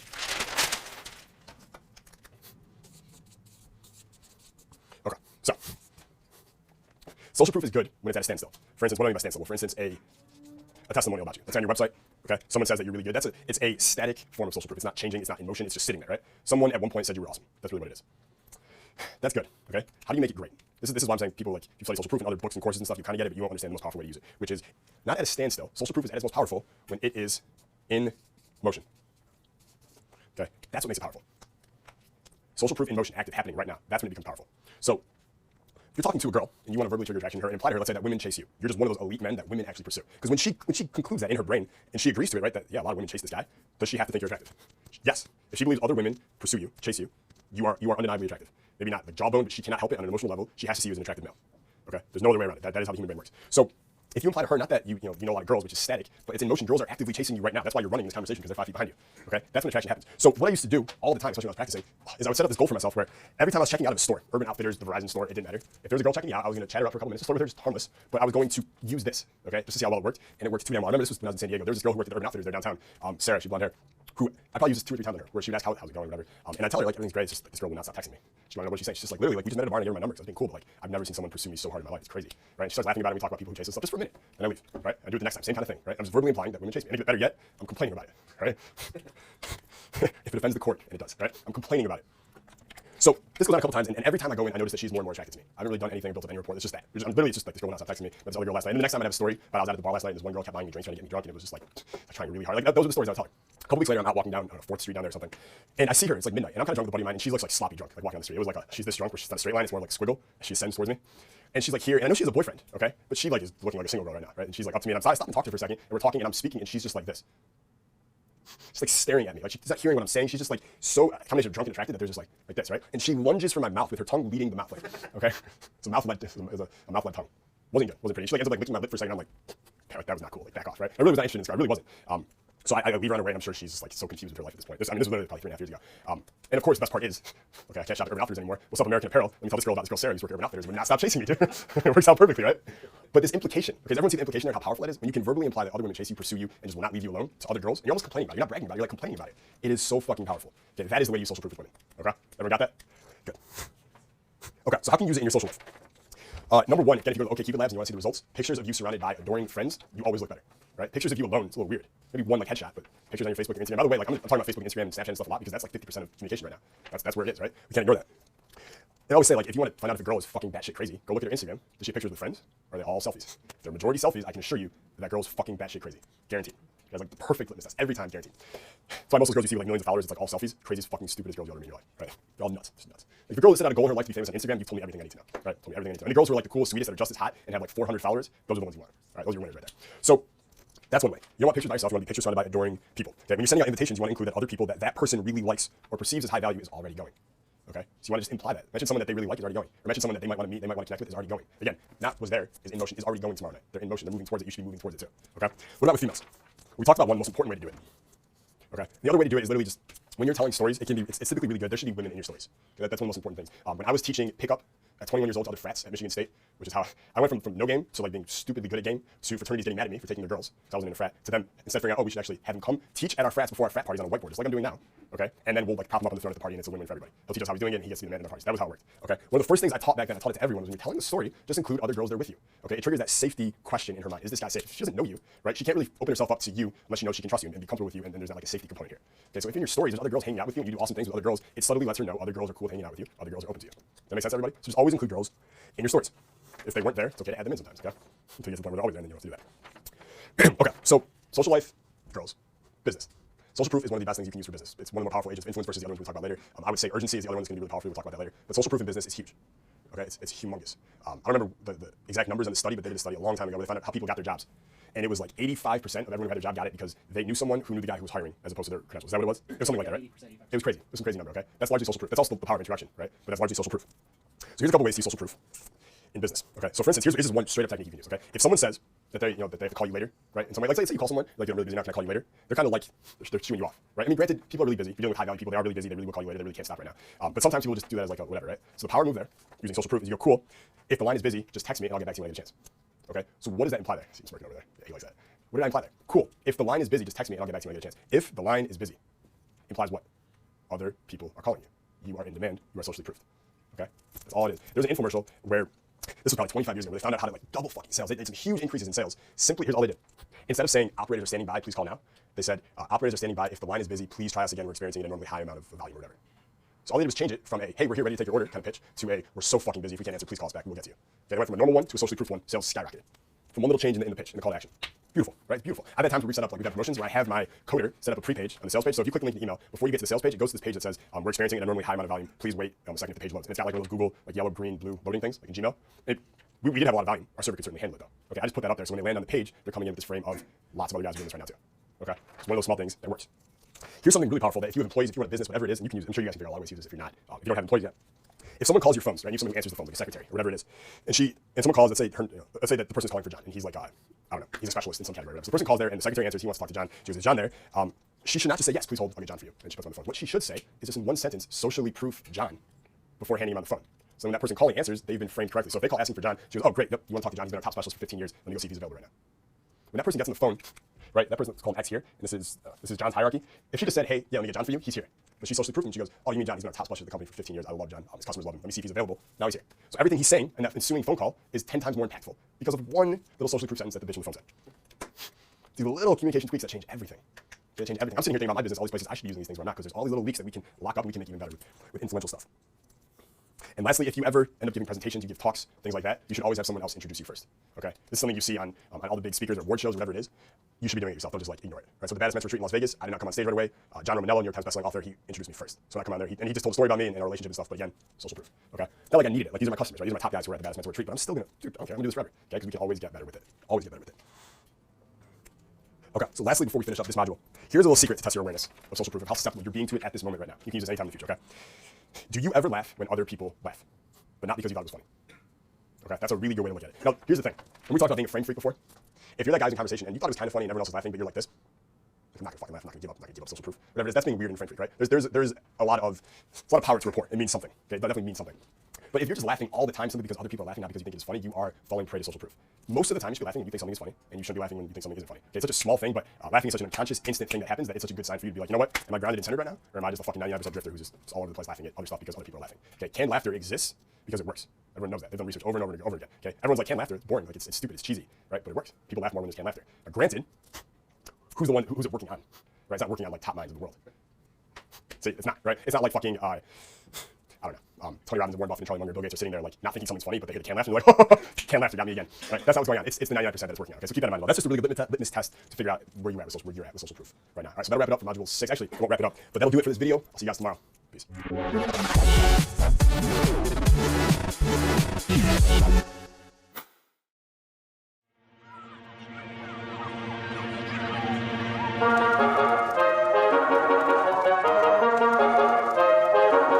Smoked a lot of weed, went broke, moved back to my parents' basement, made a plan to move back to LA, went to Santa Monica, Jason Capital dating, the online company was born. A couple months after I'm out there, I'm doing all kinds of like social god stuff, networking as much as I can with people in the industry, and I became really good friends with Josh Pellissier, who owns the Dow Badass, who has read that book. Okay, good book, right? Good book. Josh is a good guy. He used to be sane. But me and him got along really well because we were both like really fucking good at just the psychology of female attraction and dating stuff. Like, he's one of the few guys who I've met in this industry who I'm like, yeah, he actually knows what he's talking about. Okay? There's very few guys where I'm like, I actually want to hang out with that person. He's one of them. At least he used to be. It's a whole other story I won't get into on camera, but let's say he took a different path. Okay? Took a different path. But one night we're hanging out in my apartment in Santa Monica, and we're drinking, we're having a good time, a couple other people there, a couple girls there, and we start talking about what constitutes a bad blowjob. Okay? Like what are things a girl could do to make a blowjob really bad? Like what are like, it's like I'm like writing copy as I talk about this, like 7 things a girl should never do with her mouth when sucking your dick. Right? Like any girl sees that clickbait, she's clicking that shit. Right? 3 things you should never do with your man's dick in your mouth, right? Laugh would be one of them. Can you imagine? That'd be one of them. Wow. If I ever write a movie and I have to embarrass the guy and make him seem like a little bitch, that is one way I would do it. That is one way, by the way, I will convey it and not say it, right? You don't say a guy's a little bitch. By the way, movies are such a good way, or TV shows, for you guys to like look at ideas of how they tell you stuff versus say stuff about a character. Okay? One of the, hopefully I can fucking remember it. There was a scene that I read in a script. I was like, that's the greatest thing I've ever read in my life about just like describing everyone's role in the situation. Husband and wife in an elevator, standing silently. Man is wearing a hat. Doors open. Young girl walks in. Man takes off his hat. That's the scene. What did you guys get from that? Girls hot. What else? What about the guy? What's going on? Are him and his wife are they getting along? They don't. There's like some tension there, right? Does he want to fuck the girl? Is the wife probably mad? Annoyed? And he doesn't give a shit? You got all that. I didn't tell you anything about them, right? I just described the scene and one thing happened. That's how you convey something instead of say it. It's brilliant shit, right? It's brilliant shit. Anyways, we're sitting there in this apartment, talking about 3 things you should never do when sucking a guy's dick, right? Like worst mistakes girls have made with us when sucking dick that makes it bad. And then this other girl comes later and she walks in right as we're in the middle of this conversation. And this is like a very like goody two shoes kind of girl, like a prude girl. She doesn't like, she's very into like nature and probably like Beanie Babies, I don't know, right? But we're talking about this, and she like takes a second to like, what are you guys saying? I can see her eyes kind of light up. By the way, who's ever had that moment where you're talking about this stuff, and then someone else comes in the conversation, and you like think you need to tone it down just to like make sure you don't like affect them, right? Who here's on that? Jacob's laughing back there. We all do it, right? Even I do it to this day sometimes, but I'll catch myself, and I'll be like, well, do I really want to do this, or like, am I protecting this person from the truth? Do they need to be protected from the truth? Won't they grow stronger if they just were exposed to it? So like, I'll literally have that conversation in my head and go right back to what we're talking about. So I see her eyes kind of light up for a second, but I was like, whatever, we're just gonna keep talking about this thing. And I could see he was still gonna talk about it. He didn't give a shit. So I'm like, cool. So we talk about it more, and she just like jumps into the conversation and starts telling stories about sucking dick and like all kinds of stories that she would have never told with a guy, even on like a 4th date, right? And she just got there, and she's already telling us this, okay? She's already telling us this. Here's why I share this with you now, okay? It is because context is far more important than content, okay? Context weighs far more heavily on the human brain than content.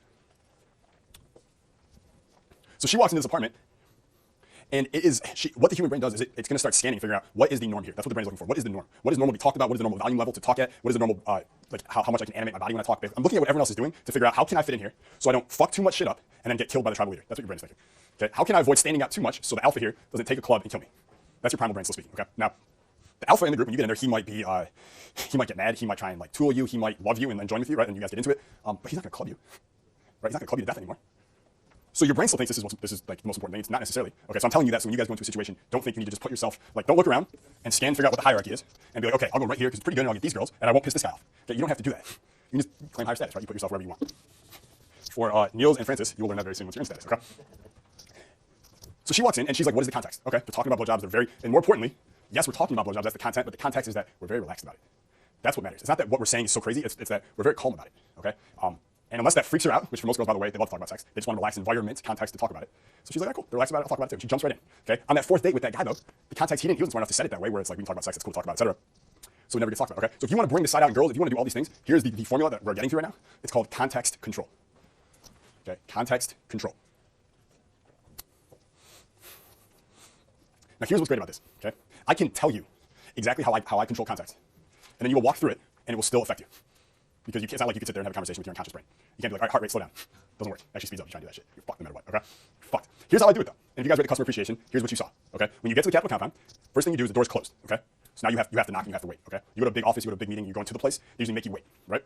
Who's ever gone to a meeting and they make you sit in the lobby for 10 minutes before they call you in, right? And you know the guy's in there, he's just laughing his ass off, right? You rub one out real quick before the meeting, shake your hand.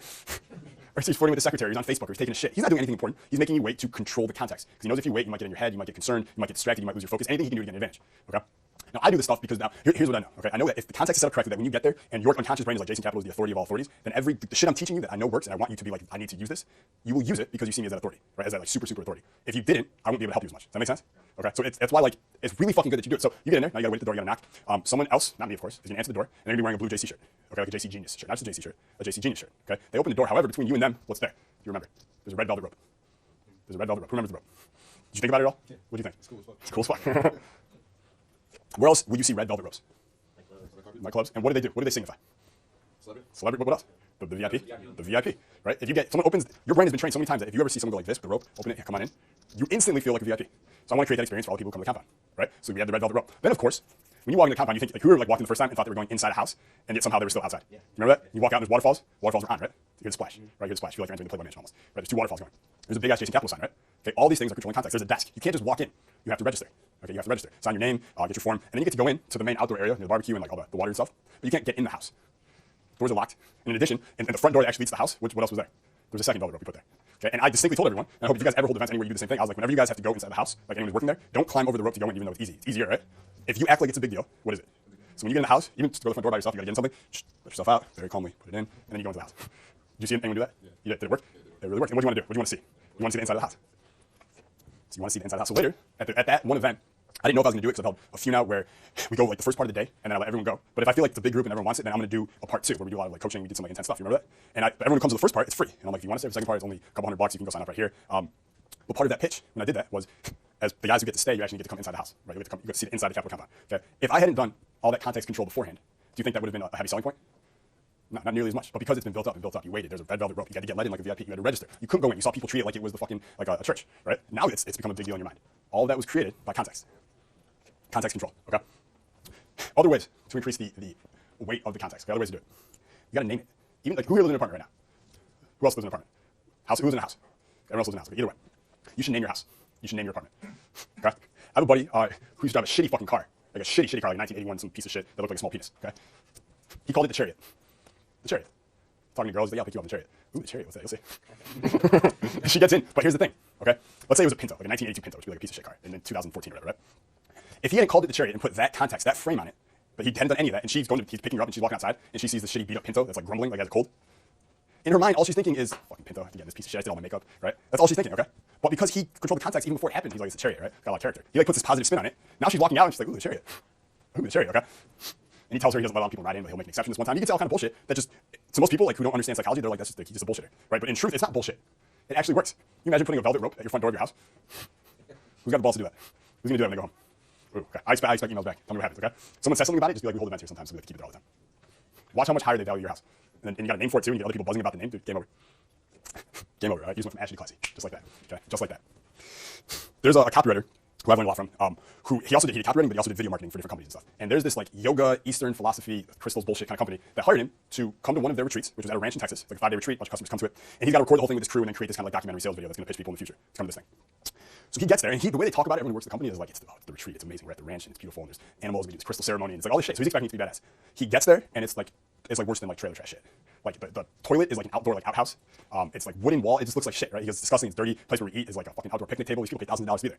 Okay. And he can tell, he's like, when we got there, we were there a little early, and the attendees start showing up, and you can see like on their faces. Right now, they're taught also in this philosophy, right, not to get attached to things, right? Be unattached. So don't be like into material stuff. So if it's ugly, well, that's only your judgment of it. What if it's beautiful? And then because they bought into the philosophy, they have to be like, okay, all things are beautiful, right? Which I don't believe, but they did, right? So that's one way they get them to start seeing the context in a different light. In addition, The very first thing they do when they get to this ranch is they go, okay, here's how it works. When you enter this door, which by the way is the only door you're allowed to enter. We have 3 other doors in the main hall here. We're going to be doing a lot of our work. Those doors remain locked at all times. That's the only door you enter. When you enter it, you immediately turn left, take off your shoes, and you put them off next to each other. You put them perfectly next to each other because we value detail. Okay, and then you're going to sit here. And then when you go to take a shower here, you have to pick up the towel this way. You have to unfold it this way. The water can only go this far. You shower by washing your hair first, then your body. Then you take the towel, you dry yourself off, and you refold it, or you rehang it this way. And they have these little rules for everything. Every piece of this fucking shithole they have a rule for. He said by day 2, everyone there was treating this place like it was a mansion. They were treating it like it was fucking Trump Towers. Okay? And he goes, even myself, I wanted to leave after day 1 because I did not want to stay there. I started thinking of the place like it was fucking Trump Towers. Myself. Okay? That's context control. Everyone see that? I'm making these people do all these meticulous little things about the place. They're building up the value of it. Like because think about context. What in your life have you ever treated anything with that kind of respect and detail? Only the finest things, right? Imagine you have like a Picasso painting here and you have to move it from here to here. How are you gonna move it? It's worth $20 million. You can just throw it, or you're gonna be very detailed and like very like certain. Right? Five, you have like 10 guys pick it up very slowly, wrap it in blankets. You're gonna treat it like it's gold. So they're telling these people, because we value detail, this is how we do things here. But really, what are they doing to this conscious brain? This is context control. They're making you believe that it is the nicest possible thing in the world. Brilliant. Brilliant. Whose mind is kind of blown right now? Yeah. I love when I look at you guys and I see eyes are like, oh my God, dude. And by the way, was there any reason that you couldn't enter or exit through those other doors? No, of course not. They're just fucking doors, right? Why do you have to take your shoes off that way? There's no reason you have to. All right, it's just context control.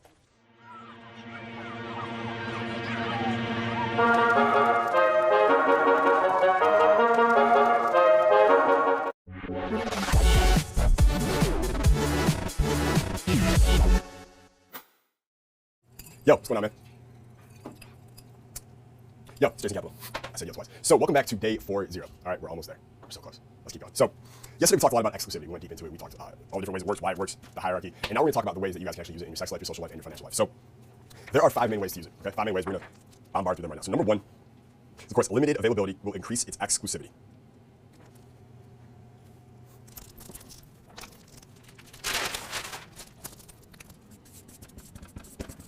Okay, limited availability will increase its exclusivity. If there's only a certain amount, that naturally means everyone can't have it. It's a lure of getting what others cannot, more people want it, right? It's limited, right? The best way to do it, though, okay, there's two best ways to do it, of course, are through social proof or scarcity. Okay, so there's a limited availability of something, but the reason why, right? We talked about the reason why in module 11 a ton. Social proof, right? The social demand for it is so high that so many of them have been taken that there's only a limited amount left. Right? So many parents have come and bought Furby for their kids that there's only a limited amount left. Right? So we set aside 50 for the first people who get here in time, come to the store now. Okay, so it says a lot of triggers, but it also says exclusive. Okay, the other way to do it is just through scarcity, right? Just through general scarcity. There's only a limited amount that we can make, and that's it, right? Scarce. When it's scarce, it is naturally exclusive, right? So that's number 1. Number 2, okay, and this is what a lot of companies use, is price. Pricing can increase exclusivity, and it often does simply by charging more. Okay, by charging more. When I work with clients who need help only with their business practices and getting more clients or getting more money out of those clients or increasing transaction frequency with those clients, oftentimes I spend half the day just convincing them to increase their prices. It literally takes 2 minutes to send an email to the web guy or to change it at the office or whatever it is, but it takes 4 hours for me to convince them that they should just double their prices.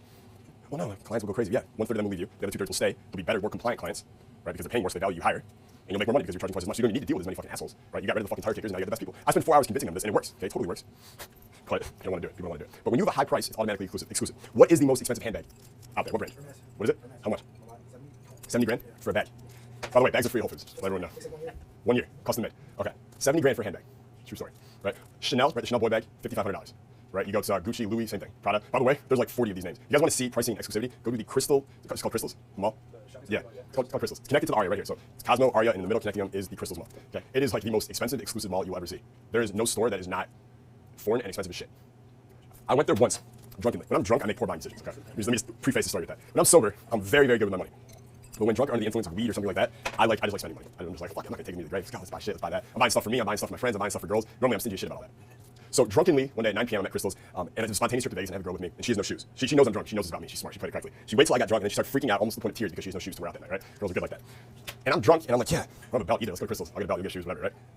So I end up buying like a $500 belt from Louis, okay? By the way, it's the best belt I've ever had. Is it actually the best belt utility-wise, or I just convinced myself of that? I don't know, right? Actual versus real value, who the fuck knows, or actual versus perceived.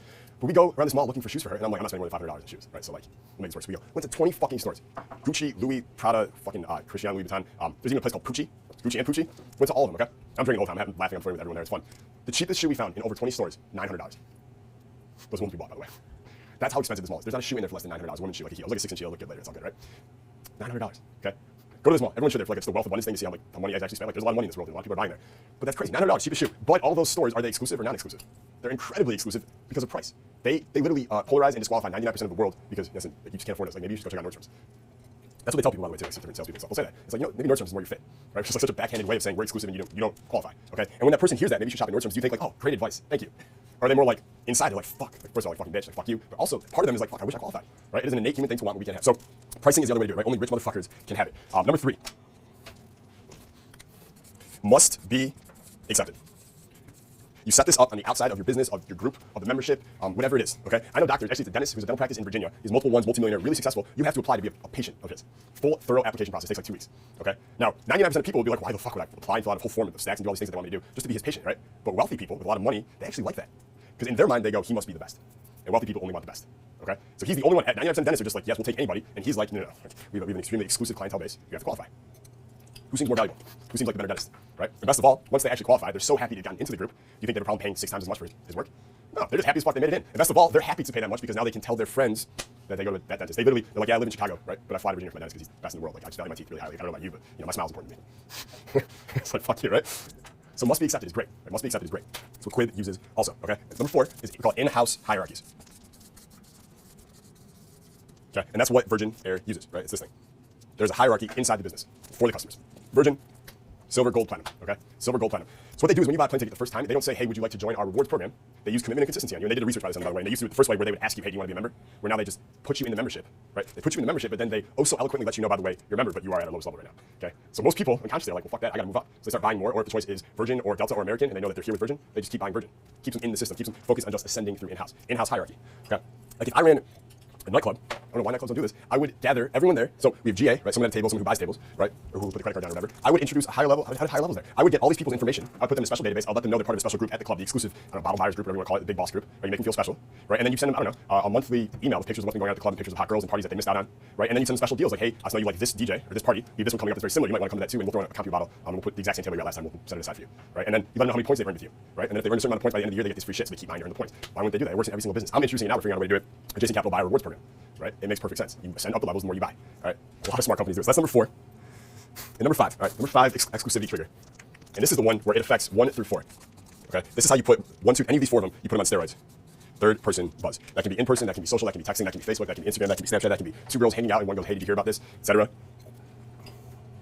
Anyone talking about any of these things to anyone else increases the exclusivity significantly in that person's mind. So let's say, for instance, that you have, I don't know, let's say they must be accepted, right? Let's say we're talking about Quib. And I didn't know what Quib was. And a buddy of mine who's an investor in Silicon Valley or whatever tells me that he heard about Quib, it's cool, and he applied, he actually didn't get accepted, right? Third person buzz now. By him telling me that, do you think I'm gonna be intrigued? Like, what? Like, my buddy didn't get in? That's crazy. Let me check that out. So now when I go to check that out, what frame of mind am I perceiving Quib in? Exclusive as shit, right? So once you have these things set up, you want to find ways to get people talking about the exclusivity. Okay, and that just gets the snowball rolling. Things go crazy, okay? So let's talk about specific techniques, a few more. So like, what's one way you can use it with your social life? Well, one thing you want to do with social stuff is, even if you're just throwing house parties, or even if you're just doing dinners, or if you work in a nightclub, or you work at a restaurant, or you have a practice, you want to be known as the hardest door in town, right? That's the way to put it. You want to be the hardest door in town. 80% of people want to go to the place that has the hardest door in town. 20%, okay, we call them polarity responders, they're the ones, they're like the hippies, right? They're like, hardest door in town, I want to go to the place where everyone's accepted. So they'll run the other way, and that's okay, right? But most people want to go, they'll unconsciously want to go to the hardest door in town. It's the hardest restaurant to get a reservation, hardest bar to get into, right? Hardest house party to get an invitation to, right? The swingers party with 50 Playboy models, hardest invitation to get into, everyone wants to go. By the way, if that exists, let me know. I don't know about that. Another way to do it is it's a little like trickery with words, but when you invite someone to something, you want to let them know it's exclusive, saying something along the lines of, just so you know, I'm not inviting everyone to this, only my faves. Okay? So you know, like, I'm not inviting everyone you know to this, just only my favorites. Something that small is such a strong exclusivity trigger, and making the person feel special at the same time. You let them know you're not inviting everyone, only my faves. So you didn't go out of your way and be like, I'm inviting you because I prefer you over others. It's like it's a subtle thing, right? It's subtle, it's artful, it's tactful. Okay, so you know I'm not inviting everyone, only my faves. And lastly, just ask yourself, before you send out an invitation, an email, text, whatever, just ask yourself, hey, is this invite or offer or event wrapped in some form of exclusivity? Have I somehow made it appear exclusive? Just add that to the checklist, right? Did I make this exclusive or not? Have I added it? And if not, simply ask yourself, what are 2 ways that I can increase the exclusivity of this, and then do at least 1. Okay, that's a little trick we use. If you notice that, like, you go to this power influence checklist, by the way, all you're gonna have, everyone at home, you already have it, the power influence checklist, which has all the triggers and a little bit of information about each one that you just want to carry in your back pocket for the rest of your life. Just keep with you, okay? If you go to the checklist and you realize you're missing one of these triggers, okay, simply ask yourself, what are 2 ways I can introduce this to the offer, event, invitation, whatever, and answer 2 ways, okay? The reason for this, okay, if you just ask yourself what's one way I can do this, the answer your brain will come up with will be decent. It will be okay. When you ask your brain for 2 or 3, by the way, you ask your brain a question, it will always provide the answer, right? So you ask your brain for 2, it'll come up with at least 2. One will be better than the other. You choose the better one, that's the one you use. So it's a little brain hack, all right? So what about with females? Okay, what about with females? One way you can do it, and I used to do this a lot, was you share an interesting story about a time where you turned down an in-demand girl, right? Just any story you have where you somehow turned down a really hot girl that other people want. Make that like one of your signature stories that you just happen to tell in passing conversation a lot. Okay, the reason for that, and the phrasing would be something like, when you tell the story about, there's this girl who was, like for me, personally, there's one story where there's a girl who was, she was Miss California Fitness or something like that, and she was some world fitness thing, and she did other things. She's a little older now. But I turned her down just because it wasn't the right timing, and there was another girl I liked more there, etc. But to tell another girl that you turned out like a Miss Fitness California or whatever, sounds pretty cool, right? And you do it not in like an asshole way, but the way I would phrase it is something along the lines of, you know what, I'm just like a little picky, like a little bit of a challenge, I guess. I don't know, like most hot girls think they can just like get any guy they want, and I'm like, nah, like you can't just get me, like you're gonna have to work a little bit for this one, right? That's kind of the way we wrap up that story. Like most hot girls think they just get like any guy they want, and I'm just like, nah, like I'm a little picky. Like you're gonna have to work for this one. All right, money. Of course, you're embedding to her as you tell this other girl the story. She's gonna have to work for you, right? So now she's here, you're here. Now you just got her chasing you all night, all right? And of course, outside social demand, if a lot of other girls want you, are you exclusive? Excuse me, are you a hard to come by asset, right? Of course, you're exclusive. And also, so you want this reputation of a lot of girls want you, but you're very picky. That's like a really good reputation. It's like a really strong reputation. The two strong reputations you want if you just want to sleep with a lot of girls is one, man whore, right? People will tell you that's a bad reputation. No, dude, it's a great reputation. Because a lot of times what happens is you sleep with a lot of girls because they know if you're a man whore that you're not going to be weird, that girls are comfortable with you, that you are pre-selected. Right? Forget all the logical shit. Let's just focus on the unconscious influence. You're pre-selected. A lot of girls like you. You're chill. You're safe. You're probably decent at sex because a lot of girls like to sleep with you, right? And you sleep with all kinds of girls, right? So most man whores I know they sleep with 3s and 10s. It's weird. They'll just like sleep with whatever. Okay. And also, you'll get girls if that's your reputation. The minute they break up with their boyfriend and they're pissed and they get drunk the first night, who do you think they're calling? The rebound bang.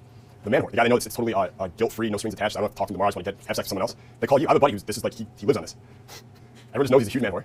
And when a girl breaks up with the boyfriend, he tells her when she's the boyfriend, she's like, when you break up, you need a rebound, like I'm there for you, right? Like jokingly, he's like, I don't know, I might be busy with someone else who just broke up with their boyfriend, but like, so he plays it off well, right? But that's his reputation, and it works. So if anyone tries to like be like mad at you because you're a man horse, and girls like, you don't want to be a man whore, you want to be seen like a good guy. Bullshit. Okay, bullshit. That's what she tells the guy before she goes at 3 a.m. that night to sleep with the man whore. Okay, so that's number one. That's just the truth. The other reputation you want is a lot of girls want you, but you're very picky. Okay, this is more of my reputation. Okay, a lot of girls want you, but you're very picky. You're very hard to come by. You're very exclusive. Okay, so those two reputations, they work beautifully. Because if a lot of girls want you and you're very picky about it, you're totally pre-selected, right? Which increases your value and attraction, right? She knows a lot of girls want you. You've hooked up with a lot of hot girls, right? So if she knows that you have hooked up with girls at this level here, you have a lot of them in your history, and they're like top high quality hot girls, and girls see themselves in all, if she's in a great mood, she sees herself here. If she's in a bad mood, she sees herself here. It's always going up and down. But if she knows she's in this range and the girls you've hooked up with are near the top of her range, right? She's automatically attracted to you. She can't help it. She's like, damn, he hooks up with like those girls. Like, why would he even pick me? Like, he must have his pick of the litter, right? And then she finds out you're picky. That's like their dream, right? It's like their dream. Like, damn, every girl wants him, but they can't have him. I want that guy. Okay, so those are the two reputations. What about with business and money? Exclusivity and business and money. So we talked about a lot of them. Having a buyer's club would be very powerful for anyone. You can find a way to introduce it to your clients, to your business, to your online business, whatever it is. Have some incentives program or buyer's program, something where they move up the hierarchy. And the final thing I want to give you here, okay, is that you should be discriminatory in how you live your life. Right? You should be discriminatory in your business. You should be discriminatory in the women you'll date and the friends you'll have. You should be discriminatory. You can be open to everyone, but you should be like, no, I don't want to deal with you, I don't deal with you. Like, you should have standards for how you live your life and who you let in. And when you do that, you automatically make yourself exclusive because you say no to a lot more people than you say yes to. Okay? Like for instance, in my company, I could have probably 5 times as many affiliates as I do promoting my stuff. All I would have to do, hobnob them a little bit, small chat, invite them to the compound, right, introduce them to some girls, and they'll always promote me. And I'll make more money and everything. But I will not make money at the expense of dealing with people I don't like. Right? And I always say, like, I love everyone. Right? I love the human race. I think everyone is great. I just don't like most people. Okay? I love them all. I think they all have a good heart. I think if they saw someone in dire need, they would all go and help that person. Right? They find the strength to do it themselves. I just don't like most people. Right? I think most people have terrible values, 99%. So because of that, I'm not willing to deal with affiliates I don't like. A lot of affiliates, there's people I don't like. They're scarcity-minded. They're skeezy. They just look greasy, like they should own a comic book store or something. Like, I don't want to deal with them. I just don't. So I'm not going to expense my money, spend more money at the expense of having to be friends with people I don't want to be friends with. So because of that, yeah, I'm missing out on money, but I'm also seen as more exclusive. So figure out a way, figure out who you're willing to let in your life and who you're not, right? And don't be afraid to talk about it, so it makes you more exclusive, all right? And finally, little rule if you want to write down: don't make anything ever an open invitation, right? Unless your status is already crazy high, unless you're the owner, the CEO, the big boss, right? Don't make anything an open invitation, a standing open invitation. Make everything a limited quantity, a limited number, a limited amount, right? A limited quantity, a limited number, a limited amount. So that'll do it for day 41. I will see you guys tomorrow for graduation.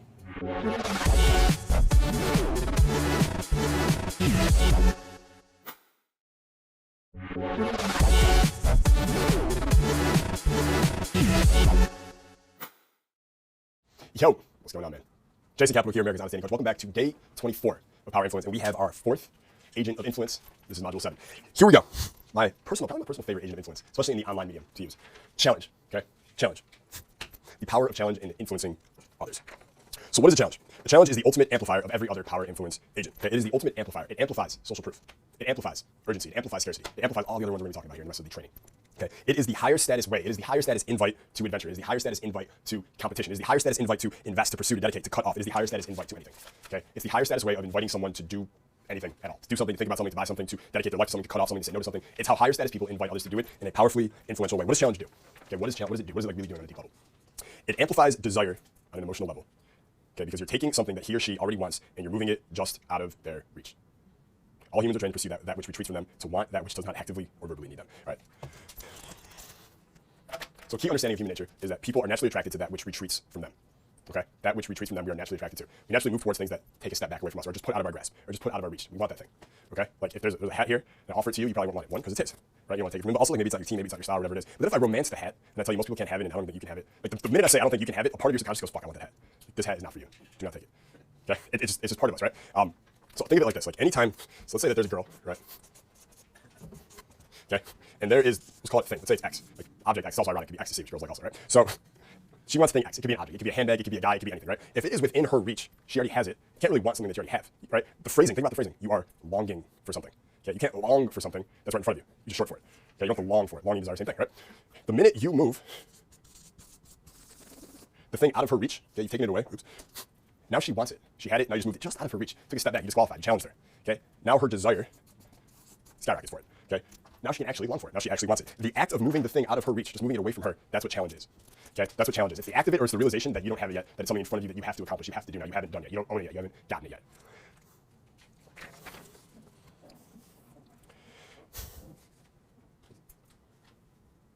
Okay, now here's the other reason, here's the other kind of big idea about challenge, okay? So if I challenge someone, let's say that there's the Baddest Mentor Retreat coming up, right? We've sold over 160 tickets, only have 200 spots. So I'm pretty much almost booked already, okay, which is pretty cool. I'm almost booked for it already. Let's say there's a guy here, and I think he should come to it, and he hasn't bought his ticket yet, okay? One of the best ways I can get him to come, okay, well, one of the reasons he doesn't want to come, let's say, is because there's associated risks with coming. He's not thinking about it on a conscious level, but on a unconscious level, he's thinking about it, right? There's the cost of a plane ticket, there's the cost of a hotel, right? There is the cost of where am I going to stay? Will I know anyone? When I go to the seminar, will I be the weird guy who isn't as successful as everyone else there, right? I don't want to be the guy who seems to be behind, I'm out of it, I don't want to be in the out group, I want to be in the in group. There's all these risks he's thinking about, right? If I take all of those things and I reframe them as a positive way, he's thinking about those things as bad things, right? Those are all risks. When you challenge someone, you reframe them in a positive way. Dude, you think you're going to be behind everybody? I hope you're behind everybody. You know how much that's going to motivate you? The 1 month after you leave is going to be the most exciting, most successful, literally, you're never have taken so much action in those 30 days following it than as you would if you can. Like, if you show up there and you're the same as everyone, I'll be fucking pissed. I hope you're way behind because you're going to be so much more successful after. You think you can handle that? Okay? I just reframed the whole risk as a challenge, as a positive challenge. Okay, that's really fucking powerful. What you're really saying is, it's not a bad thing, but dude, like, it's great. It's going to work out great for you for all these things. All these great things will happen to you. And the most important part of the challenge, which is almost always how you're going to verbalize it, is challenge will often come in the second part of a sentence, okay? Here's a really good way to think about how do you frame your sentences in a way that's powerful and is going to effectively influence others, okay? First part of the sentence, talk about the reward you're going to get. We talked about incentive and perceived value before. Then you always add a comma, right? And it's like if. The if is the challenge. Okay? You're going to fucking grow. You're going to learn so many fucking awesome things that are going to, literally, you're going to go home with more friends than you ever had, more like-minded people you're going to meet there. You're going to meet business partners there. Just confirm for me it's not like a bomb. Damn feminist, dude. I try to take this down. Fuck it. All right, so talking about reward, right? The guy invests in 77 ways. Reward, reward, reward. You're gonna sleep with these women. You're gonna have this power. You're gonna get these girls you couldn't get before, right? Reward, reward, reward. But only if, and this is where you challenge them, right? So this again, remember I said it's the higher status way of doing it. You maintain your power when you do this, okay? Because if you just like, dude, you're gonna get this, you're gonna get this, you're gonna get this, you're gonna get this, it's kind of try hard. You know what I mean? You gotta like try hard. You're the salesman. But if you follow it up with a takeaway of an if, that's a challenge. So you're gonna fuck all these girls. You're gonna do all these amazing things. 30-foot dick. 30-foot dick. You have to buy multiple seats on an airplane just for your cock, right? It's gonna be wonderful. But only if you think you can handle that kind of power. Right? Only if you think you're really destined to be that kind of like top 1% guy in your life. Only if you think you're ready for the responsibilities of being a millionaire. Challenge. Okay? This all sounds good. You're telling people about the rewards you're gonna get, they're interested. You're talking about them, you're talking about good shit they'll get. They're into it. They don't believe you though. Right? Because their guard is still up. They're like, yeah, I've heard that before, yeah, I've heard that before, yeah, I've heard that before. But then the minute you take it away from them, you take it out of their grasp. You can have this, you can have this, you can have this, but only if you're this kind of guy. Now they want it. Okay? It's like you're telling them all the rational reasons why they should want it, then you take it away from them just out of their reach.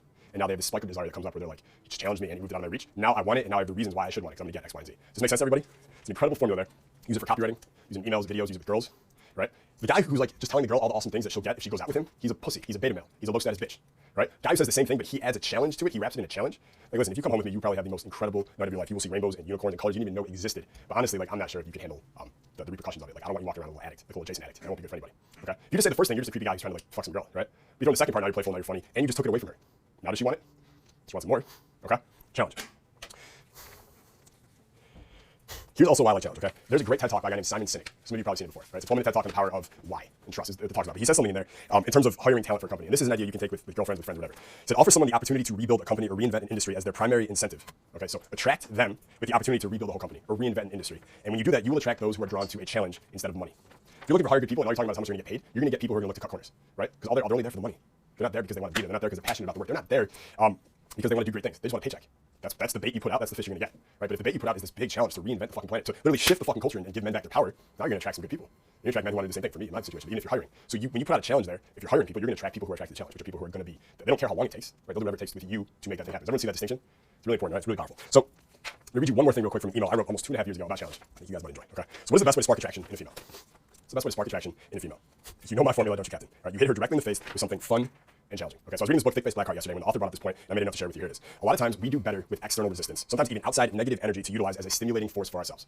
The fact that someone tells you that you cannot do it actually allows you to tap into deeper resources that you normally wouldn't be able to. Okay, it doesn't mean anything in truth, but it shocks you into this beast mode. It makes you feel even more alive, more awake in the moment. Someone just told you can't do it. Okay, you're like a dominant, higher status male. You're like, fuck you, watch me. Right? It wakes something up into you that you cannot wake up just internally. You needed that external stimulus. Okay, it makes you feel even more alive, awake in the moment. So knowing this, how do you think a hot girl feels inside when you challenge her? Right? When you challenge her. Okay, when you playfully challenge a girl, you're actually making her feel more alive at the same time. Okay, more awake, more in the moment. You're the cause compelling her to live at a higher, more charged level. So in case you needed another reason why playfully challenging girls is the fastest, surest way to sexual attraction, there you go. Every time you playfully challenge her, she gets to feel more alive in that moment. Plus she wants to fuck you. My God, we're awesome. No biggie. Onward. Okay. Challenge. Makes you feel more alive, right? It makes the person on the other end feel more alive when you give them the gift of challenge. So that's probably why it's my favorite agent of influence. Okay, so I'm going to tell you one quick story before we wrap up this video. This is about, especially it's kind of pertinent here on Team Capital with us, because we're like, a lot of the guys here, if you do status, even home status, you are at a higher level with women than most guys are, and you don't realize how intimidating of a character you can be to women who are attracted to you. Okay, especially if you grew up not getting women and you learn higher status signals, right? You are sending out the same signals that the highest status men in the world send out. That means women are going to respond to you that way. Okay, now you don't realize that because you spent so many years the other way. So this is the story about that. Especially if they see you up here, okay, like George fucking Clooney, because you're sending out the same unconscious signals. They see you up here and you start challenging them to come up to your level. Okay, one or two of them is going to work, but if you keep pounding it, it's like intimidating, right? It scares girls away. They literally go, I can't get him. He's too high above me. Okay, this has happened to me. It happened to me for a little bit before I realized it. Because there was a time where I was missing out on girls that I thought I totally had. I didn't know what was happening, right? And it was because I literally had to adjust my game. Every level you go up, you got to adjust your game a little bit. So there's a bar called the Bungalow in Santa Monica. It's at the Fairmont Hotel. You're in Santa Monica. That's where you want to go between Thursday and Sunday. Packed, okay? Packed with women, 2-1 ratio. It's really hot LA girls. They're just as annoying as they are hot, so you have to deal with that. That's okay. But I was there one night and I met this girl, really cute girl, and we're like talking. This is years ago now. I'm in LA. I'm in LA since I left LA. Since I moved away. When did I move? Almost a year. Okay, I moved from LA to Newport, California, and Orange County, which is way better. But yeah, almost a year now. I haven't even been back to LA at all since then. That's how much I just like LA at this point in my life. Anyways, back then I liked it. Okay, when I first got there, I used to go to Bungalow all the time. That was my spot. It was a few blocks away from LA. But I was there one night. I meet this cute girl. We hit it off. We're vibing. And I just got in there. I've been there maybe 20 minutes. And as you know, when you're out there and you're meeting a lot of different girls, you don't want to just get stuck on one at the start of the night. Plant your seeds and you go to the next one. Right. So we're in it. We're like holding each other. We're not kissing yet. And I take off and I'm like, listen, I gotta go find my brother or whatever. Maybe I'll see you later. It's like a little smirk, right? Knowing damn well, of course, I'm gonna see her later. So it's an outdoor bar. It's a really cool bar. I really recommend everyone go there at some point. It's really cool. But I'm bouncing around this place like a fucking pinball, okay? You know, like you have those nights where you're just on fire, okay? I used to have, my relationship status is different now, so I'm not out there ping-ponging. I'm more out there just like having fun and things happen that way. But it was a different style. Back then I was in full fucking game mode, right? That was that period of my life. So I'm like boom, boom, boom, boom, boom, boom, like all over the place, right? 2 minutes here, 2 minutes there, 2 minutes there. In a span of about 30 minutes, I made out with like 6 girls all in this place. And there's like 200 people there, right? 120 girls or whatever. But you can see everyone. It's not like a huge place where you like everyone, if you look hard enough, you can see everyone in place. So I made out, her, and I'm just like boom, boom, boom. That's about 30 minutes. In the back of my mind, I'm just having fun, right? Like back then, like so, making out to me is like having a conversation with someone, right? Like it's not that big a deal. It's not very intimate to me. So I'm just like kissing these other girls, but I know damn well I'm gonna go find the first girl. That was the one I wanted. So eventually I get back to her. It's like 30, 40 minutes later, and she looks at me, and I go to pull her in, and she's like, no, like, what are you doing? I'm like, what's the problem? Like, what are you talking about? She's like, I just saw you with all those other girls, like kissing that girl, you kiss that girl, you kiss that girl. Like, why would you think I just like no, I can't. And I'm like, are you upset right now that other girls can't control themselves around me? Right? It's just like such a good way to frame it. Okay, so are you just upset that other girls can't control themselves around me? And she looks at me, thinks about it for a second. Okay, she's like, thinks about it, and she's like, well, I don't understand why you would choose me over them. Dude, someone who was a virgin until 20 to hear those words, I was like, wow, life is different. Okay, life is different. This is one of the hottest girls there. I don't understand why you choose them over me. Okay, that's when I realized, holy shit, I made it. Holy shit, what the fuck am I supposed to do now? And of course, I just framed it and I did my little thing. It wasn't hard to get her back. In 5 minutes, I had it, right? So once she's attracted, it's not that hard to give her the words to rationalize it after. But that was when I realized, like, holy shit, I wasn't just a challenge to her, I was too much of a challenge. I was such a challenge, I put myself so far above her. Because of course, every time she sees you with a different girl, you get that little pre-selection spike, higher. I'm in the fucking clouds, she's on the ground, and she's like, why would you even choose me? I don't even understand. You said all those girls, right? So if I'm here and she's down here now, I can't just be challenging her and playfully teasing her over and over and over because you're too high. So that's just something I want everyone here to be aware of, right? Because as you guys become higher and higher status every single day, women are seeing you at this level. You don't know it yet. Some of you do, but they're seeing you at this level. They're going to keep seeing you higher as you keep evolving and getting better. So just keep that in mind with challenge. Generally speaking, we're going to get to technique in a second, but generally speaking, challenge is great in the attraction phase for women the first couple minutes when you're meeting them, playfully teasing, challenge. As you get to know someone, like, who here has ever dated a girl for more than a couple years? Anyone? 1, 2, who else? 3, 4, possibly, maybe. Not at all, right? You notice, of course, after what, a year, 2 years, whatever, the energy's changed, right? It's not like you guys lost attraction for each other, but chemically speaking, it went from more of a dopamine thing to an oxytocin thing, which is fine, right? You can't, that initial honeymoon rush where you guys are just like, can't keep your hands off each other and just constantly like, bantering back and forth and like lovey-dovey, that's dopamine charged. 2 years down the line, those dopamine receptors that responded to that person, they're kind of desensitized because you run that same pattern over and over, your brain's seeing that over and over. What you now are running on is oxytocin, which is the bonding hormone, which can just as even better than dopamine. It's just different. Okay, so a lot of people problems in relationships they make is once the dopamine phase is over, they call it the honeymoon phase, most people know it, they think that those people aren't attracted to each other anymore, right? And then they end up fighting, splitting, cheating, whatever. Truth is, oxytocin is much better. It just becomes different. But the point is, when you're in those first few months, it's really easy to playfully tease and challenge each other, and you find that she responds to those jokes, right? But the same jokes you're making teasing her in the first 2 months, they don't work at the 2-year mark, do they? She doesn't laugh at them because it's a different kind of interaction. That's just something to be aware of. And that's where you want to go from challenging girls to like her seeing you make out with tons of other girls, right, at the start. Whereas if you've been dating a girl for a couple years, you're going to be more of this kind of challenge, right? You always want to maintain your ability to like banter, and you can fucking get any girl you want at any moment. But if you're going to build an empire, you're going to need like a main chick. That's pretty standard, right? That's pretty standard. And in those long-term things that you're building, those long-term relationships, this is how you maintain that power in the relationship. So many guys, after 2, 3, 4 years, become little fucking bitches, right? And he's not the same guy she was attracted to at the start, and then et cetera, right? 80% of divorces are initiated by women, okay? Because he became a pussy, right? Then he finds Jason Capital, regains his power, becomes a fucking man. Life's beautiful. That's all good, right? But it's because he stopped doing this. He kept trying to do what worked at month 1 because that's all he knows because he only has one skill set with women. You want every skill set with women. He only had one skill set with women, which was early on attraction, right? Which wasn't even him, it was just dopamine, okay? So when you get later in a relationship with a girl, you need to be doing this. This is very important for everyone to understand, right? So it's not like you're teasing her, you're pulling other girls, you have another girl biting your neck, and you're like, come on, compete. Like, it's not that anymore. It's more of like, we're building an empire here. These amazing things are going to happen to us in the future projection, right? But only if, then you challenge her. Same way, sparks the same level of attraction. And best of all, if you're projecting a future of you two together and then you challenge her, you're triggering devotion. That's what you're triggering here now. Forget she opened her life for you. That's not that hard. Okay? If you want to make a super high quality woman completely devote her life to you, then you've got game. Right? And you want both. You want to have both skill sets. You want to, if you guys break up, you can go out tomorrow and pull 10s, no problem. Right? Or you can take a super high quality 10, make your girlfriend, make her super devoted to you, and build an empire with her at the same time. That's the mission, right? That's what you want with your own skill set with women. So I don't know what the fuck we came up on that tangent, but I'm glad I shared it. So I'll close up. Take a deep breath here. Today's video. I will see you guys tomorrow.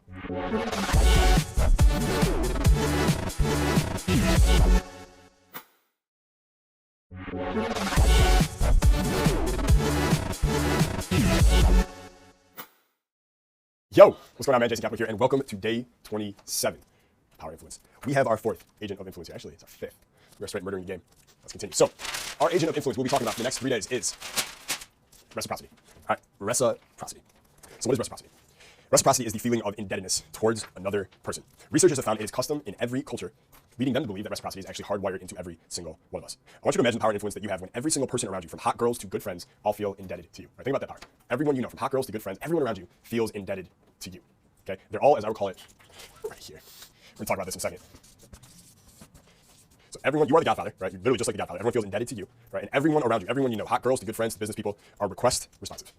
That's when you got reciprocity working for you. Everyone is request responsive. You need a favor, they'll do it for you. Ask them for something, they got it for you. They're request responsive. Okay? And then imagine being so powerful that you really even have to call on those favors. But every time you do, they drop everything and they come through for you. Okay? Simply because of reciprocity. Okay? Welcome to my world. Verbatim. Welcome to my world. Okay? Welcome to the progress-filled life of a power influencer. So why is this important? Okay? Think of the Godfather. Everyone here has seen the Godfather, right? If you haven't, stop this fucking video, pause it, go watch the Godfather and come back. Okay? At the beginning, when the man asks Marlon Brando for a favor, what does Marlon Brando say back?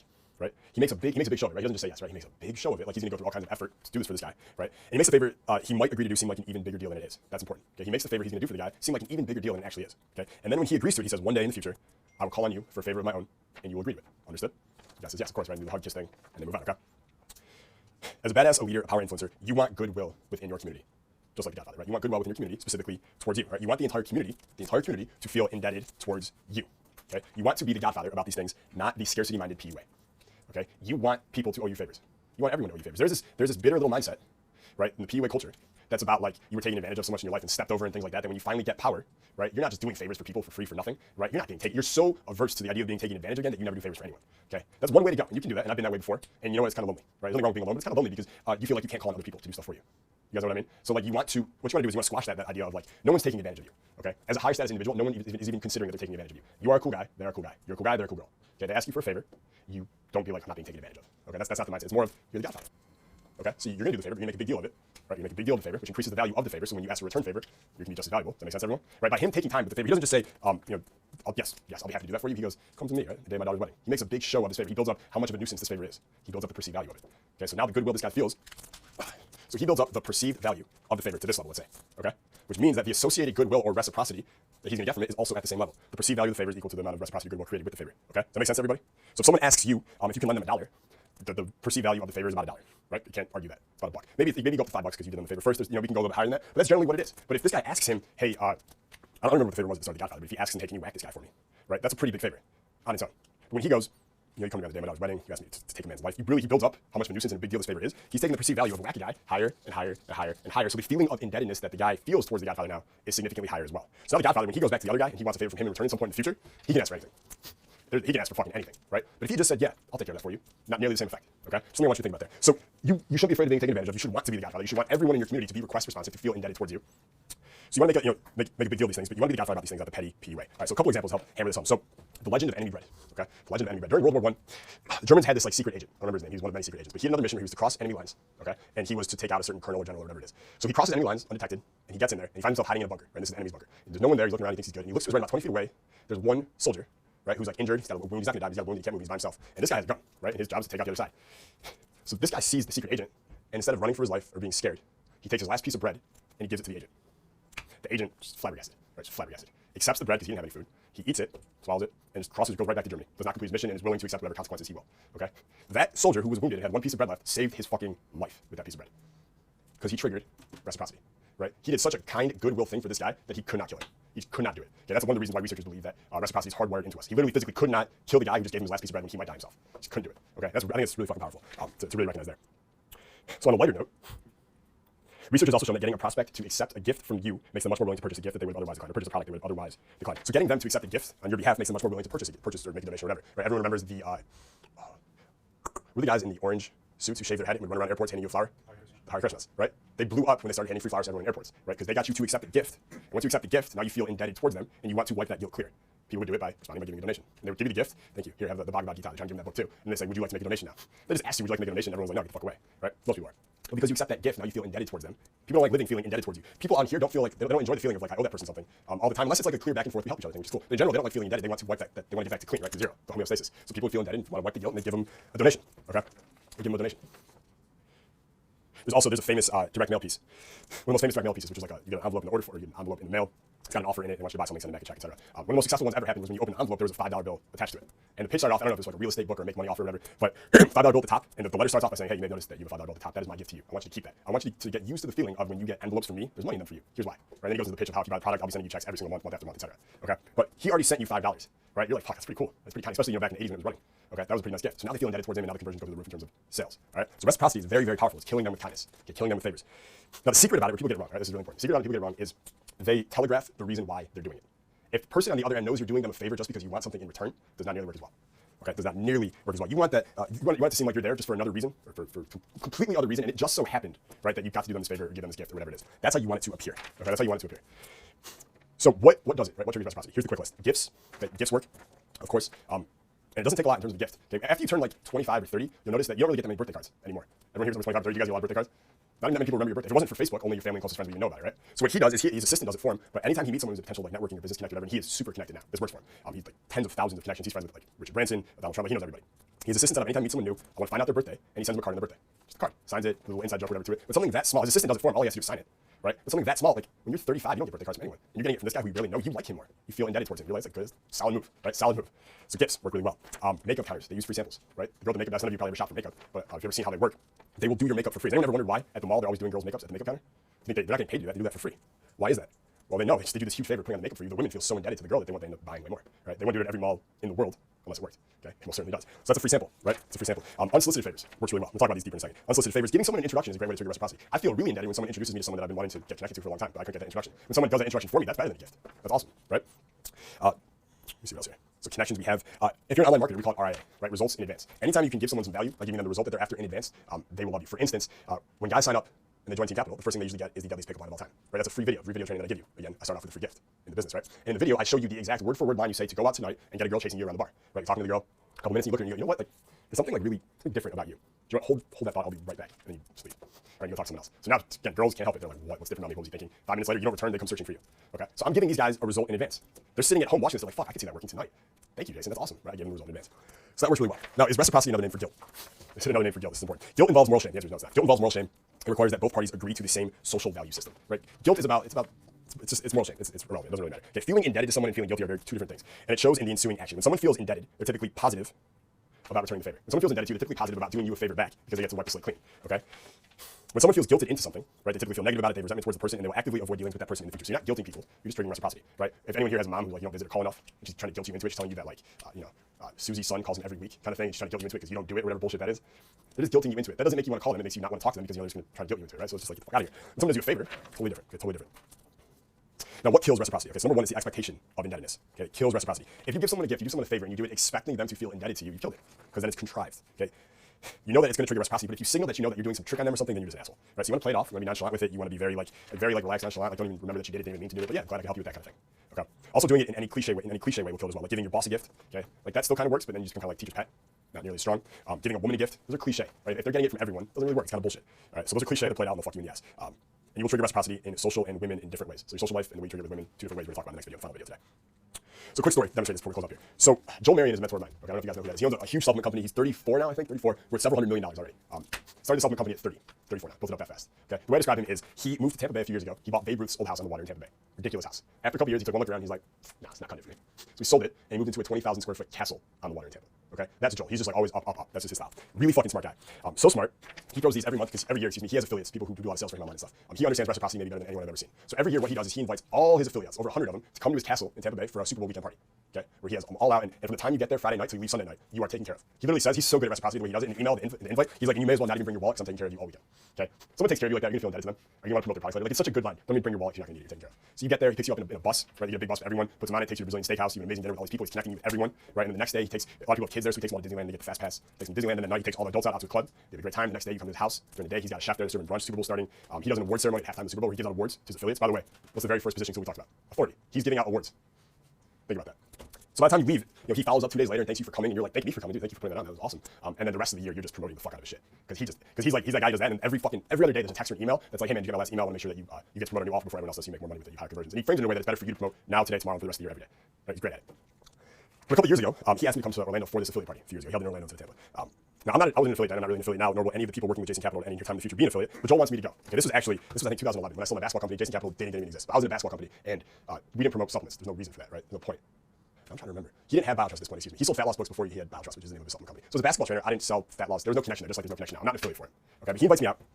Just because he wants to connect me with these other affiliates, right? He still wants to give value in that way. He still is triggering reciprocity. Okay. Now at the time, I was making like 15, 20 grand a month in my basketball business, but I spent it just as fast as I got it because this terrible 5-letter word called taxes had never occurred to me before. I didn't know what that meant. Okay. I thought I just got money so I could spend it. I didn't know you had to put some aside. I was like, wow. Right? I thought I could spend it all on marijuana and jackets. I didn't know. So he invites me out. And I'm like, all right, dude, I'll go. So I spent my last $3,000 on like a first class ticket. I literally $3,000 for my name, but I buy a first class ticket because I think that's how wealthy people are supposed to act. Like I'm making 15, 20 grand a month. May as well act like it, right? In the hotel rooms for days, whatever. And we go there and have an amazing time and made some great connections. It was worth it, right? By the time I went home Sunday night, I had no money left in my name, but like $250. But it was worth it because those connections have paid off severely down the line. Which is why I'm always like, even if you can't afford it, get to a live event, meet these people in person, it's worth it. Anyways, as I'm flying home on the plane, I'm just thinking about the weekend, and I'm like, that was so fucking cool. Joel, I've never seen anyone just like godfather people like that. It was really cool to see up close in person. It was so good, in fact, and I didn't understand power influence then. I just thought he was like the coolest person I've ever met. Like he's cool. Everything's cool. That with $250 my name or whatever, I'm on the plane, I have internet. I decided to send him a $200 Amazon gift card thanking him. Okay, so I left $250 to my name. I got back to San Diego, California with $50 to my name. All right, he literally got me down there, and I was happy to do it because of reciprocity, right? Because of indebtedness. And that's cool, right? It's not a bad thing. That's how powerful this stuff is. And that just goes to show you. He was doing it in 2011 when he's selling books like Extreme Fat Loss Diet, which are just ebooks. Then he built a supplement company, and he's still doing the same Godfather shit with these same affiliates who are selling fat loss books. Now he's got him selling pills, right? Fat loss pills and stuff, but it's a better markup, etc. Now he's gone from making a few million a year to he's worth several hundred million, right? But the principles didn't change. His main tools then, as they are now, he doesn't have the best body language. He doesn't brand himself as a celebrity. He's a recluse. He tries to stay out of the limelight. He uses authority and he uses reciprocity, right? Everything's authority, and he's always he's the Godfather, right? When I say this, I'm not thinking about Marlon Brando. I'm thinking about Joel Marion, okay? But it's amazing to see, and these people have been promoting these products for years and years and years. And everything I just said in that story, the parties, taking people out, taking care of them, telling them to keep your wallet at home, everyone here can do stuff like that in their community to get that feeling of everyone being request responsive to you as well. All right, so that'll wrap up today's video. See you guys tomorrow.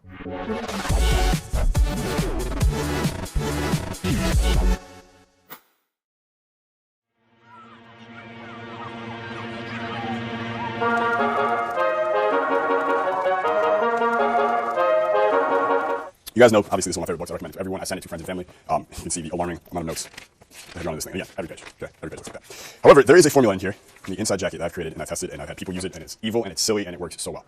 Okay, this is the next formula. It's called the reciprocity rainbow. Okay, the reciprocity rainbow.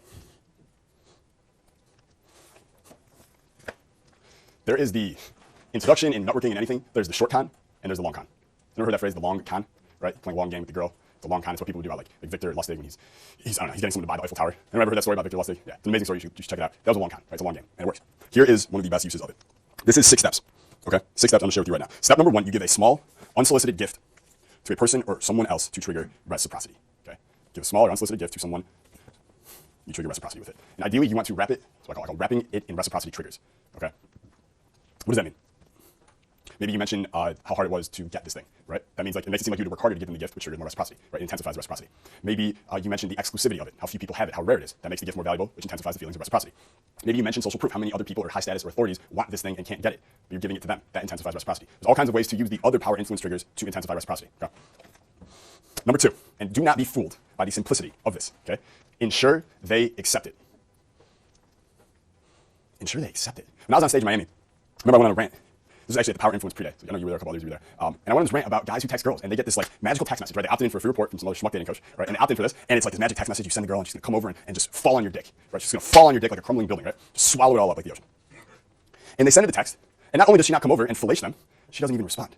She doesn't even read the text. And then he sees her out the next week, and it's awkward as fuck, right? And then he comes back to the schmuck dating coach, and he's like, "It didn't work. Your magical text message, it didn't work, bro. What the fuck? You said it would work. You said I would send it, and she would come over and she would suck my dick. This did not happen. I hate you." That's how people talk when they write me, by the way. Like people who don't like me, you should see the emails I get. It's amazing. I'm like, please say this to me in person. Like, why do you have to do this online? God, I love it. Like, you never say this in person, but you hiding behind a computer, all these fucking words come out. The reason that text didn't work, the reason there's this analogy here, okay, is because girls are very moody. Who here notice that girls tend to have a lot of emotions? And you're like, where did that come from? Like, you talked to her last and she was in a great mood. The next time you saw her, you're like, does she even like me anymore? And you're like, because you don't know this at first, you're like, is it my fault? Did I do something? Did I say something? And then you come to the realization that it has nothing to do with you at all. Bitches are crazy. And they know it. You can ask them about it. And they're like, yeah, we're insane. I thought you knew. Really. It's a true story. They just have this wide range of emotions, and they're going to go through all of them, and it has nothing to do with you. She was in a great mood. She was happy to see you. She was playing with your dick. She went downstairs to get water. It started raining outside. She comes back up, and she's in a bad mood and didn't touch your dick anymore. Not your fault. The rain made her feel bad. I swear to God. A sad commercial came out. Her day is ruined, okay? This is really how it is. So, knowing that, when you sent this magical text message to this girl at Wednesday at 3:34 p.m., and she didn't immediately come over and suck your dick, is that your fault? Is it the text message's fault? Did you do something wrong? Are you not attractive?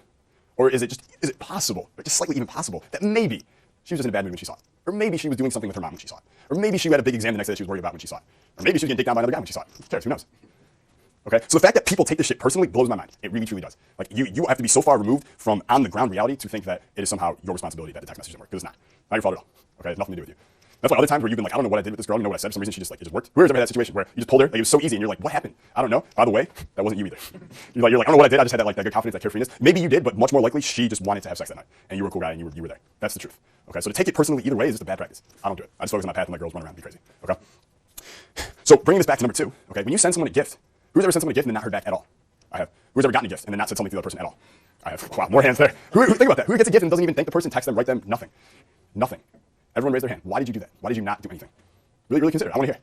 I mean, no particular reason. Forget about it. You forgot about it. Okay, that's totally cool. That's basically what I was going to say. I got, and then I got busy. You got busy. You Okay. valued it. What's that? You didn't value it. You didn't value it. It wasn't that important, right? Okay. So you forgot about it. You were busy. You didn't like it. It wasn't important. It wasn't valuable.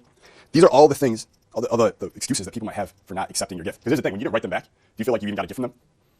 Or do you feel like it was a gesture on their part, but you didn't really accept it? Like it was cool, you took it, oh, thanks for the card, the flowers, the this, that, whatever. But you didn't feel a sense of like strong reciprocity there. In fact, you probably felt like a little bit a sense of guilt. Like, oh, I have to do something, I have to do a favor the next time this person asks me. Like, I gotta do whatever they ask the next time. Like, and you almost start avoiding that person because you don't want to have to do the favor. Okay? So what you need to do is you need to ensure that this person actually accepts the gift. Okay, you gotta make sure they accept the gift. Now here's how you don't do it. Let's say you send them this gift, and by the way, you want to, of course, read this book, ensure that the gift is personalized. It's unique, it's something that they actually want, right? Not just anything. But what you don't want to do if they don't get back to you after a few days or a week or whatever is say, hey, did you get my gift? Right? Is that the low status follow-up? Of course. Okay, so what you want to do, there's all kinds of ways to have a high status follow-up. One thing I've done with, I'm like recruiting affiliates, and let's say I send someone a gift. Maybe it's even just, I don't know, hey, for the next week, we're increasing commissions to 90% on sales. Right? That's a gift, right? That's an upgrade, that's an incentive. And let's say they don't get back. I'll email them back 4 days later and be like, yo, dude, I want to apologize. I totally fucked up. I didn't mean 90%, I meant 190%. Like, my bad, let me know when you're ready. You think you get back to me then? Yeah, very quickly. Okay, very quickly. So you don't have to go all the way 190. You just be like, I'm at 100%, not 90%. That's how you follow up, right? That's how you follow up. That's how you ensure. Of course, it's like, so what happens is it's almost like when you send someone that first gift, let's say it's like some incentive or something like that, and this is like the threshold you got to hit where they're going to accept it and be like, that was awesome, I really want to help this person. And your first gift might only take them here, but the breaking point is here. That's that tipping point, right? So when I follow up and I'm like, by the way, I didn't mean 90%, I meant 100%. It's like that extra burst of emotion that puts it past that tipping point or that breaking point.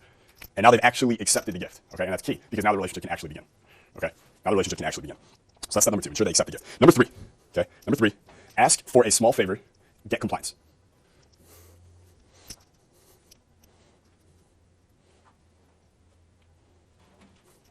Okay, ask for a small favor and ensure compliance.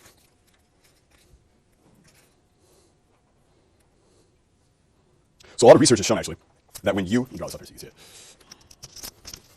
When someone does a favor, someone gives a gift to someone of any kind or anything like that, okay, we call this side perceived value. Okay, we're gonna call this side time.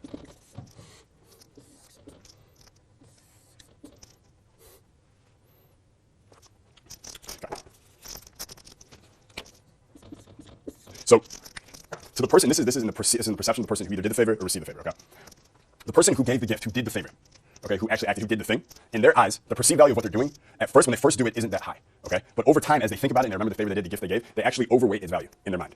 Okay, who has ever like done a favor for someone or gave a gift to someone, and you're thinking about it now, and you're like, that was a really good gift, like that was a big favor I did for that person. I feel like they didn't return it, right? I do too. Okay, that's not necessarily true. That's just your brain playing tricks on you. Okay. On the flip though, person who received the favor, received the gift, there's a spike after a couple. It can be a couple days, it can be a couple minutes. There's a spike at first where the value of what you're doing for them actually goes past what it really is, and then over time, their perception of it and its value goes down. Okay, so at first they see it as cool, and then like whoever's like ever had someone do a favor for them, and at first like that day you're like, awesome, appreciate that, like awesome, and then a week later you're thinking about it and you're like, it doesn't even weigh on you, it's nothing. Okay, this is what's happening in everyone else's mind. Okay, that's how this is working. Okay, yeah, man, yeah. Okay, so that's number 3. Ask for a small favor from this person and get compliance, and of course, okay, because you just at first you gave them a small gift, right? You sent them this gift and you want to make sure they accept it. When they first get it, their perceived value of the gift that you gave them as the receiver is going to be highest when it's most recent. So you have a very small window where your chances of getting them to do that favor for you in return. You have a very small window when the chances of them doing that is high. Okay, so you got to get it maybe that right when they hit you back, you ask for a small favor the same day, the next day. Your time is limited there. You want to ensure the highest chance of building this relationship. Okay. Number 4, give a second, bigger, unsolicited gift, favor, or connection to this person, etc. All right, give a second, bigger, unsolicited gift, favor, or connection to this person. So maybe a few days after, a week after, you get them to do a small favor for you, you come back, okay, and you give them a second, even bigger gift than you gave them before. Now the gift, it can be actually a gift. It can be a connection. You can introduce them to someone that they want to meet. Okay, that's a huge valuable thing, having connections, right? Skills, cash, connection, girls are usually the 4 most valuable things you can offer to a guy. So it can be a connection, it can be a favor you're doing for them unsolicited. Okay, unsolicited, you want nothing in return, you would have done it anyways. Okay, that's number 4. And now because you have this relationship going back and forth, probably you guys might have already started to build a relationship. You might have already been texting, you might have already been in touch. Number 5, okay, this is where it gets kind of tricky, but you gotta pull it off, okay? 1, you ensure they accept it, the second thing, okay? And you indirectly, publicly, let people know what you did for them or gave them. Okay, that's where we're putting all this social pressure. We're making some cool shit happen when we do this. All right, so here's a good example. Everyone here was in Miami, I think.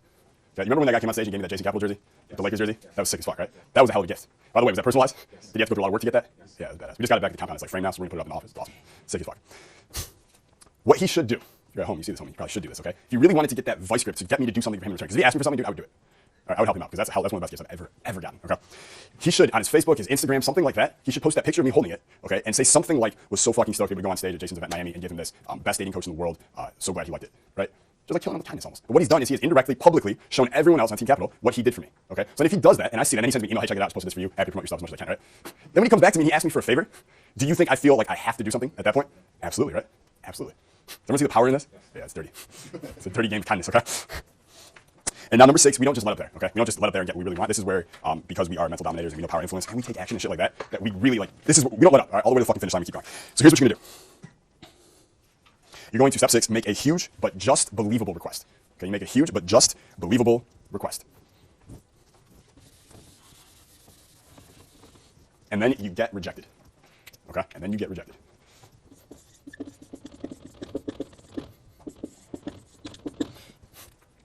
Here's why. Robert Cialdini, decades ago, walking in a parking lot, and this little bitch comes up to him and sells him Girl Scout cookies. Okay, I call her bitch selling Girl Scout cookies because it's funny to me, right? She's a nice little girl selling Girl Scout cookies, and she says, "Hey, sir, would you like to support the Girl Scouts and buy like a few boxes of the Thin Mints, whatever the fuck they're selling?" And he doesn't like the cookies at all. He doesn't eat cookies. He's like, "No, no thanks, bitch." Like, right? No, I'm okay. And she immediately follows up, and she goes, "Oh, well, would you at least want to buy like a couple? They're only $1." And he goes, "Yeah, sure." It just happens one, he bars, he's gone. He doesn't even know how the fuck it happened, okay? Because he does not want cookies. Okay. However, she unknowingly used an amazing persuasion technique on him called the rejection then retreat method. Okay, where you purposely ask for more than you know you can get, ready and expecting the rejection, so you can then lower your request to what you really wanted in the first place, and the person says yes. Okay. He, in fact, loved this technique so much that he talks about. He races back to Arizona State with his researchers, and he's like, "Everyone, stop what you're doing. Sit down. We're gonna figure out the persuasion techniques of this little bitch." Okay. This 11-year-old girl is fucking schooling us psychology professors right now, and we need to figure this out. Okay. So he goes. They figure out an experiment, and they go around Arizona State's campus, and they start asking college students, "Hey, would you like to take delinquent children every Sunday for the next year to the zoo as part of a community outreach program?" Okay. Anyone interested in doing that? You want to deal with annoying little fucking buggers, right, for 4 hours every Sunday for the next year? No, of course not. And I think they got a 0% rate on that. But then they wanted to get rejected. That was the whole point. So they follow up and they go, "Okay, well, would you at least spend 2 hours with them next Sunday at the zoo?"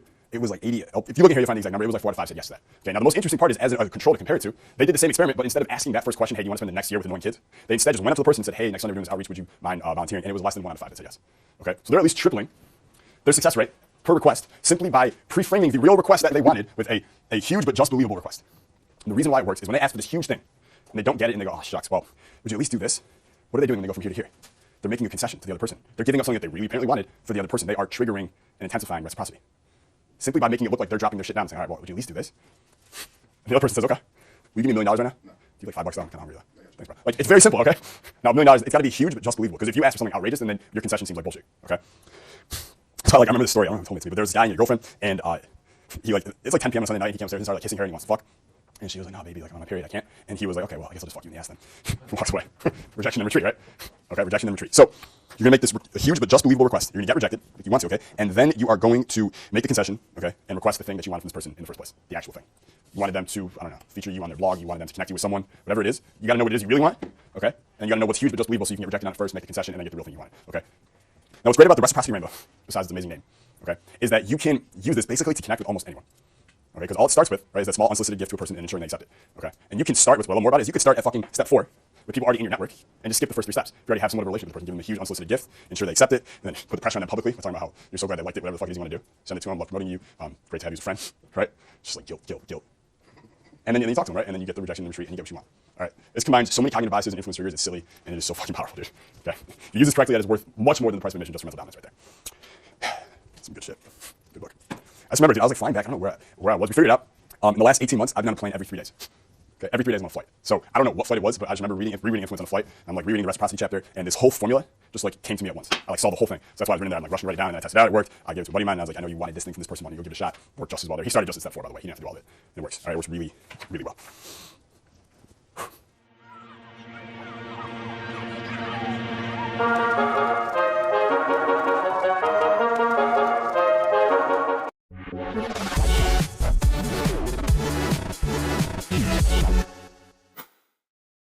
Yo, welcome back, man. Day 15, Power Influence. And we're talking about perceived value. So yesterday we talked all about understanding perceived value incentive. We talked about Charlie Munger. We talked about Pat Rock a lot. We talked about Romancing the Stone. I've dropped my second marker. I'm on fire here. And now I want to talk about how to increase perceived value, right? How do we actually increase perceived value of something? So we talked about yesterday, we have this rock that has very little value, but they did all these things to it to make millions of people buy it and pay $15 or whatever for a rock, right? For a rock. How did they do that? All right, this is the question I want to know a long time ago. I still want to keep learning about it today, of course. But here's how they did it. All right? Here are the 12. There's 12 ways to increase perceived value. So I'm going to read these out to everyone here, and then we're going to bang them out. So please get ready to write down here. Get ready to write down at home. 1. Story. 2. Contrast bias. 3. Reward. 4. Putting an actual dollar value on it. Say dollar value. 5. Social proof. 6. Scarcity. 7. Celebrity associations. 8. Exclusivity. 9. Challenge-based stimulation. I love saying these pens move furiously. 10. Halo effect. 11. Naming the thing. And 12. The bonus incentive.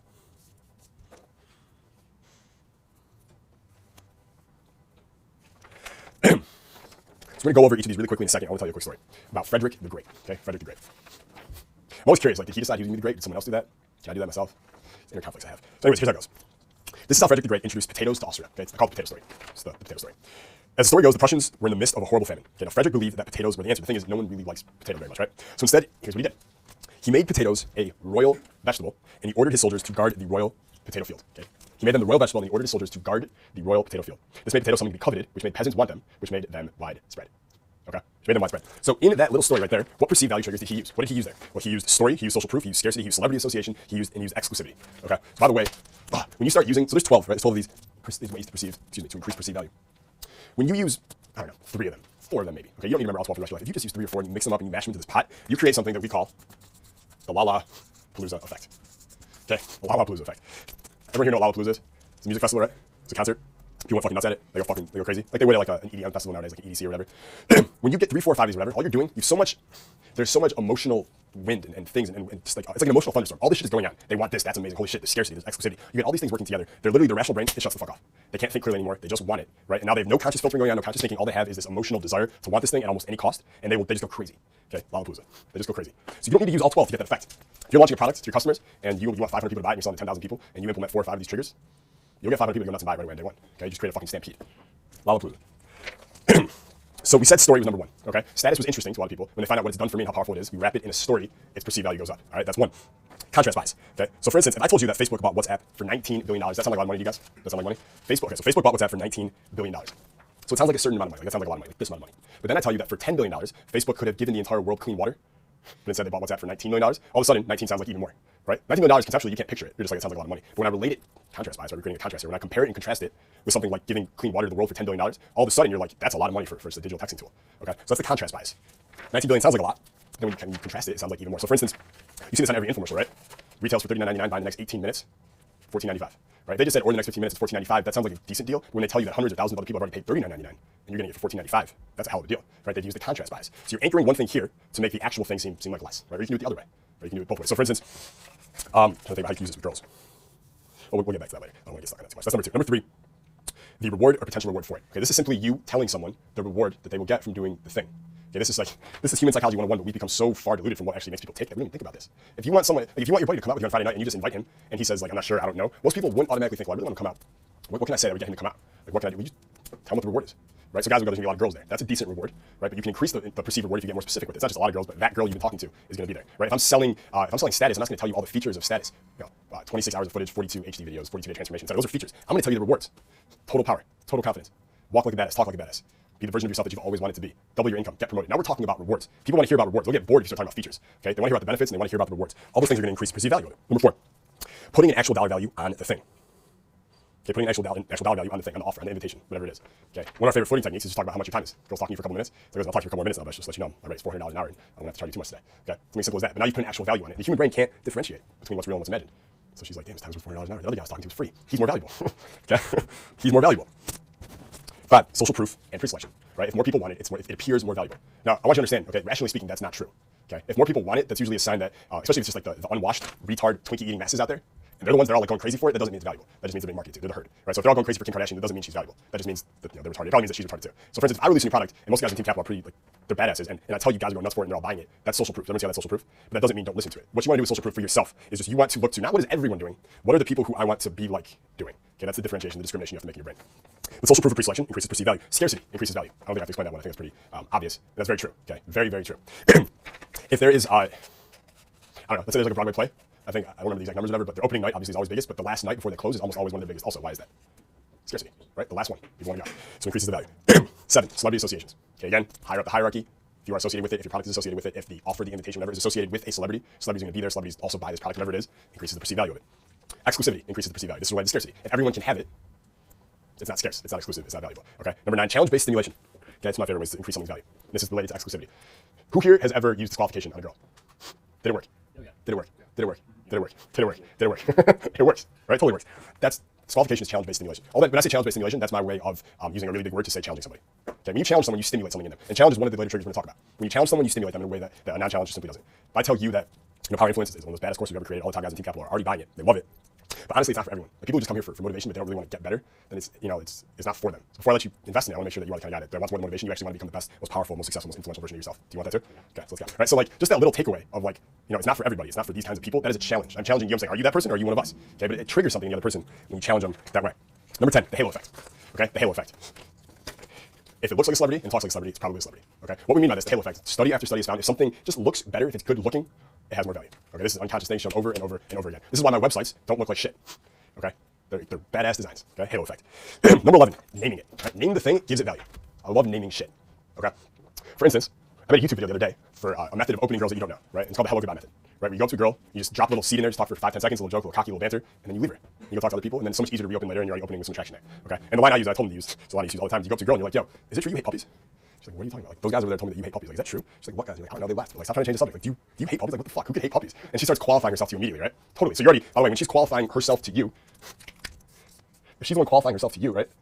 You're up here and she's down here. She's trying to gain your approval. It's an authority play, right? Do you hate puppies? What's wrong with you? The next time you see her, how easy it is to open her. You already have an inside joke, right? It's a great line. However, it becomes more valuable when instead of me telling you, yeah, it's the whole puppy opener, say what up to her and leave thing. That doesn't sound as good as me saying it's the hello goodbye method. I named it. Name everything. Makes it more valuable, right? It makes it more valuable. It's not the most important thing that you'll ever hear about how women choose who they're going to have sex with, right? It's the number one law of fucking. People remember it better when you name stuff too. Who here knows the number one law of fucking? God, I can't imagine you guys ever had sex without knowing the number one law of fucking. It's crazy, right? The number one law is that women never, ever, ever fuck guys who they see as beneath them. They only fuck guys who they think are better than them, right? Not better in like money or titles or any of that bullshit. Better in like this guy's cooler than me. That's who they want to have sex with, right? Either at the same level, close to the same level, or better. They're never going to fuck a guy who's beneath them. It just won't happen. Number one law of fucking. I named it. Okay. Number 12 is bonus incentive, right? Which we talked about before. So let's talk about a couple techniques before we wrap up here. What is one way to use perceived value and incentive with your social life? Okay, well, forget social techniques. Okay, you got this. You totally understand this. You get what I'm saying here. What I want for you is to take that $1 million checklist that I just gave you from above, and I want you to use it in your social life. Invitations, social media, conversations. I want you to use it. Like whenever you do something for the next couple weeks, before you send out that invite, before you send that message, before you do whatever, look at the checklist and see if there's any way you can just, in a matter of just 2 or 3 words, use a couple of these triggers to the invitation, to the offer, to the email, to the conversation, to the date, whatever it is. You'll notice all of a sudden everything just seems to just work fucking better. It's really fucking cool. Okay? Really fucking cool. So what's one technique or way to use it with females? Well, here's a few. The classy man whore method. Okay, notice what I did there. I named it, right? The classy man whore method. This is one of my favorites where you put a price on your time and you constantly come back to it. So like you meet her out, you guys are grabbing drinks. You let her know your normal rate is $600 an hour, but like you are friends, you do like her, so it's only $400 an hour right now, right? She says whatever she says, and you stick to your rate. After 10 minutes, you're like, you just let her know what the price is so far. So it's like about $80 so far, but like you're fine, keep going. We're having a good time, right? Like I'm not like those other guys that only charge $100 an hour. Like I'm sure you can find them out here. That's why like cream of the crop. That's why you're paying such a high fee, okay? Premium man whore here, right? So you can have some fun with that. That's one. Pre-selection is one of the most important, most powerful ways you will increase your perceived value in the eyes of women. Okay, that means pictures of you with women make you more attractive. One of the coolest things you guys can do is you go on OkCupid, okay? And I think it's called the OkCupid Lab, but they mine data so well and they give it to you for free. So they are going through the millions and millions of members and messages that everyone's sending to each other, and they tell you which guys and profiles get the most responses, get the most dates, get the most views. Which profiles do women spend the most time reading, looking at the pictures? I think it's called the OkCupid Lab. And they'll tell you guys with pictures like this get more views, get more responses. Guys who use words that are like these get more views, get more responses, etc. Okay, and with pictures, almost all the time, the guys who have women in the pictures with them are seen as more attractive or more valuable. Pre-selection, okay? And the ones who have women with them, but the women are looking at the guy and kind of like fighting for his attention or looking at him with admiration, seen as even more attractive. Okay, that's all powerful shit you can use in your life just to increase your own perceived value. And one of the worst things you can go is, well, it's just marketing. I'm not actually that valuable. I'm just making myself seem that valuable. The truth is, there is no difference between actual value and perceived value. No one knows the difference. Everyone you think is really valuable and you're not. They're only seen as valuable by you because of perceived value techniques they use themselves. Mindfuck. You're welcome.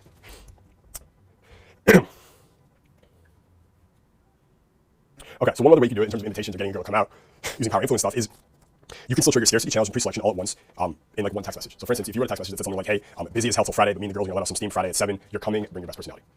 Okay, so in a sentence like that, busy is helpful Friday, scarcity, means you're unavailable till Friday, right? So now you trigger scarcity. Me and the girls are going to let off some steam Friday at 7, pre-selection, right? Me and the girls. So it's not you, hey, I'm going to blow off some steam. You sound like a weirdo, you're going to jerk off at 7. Me and the girls, you girls roll with you, girls are comfortable with you, you're a cool guy. Girls don't have to worry about their safety with you. Other girls are cool hanging out with you. Pre-selection, right? And then you're coming, bring your best personality. So now that's the authoritative, you're coming, right? But bring your best personality is a little challenge, right? Don't bring that shitty personality you brought last time, that was boring. Bring your best personality, right? It's a little joke, a little tease, it's like a funny line I like to use sometimes, but it's a challenge. So in one little invite, you've triggered all these things. If I just said in a text message, me and the girls are gonna let off some steam Friday, you're coming, bring your best personality, that's good.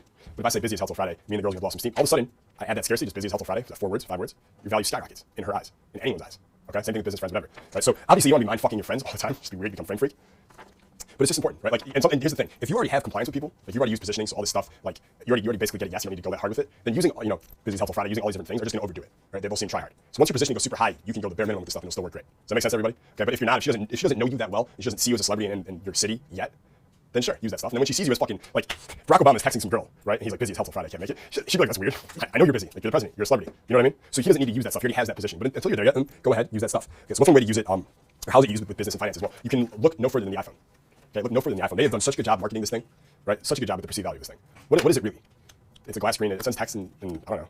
You go on your internet, you go on apps. Like, that's it. That's cool. It's not that cool. It's not, put it this way. It's not that cool. Everyone see what's happening here? This was the guy when the iPhone, I think iPhone 5 came out. He was the first one to buy it in London. He's on his knees, and they're all bowing down to him. And he's bowing down to them, to Apple. Okay, that's what perceived value can do to people. He's that one on the bottom of it. That's the line waiting to get their hands on the iPhone. That's what perceived value does to people. You can't get these people to read a fucking book, but they'll wait 3 nights outside for a new iPhone. And they already have an iPhone. They have iPhone 4, but they need iPhone 5. I can't, like, dude, there's nothing I can do to get them to fucking read, I don't know, a Dan Kennedy book, right, or an Osho book, or Think and Grow Rich. I can't do it. I can't get them to read a good book. But Apple can get them to stand outside for 3 days for an upgraded phone. That's what perceived value does. Right, that's what it does. Look at handbags also, right? You guys ever seen the prices on a handbag? How much girls pay for these things? It's like I think it's $5,500 for a Chanel boy bag, which is that Chanel bag you see every girl has on, or a Louis Vuitton bag somehow. These girls can't even afford better than Chipotle, yet they somehow have a $5,000 bag. I don't know how the fuck they do it, okay? But they always find a way, right? Perceived value. It's a bag, dude. It's a bag. When the girl told me the price, I was like, dude, I would have gone to Whole Foods and gotten you a brown bag. They give them for free there. Like, you carry stuff around there, no problem. Nope, gotta have the Chanel one, right? All perceived value. Because they have celebrities who talk about it, it's hard to find, it's exclusive. By the way, pricing something high, the rest of putting actual dollar value on it, increases its perceived value in the first place. Does that make sense, everyone? Just because they charge $5,000, it's seen as more valuable. It increases perceived value. Just because they're like, this is what it costs and this is what people are paying. What the fuck are you gonna say? That's the price, okay? That's the price. And lastly, one final little bonus tip here that you can use again to increase perceived value of your words. Okay, because a lot of you here, a lot of you at home are going to be fucking rock stars pretty soon. But right now, maybe you don't have a huge following, maybe people don't know who you are, and they don't want to listen to everything you say. People have a natural resistance to getting advice anyways, right? If you just frame it as an authority said it, and not you, I think it's my 3rd time saying this course already, it will be taken with so much more openness. Okay, because the perceived value of the words increase, right? Perceived value of the words, they increase, right? We talk about Warren Buffett, right? If I tell you, listen, dude, you're not thinking this through. Like, you haven't thought anything through until you've actually written it down on paper. You might listen to me, you might not. If I tell you, oh, it's really interesting, Warren Buffett, he always says that he's never even thought anything through until he's written it down. Maybe you should try that.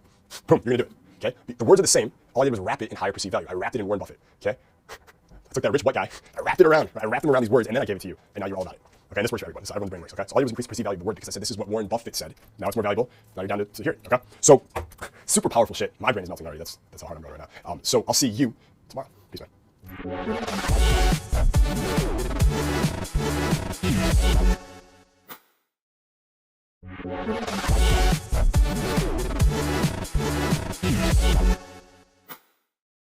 Yo, what's going on, man? Jason Kaplan here. Welcome back. Today, we're on day 12 already. Power and influence. So, we talked about celebrity. You really understand celebrity now. You understand the power of it, what it does to you. Now, let's talk about how to actually create it in your life. Okay? Let's talk about how to actually create it in your life. So, number one, the first thing that we have here, get up here, is position yourself verbally. Okay? You do it verbally. You position yourself as a celebrity, and we do it verbally in conversation. We do it when you write letters. Okay? We do it when you text. What I mean by that is, for instance, if you say to a girl, hey, you're coming out with us this Friday night, okay? That's like a good direct invite, right? You guys know you don't just be like, hey, what are you doing Friday? Like, would you like to, I don't know, maybe go grab a drink? Like, all shucks, like that doesn't work. You know that, right? Instead, you are more commanding when you invite a girl out. You tell her what she's gonna do, right? You're not just like, now, dressed, 5 minutes, leaving, like that kind of thing. But it's more like, Friday night, it's gonna be a shit show. We're going to this bar. You're coming, kind of thing. Like, you're excited, like you're coming, okay? That's one level. The next level up, where you position yourself as a celebrity at the same time. All we're doing here, when I say this, is you're positioning yourself as the authority as you do it. So instead of me saying you're coming with this Friday night, if I said something like, so I'm talking to a girl and we're talking about we're gonna do something in the future. She's gonna come out with my friends because we go to clubs a lot and we party and it's a lot of fun. If I say something like, when I let you come out with us, you better not embarrass me. Okay? Listen, so you know, like, when I let you come out with us, you better not embarrass me. What is the implication there? I'm the authority, right? When I let, the key is the first part. When I let you come out with us, who has the power? You do. You're the one deciding when she gets to come out with you and when she doesn't. Okay? You're the authority. When I let you come out with us, you better not embarrass me. So that's one way to do it. Verbal associations, right? Have the inside scoop on famous authorities or celebrities. It gives you, it's a little same way. This is like it's not like the greatest way, but like it's like the lower. It's like that way to be like, yeah, I saw Kim Kardashian at the club last night. It gives you like a quick little hit of like power, right? And it works for a second. It's not like anything you want to rely on, but it works. I know someone who I'm not gonna mention their name because it's got such a weird story, but they always tell the story about how they were in the shower at this gym in LA at Equinox once, and Jeremy Piven was there. Right? Jeremy Piven played Art Gold. And he was walking around the locker room naked, and he had the tiniest dick he'd ever seen in his life. Just like literally like just the smallest penis of all time, right? And he tells the story to everyone, okay? Because he thinks it's funny. There's some weird psychology going on. I don't know why he tells it, but dude, you see the responses he gets when he tells this to girls. They eat it up. They want to know everything about it. Maybe not how small it was, but they do like they have questions about the stories, they have comments about celebrities, who think they get any girls, and Napoleonic complexes, and it gives them the whole thing.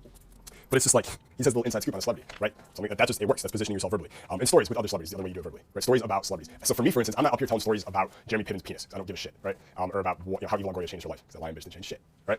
The stories I tell are going to be about Julius Caesar, or Alexander the Great, right? Or, I don't remember his first name, the guy who invented Rolls Royce. The guy's a fucking genius.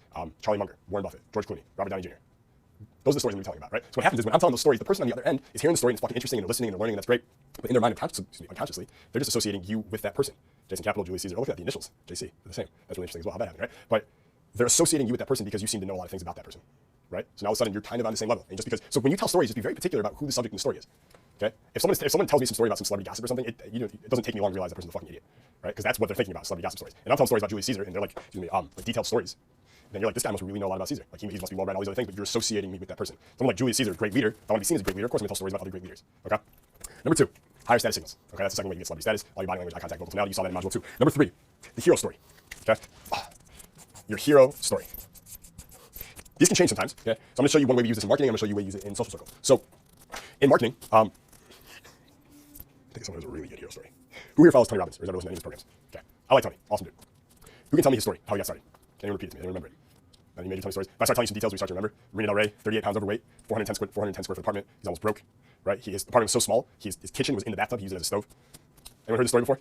Wow, interesting. Okay. On the beach. Yeah, so the whole story, that's where he lived his life in shambles, and one day he just built up so much anger with his life, and he instantly transformed the anger into passion and gratefulness and excitement. He got so excited that he was like, I can actually do this with my life. He bolted out of his shitty Marina Del Rey apartment and goes straight to the beach on Venice and just sprints for like a mile and a half. He's just so excited, right? And then when he stops running, he's out of breath, and he's sitting there and he's like, I can do this. I can change my life and I can change others. And he goes and he loses the weight and he becomes a millionaire and then he shows others how he did it. That's his whole hero story. Okay? If any of you were like big Tony Robbins fans, you'll be able to repeat that story to me. Okay? Someone's a celebrity, they all have the hero story, and their fans will be able to repeat it. That's like a good thing to remember. So for instance, everyone here is a fan of Tony Stark, Iron Man. Everyone know his story, how he became Iron Man. You guys repeat it to me, of course, right? Because you've seen it, right? He's in Afghanistan, just a little playboy, right? Drinking scotch, pleasing no gang signs, gets blown up, goes in the cave, builds the thing, kills the people, comes back, changes the world, etc. Right? That's his story. So everyone has a hero story. A lot of people know my hero story, Jason Capital, virgin at 20 years old. Right? A lot of you probably heard I go to the frat party. My friends go talk to these girls and they introduce them to me. And my friends are like picking them up and spinning them around. And these girls are loving it. And then they introduce them to Jason. And I literally, like a gust of wind, I made the girls disappear in a minute. A pure boredom, right? And I was furious and I'm pissed and I storm home that night. I leave the frat party early and I resolve right then and there, that will never happen with women again. I'm gonna become the next Casanova, right? And I go through hundreds and thousands, I go through hundreds of books and I study mentors and I'm studying the guys who are best with women. I'm traveling around the country to learn under mentors and I discover these secrets about dating women. This secret formula called fun and challenging and higher status and it grows and it grows. And now Team Capital is on this huge mission, changing the fucking planet. That's all true. That's all real. Okay, that's a hero story. Okay, every celebrity has a hero story attached to them. This is what you want for yourself. So the hero story, there's a few different formulas. One is the rags to riches story, right? The rags to riches story. Tony Robbins broke his apartment, rags, right? Blah, blah, blah. Then he discovers the secret, changes his life. Now he's rich. Now he shares it with others. He went from rags to riches. Another one, and by the way, just so you know, you don't tell this story every time you meet someone. Okay, you're not like, hey, nice to meet you, by the way. You know my hero story? Let me share it with you. That's not how it's working, okay? It's more like maybe you have this, I don't know, on your Facebook page, right? If you have a YouTube channel, this is like your home YouTube video. If you're in marketing, you have a website, you put this as your biography. You don't list credentials, you write your hero story. People are bored by a fucking resume. They're not going to read that shit. They're not going to remember that you finished second in your class at Dartmouth. Like, suck a dick, no one cares, right? But if you tell some awesome hero story about some rags to riches, you went on that's gotten you to this incredibly successful place in your life, and you've gone through all this hardship, and you can relate to them, and now you're changing lives, and you want them to be next, and that's your biography, people buy into that. That's awesome. So you just have it in a couple places. Or maybe you tell it to a couple friends that you're close with, and then buzz spreads, and then you tell some girls, your friend of yours, and she mentions it to her other friends, and she thinks it's fucking awesome. And now people just kind of know your story, and they associate that story with you. When they know your story, it skyrockets that place in the hierarchy, that positioning. Right? Especially if it's a good story. Like rags to riches, good story formula. The hometown boy makes good is another one that we like to use. Okay, hometown boy makes good. What's great about these stories is you all know the formulas already. You already have these formulas in your brain, right? Hometown boy makes good. So for instance, hometown boy makes good goes something like, Jim Rohn, right? I love Jim Rohn, farm boy from Idaho, right? He's a hometown boy, farm boy from Idaho, right? And he's 25 years old, been a salesman. He's got a wife and kids. He's behind on his bill payments. He's gonna lose his house, right? He's got no money in the bank, pennies in his pockets. And one day, as it's all falling apart, he comes across his mentor, this guy named Earl Schoaf. And Schoaf takes him under his wing and says, you're done selling for that company, I like your spirit, you're gonna sell for me. How much money you got in the bank safe so far? You're 25. And Jim Rohn said, none. He goes, well, what's wrong with you? You're Schoaf for it. Clearly what you're doing isn't working, so I'm gonna teach you how to live, right? And Schoaf teaches him lesson after lesson, right? All these different lessons, and lesson after lesson. And Jim Rohn knows it. By the time he's 35, he's a millionaire, right? By the time he's 40, he's a multi-millionaire, right? And then he returns home to Idaho, buys a house for his parents, right? Hometown boy comes back home, makes good. Farm boy from Idaho, met his mentor, went around the world, comes back home, makes good. That's the story, right? That's the story he tells all the time in all his trainings. But that's a good story. You see how people can, like, they get behind that story? That makes sense, everybody? Okay, so that's the hometown boy makes good. The other one is the reluctant hero. All right, the reluctant hero. I play this role a lot. It's a good one to play. Okay, it's a good one to play. The reluctant hero. This is the one. This goes with rags to riches. It's Tony Robbins, right? Goes from rags to riches, becomes a millionaire. Now he's teaching it to everyone. But when he became a millionaire, he was showing it to his friends because he was like, I hate seeing my friends not have the success with me. I want to go see the Sphinx in Egypt, right? But they can't afford to go on the strip with me. I hate that. So I'm teaching them these lessons too, and it's working. Their lives are changing.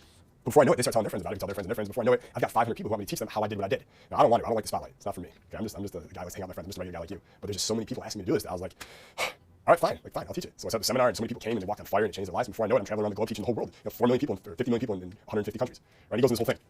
Everyone see the reluctance in that. He's the hero, but he's reluctant to teach. It's not like he wanted the spotlight. It's like people demanded it from him, so it's not his style, but he was going to go for it. It makes him likable, right? It's a good story formula. Is that true? No, of course not, right? He became a millionaire, and he was like, oh, I'm going to become a multi-millionaire now, so I'm going to do seminars.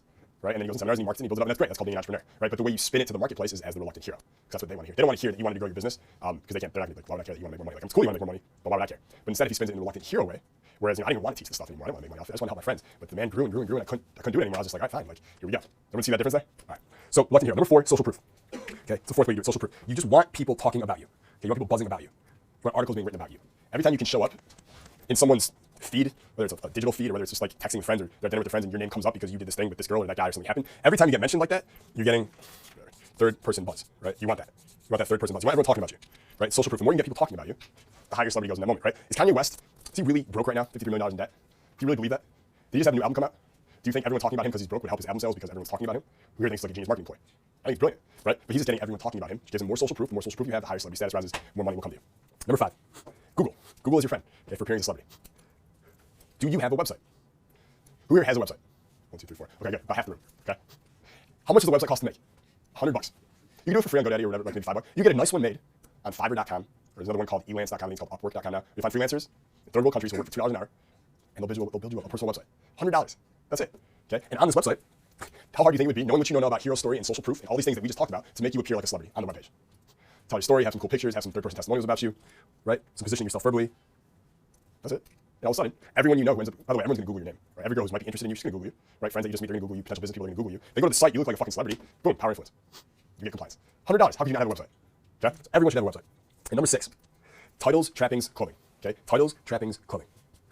So number 1 with titles. Okay? The research continually shows that people become far more compliant when they see letters next to your name. Okay, when they see letters next to your name. Does that mean you have to go get those letters? You have to go become an MD? No, fuck no. Okay, the research even shows that they remain just as compliant when they don't know what those letters stand for. Dude, just as compliant when they don't know what it stands for. That's insane. Right? I was literally thinking about it. I was going to write Jason Capital and just put like ZYND.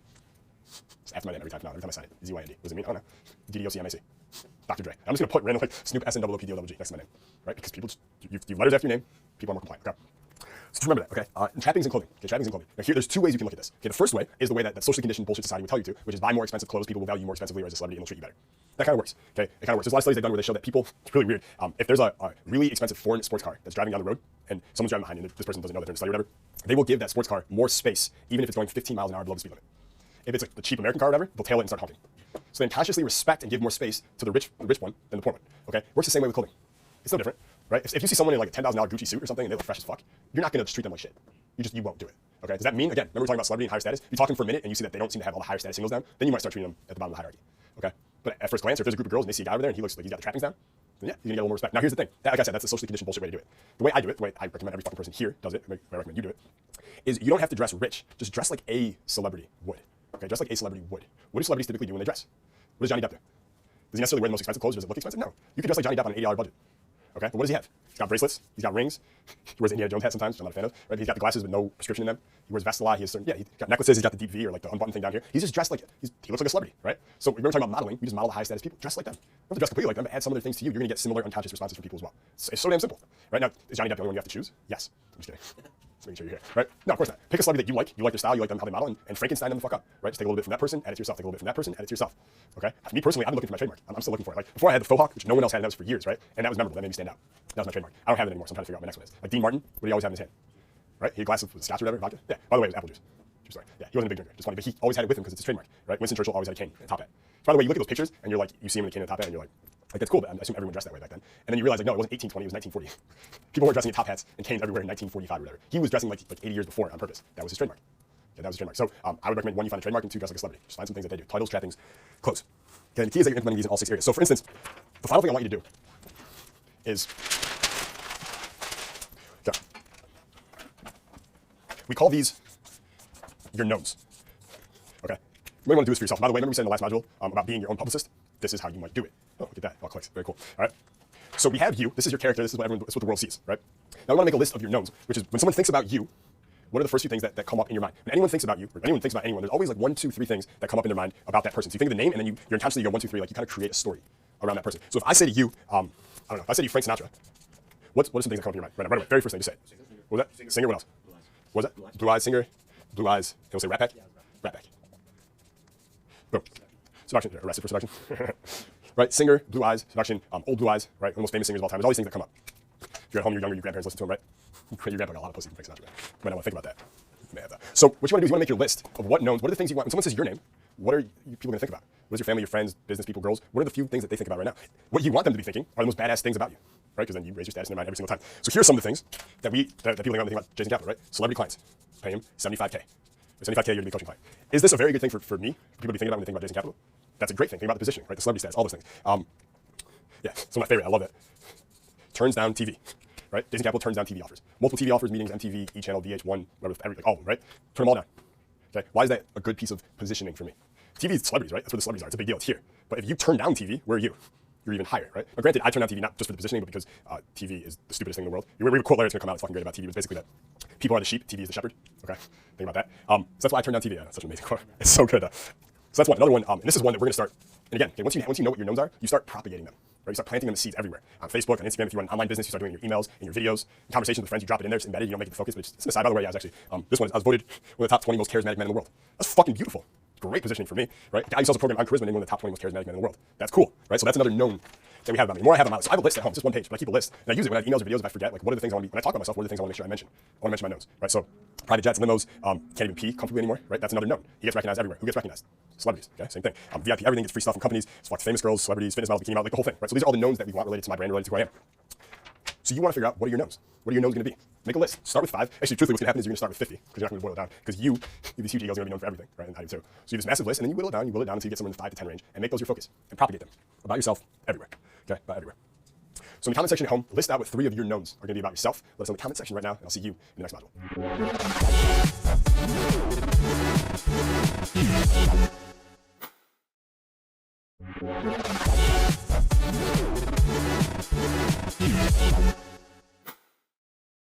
Okay, please write this down. Right, here are the 3 components to a strong commitment from someone. There's only 3 components to it. All right, APE. Okay, active public effort. That's it. Active public effort. Okay, you start small with a tiny commitment with them verbally agreeing to something, signing something, or even physically doing something small. For instance, test driving a car. Then you build up a little more, and then a little more, and then as momentum picks up, you can simply lead them to the outcome that you want. Okay, the key is that the commitments are active, not passive, public, and require some effort on their part. Okay, require some effort on their part. That is the research-backed way to get a strong commitment. Active public effort. It's a key thing to remember with the effort part, okay, is one of my YouTube videos I talk about this. It's one of my most highest rated YouTube videos that I've ever recorded, where I talk about how it's the PSA, stop fucking dating. Who's seen that one? You want to see that one, that YouTube video? You have seen it, all right, good. Okay. The whole point of it is that this guy asked me a question where he's like, Jason, I keep asking these girls out for these awesome dinner dates on Fridays and stuff, and I get, yeah, if you're under 30, yeah. And he's like, I'm getting no, like no one, like, I can't get yeses, like what's going on, these girls won't say yes, and I'm like, dude, how old are you? He's like, 21. I'm like, why the fuck are you trying to take girls out for dinner dates you haven't slept with at 21 years old? Okay, first of all, the general rule, okay, for a higher status male is you take a girl out after you slept with her. Right? How would you reward her first? It doesn't make sense. Right? You put food on the plate first, you're not gonna get it later. So I make this whole video where I'm like fucking ripping into him. And I'm like, the general rule is, dude, if you're dating girls under the age of 30, at this point in 2016, maybe even under the age of 40, stop fucking dating them. Stop thinking of dating. Okay, make friends with everyone. Do cool shit in big groups of people and invite her to come along and bring friends. Make it social. It's a lot of pressure for her to commit to a dinner date. Spend 3 hours with a guy on a Friday night that she doesn't even know. And then if she doesn't like you, now there's all this pressure. Now she's out, she's drinking, you spend money on her. Now she feels pressure to like maybe kiss you, have to sleep with you, even though she doesn't. She doesn't want to have to do any of that. Okay, girls don't want to go anywhere with this pressure. Girls hate pressure. Okay, pressure is a very masculine thing. We thrive under pressure. Women do not like pressure. Okay, she wants it totally low key, totally chill. Right? That's why you invite her out with a bunch of people. Yeah, 8 of us are going. Come and bring one of your friends. Right? You're just taking away all the risk, making it as low pressure as possible. That's how it should be. Okay, that's how you want it to be. And the key thing that I talk about in this video is this: go come out with me for 3 hours dinner, just 2 of us, or just the 2 of us. This is all pressure. We'll call it a high commitment. That's a high level commitment, right? Does everyone understand how a girl committing to that, especially on like a Tuesday, she doesn't know what she's doing Friday. They have to do all this and commit to this with a guy she hasn't even slept with or know that well. That's a lot of pressure on her. That's a big commitment. She's not going to say yes to that. Right? Most girls will just not say yes to it. Even if it's like Leonardo DiCaprio, the girl will be nervous about that. That's a lot of pressure. Low pressure situations work better, and make it low pressure. You want to start with a low commitment offer, right? A low commitment investment. So for instance, how about 1 hour, 10 people, we're going bowling and drinking. Okay, bring a friend too, so you guys can hang out in case everyone hates you or you hate everyone. Great line, but it's perfect, right? Now we've got there's a low commitment, there's a low pressure. Girls will say yes to this offer way more often. Does everyone understand that? So you want to start with a low commitment. When you are getting someone, even if it's a new prospect who's going to become a customer, a girl that you're going to start dating, whatever it is, you start them low. Right? You start them with a low commitment, something they'll say yes to, and then you build it up a little more, and a little more, and a little more, and then we get something called compliance momentum. Right? Everyone knows this. When you say yes to one small thing, then you say yes to a second and a third, and before you know it, you're just on the path saying yes to everything. You don't even know how you ended up there. Right? Compliance momentum. When someone comes to my website, I do not ask them to buy status. That's a high commitment. It's not for most people. It's a $1,000 investment. It's a 42-day transformation. It's not for most guys. Okay? I'm not asking you to do that right away. I'm just like, give me your email address. I'll give you a free 20-minute video and share with you the deadliest pickup line of all time. That's a low-level commitment. Guys are like, yeah, the commitment is I put in my email, right? Low effort. It's still public, right? Because even when you're online, you know someone on the other end is going to see your name there. So there's still a public factor to it, and it's active. Right? I didn't just give it to you and you just got to receive it. It's like, no, you actively punch in your email address and then you get it. Okay? Now here's something that's really important with this process. Okay? My personal way about using commitment and consistency is laying out all the facts and the best persuasion that I can do to someone and then letting them decide to commit. So if I've gotten like Deadly's pickup line and maybe they bought 77 ways and we're getting up higher, I don't want to use commitment and consistency to be like, well, dude, you bought these products. You're just one step away, you may as well keep going. That to me sounds hard. It's like hard sales, right? It's a little hardball for me. I don't like the hard, high-level sales tactics. I like it if I can have the other person committing on their end. Right? I'm going to lay out all the facts to them, all the best persuasion I can, and I'm going to let them decide to commit or not. Right? I'm going to lay it up to them. The reason that is the research shows when they feel like they've decided for themselves and they take personal responsibility for the commitment, key there, they're much more likely to follow through with it. So this is me where I'm like, instead of doing the whole you bought this product and this product, you're one step away, you may as well just finish it out, right? Which is like the kind of like forcing someone to keep buying. I don't want to do that, right? Instead, I'm going to focus on what kind of person are you? What kind of person are you committed to being? And then let them let you decide from there. So if I say that I show you all the facts, right? And I show you how you are an action taker, okay? I show you that you have made the commitment, right? Commitment consistency in your life to be an action taker. That is the kind of person you are. Okay, we make a strong commitment to our self-image, right? Every day, every morning we wake up, all day long, we're constantly committing to what kind of person we are, what kind of person we're going to be in this world. That's how you see yourself, right? It's your self-image, your self-concept. If I convince you, instead of convincing you to buy the next product, I'd much rather convince you that you're a fucking action taker, right? And you're fucking someone who's hungry for more and hungry to grow. And that kind of person is the kind of person who invests in status. Are you going to invest in status? It's only logical, right? That's what action takers who are hungry to grow, get better, never fucking settling, never fucking stopping, that's what they would do. Okay? So I'm not going to point out, well, you made this commitment, and daddy, mommy, you said you wouldn't. Fuck that. That's not my style, right? Instead, I'm going to challenge someone's self-image and say, you are this fucking kind of person. This is who it's for. It's for those kind of people. Now, are you ready to start? Now you say yes. Okay? That's the power influencer way of using commitment consistency. Does that make sense to everybody here? Does it make sense to you at home? I see you nodding your head. Great. So let's talk about techniques, okay? What are some ways to use commitment and consistency with social life? All right, so number one, never invite people to a big commitment right away, ever. All right, you can probably write that down, we just went over that, but never start with some big commitment right away. Unless you absolutely know you're gonna get a yes, don't start with that, okay? So let's say that there's a business connection, someone I wanna meet or I wanna connect with. If they know about the Capital Compound, they know about our parties, and I know they like partying or whatever, and I don't know them that well, but I hit them up and I invite them to come out to the Capital Compound and stay there for a couple days, and we'll maiden chef, take care of you, and get to party with us and meet the girls and everything. People I don't know that well, they might say yes to that, right? Hugh Hefner hits you up 30 years ago and is like, hey, you wanna hang out this weekend? You don't know them that well, are you gonna say yes? You're not saying yes. I'm saying yes, okay. You wanna come? You wanna go? You wanna go? Yeah, y'all wanna go. You sure you wanna come? He said he's some good friends, like some guy named Bill who's gonna be there. Should be cool. Cosby, I don't know, never heard of him. You're gonna say yes, right? That's a big commitment, but you're gonna say yes because the incentive is so high. However, most of us don't have the Playboy Mansion to dangle as bait in front of people, right? So you don't want to never start with the big commitment, always start with the small one, work your way up there. Number two, when you make that low commitment start, right? If you can embed social proof into it, even better. So when I say get the Deadly's pickup line, it's never just get the Deadly's pickup line. It's really easy, it takes 2 seconds, punch an email, that's it. It's all that stuff plus 67,000 top guys across the world are already using this line right now to score the chicks that they've always wanted. What are you waiting for? Okay, so I can embed some social proof into it. Always makes the invite better. And here's the deviously powerful trick that we use. That I use when I'm doing something like a social invitation or something like that. So we have these Google groups that I'm a part of for different parts of my business, for different people who are in similar industries. There's one for like dating coaches, there's one for authors, there's one for like seminar leaders, there's one for like really successful like young people, entrepreneurs and stuff. There's all these different groups. So a few weeks ago, I threw a big like a mixer for people who are all in like online marketing in that Google group. So I knew I didn't want to have to like invite everyone one by one. I'm just gonna send one email to the whole group, right, and say, of course, there's only 40 people max the room can hold. I had every other power influencer going on here. By the way, these are people who say yes anyways. Those I'm still using this stuff every time no matter what. I'm never taking that for granted. But one thing I did was after I sent out that invitation, and everyone gets it, 100 people in the group, let's say, I had 5 or 7 people who I'd already talked to before I sent out the invite, who already told me that right when I sent out the invite, they will respond to it to reply all to say that they're coming. Okay, so the minute I send it out in the next 20 minutes, there's like 6 people who responded in the group saying, dude, Jason, this is awesome, can't wait to come. Yup, I'll be there. Yup, I'm bringing my girlfriend, this will be great, I can't wait. So the minute I send this thing out, okay, now I get all these other people responding right away saying they're coming. What trigger is that?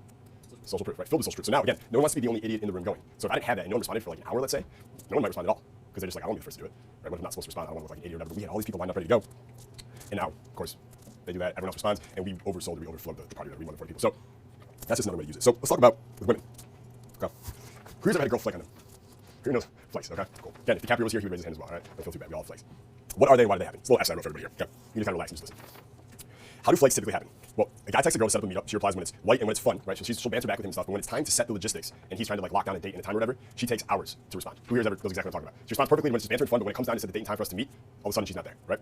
She might say later on that she thinks she's free Tuesday or something like that, but she gives you no commitment, right? She gives you no commitment. So when Tuesday rolls around, the guy texts her around noon because she said she might be free Tuesday, so he texts her around noon, you set it down, and she never responds at all, at least not until Wednesday. We've never ever experienced that, right? Me too. She didn't respond on Tuesday, but then Wednesday, because again, there's no pressure, now she can feel free to respond again, right?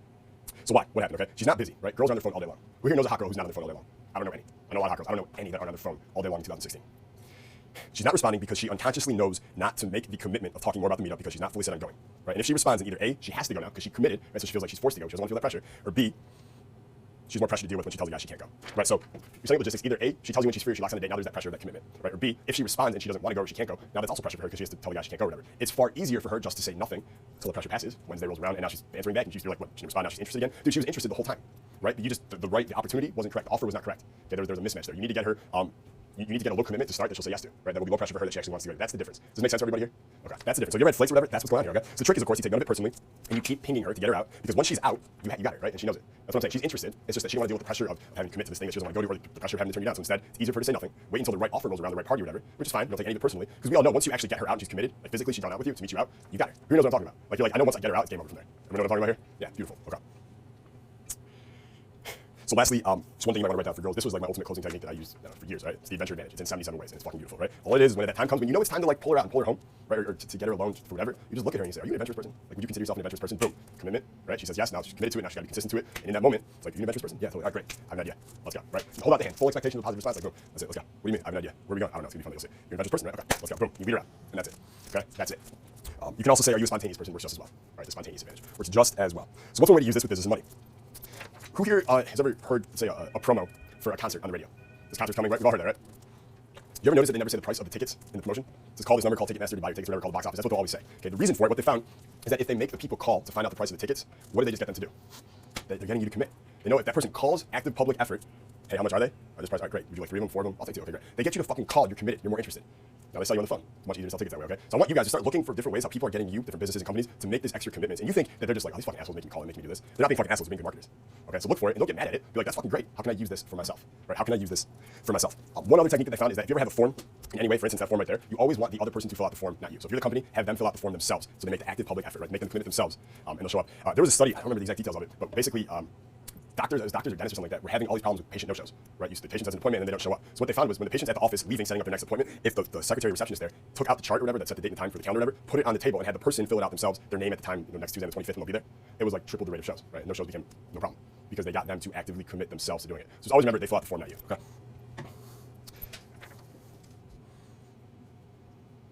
Okay, so lastly, I told a story about Steve Wynn a few modules ago, and I'm going to finish up with one more story here about how he uses commitment and consistency. Because again, he is one of the greatest businessmen alive right now, multi-billionaire. He was the CEO, I read an article about him this morning actually, he was the CEO of the Golden Nugget at 31. So at 31, he owned one of the biggest hotels in Vegas. It's pretty awesome. It's also pretty dangerous, right? There's probably like a 50-50 shot he's going to end up on the side of the road off the highway, or at the bottom of Lake Mead, right? There's a lake out here, by the way, it's called Lake Mead, where if you ever swam to the bottom of it, you would guarantee to find several bodies. Bones, all kinds of stuff. That's the place where all the mafia used to toss people. Anyways, back to Steve Wynn.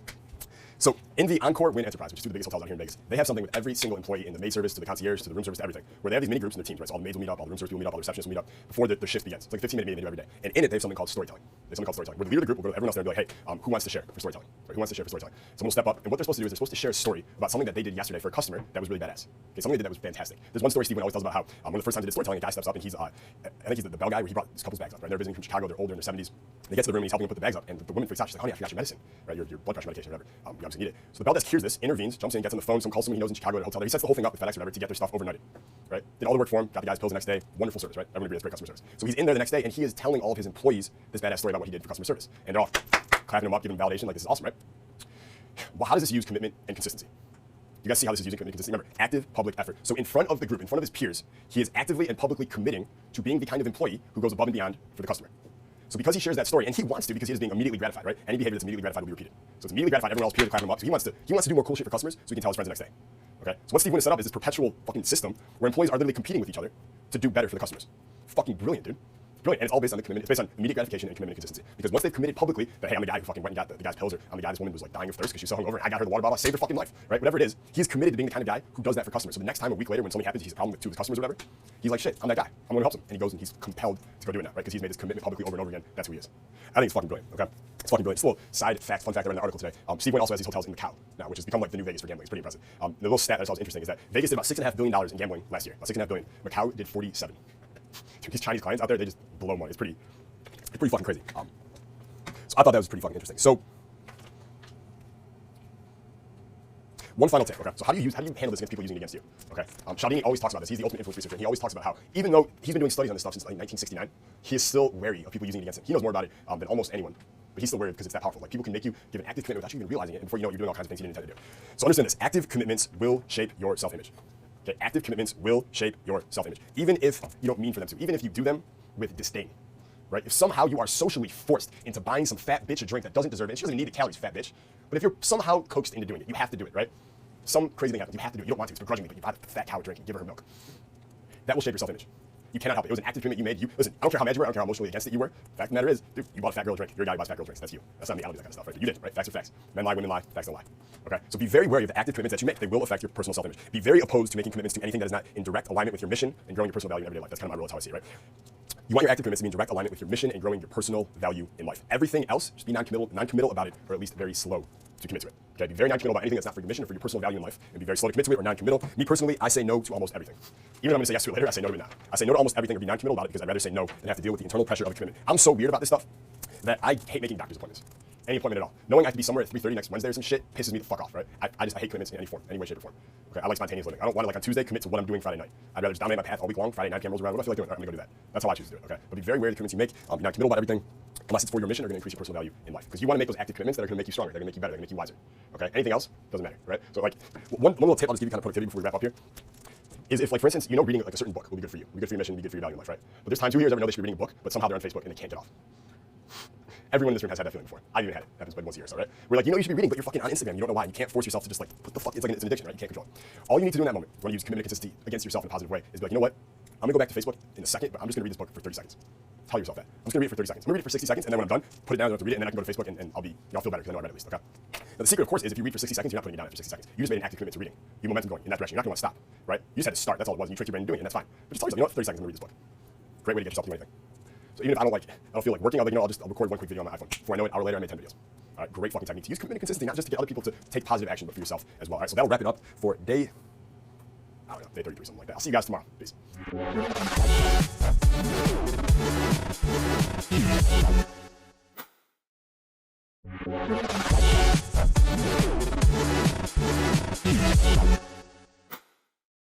Yo, what's going on, man? Jason Capital here, and welcome back to Module 5 of Power Influence, Day 17, and our next agent of influence. If you would be so kind, please write this down at home.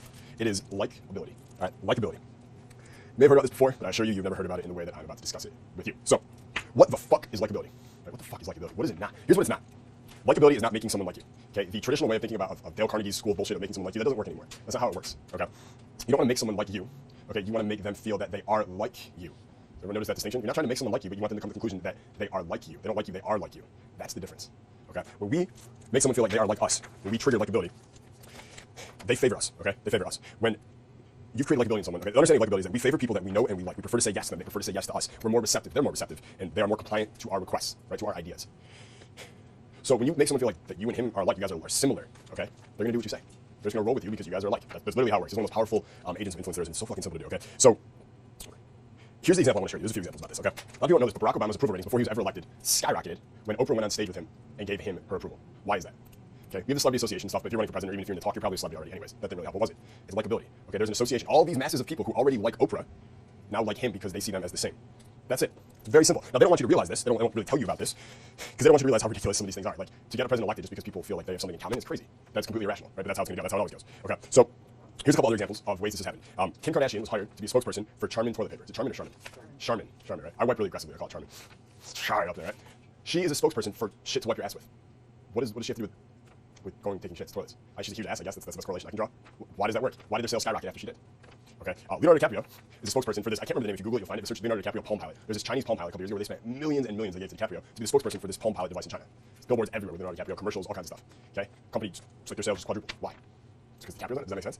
And lastly, Rihanna is a spokeswoman for Budweiser beer. Who here thinks Rihanna drinks a lot of beer? Do you think after a hard day, the office, comes home, takes the shoes off, kicks the feet up, cracks open a couple Budweisers? Do you think that's what she's doing? Do you think she ever drinks beer? I can't imagine her doing anything but smoking weed or drinking like liquor or champagne or something. Like, that's just, I can't imagine her drinking Budweiser, okay? But she was their choice to be the spokeswoman, and it's been a very successful partnership. Why? Why are all these things going on, okay? One of the factors related to increasing likability is called the celebrity bias, okay? Meaning if you can associate yourself with a celebrity, people will like you more, especially if it's a likable celebrity.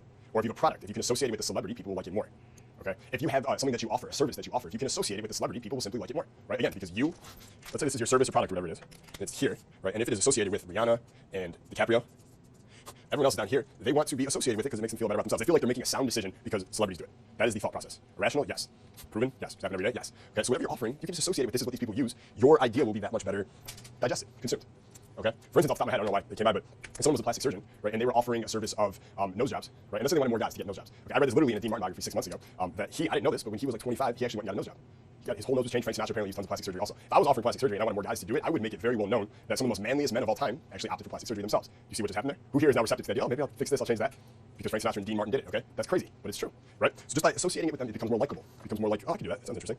So that's one of the biases related to likability. That's one way you increase likability. There's actually 10. All right, there's actually 10. So I'm going to give them to you as we go here. So the next one I'm going to talk about here is revealing similarities, okay? Revealing similarities. When you reveal similarities, people come to the conclusion, oh, again, you don't want people to like you, you want them to realize that I am like him. We are alike. That's the difference, okay? So people, these similarities come out, they go, oh shit, I am like this person. That's pretty fucking cool. I actually like them more. I'm actually more receptive to everything that they say and do and want to comply with them. It's amazing. What's really interesting And the reason, by the way, I say reveal is because if it seems contrived, their guard will go up and it won't even get it. They won't trust it, right? So you don't want to tell someone, dude, you're from here, I'm from here, and you like this, I like that, you like that, you like that, you love Mexican food, I love Mexican food, you eat burritos, I eat burritos, dude, BFF, right? Then you're like, sorry, no, creeper, get away from me, right? It's a little different, but you reveal them, okay? You happen to confess that one little thing that you already knew that other person did anyways, right? But you happen to it by accident, and you let them go, holy shit, you know what? You think that the 85 Bears are the best team, best football team of all time? That's crazy. You thought Scotty was better than Michael? That's crazy, right? You're a Kobe guy, I'm a Kobe guy, that kind of thing. It's more of a reveal. Now here's what's interesting. What similarities actually matter, right? Wearing the same shirt, is that a big enough similarity to increase likability? Here's what all the researchers found. It doesn't fucking matter. This is what's kind of scary. Okay, it doesn't even matter. Age, sex, values, beliefs, locations where you live, where you want to live. Nothing really matters. I feel like Queen right now. Nothing really matters. Nothing matters when it comes to similarities. Anything counts. Almost anything goes. You're born in the same month. You like that person more. Their first name sounds similar to yours. You like that person more. Your moms were both pharmacists. You like that person more. And almost anything goes. Now, knowing that subconsciously, that's all the research has shown. It would be pretty easy for someone to get you to comply with them just by kind of mirroring back what you say, wouldn't it? Interesting. Okay, so reveal similarities. Next, the halo effect. Okay. A study of Canadian federal elections found that attractive candidates received 2.5 times more votes than unattractive candidates. 2.5 times more votes because they're hotter. They then surveyed the voters, and 73% denied in the strongest possible terms that their votes had been influenced by physical appearance. So 2.5 times more people voted for someone because they were hotter, yet 3/4 of the voters strongly denied that looks had anything to do with it. So people are doing this. The behavior shows it. You can't lie about behavior. What happened. Okay? So it's happening, and almost everyone is lying to themselves about it, or doesn't even know it's happening. They're just doing it. Other court studies of negligence lawsuits find that when the victim is better looking, he or she gets significantly more money awarded to them. You're better looking, you get more money in court. What's more, both male and female jurors exhibited the attractiveness-based favoritism. So women do this just as much as men, right? Everyone knows if you're in the fucking 99%, you're a little bitch, you don't know game, some hot girl asks you for a favor, and you're in the 99%, you're probably going to comply with it, right? Because she's hot. We on Team Diablo know that we would never just say yes, right? We make her work for it in some way, shape, or fashion, which is good, right? But women do it just as much as men. Right? You got all the higher status signals going, and you dress well, and you look fresh, and you go and you ask a woman for a favor, and you're like one of the better looking guys, she'll say yes. Favoritism is still there. Okay? Clarence Darrow, most famous attorneys of all time, said that the main work of a trial attorney is to make a jury like his client. Like, you think court is like logical in the cases? No, it's who do they like more? That's how these things are based. Let's continue. Similarities in style. Okay, physical appearance similarities. Here's another way to increase likability. I call it the 70 versus 40 experiment. Okay, so they did a study where researchers went up to hippies. This was done in the 70s. But they went up to hippies and they asked the hippies for a dime to make a phone call. This is back in the day when using like payphones and shit, right? So they asked the hippies for a dime to make a phone call. If the researcher was dressed like a hippie, they got a yes almost 70% of the time. Person gave them 10% or 10 cents. If they were dressed like a researcher, just a normal person or whatever, I think it's 38, almost 40% of the time they got the yes. Okay, so dressed like that person, you're getting 70% success rate. Dressed like how you want to dress, you get a 40% success rate. So these people are almost saying yes twice as much just because they're dressed the same. Okay, just because they're dressed the same. And this is like, even if it's contrived, it still works. Why do you think like soldiers and Marines all wear the same shit? There's lots of reasons for that, but that's one of them. Right? We're all dressed the same. We like each other more. We're all alike, so we like each other more. Okay, crazy. Next one, the mirror exposure effect. We're talking about this one a lot lately. The mirror exposure effect.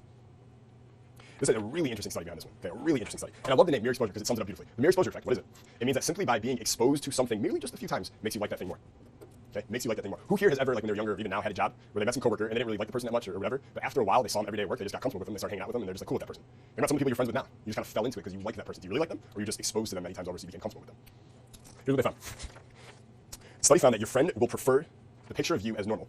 Okay, but you'll prefer the reverse picture of yourself. So if they show you a picture of you as normal or reverse picture, so it's still you looking forward, but it's flipped, they'll prefer the picture of you, you'll prefer the reverse picture. Why is that?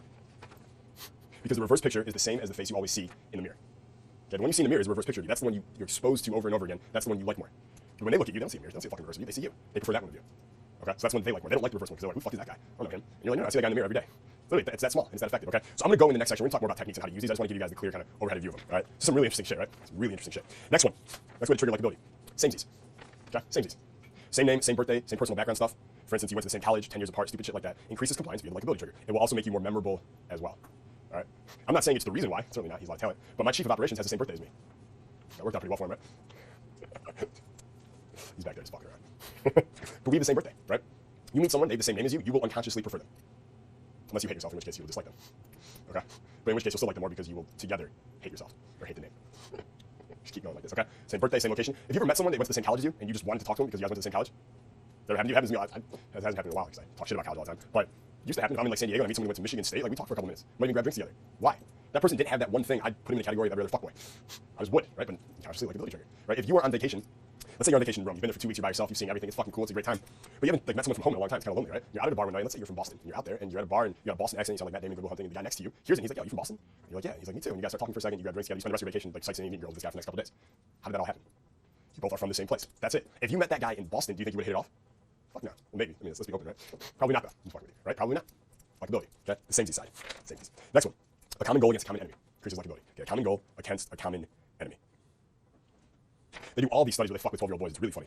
They put them in like summer camp, like an all-boys camp, and they'll divide them into a cabin, and then they'll have them do all kinds of activities and competitions all day where cabin 1 is facing off against cabin 2, right? And they're battling out, and if cabin 2 loses, they get punished. Cabin 1 wins, they get a reward. So these guys start to hate each other, right? It's like fucking Lakers Celtics in the 80s. Like, they hate each other, right? And they literally, the researchers are like, we can make people hate each other just by controlling these little variables here. But they're like, how can we make them actually like each other again after they hate each other? How can we do it? All they have to do, okay, is they put them all in a big cabin now, and they introduce a second camp, a new camp, and now this huge cabin is competing against that camp in the same competitions, just like that. Everyone likes each other again. Okay? A common goal against a common enemy. We are now together with the goal to win and beat them. Powerful shit. Next likability trigger. You guys liking me so far? Yeah, this is pretty good shit. Pretty good. Flattery. Yeah, flattery. Research shows that positive comments produce just as much liking for the flatterer when they were untrue as when they were true. So even if it's, you can tell it's like fake, it doesn't matter. You still like the words, like the poetry someone just saying about you. Right now, here's what's important, right? It works up to 5 times better on men than women. Flattery works up to 5 times better on men than women. That means you're vulnerable, and as you guys already know since you're on Team Capital, try your best not to compliment women unless they really deserve it, right? Understand that this is just a side tip. Because I'm Jason Capital, I have to put this in. The more attractive the woman is, the less important this becomes, to the point that if she's super attractive, she's getting validated all day long, right? By everybody, which is why the flattery doesn't work as well. Everyone understand that? Okay? If you were walking around all day and every girl did a double take on you, like every girl looked at you longer, did you favors, came up to you, asked you out all day long, and did that for, I don't know, 15 years straight, every day, do you think compliments would mean much to you anymore? No, right? They just won't mean as much. Imagine if you had a hamburger for breakfast, lunch, and dinner every day for 15 years. Would hamburger be valuable to you after 15 years? Or would you be pretty sick of it, actually? Okay, really hot girls feel that way about compliments. It's really funny. And they'll tell you differently because they're like, they don't want you to know the secret. She's like, don't compliment me, because they're like, no, I love compliments. I love hearing you say things like that. The truth is, if you ever do it to them, you always get a negative response, right? I've seen it happen a million times over and over again. I've seen it happen in my own life. It doesn't work. Girls just do not accept compliments well. It just doesn't happen, okay? I'm saying to the point that if she's really attractive, flattery will really only be positive, because you're wondering, like, can I ever give a girl a compliment? There's 2 things you can do. I'll just go on a sidetrack here real quick. One, you can give girls compliments whenever you want, okay? If you do it in a way that you do not give a shit what she thinks, then it works just fine. Because most guys, when they give compliments, they give it expecting to elicit, like, a response from her, like, oh, I said she's really pretty, she matches her accessories well, therefore she should talk to me, right? They're trying to get something from it. That won't work. But if you say compliment just giving because you like to give, and your cup is overflowing, and you say the compliment, you look really hot today, and you get right on to the next thing that's important to you, that's attractive, okay? Because you didn't say trying to get, you said trying to give, and you're already on the next thing, total unattachment, right? Total freedom from outcomes. Does that make sense, everybody? Okay, that's the difference. So you can do it. But really, she's really hot, flattery will only really be positive when you're deep inside her rearranging her intestines. Really forbidden. So that's important. All right, understand that. Next, likability trigger, the in-group bias. Okay, the in-group bias. So it's another cognitive bias. This is what research continues to find. It's fucking amazing. Let's go. So let's say this is the in-group. Okay, and the in-group, this is your group of friends. Okay, this is the circle you hang out with. These are the people you know. They're all in here. Right? They're all in the in-group. Okay. Everyone in this group, let's say these are just like randoms. Right, just randoms at the venue. Let's say you guys are at a bar, you guys are having a great time. All of you will unconsciously, unless someone outside here is using all these power influence triggers, like has the celebrity status and doing all these other things, the majority of these people will be seen as significantly lower status than everyone in your group, because they are the out group and you're the in group. The reason for it is we unconsciously want to value the people in our group as higher. We want to see them as better because it makes us better by association. We don't want our friends, we don't want to think of our friends as losers, because those are our friends. What does that say about you? So you will unconsciously focus on the positives of your friends and try to ignore the negatives to make them seem as cool as fucking possible. By association, you become cool as well. Does that make sense, everybody? This is what we're doing. Okay, this is what we're doing. And on top of it, we will purposely see people on the out group, anyone who's not in our circle, as worse than they are, because it makes us look even better ourselves. It makes our group look even better themselves. Okay, so that's the in-group, out-group bias. You've been through social God. If you haven't, you should certainly go through it. This is the core of social God is based on this. How do we make it so 5 to 20 hot girls are texting, approaching, and calling you every week? This is the core of the social God program. Okay. But this is another way to increase likability, because you'll purposely like people in the in-group far more than anyone in the out-group. Now here's the thing. It doesn't just have to be physical. You don't have to be physically in in-groups like those people. If I mentioned this example earlier today, I had someone email me a couple days ago, and he bought some products. He wanted to interview me for one of his products, or I don't know, he puts on seminars or whatever. And normally I wouldn't pay attention to it because there's only a few people I'm willing to work with. But he mentioned that he's a good friend of Elliot Holz's. Right, that was the very first thing he said. He mentioned a very good friend, Elliot Holz, actually just left Tampa. He mentioned you. I can't believe I never heard of you. I love all the shit about your mind products now, which is cool. I appreciate that, right? But what was he trying to do in the start? He was trying to trigger likability. Basically, he was trying to say, I'm in the same group as you are. I'm friends with Elliot Holz also. Okay? But I think the power of introduction is so powerful. When someone introduces you, go, this is my friend, meet my other friend, you're unconsciously saying we're all in the same group, so we should like each other. That's what's really happening here. That's the same bias going on. So when you're reaching out to someone, let's say you're an online marketer and you're looking for affiliates, you should most certainly mention, if you're trying to reach out to someone you don't know, that you guys know this person in common because you were just using this. Okay? Using likability. When I was first getting started, I name dropped everybody all the time. Name dropping gets a bad rap. It's pretty good. It seems to work pretty well, I gotta tell you. It seems to work pretty damn well. All right, 2 more. Celebrity associations increase likability. We talked about this a lot today. But it can unconsciously override every other impression you made of that person the minute your brain realizes that someone is friends with a celebrity. Okay, this happened to me a couple years ago when I was a little less mature. Let's say there's someone, you guys know obviously I have like a very high standard for who my friends are and who I allow in my life and stuff like that, as you guys do too. So I'm very good at meeting people in 10 seconds. I can tell right away, is this a high value person, a high status guy? Is he good with women? I can tell right away, okay? Or if he's not. So when I would meet people in LA, especially when I was living there, and I could tell right away, this guy's a fucking loser. This guy's a fucking, like, he just gives girls coke and helps hook up with them, like those kinds of people. But then I'd find out, oh wait, he's actually really good friends with, I don't know, some famous actor or actress or something. You know what I mean? Like, oh, he's actually good friends with Mila Kunis, or he goes to Jerry Bruckheimer's house, or like some shit like that. When I thought that was cool a couple years ago, that would come out, and all of a sudden my whole impression of this person just disappear. Be texting them, hanging out with them, and I'm sitting there halfway through, I'm like, what the fuck am I hearing? I don't even like this person. It overrided everything, right? The fact that they were associated with celebrity. Because in the back of my mind, I'm like, maybe I can get that connection, use it as an endorsement, maybe pick up a new client, those guys have a lot of money. I should have some of that, right? So I'm like, he's a lot of money, so that should be mine, right? One of the best, like if you're a salesman, one of the best mindsets I've ever heard. I think it was Zig Ziglar who used to say that. He used to sell pots and pans door to door. But when he'd go up to the house, he'd be like, before I go to the house, I always say to myself, like, them motherfuckers got my check in their pocket and I got their pots in my car. I'm here to make the exchange. That's how we looked at it, right? That's fucking cool. Unrelated, but cool. So the celebrity thing can actually override the whole thing. So if someone doesn't like you, then they find out that you have some connection to some big celebrity that they do admire. You'll probably find that they start to like you really quickly. Okay, really cool. And last one, likability, the damaging admission. Okay, the damaging admission. This is where you reveal a negative thing about you as a person. Maybe it's part of your past, maybe it's a story, maybe it's a negative trait that you have, but you reveal it and then you pair it with a silver lining. Right? So you never just reveal a negative trait like, yeah, dude, I killed a lot of people when I was younger. So anyways, what did you do before you came here today? You see Deadpool? It's good, man. Right? And they're like, wait, you did what? Murdered people. So whatever the negative thing you're revealing, I hope like ideally it's not murder.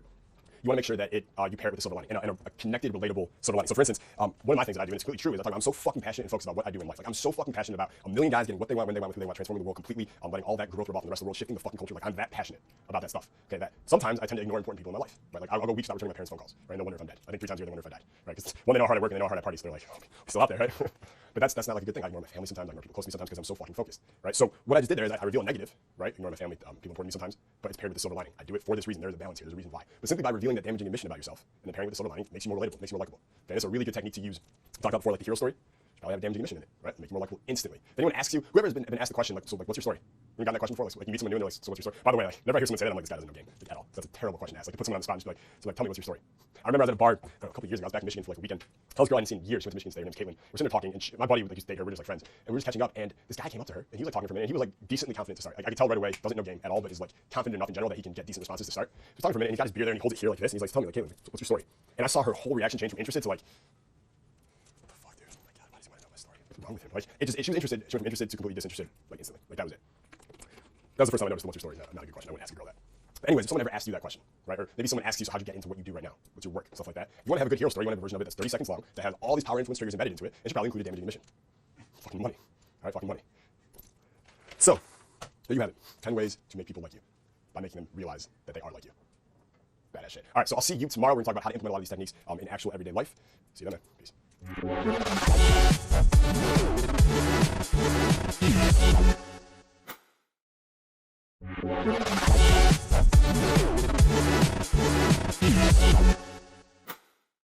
All right, welcome back. So I want to talk about how do you get authority and how do you use it here. Right? So this is how all the modules are going to go. Everyone's going to notice this. So the first one, we're going to get a big kind of like step out and really understand this concept. Right? Attachment, we're going to understand it. Why does it work? How does it work? Some examples. And then the second part of each trigger, we're going to talk about how do you use it. Right? How do you use it with social life? How do you use it with your sex life? And how do you use it in business? Right? Those are the 3 big ones. Anyone have any other big one in their life that's important to them?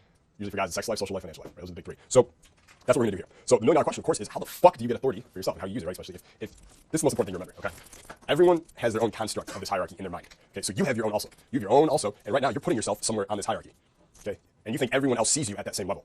Okay. Now the truth is, this is all made up, right? Fugazi, fugazi. It's not real. Okay. It's just an idea you have in your head, and you're acting according to it. The truth is, what you want to do is understand everyone else is going to have their hierarchy in their mind. Okay. But you don't have one for yourself.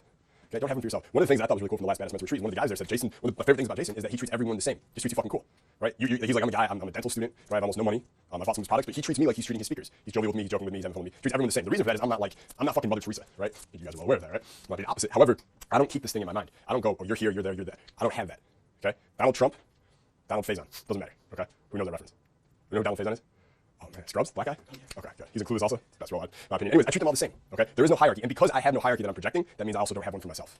You see that? So because I'm not holding people in a certain position, like you're here, you're there, you're there, that means I give myself the freedom not to hold myself in anyone's position either.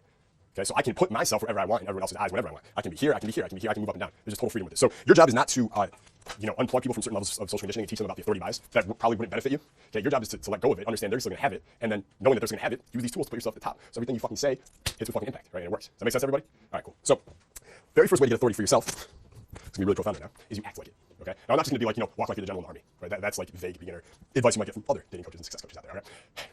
About 40 years ago, Jerry Weintraub, who here knows Jerry Weintraub is? If you do, about half of you do, good. Okay. So Jerry Weintraub was, he was a producer, he was a music manager, he took Elvis out on tour, he took Sinatra out on tour, he took John Denver out on tour, he created John Denver.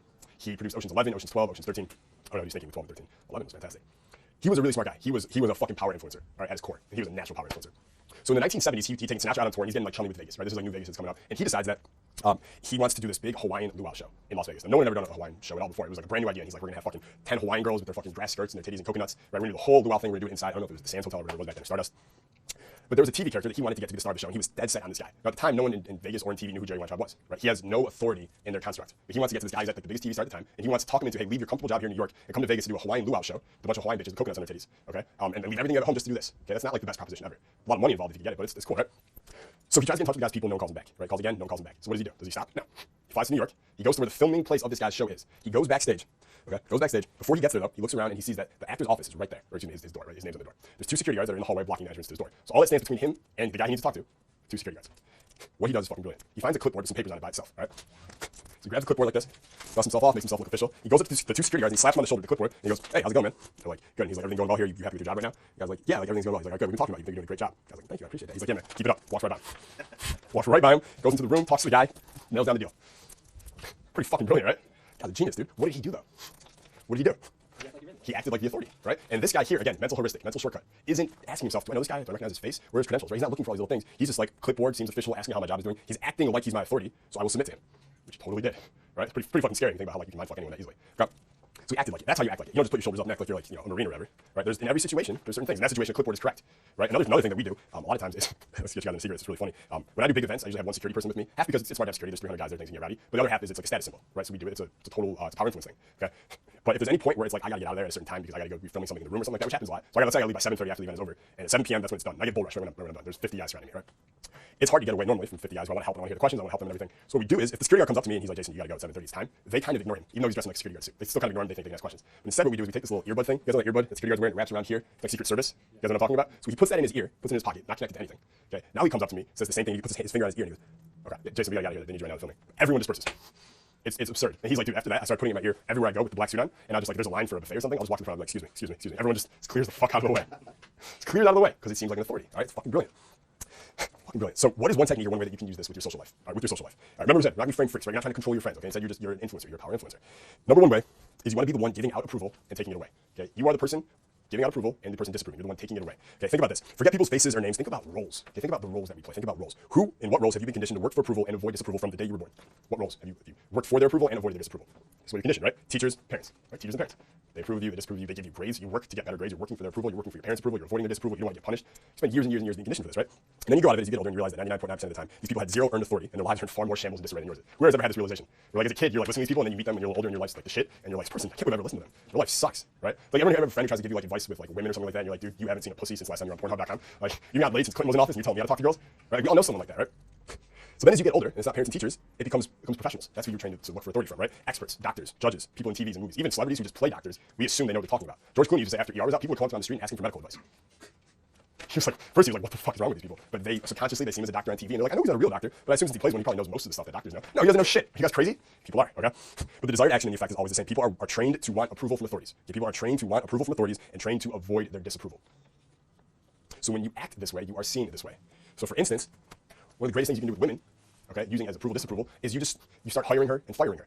So now you're taking on the role of her boss, right? You're taking on the role of her boss because who hires her and fires her in their life? Bosses, right? So she brings you a drink, it's done correctly, you're awesome, you're promoted, right? And then she doesn't do something like, listen, it's not working out, you're fired. Pack up your stuff, be out of here by 5, right? And you fire her. And then she gets all sad, you're like, listen, you were hired, but only, whatever, you just play with it, right? But you're hiring her and you're firing her. You are the authority. My favorite lines, one of my buddies used to always say to girls, whenever he's talking to them and never did anything he liked, maybe they were, I don't know, they went bungee jumping. There was something they were afraid of, and they're telling this whole story about how they overcame their fear, and they mustered up all their courage, and they did it. They tell this whole story, and he'll look at them and be like, that's awesome, 3 points for Gryffindor. Right, the smirk on his face. You love Harry Potter, right? That was like also a little test to see. They know what Harry Potter is, right? Everyone here knows what Gryffindor is, right? 3 points for Gryffindor. It's hilarious, right? And then you start taking away points later. Minus 10 points for Gryffindor. Use teeth with the blowjob. Minus 20 points for Gryffindor, right? And you can go back and forth with it. But that's what he would do. It's funny, right? And she's laughing, but what is he really doing here? He's the authority. Yeah, he's slowly just playing that role of the authority, right? So what's another way to use it with women? So my favorite ones, right? You pace her reality. You show you get women on such a deep level, and you tell her about herself, right? If you can tell a woman more about herself than she can even verbalize, she sees you as the ultimate authority on her life. You know more about her than she does. You call it pacing her reality. So if I say to a girl something like, you have like a pretty high sex drive, don't you? Like when you're with the guy that you're attracted to and comfortable with, like you want to fuck him all the time, don't you? Now, every girl, is that true for most girls? Of course, right? Of course that's true. But because you verbalize it and you say it, she's like, holy shit, this guy knows secrets about me. He knows secrets about me, okay? So this is you demonstrating and understanding her reality, skillfully asserting yourself as an authority on women, right? You be the authority on women. Tell her about herself. Tell her how certain women are. One of the greatest things you can do, especially as you get, when I was like 21, 22, 23, 24, this shit didn't matter. Because most of the girls I was sleeping with at that time were the same ages. But as I get older, I started to realize that like if you can be an authority on like, not even authority, but you can just have an intelligent conversation, have really good ideas and input and advice on their shoes, right? Like knowing, understanding women's shoes and handbags and stuff like that, which women think about. Like I'm pretty sure like half their brain is just dedicated to like shoes and handbags at this point. But if you can understand that, you can talk to them about that, like Christian Louis Vuitton, and like you can just drop these names and like a Chanel boy bag, like little things like that.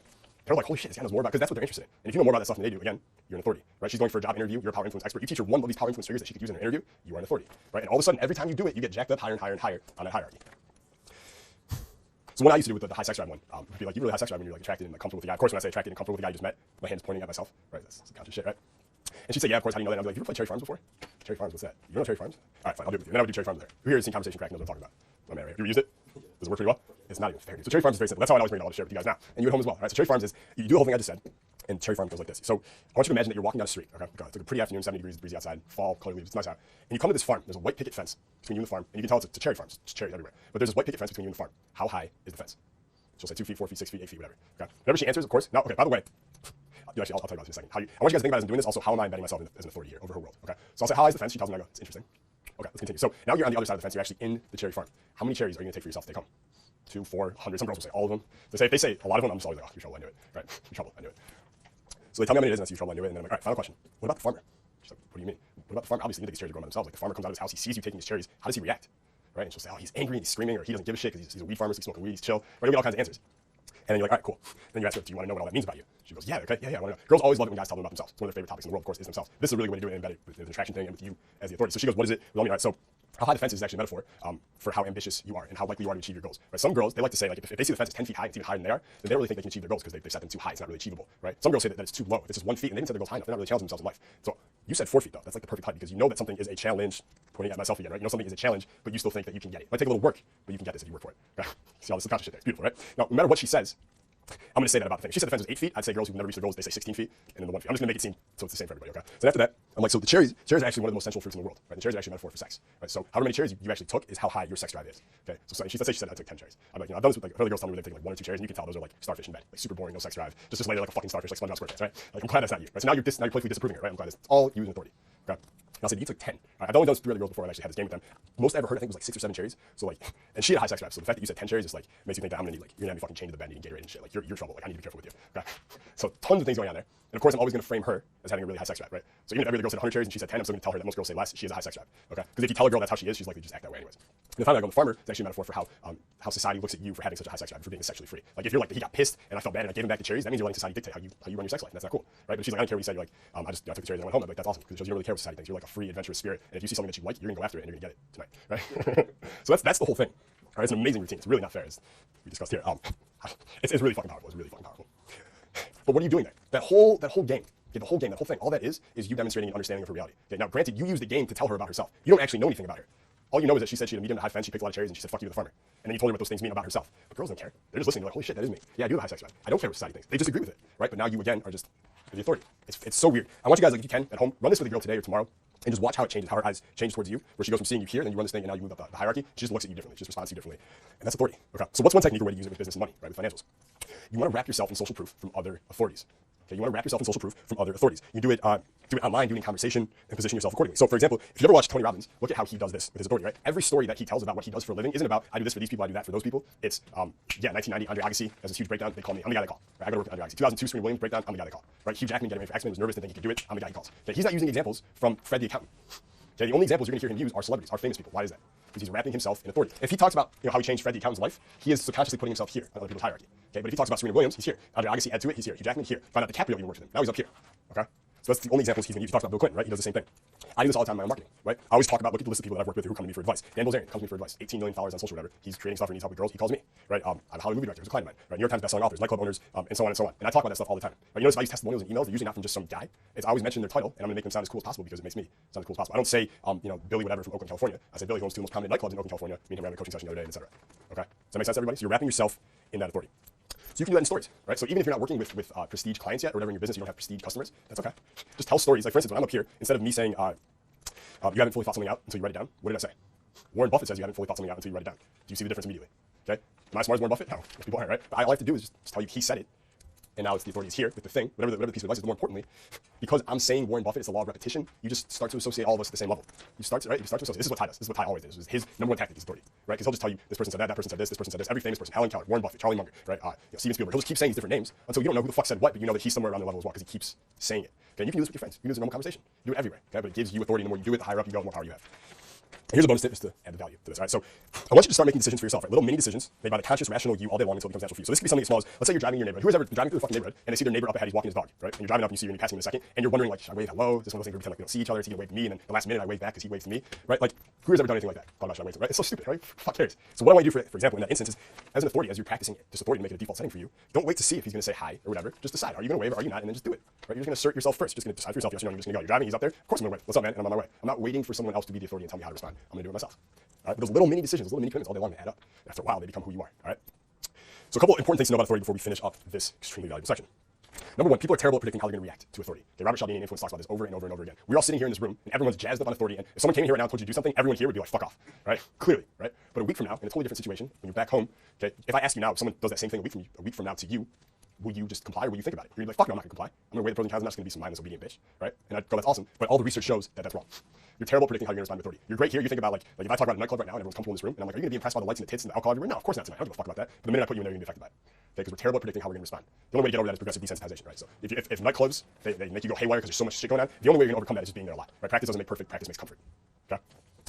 Well, understand that you're terrible at predicting how you're gonna respond to influence. So if you know you're going into a situation with someone who usually exerts a lot of authority over you and you don't want them to anymore, don't just be like, I'm a power influence now, it's not gonna affect me. Like, understand, be honest with yourself. You know what? Like, even though now I can sit here and be like, that's not gonna affect me, understand it will affect you and be like, you know what, at that moment, I'm gonna take a deep breath and I'm gonna make a conscious, rational decision then about how I wanna act. I'm not gonna be like, I got it, I don't have to think about it anymore. Kaizen that shit. Okay? Number two, when authority is challenged publicly, it loses a lot of its power. All right, so this is something that's really interesting. Who here knows what the Stanley Milgram experiment is? The Stanford experiment, right? Where they had the people, half of them were prisoners, half of them were guards. Right? That was like the very first study ever done on authority. If you guys, you're at home, just Google Stanley Milgram experiment. That was one of the first times they discovered just how powerful authority is. They had totally normal people almost killing or thinking they're almost killing other people simply because an authority was telling them to do it. Really, really interesting shit. But what they found was that, so I'll just, the general gist of it, everyone doesn't know. What they did was they took people who told them they were in a study, and they had half the group in a room where there's a glass wall and there's someone who's supposed to be the other half of the study, where one by one the person's hooked up to a chair, it's an electrical chair. So let's say you're sitting on this side and the other volunteers in the other room, they're hooked up to a chair, it's got electrical voltage, etc. And then there's a researcher behind you in a white coat, and he's telling you what to do. You're a volunteer, oh, you guys a volunteer. They're gonna ask that guy a question. If he gets it wrong, you shock him. Okay? And if the person in the white coat, the experimenter, is gonna tell you, he got it wrong, shock him. Right? And every time he gets it wrong, they're gonna double the voltage, right? From 90 to 180 and so on and so forth. So at the start, you're doing it. He says, oh, you got it wrong. Hit the button. Boom. This guy shocks him. He goes, ow. Right? And 2 minutes later, he gets another question wrong. Guy tells you, all right, you got to shock him. Okay. Boom. Hit him again. He's like, fuck, that hurts. Right? And you turn around. And you're like to the experiment. You're like, dude, I think I'm hurting him. Is this okay? And the guy's like, please continue with the experiment. That's what they were trying to say. What is he doing here, by the way? He's acting like an authority. Right? So you're like, well, in your mind literally goes, I'm hurting this guy. I shouldn't be doing this. Yet they continue to do it. Right? Everyone in the study did it. It wasn't like half the group kept shocking the person. Everyone in the study did it. They did it to the point they kept hitting the button where the person on the other end was screaming in pain for it to stop. They're screaming in pain. They're yelling, just kill me already. I want to die. They think they're like frying this person. Okay. What they didn't know is that was an actor on the other side, and they were the only person being tested, just to see how much authority they would obey. How far would they go? They went all the way to a voltage that would kill the other person, but they did it because they were told to. Okay, they did it because they were told to. Here's what was interesting to me about that study. I already knew that. I already knew people with authority in those situations. What was interesting to me is that when they were doing this, they did a session of the study where the person's in the chair and they have the voltage, but there's another experimenter in the room with him. He's not pushing buttons, but he's there with him. Okay, he's just a guy off the street also. No, the white coat is behind him. When there was someone else in the room and you're pushing this button and you see turning the guy and you go, I don't think I should, and this guy's like, please continue with the experiment. This other guy would step up sometimes and be like, dude, don't just listen to him. Like, think about this. This is pretty fucked up. When that happened, they found that this person had like, I don't remember the exact number, but it was like almost all the authority was gone in that moment, right? Because he had someone else on his side, because it was publicly challenged. Someone stopped him and said, dude, what the fuck are you doing? Hold on a second here. Okay. So what we know from that, okay, is that when you have a friend with you, someone on your side who's telling you, like, don't just listen to this person, like, think about this for a second, right? It breaks that chain of compliance. It wakes you up from mindless obedience and it brings you back to the rational, conscious you. All right, so how can you use that yourself if you're ever dealing with an authority or whatever? You might not always have a friend there to be like, dude, hold the fuck up. Hold on a second here, okay? But think about the fact that in your mind, imagine there's someone else there who's like your guardian angel and you're doing something you shouldn't. You're like, he's like, hold on, Jason, a second, think about this. And it'll just stop you to just pull back for a second, right? And really ask yourself, should I be doing this? Is this the right thing for me to be doing? Okay, so I just thought that was really fucking interesting. About authority. All right, so in the comment section, here's what I want you to do now. Let us know one way that you plan on using authority in your your social life or your sex life now. So let us know in the comment section how you plan on using authority in your social life or your sex life, and I'll see you in the next video.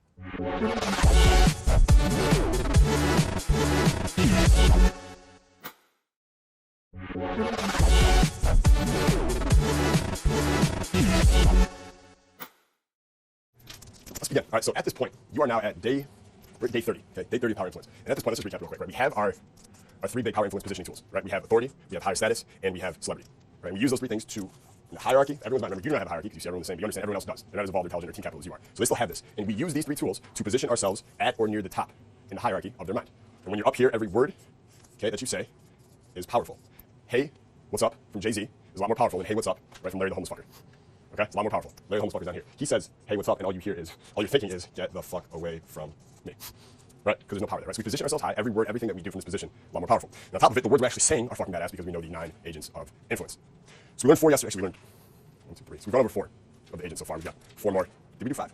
Thank you. I'm glad I teach influence and not math. I suck at math. So we've covered 5 so far. Let's get to number 6. Number 6 is remarkably powerful, and it is also remarkably misunderstood. So let's clear it up right now. It is our good old friend, scarcity.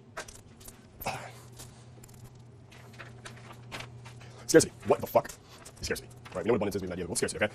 Here's my definition. Items, information, opportunities, and people all appear more valuable when they are less available. That is it.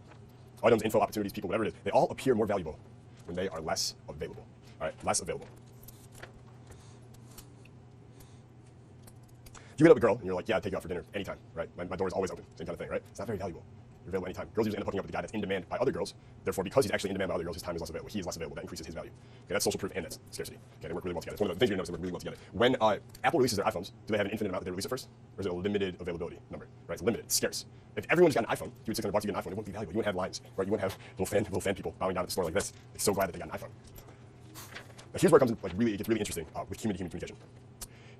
So you know that the absence of something increases value, right? Scarcity. If the thing is less available, it appears more valuable. If you create absence, if someone sees you every day for a week, and you guys are friends, and then you disappear, and you stop returning calls for a few days, your value in their mind is skyrocketed. It's just the absence created value. Okay. Robert Greene always talks about this in 48 Laws of Power. Absence creates value. Okay. Absence creates value. Absinthe creates drunk. But absence creates value. However, okay, this is where it gets really interesting. If the other person did not engage emotionally before, so let's say that it's a girl. Let's say you hang out with her and you're like kind of long gaming her and you kind of put her in the friend zone, but you guys hang out for 3 or 4 days, Thursday through Sunday every day. You don't hook up, but you do a lot of fun, you do a lot of things. And then on Monday she texts you because she's used to seeing you every day, talking to you every day, and then you don't respond. And then you don't respond on Tuesday. And then Wednesday she doesn't hear from you. Your value has skyrocketed in her eyes. By the next time she sees you, it will probably become a rape scene. Okay, her to you, rape scene. However, if you didn't know this girl, if you just met her at a bar one night, you talked for 20 minutes and you exchanged numbers, okay, and then you try to go 3 days without returning her calls or texts or whatever, will she still care as much? No, of course not. Why is that? Okay, because you did not engage her emotionally for the absence to work. Okay, absence only works when that thing or that person has become engaged emotionally with it first.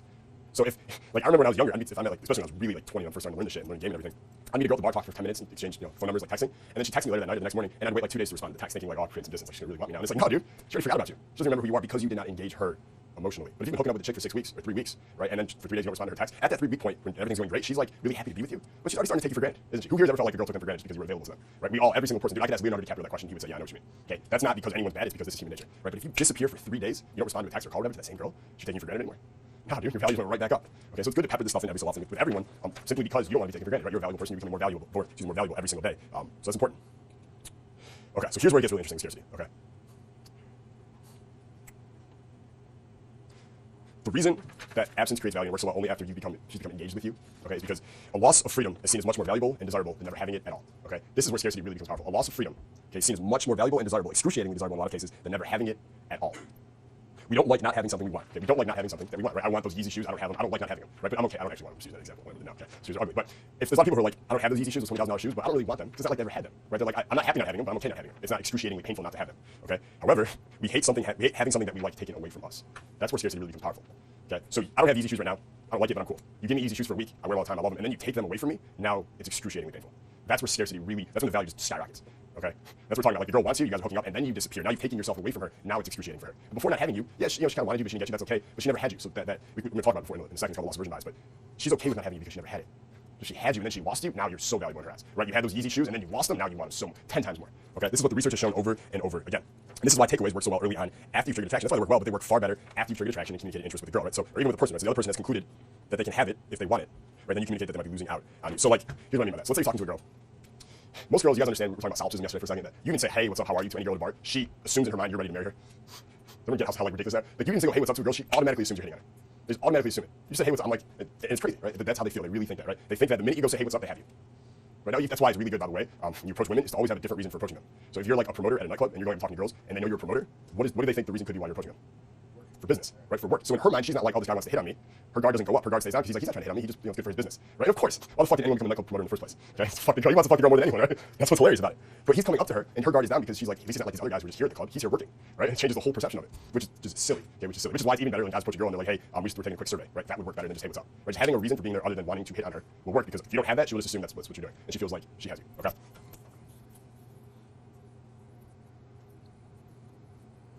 So this is why with takeaways, right? Taking yourself away from a girl, disqualifying, anything like that.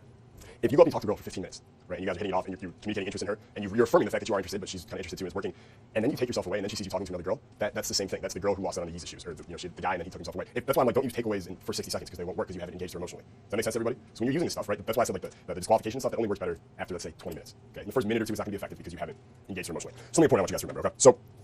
Remember this for your own rationality. Just please remember this for your own rationality, okay? People overvalue the importance of what they're losing or almost getting something and not getting it, okay? They overvalue the importance of what they're losing. You were with that chick, you were hooking up with her, it was okay, you enjoyed it, you kind of didn't enjoy it, but then when you lose her, you find out she's not returning your calls, what just happened to your perception of her?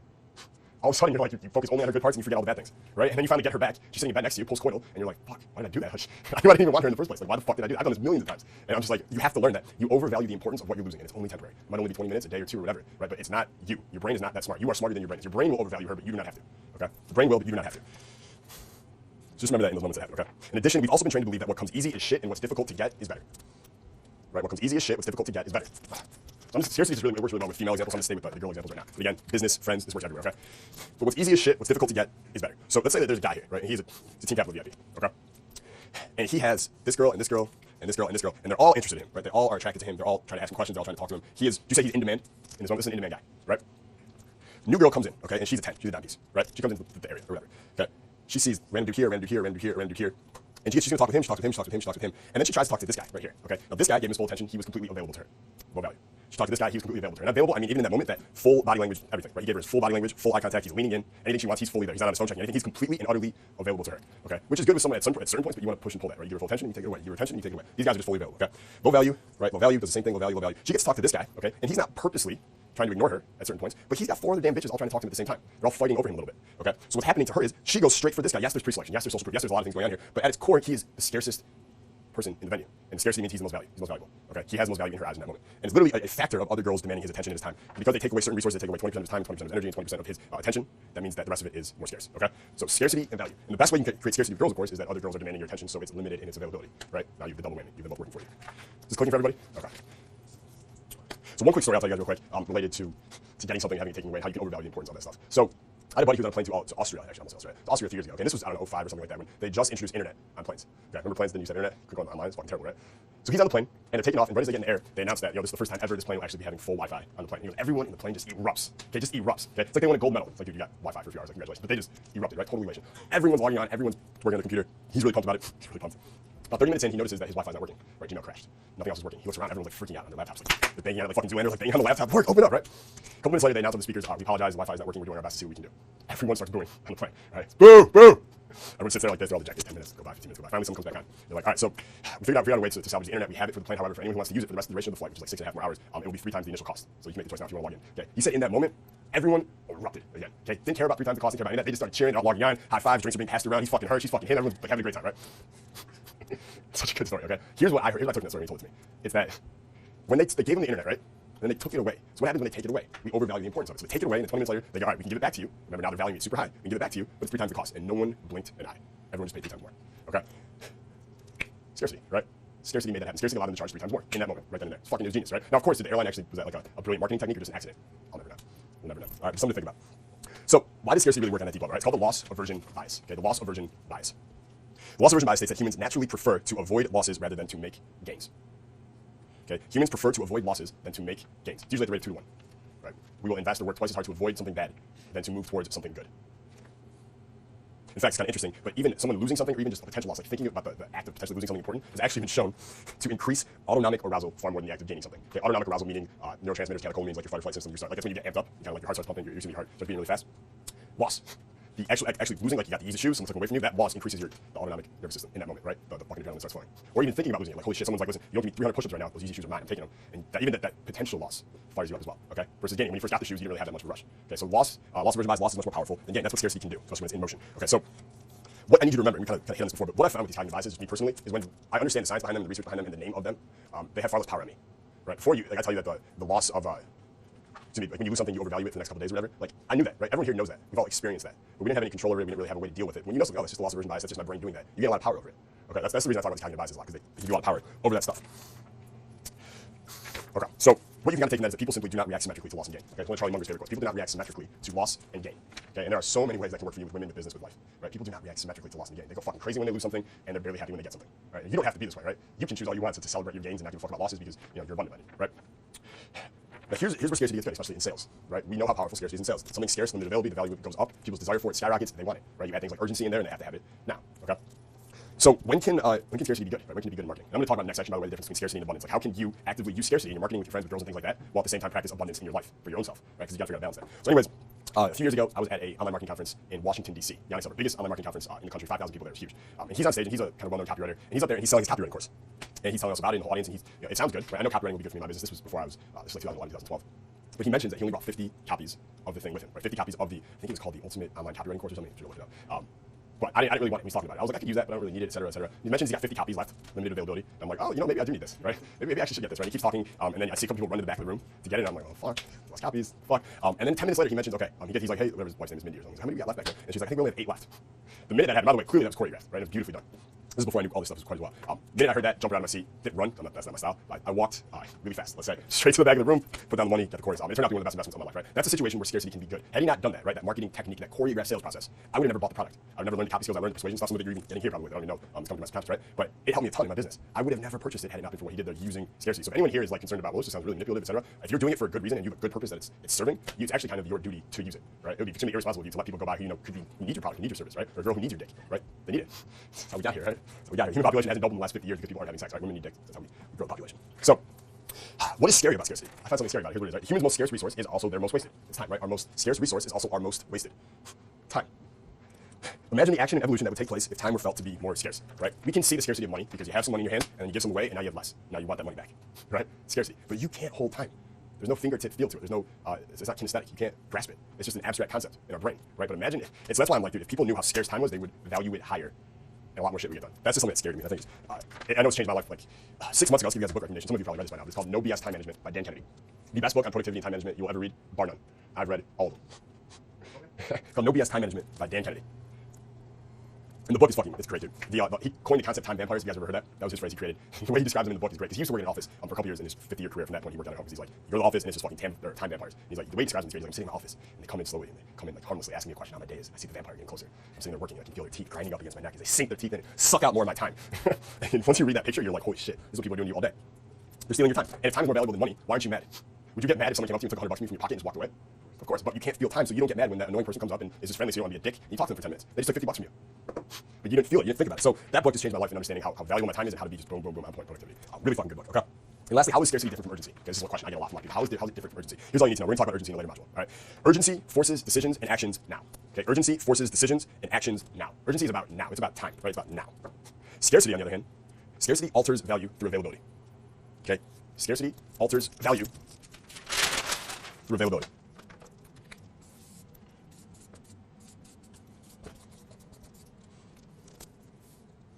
Something like that, right? So availability, okay, when something has low availability, it has high value. Okay, see visually, and when it has high availability, it has low value. It's very simple. So that's what scarcity does, right? Scarcity alters value through availability. Urgency forces decisions and actions now. So you can think of it this way. You use scarcity to increase the value of something, and when it's valuable, people want it. Okay? However, do people procrastinate? Fuck yes. Do people procrastinate a fuck ton on everything? Fuck yes. Even on things that they want. Right? Who here has something that they really want in their life, and they know that if they really work for it, they can get it, but they don't have it yet? Anyone's not raising their hand, you're lying. If you're at home, you're not raising your hand, you're fucking lying too. All right? So the thing is valuable to you. You have desire for it. You want it, but you're not wanting it now. You're not going after it now. And that's not a matter of scarcity. That's a matter of urgency. Okay, urgency forces decisions and actions now, right? So you use scarcity to increase the value of something, and then you apply urgency to it to make you take action on it now. That's how the two work together. If you understand those two factors, you can sell anybody on anything.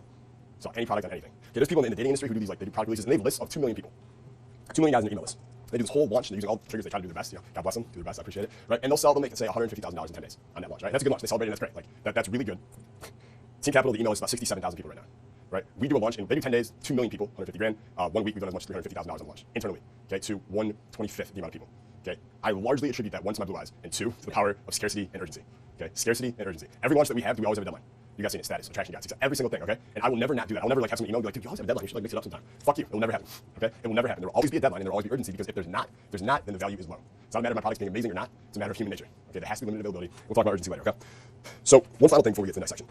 How do you use scarcity without it affecting your critical abundance outlook on life? Right? Everyone here agree? Abundance is extremely important. Okay, it is a very important understanding of the world. Okay, so just to me, abundance to me is not about infinite anything. It's just knowing I got this, I can handle this, I can handle anything the world throws at me. Okay, that's it. It's not about like time doesn't exist. There's infinite amounts of money and women out there and all this stuff. Like those are just kind of like they're like fairy dust. It's like the secret bullshit, right? That's not real. I like things that are real and I can grasp, I can feel it. Like real world shit. The truth is, abundance is just about to me. It's just knowing I got this, I can handle this, I can handle anything the world throws at me. If I have that mindset, I'm abundant, right? I get all the girls, great, I can handle this. I get none of the girls, great, I can handle this. That's abundance. Okay. So know that, keep that in mind, right? Knowing that and knowing all these things about scarcity in the brain make it so you can use scarcity on the world while still remaining aware. Okay, so remaining aware of your own views on scarcity and abundance in your life. Okay, so you can use scarcity to influence the behavior of others, but not let it affect you. If you don't remember this and you're just using scarcity on everyone, I swear to God, there's some weird thing happens that when you're actively using it on others, you're actually training your subconscious that this is a powerful, valuable thing as well. So it has this backlash effect, right? It's a karmic thing. You can't just keep using it on someone and not expect it to affect you as well, right? So as long as you gotta remain aware of it, that listen, abundance, I got this, I handle this, I can handle anything the world throws at me. Okay, while at the same time use scarcity on everyone else. Okay, just keep that in mind. I don't want anyone to become again a frame freak. Also, if you guys want to work on your abundance at all, read Osho. Read Osho, O-S-H-O. You should read at least one book from him a year. He was I don't know how to describe him. Let's call him a cult leader. Okay, positive cult leader. He ran an ashram in Oregon. He had hundreds of thousands of followers. The most important, powerful fact that I know about Osho you guys need to know is that he had 93 Rolls Royces in his garage. It's a big garage. 93. The reason he had it, he was trying to get 365, so he could have one for every day of the year.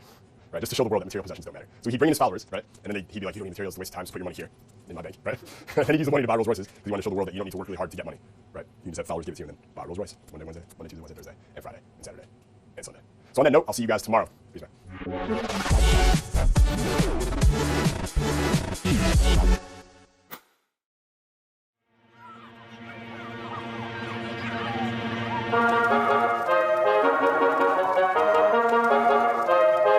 Let's talk about the halo effect.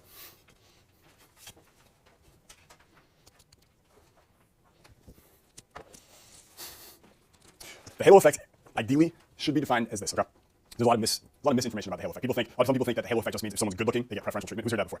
That's what the halo effect is. It's much more than that, okay? Or I think that's the most common one. Just if someone's more attractive, they get treated better. That's like when people think about the halo effect. That's like 10% of it. Okay, it's like 10%.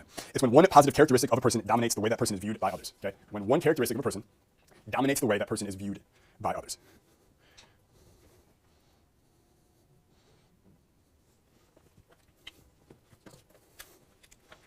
Okay, one characteristic of a person dominates the way that person is viewed by others. So if you were to go on influence, for instance, the first thing he lists is physical attractiveness, okay? That's probably why people remember it. It's called the primacy effect. It's the first one people overweigh. It's the one they remember the most. But there's a lot more into it, and there's a lot more that's not even in this book. So I'm going to tell you a couple stories to help explain that. So when I was in LA, it's probably 2 or 3 years ago, I got a call one day from a TV movie agent, okay? And I'd gotten hit up by a lot of TV stations before who wanted me to come do like the morning show or be on MTV or MTV2 or VH1, and I would turn them all down.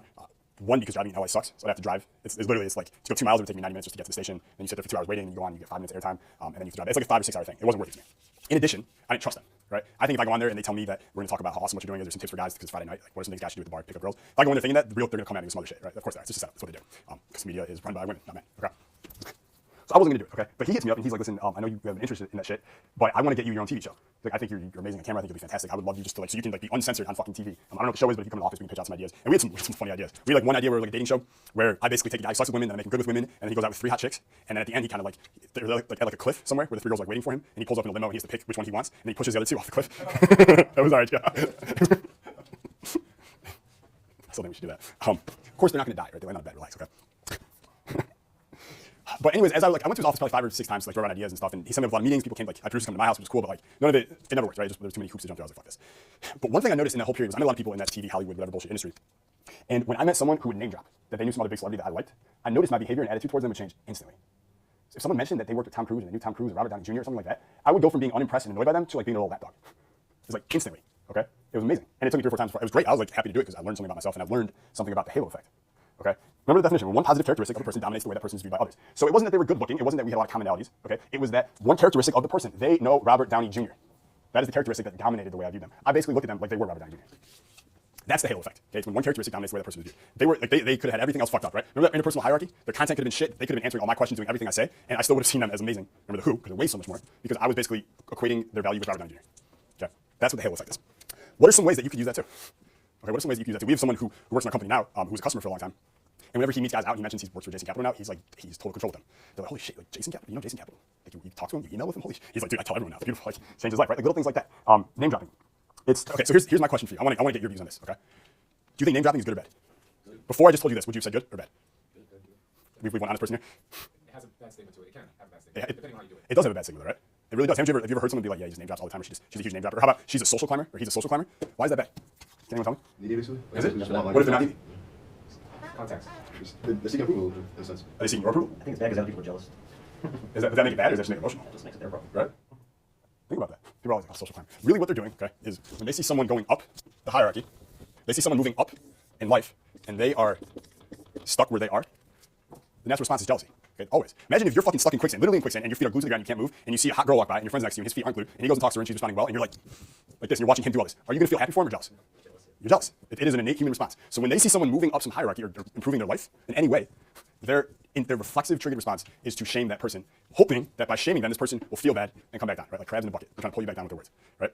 That's all they're trying to do. And one of the ways people like to shame is with labels, negative connotated labels, or negative stigmas, right? Social climber, name dropper. Sleeps her way to the top, right? You suck dick way to the top, right? Hollywood happens a lot. Sleeps her way to the top, right? Like one of the funniest things I've ever heard where people are like, I remember I heard this a lot when I was in high school when I was playing basketball. And someone was talking about like, because I was 13 years old when I was in 9th grade. So the cutoff date was like December 1st for the grade below. I was born October 18th. So I was like the youngest kid in my class, right? 13 years old, 9th grade, weighed 100 pounds. I was 5 foot. I was 5'2" in 10th grade. I was a small kid, right? So I was like one of the last kids on the freshman team, and I worked. I was playing 8 hours a day. And by my senior year, I'm like one of the top players in my area in the state, and getting recruited and stuff. And people would be like, well, he's yeah, he's good, but he's worked really hard. Like, he's not talented. He's worked really hard. What? What? Because other kids, like especially I got it from kids on my team, kids who had like 40. We had a kid who was 5'5" and could dunk. Like Spud Webb was 5'3", and he's like NBA, right? So like that's cool, right? But this kid was just, he's in high school, 5'5", and he didn't just dunk, he'd dunk on like centers. Like it's ridiculous, right? But I started over him. So what do you think people be like? Well, his name was Lamont, like he should be starting, right? Because he can jump that high. Well, no, Jason just starts because he's worked really hard. Think about that. Anytime you're moving up, they will find some label to put on you, right? Or let's say I didn't work hard. Let's say I was really talented, but I didn't work hard, but I was still going up because I was born really talented. Yeah, he's good, but dude, he doesn't work hard. He's just born with that talent. They'll say whatever they can, no matter what. Okay, no matter what, if you're moving up, you'll get that shit. So let's listen. I don't know how we got on that, but I'm glad we did. Okay, name dropping, right? So name dropping works. I'm in a meeting with these people, and it's relevant to the context, and they drop that they worked with Robert Downey Jr., or they know him, or they had lunch with him last week. Boom, it worked on me, right? There's a certain guy who drives in Hollywood Hills, right, with his Ferrari and Lamborghini. Dude, he is the most excellent name dropper I've ever seen in my life. Okay, he drops an exorbitant amount of names. Every 5 seconds, there's a different name he's dropping. Okay, but it works. It works. Every time you drop that person's name, not only are you getting the halo effect, but if you're, for instance, quoting that person, you also get the power of their authority. It's really insane. And you can even, or if you're just teaching someone a lesson, you can even be like, I learned this from Winston Churchill, and you teach them Winston's lesson. You get the same power that Winston did. You don't have to be like, you don't have to hide where you got it from. Be totally upfront with where you got it from because you get the same credit. And then of course you get the halo effect, especially if you use the power of repetition. You say over and over and over. Here's another way, another perspective to look at the halo effect. And I shared this in Miami. I was like, so when a guy in the audience in the Q&A asked about cock blockers, he was like, what do I do? Like, I get a lot of cock blockers. What am I doing wrong? And I explained to him, I was like, dude, what you're really doing wrong isn't at that moment. It's something that happened earlier that you fucked up. You ignored a friend. She didn't get attention. Now she hates you, so she's gonna take it out on you. That's typically what it is. But I was like, all you need to do is when you first meet the friend or when she interrupts you talking to the girl later on, just totally forget about your girl for a second and talk to this new girl. Talk to her for 30 seconds. Hey, how's it going? Where are you from? What do you do? Etc. And then look at her after a couple minutes and be like, you know what? Like, I have this friend. Like, he never gets to come out. He's a doctor. He's always working. So he's not like a huge part of it. He's really focused on his career. He's always at the hospital working. But like, I think for some reason you guys would just like click. Like, make sure like I get your number before I get out of here, so I can like connect you guys and see if there's something there. Do you think that girl's gonna try and block your cock at that point when she knows you have a doctor on deck? Oh, is that the halo effect, by the way?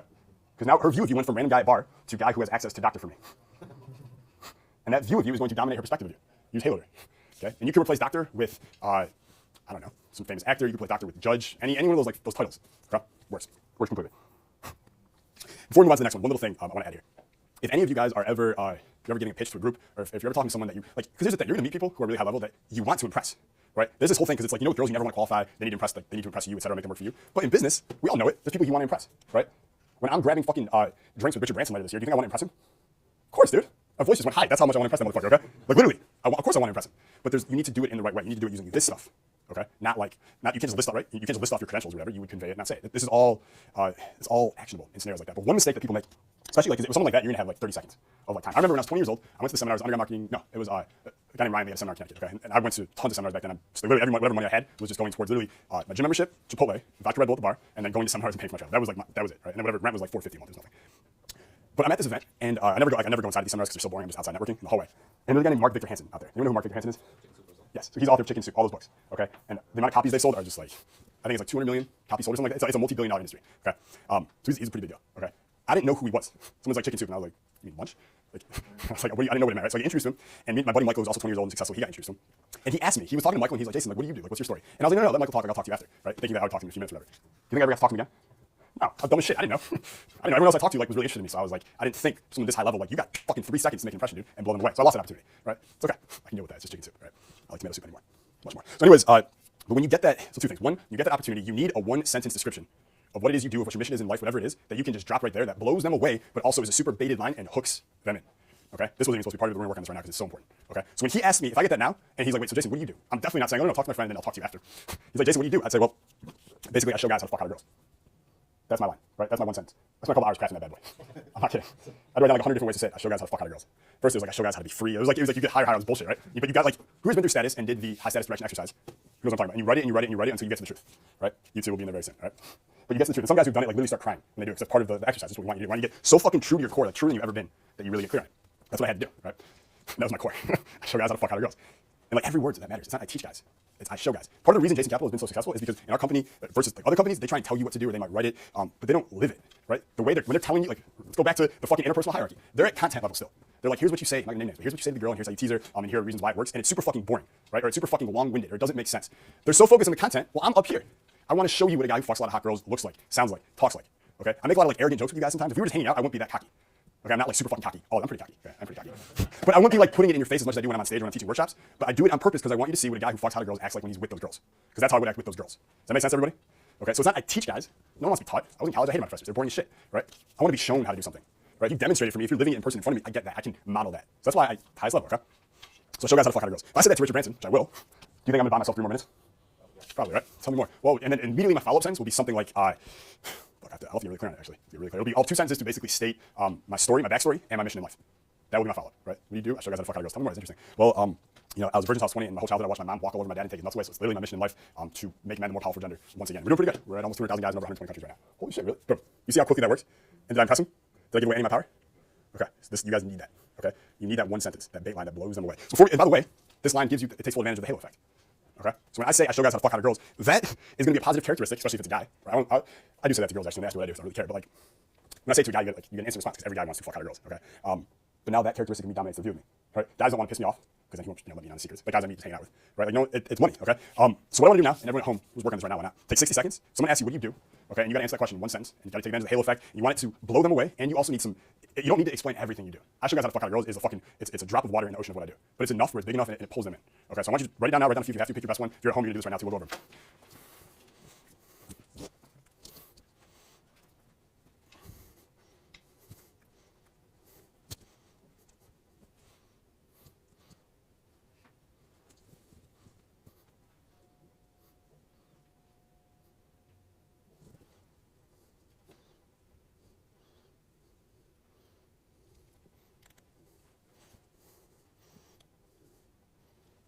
Thirty seconds.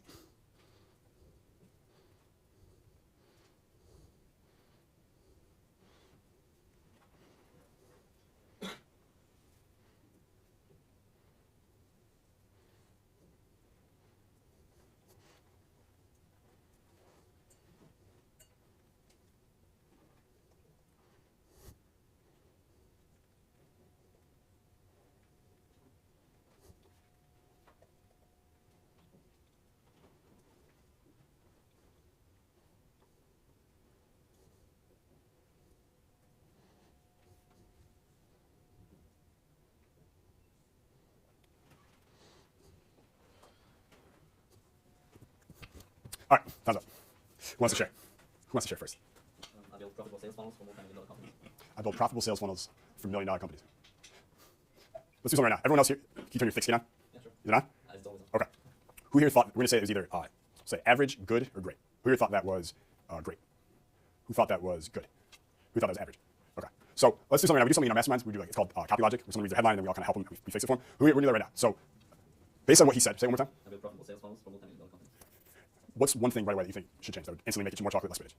It sounds wordy. It sounds wordy to you? Well, okay. We're not going to critique. Okay. We're only, if you have only action steps. So if you have something to change, that's it. Otherwise, shut the fuck up. Not you personally, just in general. I'm just gonna have to like think about what he's saying. Like, what? Yeah. It's because it's, you know why? Because it's the start. Profitable sales companies, is that chocolate or spinach? By the way, spinach. Multi-million-dollar companies, what's that? It's chocolate. So what you've done is you've taken spinach in the first half and you put chocolate on top of it. That doesn't sound good at all, right? So we want all chocolate. So the second part is good. I think we can make the first part even better.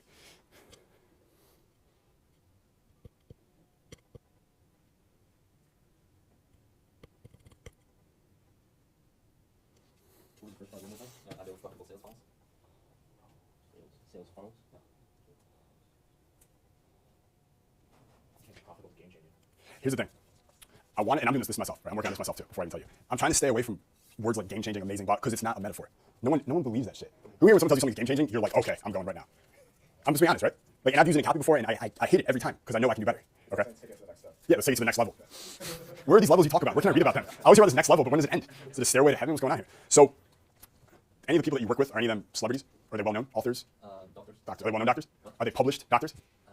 Best-selling ebook. There you go. So the best-selling book. You build a sales It's funnel. not like the bestseller of the New York Times. Bestseller No. is the bestseller. What makes something a bestseller? Yeah, that's why I already did that. You didn't say New York Times, you just said bestseller. So here's what I would change to. I would just say I build sales funnels for multimillionaires and celebrities. Who here thinks that's pure chocolate? What do you do? I build sales funnels for multimillionaires and celebrities. I would even say celebrities first. Stay away from the profitable. Just say sales funnels. You know, well, here's the thing. If you're building them for multimillionaires and celebrities, you don't need to tell. Remember, you don't need to say it. You just convey it, right? So it's like I build sales funnels for celebrities and multimillionaires. If I meet you at a seminar and that question comes up in a group and you say that, dude, your status is like rock solid. I build sales funnels for celebrities and multimillionaires. Damn. Who thinks that's great now? Cool. All right, let's go next. We'll do two more. So better jump on it. Go. I'll get you out there. Okay. I'm currently in the military. I'm a creative writer. Currently writing a story. Call it Takeover of the Redheads. Takeover of the Redheads? What's it about? And so this post-apocalyptic world, it's sort of like this sort of mad scientist lady is like taking over the world with all these redheads. Sounds awesome, dude. Okay. By the way, I asked him that question, one, because I was interested, but also, what does that show you? That was a long-winded one, right? But there was one interesting part to it, right? The last part, the fact that you're writing a book, right? That's where you need to stick with. I don't think, because remember, the tendency is to want to tell the person everything about yourself right away. The truth is you only need one halo, one little big point that pulls them in. I show guys how to fuck out of girls. He built sales funnels for celebrities and multimillionaires. Okay? So, you have input? No. Anybody input on his right now? Knowing that he's writing a book about redheads who take over the world. That might be it right there, actually. That sounded good.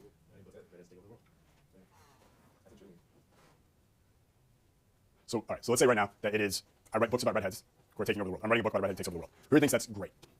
You agree. Who thinks it's good? I agree. I think it's good. I think we can make it better. So say it back to the group one time. Like the whole No, your new one. The one I just said. Oh, currently writing a book about redheads that take over the world. You don't need currently. Spinach, right? I'm writing, say this, I'm writing a book I'm writing a book about redheads about redheads that take over the world. that take over the world. Okay.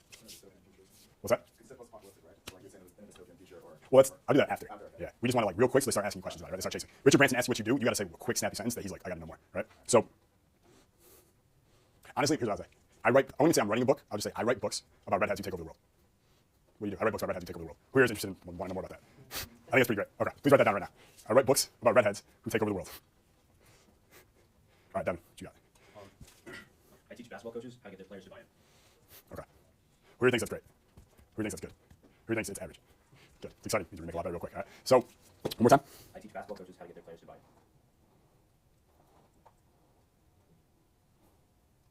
Anyone have any input right now? Anything they heard? Like, I would say like, again, I show basketball coaches how to make the players what they want. It's better. I show basketball coaches how to get their players To buy in. That's believe okay. or Right. We're going to make it better. Okay. So, based on what we've done so far, how many times have I said the word authority or celebrity today? 100? 100. I feel like we could work that in here. How about you say? I turn coaches into Phil Jackson. I was thinking Phil Jackson. I think that word right I there. turn park and rec coaches into Phil Jackson. I turn park coaches into Phil Jackson. I show basketball coaches. I turn average coaches into Phil Jackson. It's something like that, yeah. I like that. I like the word train in this situation because it's sports related. I train basketball coaches. I'll say this. I train basketball coaches who want to become the next Phil Jackson. Thanks, guys. I'll be all week. Train just changed it. It does, right? See how one little word switches everything, man. That's why I was like, I spent 2 hours figuring out how to say I show guys how to fuck hot girls. It's like eight like fourth grade level words right there, mixed within some like toilet humor, and we have a winner. We have a winner. All right, we'll do a couple more. So explain it. Yes. From when I first started out, my original was I'm a marketer of jet planes and spaceships. Okay. And I changed it to I'm a marketer of jet pilots and astronauts. Somehow working there, 'cause that's celebrity. Who here knows what he means when he said that? Anyone have any idea? Okay, that's good. It's you have the right concepts. We just have to like put them together in the right word. What do you actually do? Because I would have 2 versions of it, depending on who you're talking to. So if I was talking to a really wealthy person, you're saying that to someone who has money, I would tell them commercial jets, or I would even say private jets, because they might be a potential client, right, for your company. But if it's a normal person who maybe has never been on a jet or can't afford one, what are they gonna be more impressed by? Private jet or spaceship? Spaceship. So you're gonna have 2, depending on your audience. You guys gotta think about that too. Depending on who you're talking to, it changes. Like if I'm talking to a priest, I might change mine a little bit, right? I'll show you guys how to fuck nuns. Taking on the greatest challenge of all. We'll get to it after we'll hit you. I want to get yours down there. So you create marketing materials for commercial jets, private jets, and you create marketing materials for spaceships. Do you create marketing materials to get funding to build more spaceships? That's what it is. So,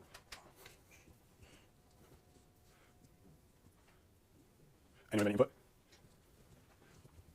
Anyone? Yeah, read one more time. We're telling what you do one more time. I'm a marketer of jet planes and spaceships. So I'm a marketer of jet planes and spaceships. I don't like saying you're a marketer. Who thinks that's spinach? Who here's their brain loses interest when you hear that word? So I'm A, money. Then that third word. What is it? How about sell? Or like, It's not really selling, it's like strategies. sell, yeah. I do strategy. Content, good content and strategies. Some strategies for spaceship fundraising. Who's like a best fisherman? Consultant. I was also for stations. And then I determine to win. Yeah, What that's that right. fundraising. Like infrastructure spaceships or for the next Mars mission. I thought the government about spaceship. So the spaceships are like NASA. I thought the government about spaceship. Yeah. Is it for NASA or is it for someone else? Yeah, they need NASA funds it. It's for NASA. Yeah. I think NASA. Who thinks NASA is NASA? Oh, That's what you do. You're like NASA. That's it. NASA. Convince NASA to buy shit. I convince NASA to spend more money. Here's what I would say. I don't know if it's totally true. I would say I tell NASA what to do with their money.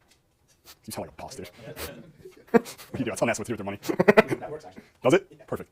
Because I get what you mean when you say you're marketing, you create the content, but really you're telling them what to do. Yeah. Okay, so we have 4 for 4 so far. Yeah, you're welcome. Change your life. Who does say is next? Okay, we'll beg everyone. We'll just do it real quick. Yeah, go for it. I help families figure out where they are and where they're going.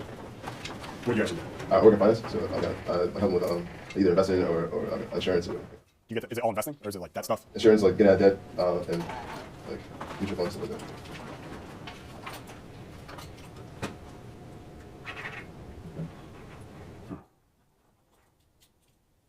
Because here's the thing. Remember Halo Effect. Remember that you don't want to tell them everything right up front. You just want that one big thing that hooks them in and blows them away. Based on what he just said, take a vote from the group. What do you think is the most like the biggest thing there, the most intriguing part, the part that he should lead with? Where are you going? What's that? Where do you You say where they're going. I say like maybe you're saving them kind of from financial disarray or whatever. So that's like a hero effect, maybe something like that. You save them.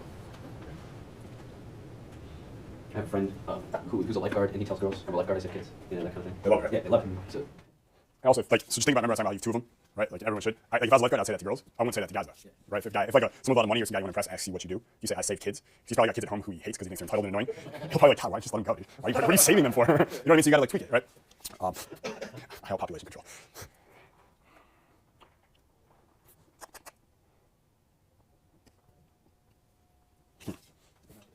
I save families from their debt or whatever. Is that really what you do? Is that the main thing? Like so far it's been like basically insurance stuff, and then but, like, What does that mean? Insurance stuff. like life insurance. You sell them life insurance? But I can also like invest in like stuff. Has the company you work for ever like did they give you any marketing materials that was like trying to sell you like you know they'll tell you like you're not selling life insurance, you're really selling something else? No. They don't do it like that. They didn't tell you anything? Huh? They didn't tell you anything like Yeah, that? like we kind of just meet up with people through basically like I already know you, so I'm just asking you guys you want to sit down and like talk about not really like that, but it's kind of weird because people are like on the edge sometimes about talking about finances. Sure. So it's like every situation is a little bit different. Like half the time it's like, all right, can we sit down and for me I'm getting like training or something like Here's what I would that. say. I would just say I make that go away. That would be it. I make that go away. Is that all you do now? Right? But is all I do I show guys how to fuck out of girls? I do a lot more than that, right? But you're just saying that one thing that pulls them in. I make that go away. And what's gonna happen is half the people who hear that, they're gonna have that. And it's that little creeping like shadow that's always in the back of their mind because it's always there. And they're gonna be like, you make that go away. Yeah. I do. Yeah. I know there's a lot of companies out there that sell it, but the company I work with, we've been really successful because we do things a little bit differently. We do different. What do you mean? Tell me more. You see how they're already like you got a client already. Okay. I would just do that. So then the ones who aren't in debt, all they're saying, cool, awesome, and then you move on to the conversation. What's gonna happen is they're gonna file you away in the brain as if they ever have debt or someone they know who has debt, they're gonna send them to you because you weren't that sleazy, needy salesman who's like blah blah blah blah blah, debt, blah, like boring shit. You're chocolate. I make that go away. You sounded super confident about it. You were brief about it. You came from a position of strength. When they weren't interested, you didn't care. You went right down and multi-threaded the conversation. Yeah, what if I like, saw them and I knew they had a lot of money, so I was like, I wanted to take them on as a client for investment and stuff. Well then, so for them, you're gonna say something else, right? Okay. That's on you to figure out. Let's stick with that one for now. Okay. I make that go away. Okay, let's go. I design IT systems for Fortune 500 companies.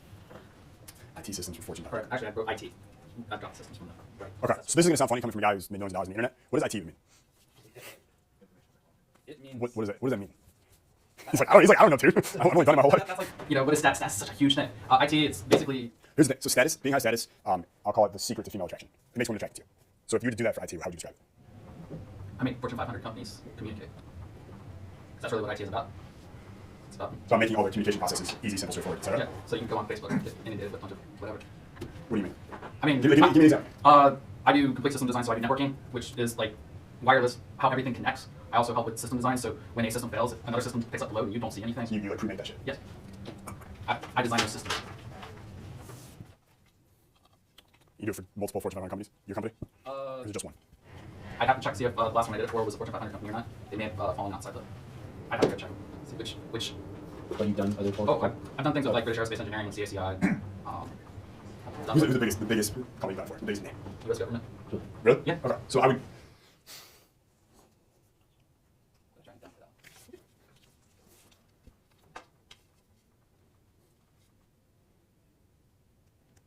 I'd probably swap Fortune 500, but I need to go find out what the correct. You can correct me if this is too generic, but I would say, so that's what you do. I would say, I help the government with their internet. Yeah, that works. I would say something like that. I help the government with their internet. I fix the internet for the government. I fixed the internet. I fixed the government's internet. I fixed the internet for the government, like, because now you're not IT guy. You know what I mean? You're not the technical guy. You're like the go-to wizard of the internet for the biggest government in the world. I fixed the internet. That's good. It's 95% of the way there. You got to tweak it a little bit. Okay. All right. Okay, I'm still tweaking it. Okay, I train people how to be winners in sports and life. Say it one more time. I train people and kids too. I train people how to be winners in sports and life. Who here has ever met a life coach, like, or someone who claims to be a life coach or something like that, right? And they're like, I motivate people, right? Blah blah blah. What was your initial reaction to them? Okay, so he was disgusted. Yeah, and most of them are really successful. Not successful. You think like bullshit? Yeah. That's what I think. I think bullshit. Did you raise your hand? Okay. When people are like, I show people how to be winners, anything like that, my bullshit radar goes way off. That's just me. I mean, do you guys agree? Only Tony Robbins can say that. Yeah, when people try and say like, let's say Tony goes on a TV show and they're like, Tony Robbins motivational coach or whatever, he'll immediately go, no, I'm not a motivational coach. That's not at all what I fucking do. Like, he corrects that immediately. He goes, I'm a peak performance strategist for the world's top athletes and celebrities, right? So it's totally different. Because he doesn't want to be known. He's like, I don't want to be known as the guy who's a motivational coach or I teach people how to think positively, like, because people, they don't want to hear that. It's too spinach. We want chocolate. So what is it that you do, actually? I'm an ice skating coach. I train kids mostly for competition. It's through the word Olympics at the end right now because it's like celebrity. Have you ever done anything with anyone related to the Olympics? Yes. You train someone in the I Olympics? train people who were in the Olympics. I wasn't their head coach, but I've worked with them and that sort of thing. That's, I mean, who thinks that's what it Yeah, has? that's why I It came up has with celebrity and I wrote it Olympics has right to- now and I'm like, wait a minute. The word Olympics has to be in there. Yeah. Olympic skaters, like, I train future Olympics. Future Olympians or something. Yeah, Olympians. You train actual Olympians. yeah. I mean, like, this isn't it, but just think about the three words. I train Olympians. You know what I think the word is? It's not Olympians that people know. It's Olympic athletes. I train Olympic athletes. You guys notice right away how that sounds different than Olympians? Okay, Olympic athletes carries a different weight with it. So I would say, I train Olympic athletes. That's it. I train Olympic athletes. Because like, here's the thing. Let's say it's a girl, it's a woman, and she's super intrigued by it, and she loves it, she sleeps through the first night, and she finds out 3 weeks later that the majority of your coaching is with kids, but you also do work with Olympic athletes, okay? She is not going to be like, oh, I can't believe it, our relationship is a lie, and like storm out, right? That's not gonna happen. Because people who are successful expect other people to not embellish, but to always lead with their best. Like, you're expected to do that. So if you say I train Olympic athletes, she goes, really, what kind? You go, mostly skaters, right? And she wants to know more who you worked with, and you tell her you worked with a little bit. I don't like to talk about it too much because, you know, there's a lot of client trainer privilege and stuff like that. Like, you can talk about however you want.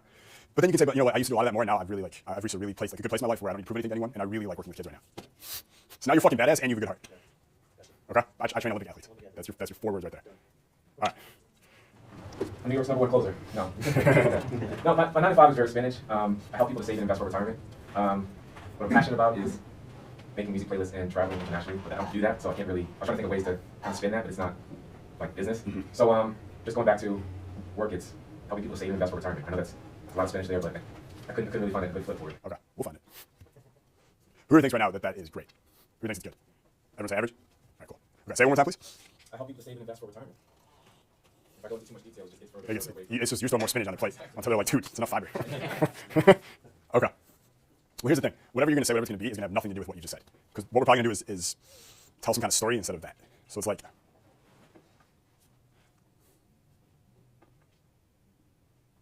so here's what I'm thinking. This is not the final one, but this is the essence of what it's going to be, and we'll work on it for a minute. It's something about, I find deals that make people set for life. Something like that, right?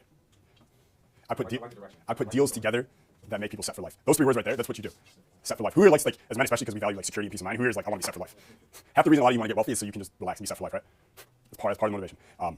So that's it. And by the way, where do you live?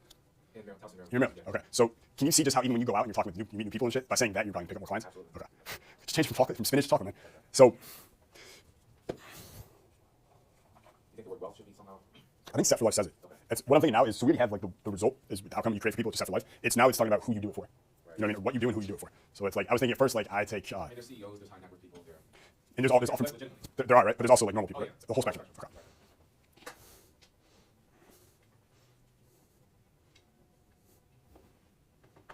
Because the problem with that, like I would love people to say, I work with high profile clients to make them set for life or something like that. Make them isn't the right term, there's something else there, but if you say that, then most people who aren't high profile or super wealthy are going to hear that, and they're going to automatically disqualify themselves, right? Because I'm not super wealthy, so I can't work with them, right? Or they're going to be like, but aren't like CEOs, aren't they already set for life? Who here thinks that?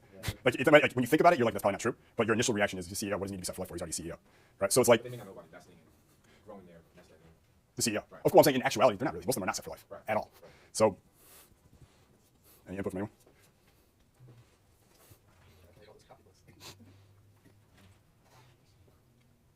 I like the set for life at the end. Just tying it all together. Because here's the thing. You meet someone that say, what do you do? And your response is, I make you set for life. That's like that old, like, I'm fast talking, like I'm closing from the start kind of thing. And it's going to turn most people off because you're selling them already. But when it's, that's second person, I make you set for life. When you make it third person, now you're pulling them in. I make these people, I make CEOs, I make other people set for life. Now they want to know, what do you do for them? So now they're chasing you.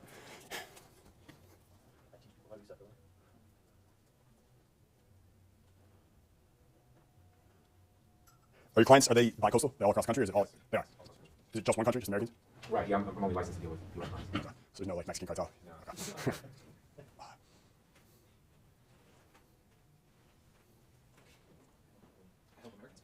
So that sounds like you're like running for like an office or something. here's what I would do. I'd work on it, and then come back tomorrow. Let's see if we can tweak it. What? Have some building blocks. Yeah, think about it a little bit. Like I'm almost thinking like I'm Mr. Set for Life guy. Like that's who I am. That's what my friends call me. Whatever. Something like that. All right. Last one. Yeah, but I help people achieve their $1 million smile pain-free. Okay.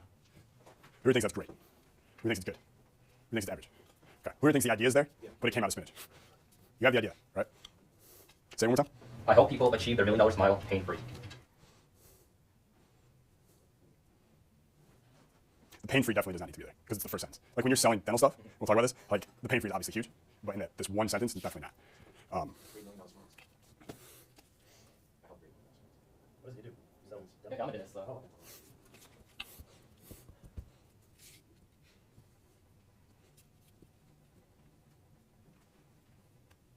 Almost like saying I make sad people happy. Isn't that how to make sad people smile? See, now I sound like a drug dealer. Yeah.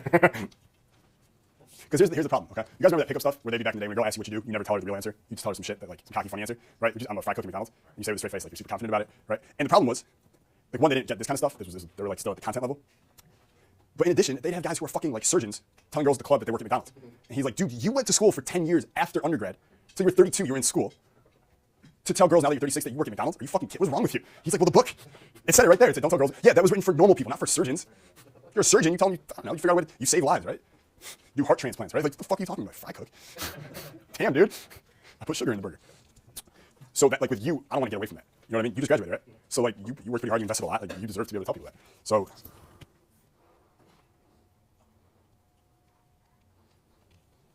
honestly, I would just say, like the idea of saying I do $1 million smiles. Doesn't, like, logically, it doesn't make sense, by the way. Logic is not your friend. Logic is the enemy, right? Spinach is all logic. You want to get away from logic. Chocolate is never logical, it's always emotional. I do $1 million smiles. That's like your whole, everything you do, everyone you work with, from celebrities to everyday people, it's all about pushing them to that $1 million smile place. They're happy, they're confident, they shine bright. Where do you live? I live in Dallas. In Dallas. Okay. For some reason, I'm saying marketing like down the line for you. If you could be known somehow as like Broadway's dentist or something, like that would be such a good. Because when you think about Broadway and people in plays, what are they always doing on stage? They have to, right? When you're the dentist that Broadway's top actors and actresses go to, you're like Obama's dentist, right? Broadway's dentist. Some ideas synthesizing in my head. Okay. All right. Last thing I want to do is just go around one time. So everyone heard what everyone had originally, right? So now when you go out tonight, you go out for the rest of your life. You're gonna memorize this sentence, by the way, for sure. Let's just take a look at where they went to where they are now. So let's start here and let's go around. So I started with, I teach basketball coaches how to get their players to buy in, and now I Say it loud. We should do my phone. So I started with, I teach basketball coaches how to get their players to buy in, and now I train basketball coaches who want to become the next Will Jackson. Who do you think that's great? Yeah, these are. All right. I help families figure out where they are and where they want to go. Okay, what is it now? I make that go away.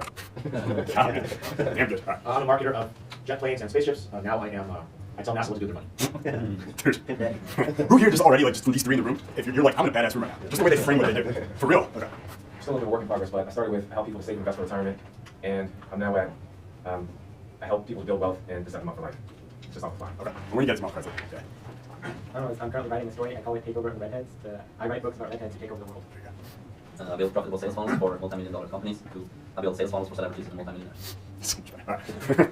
I train people how to be winners in sports and life. Now it's I train Olympic athletes. Beautiful. I went from I design IT for Fortune 500 companies to I fix the government's internet. So much better. All right. So, Yes, I'll start off with, I help people achieve their $1 million smile pain-free to, I do $1 million smile. smiles. Smiles. I do $1 million smiles. Girl, ask what do you do. I do $1 million smiles. And then you just do it right. You go, I do $1 million smiles. As you smile. As you shine. Whew. Okay. Who here is like, I'm really fucking glad I just did that. Good, good. And you guys also probably have a really good understanding of how the halo effect really works now. Remember, one positive characteristic dominates the view of others towards you. Okay. So let's take 10 minutes, shit piss, do whatever you gotta do.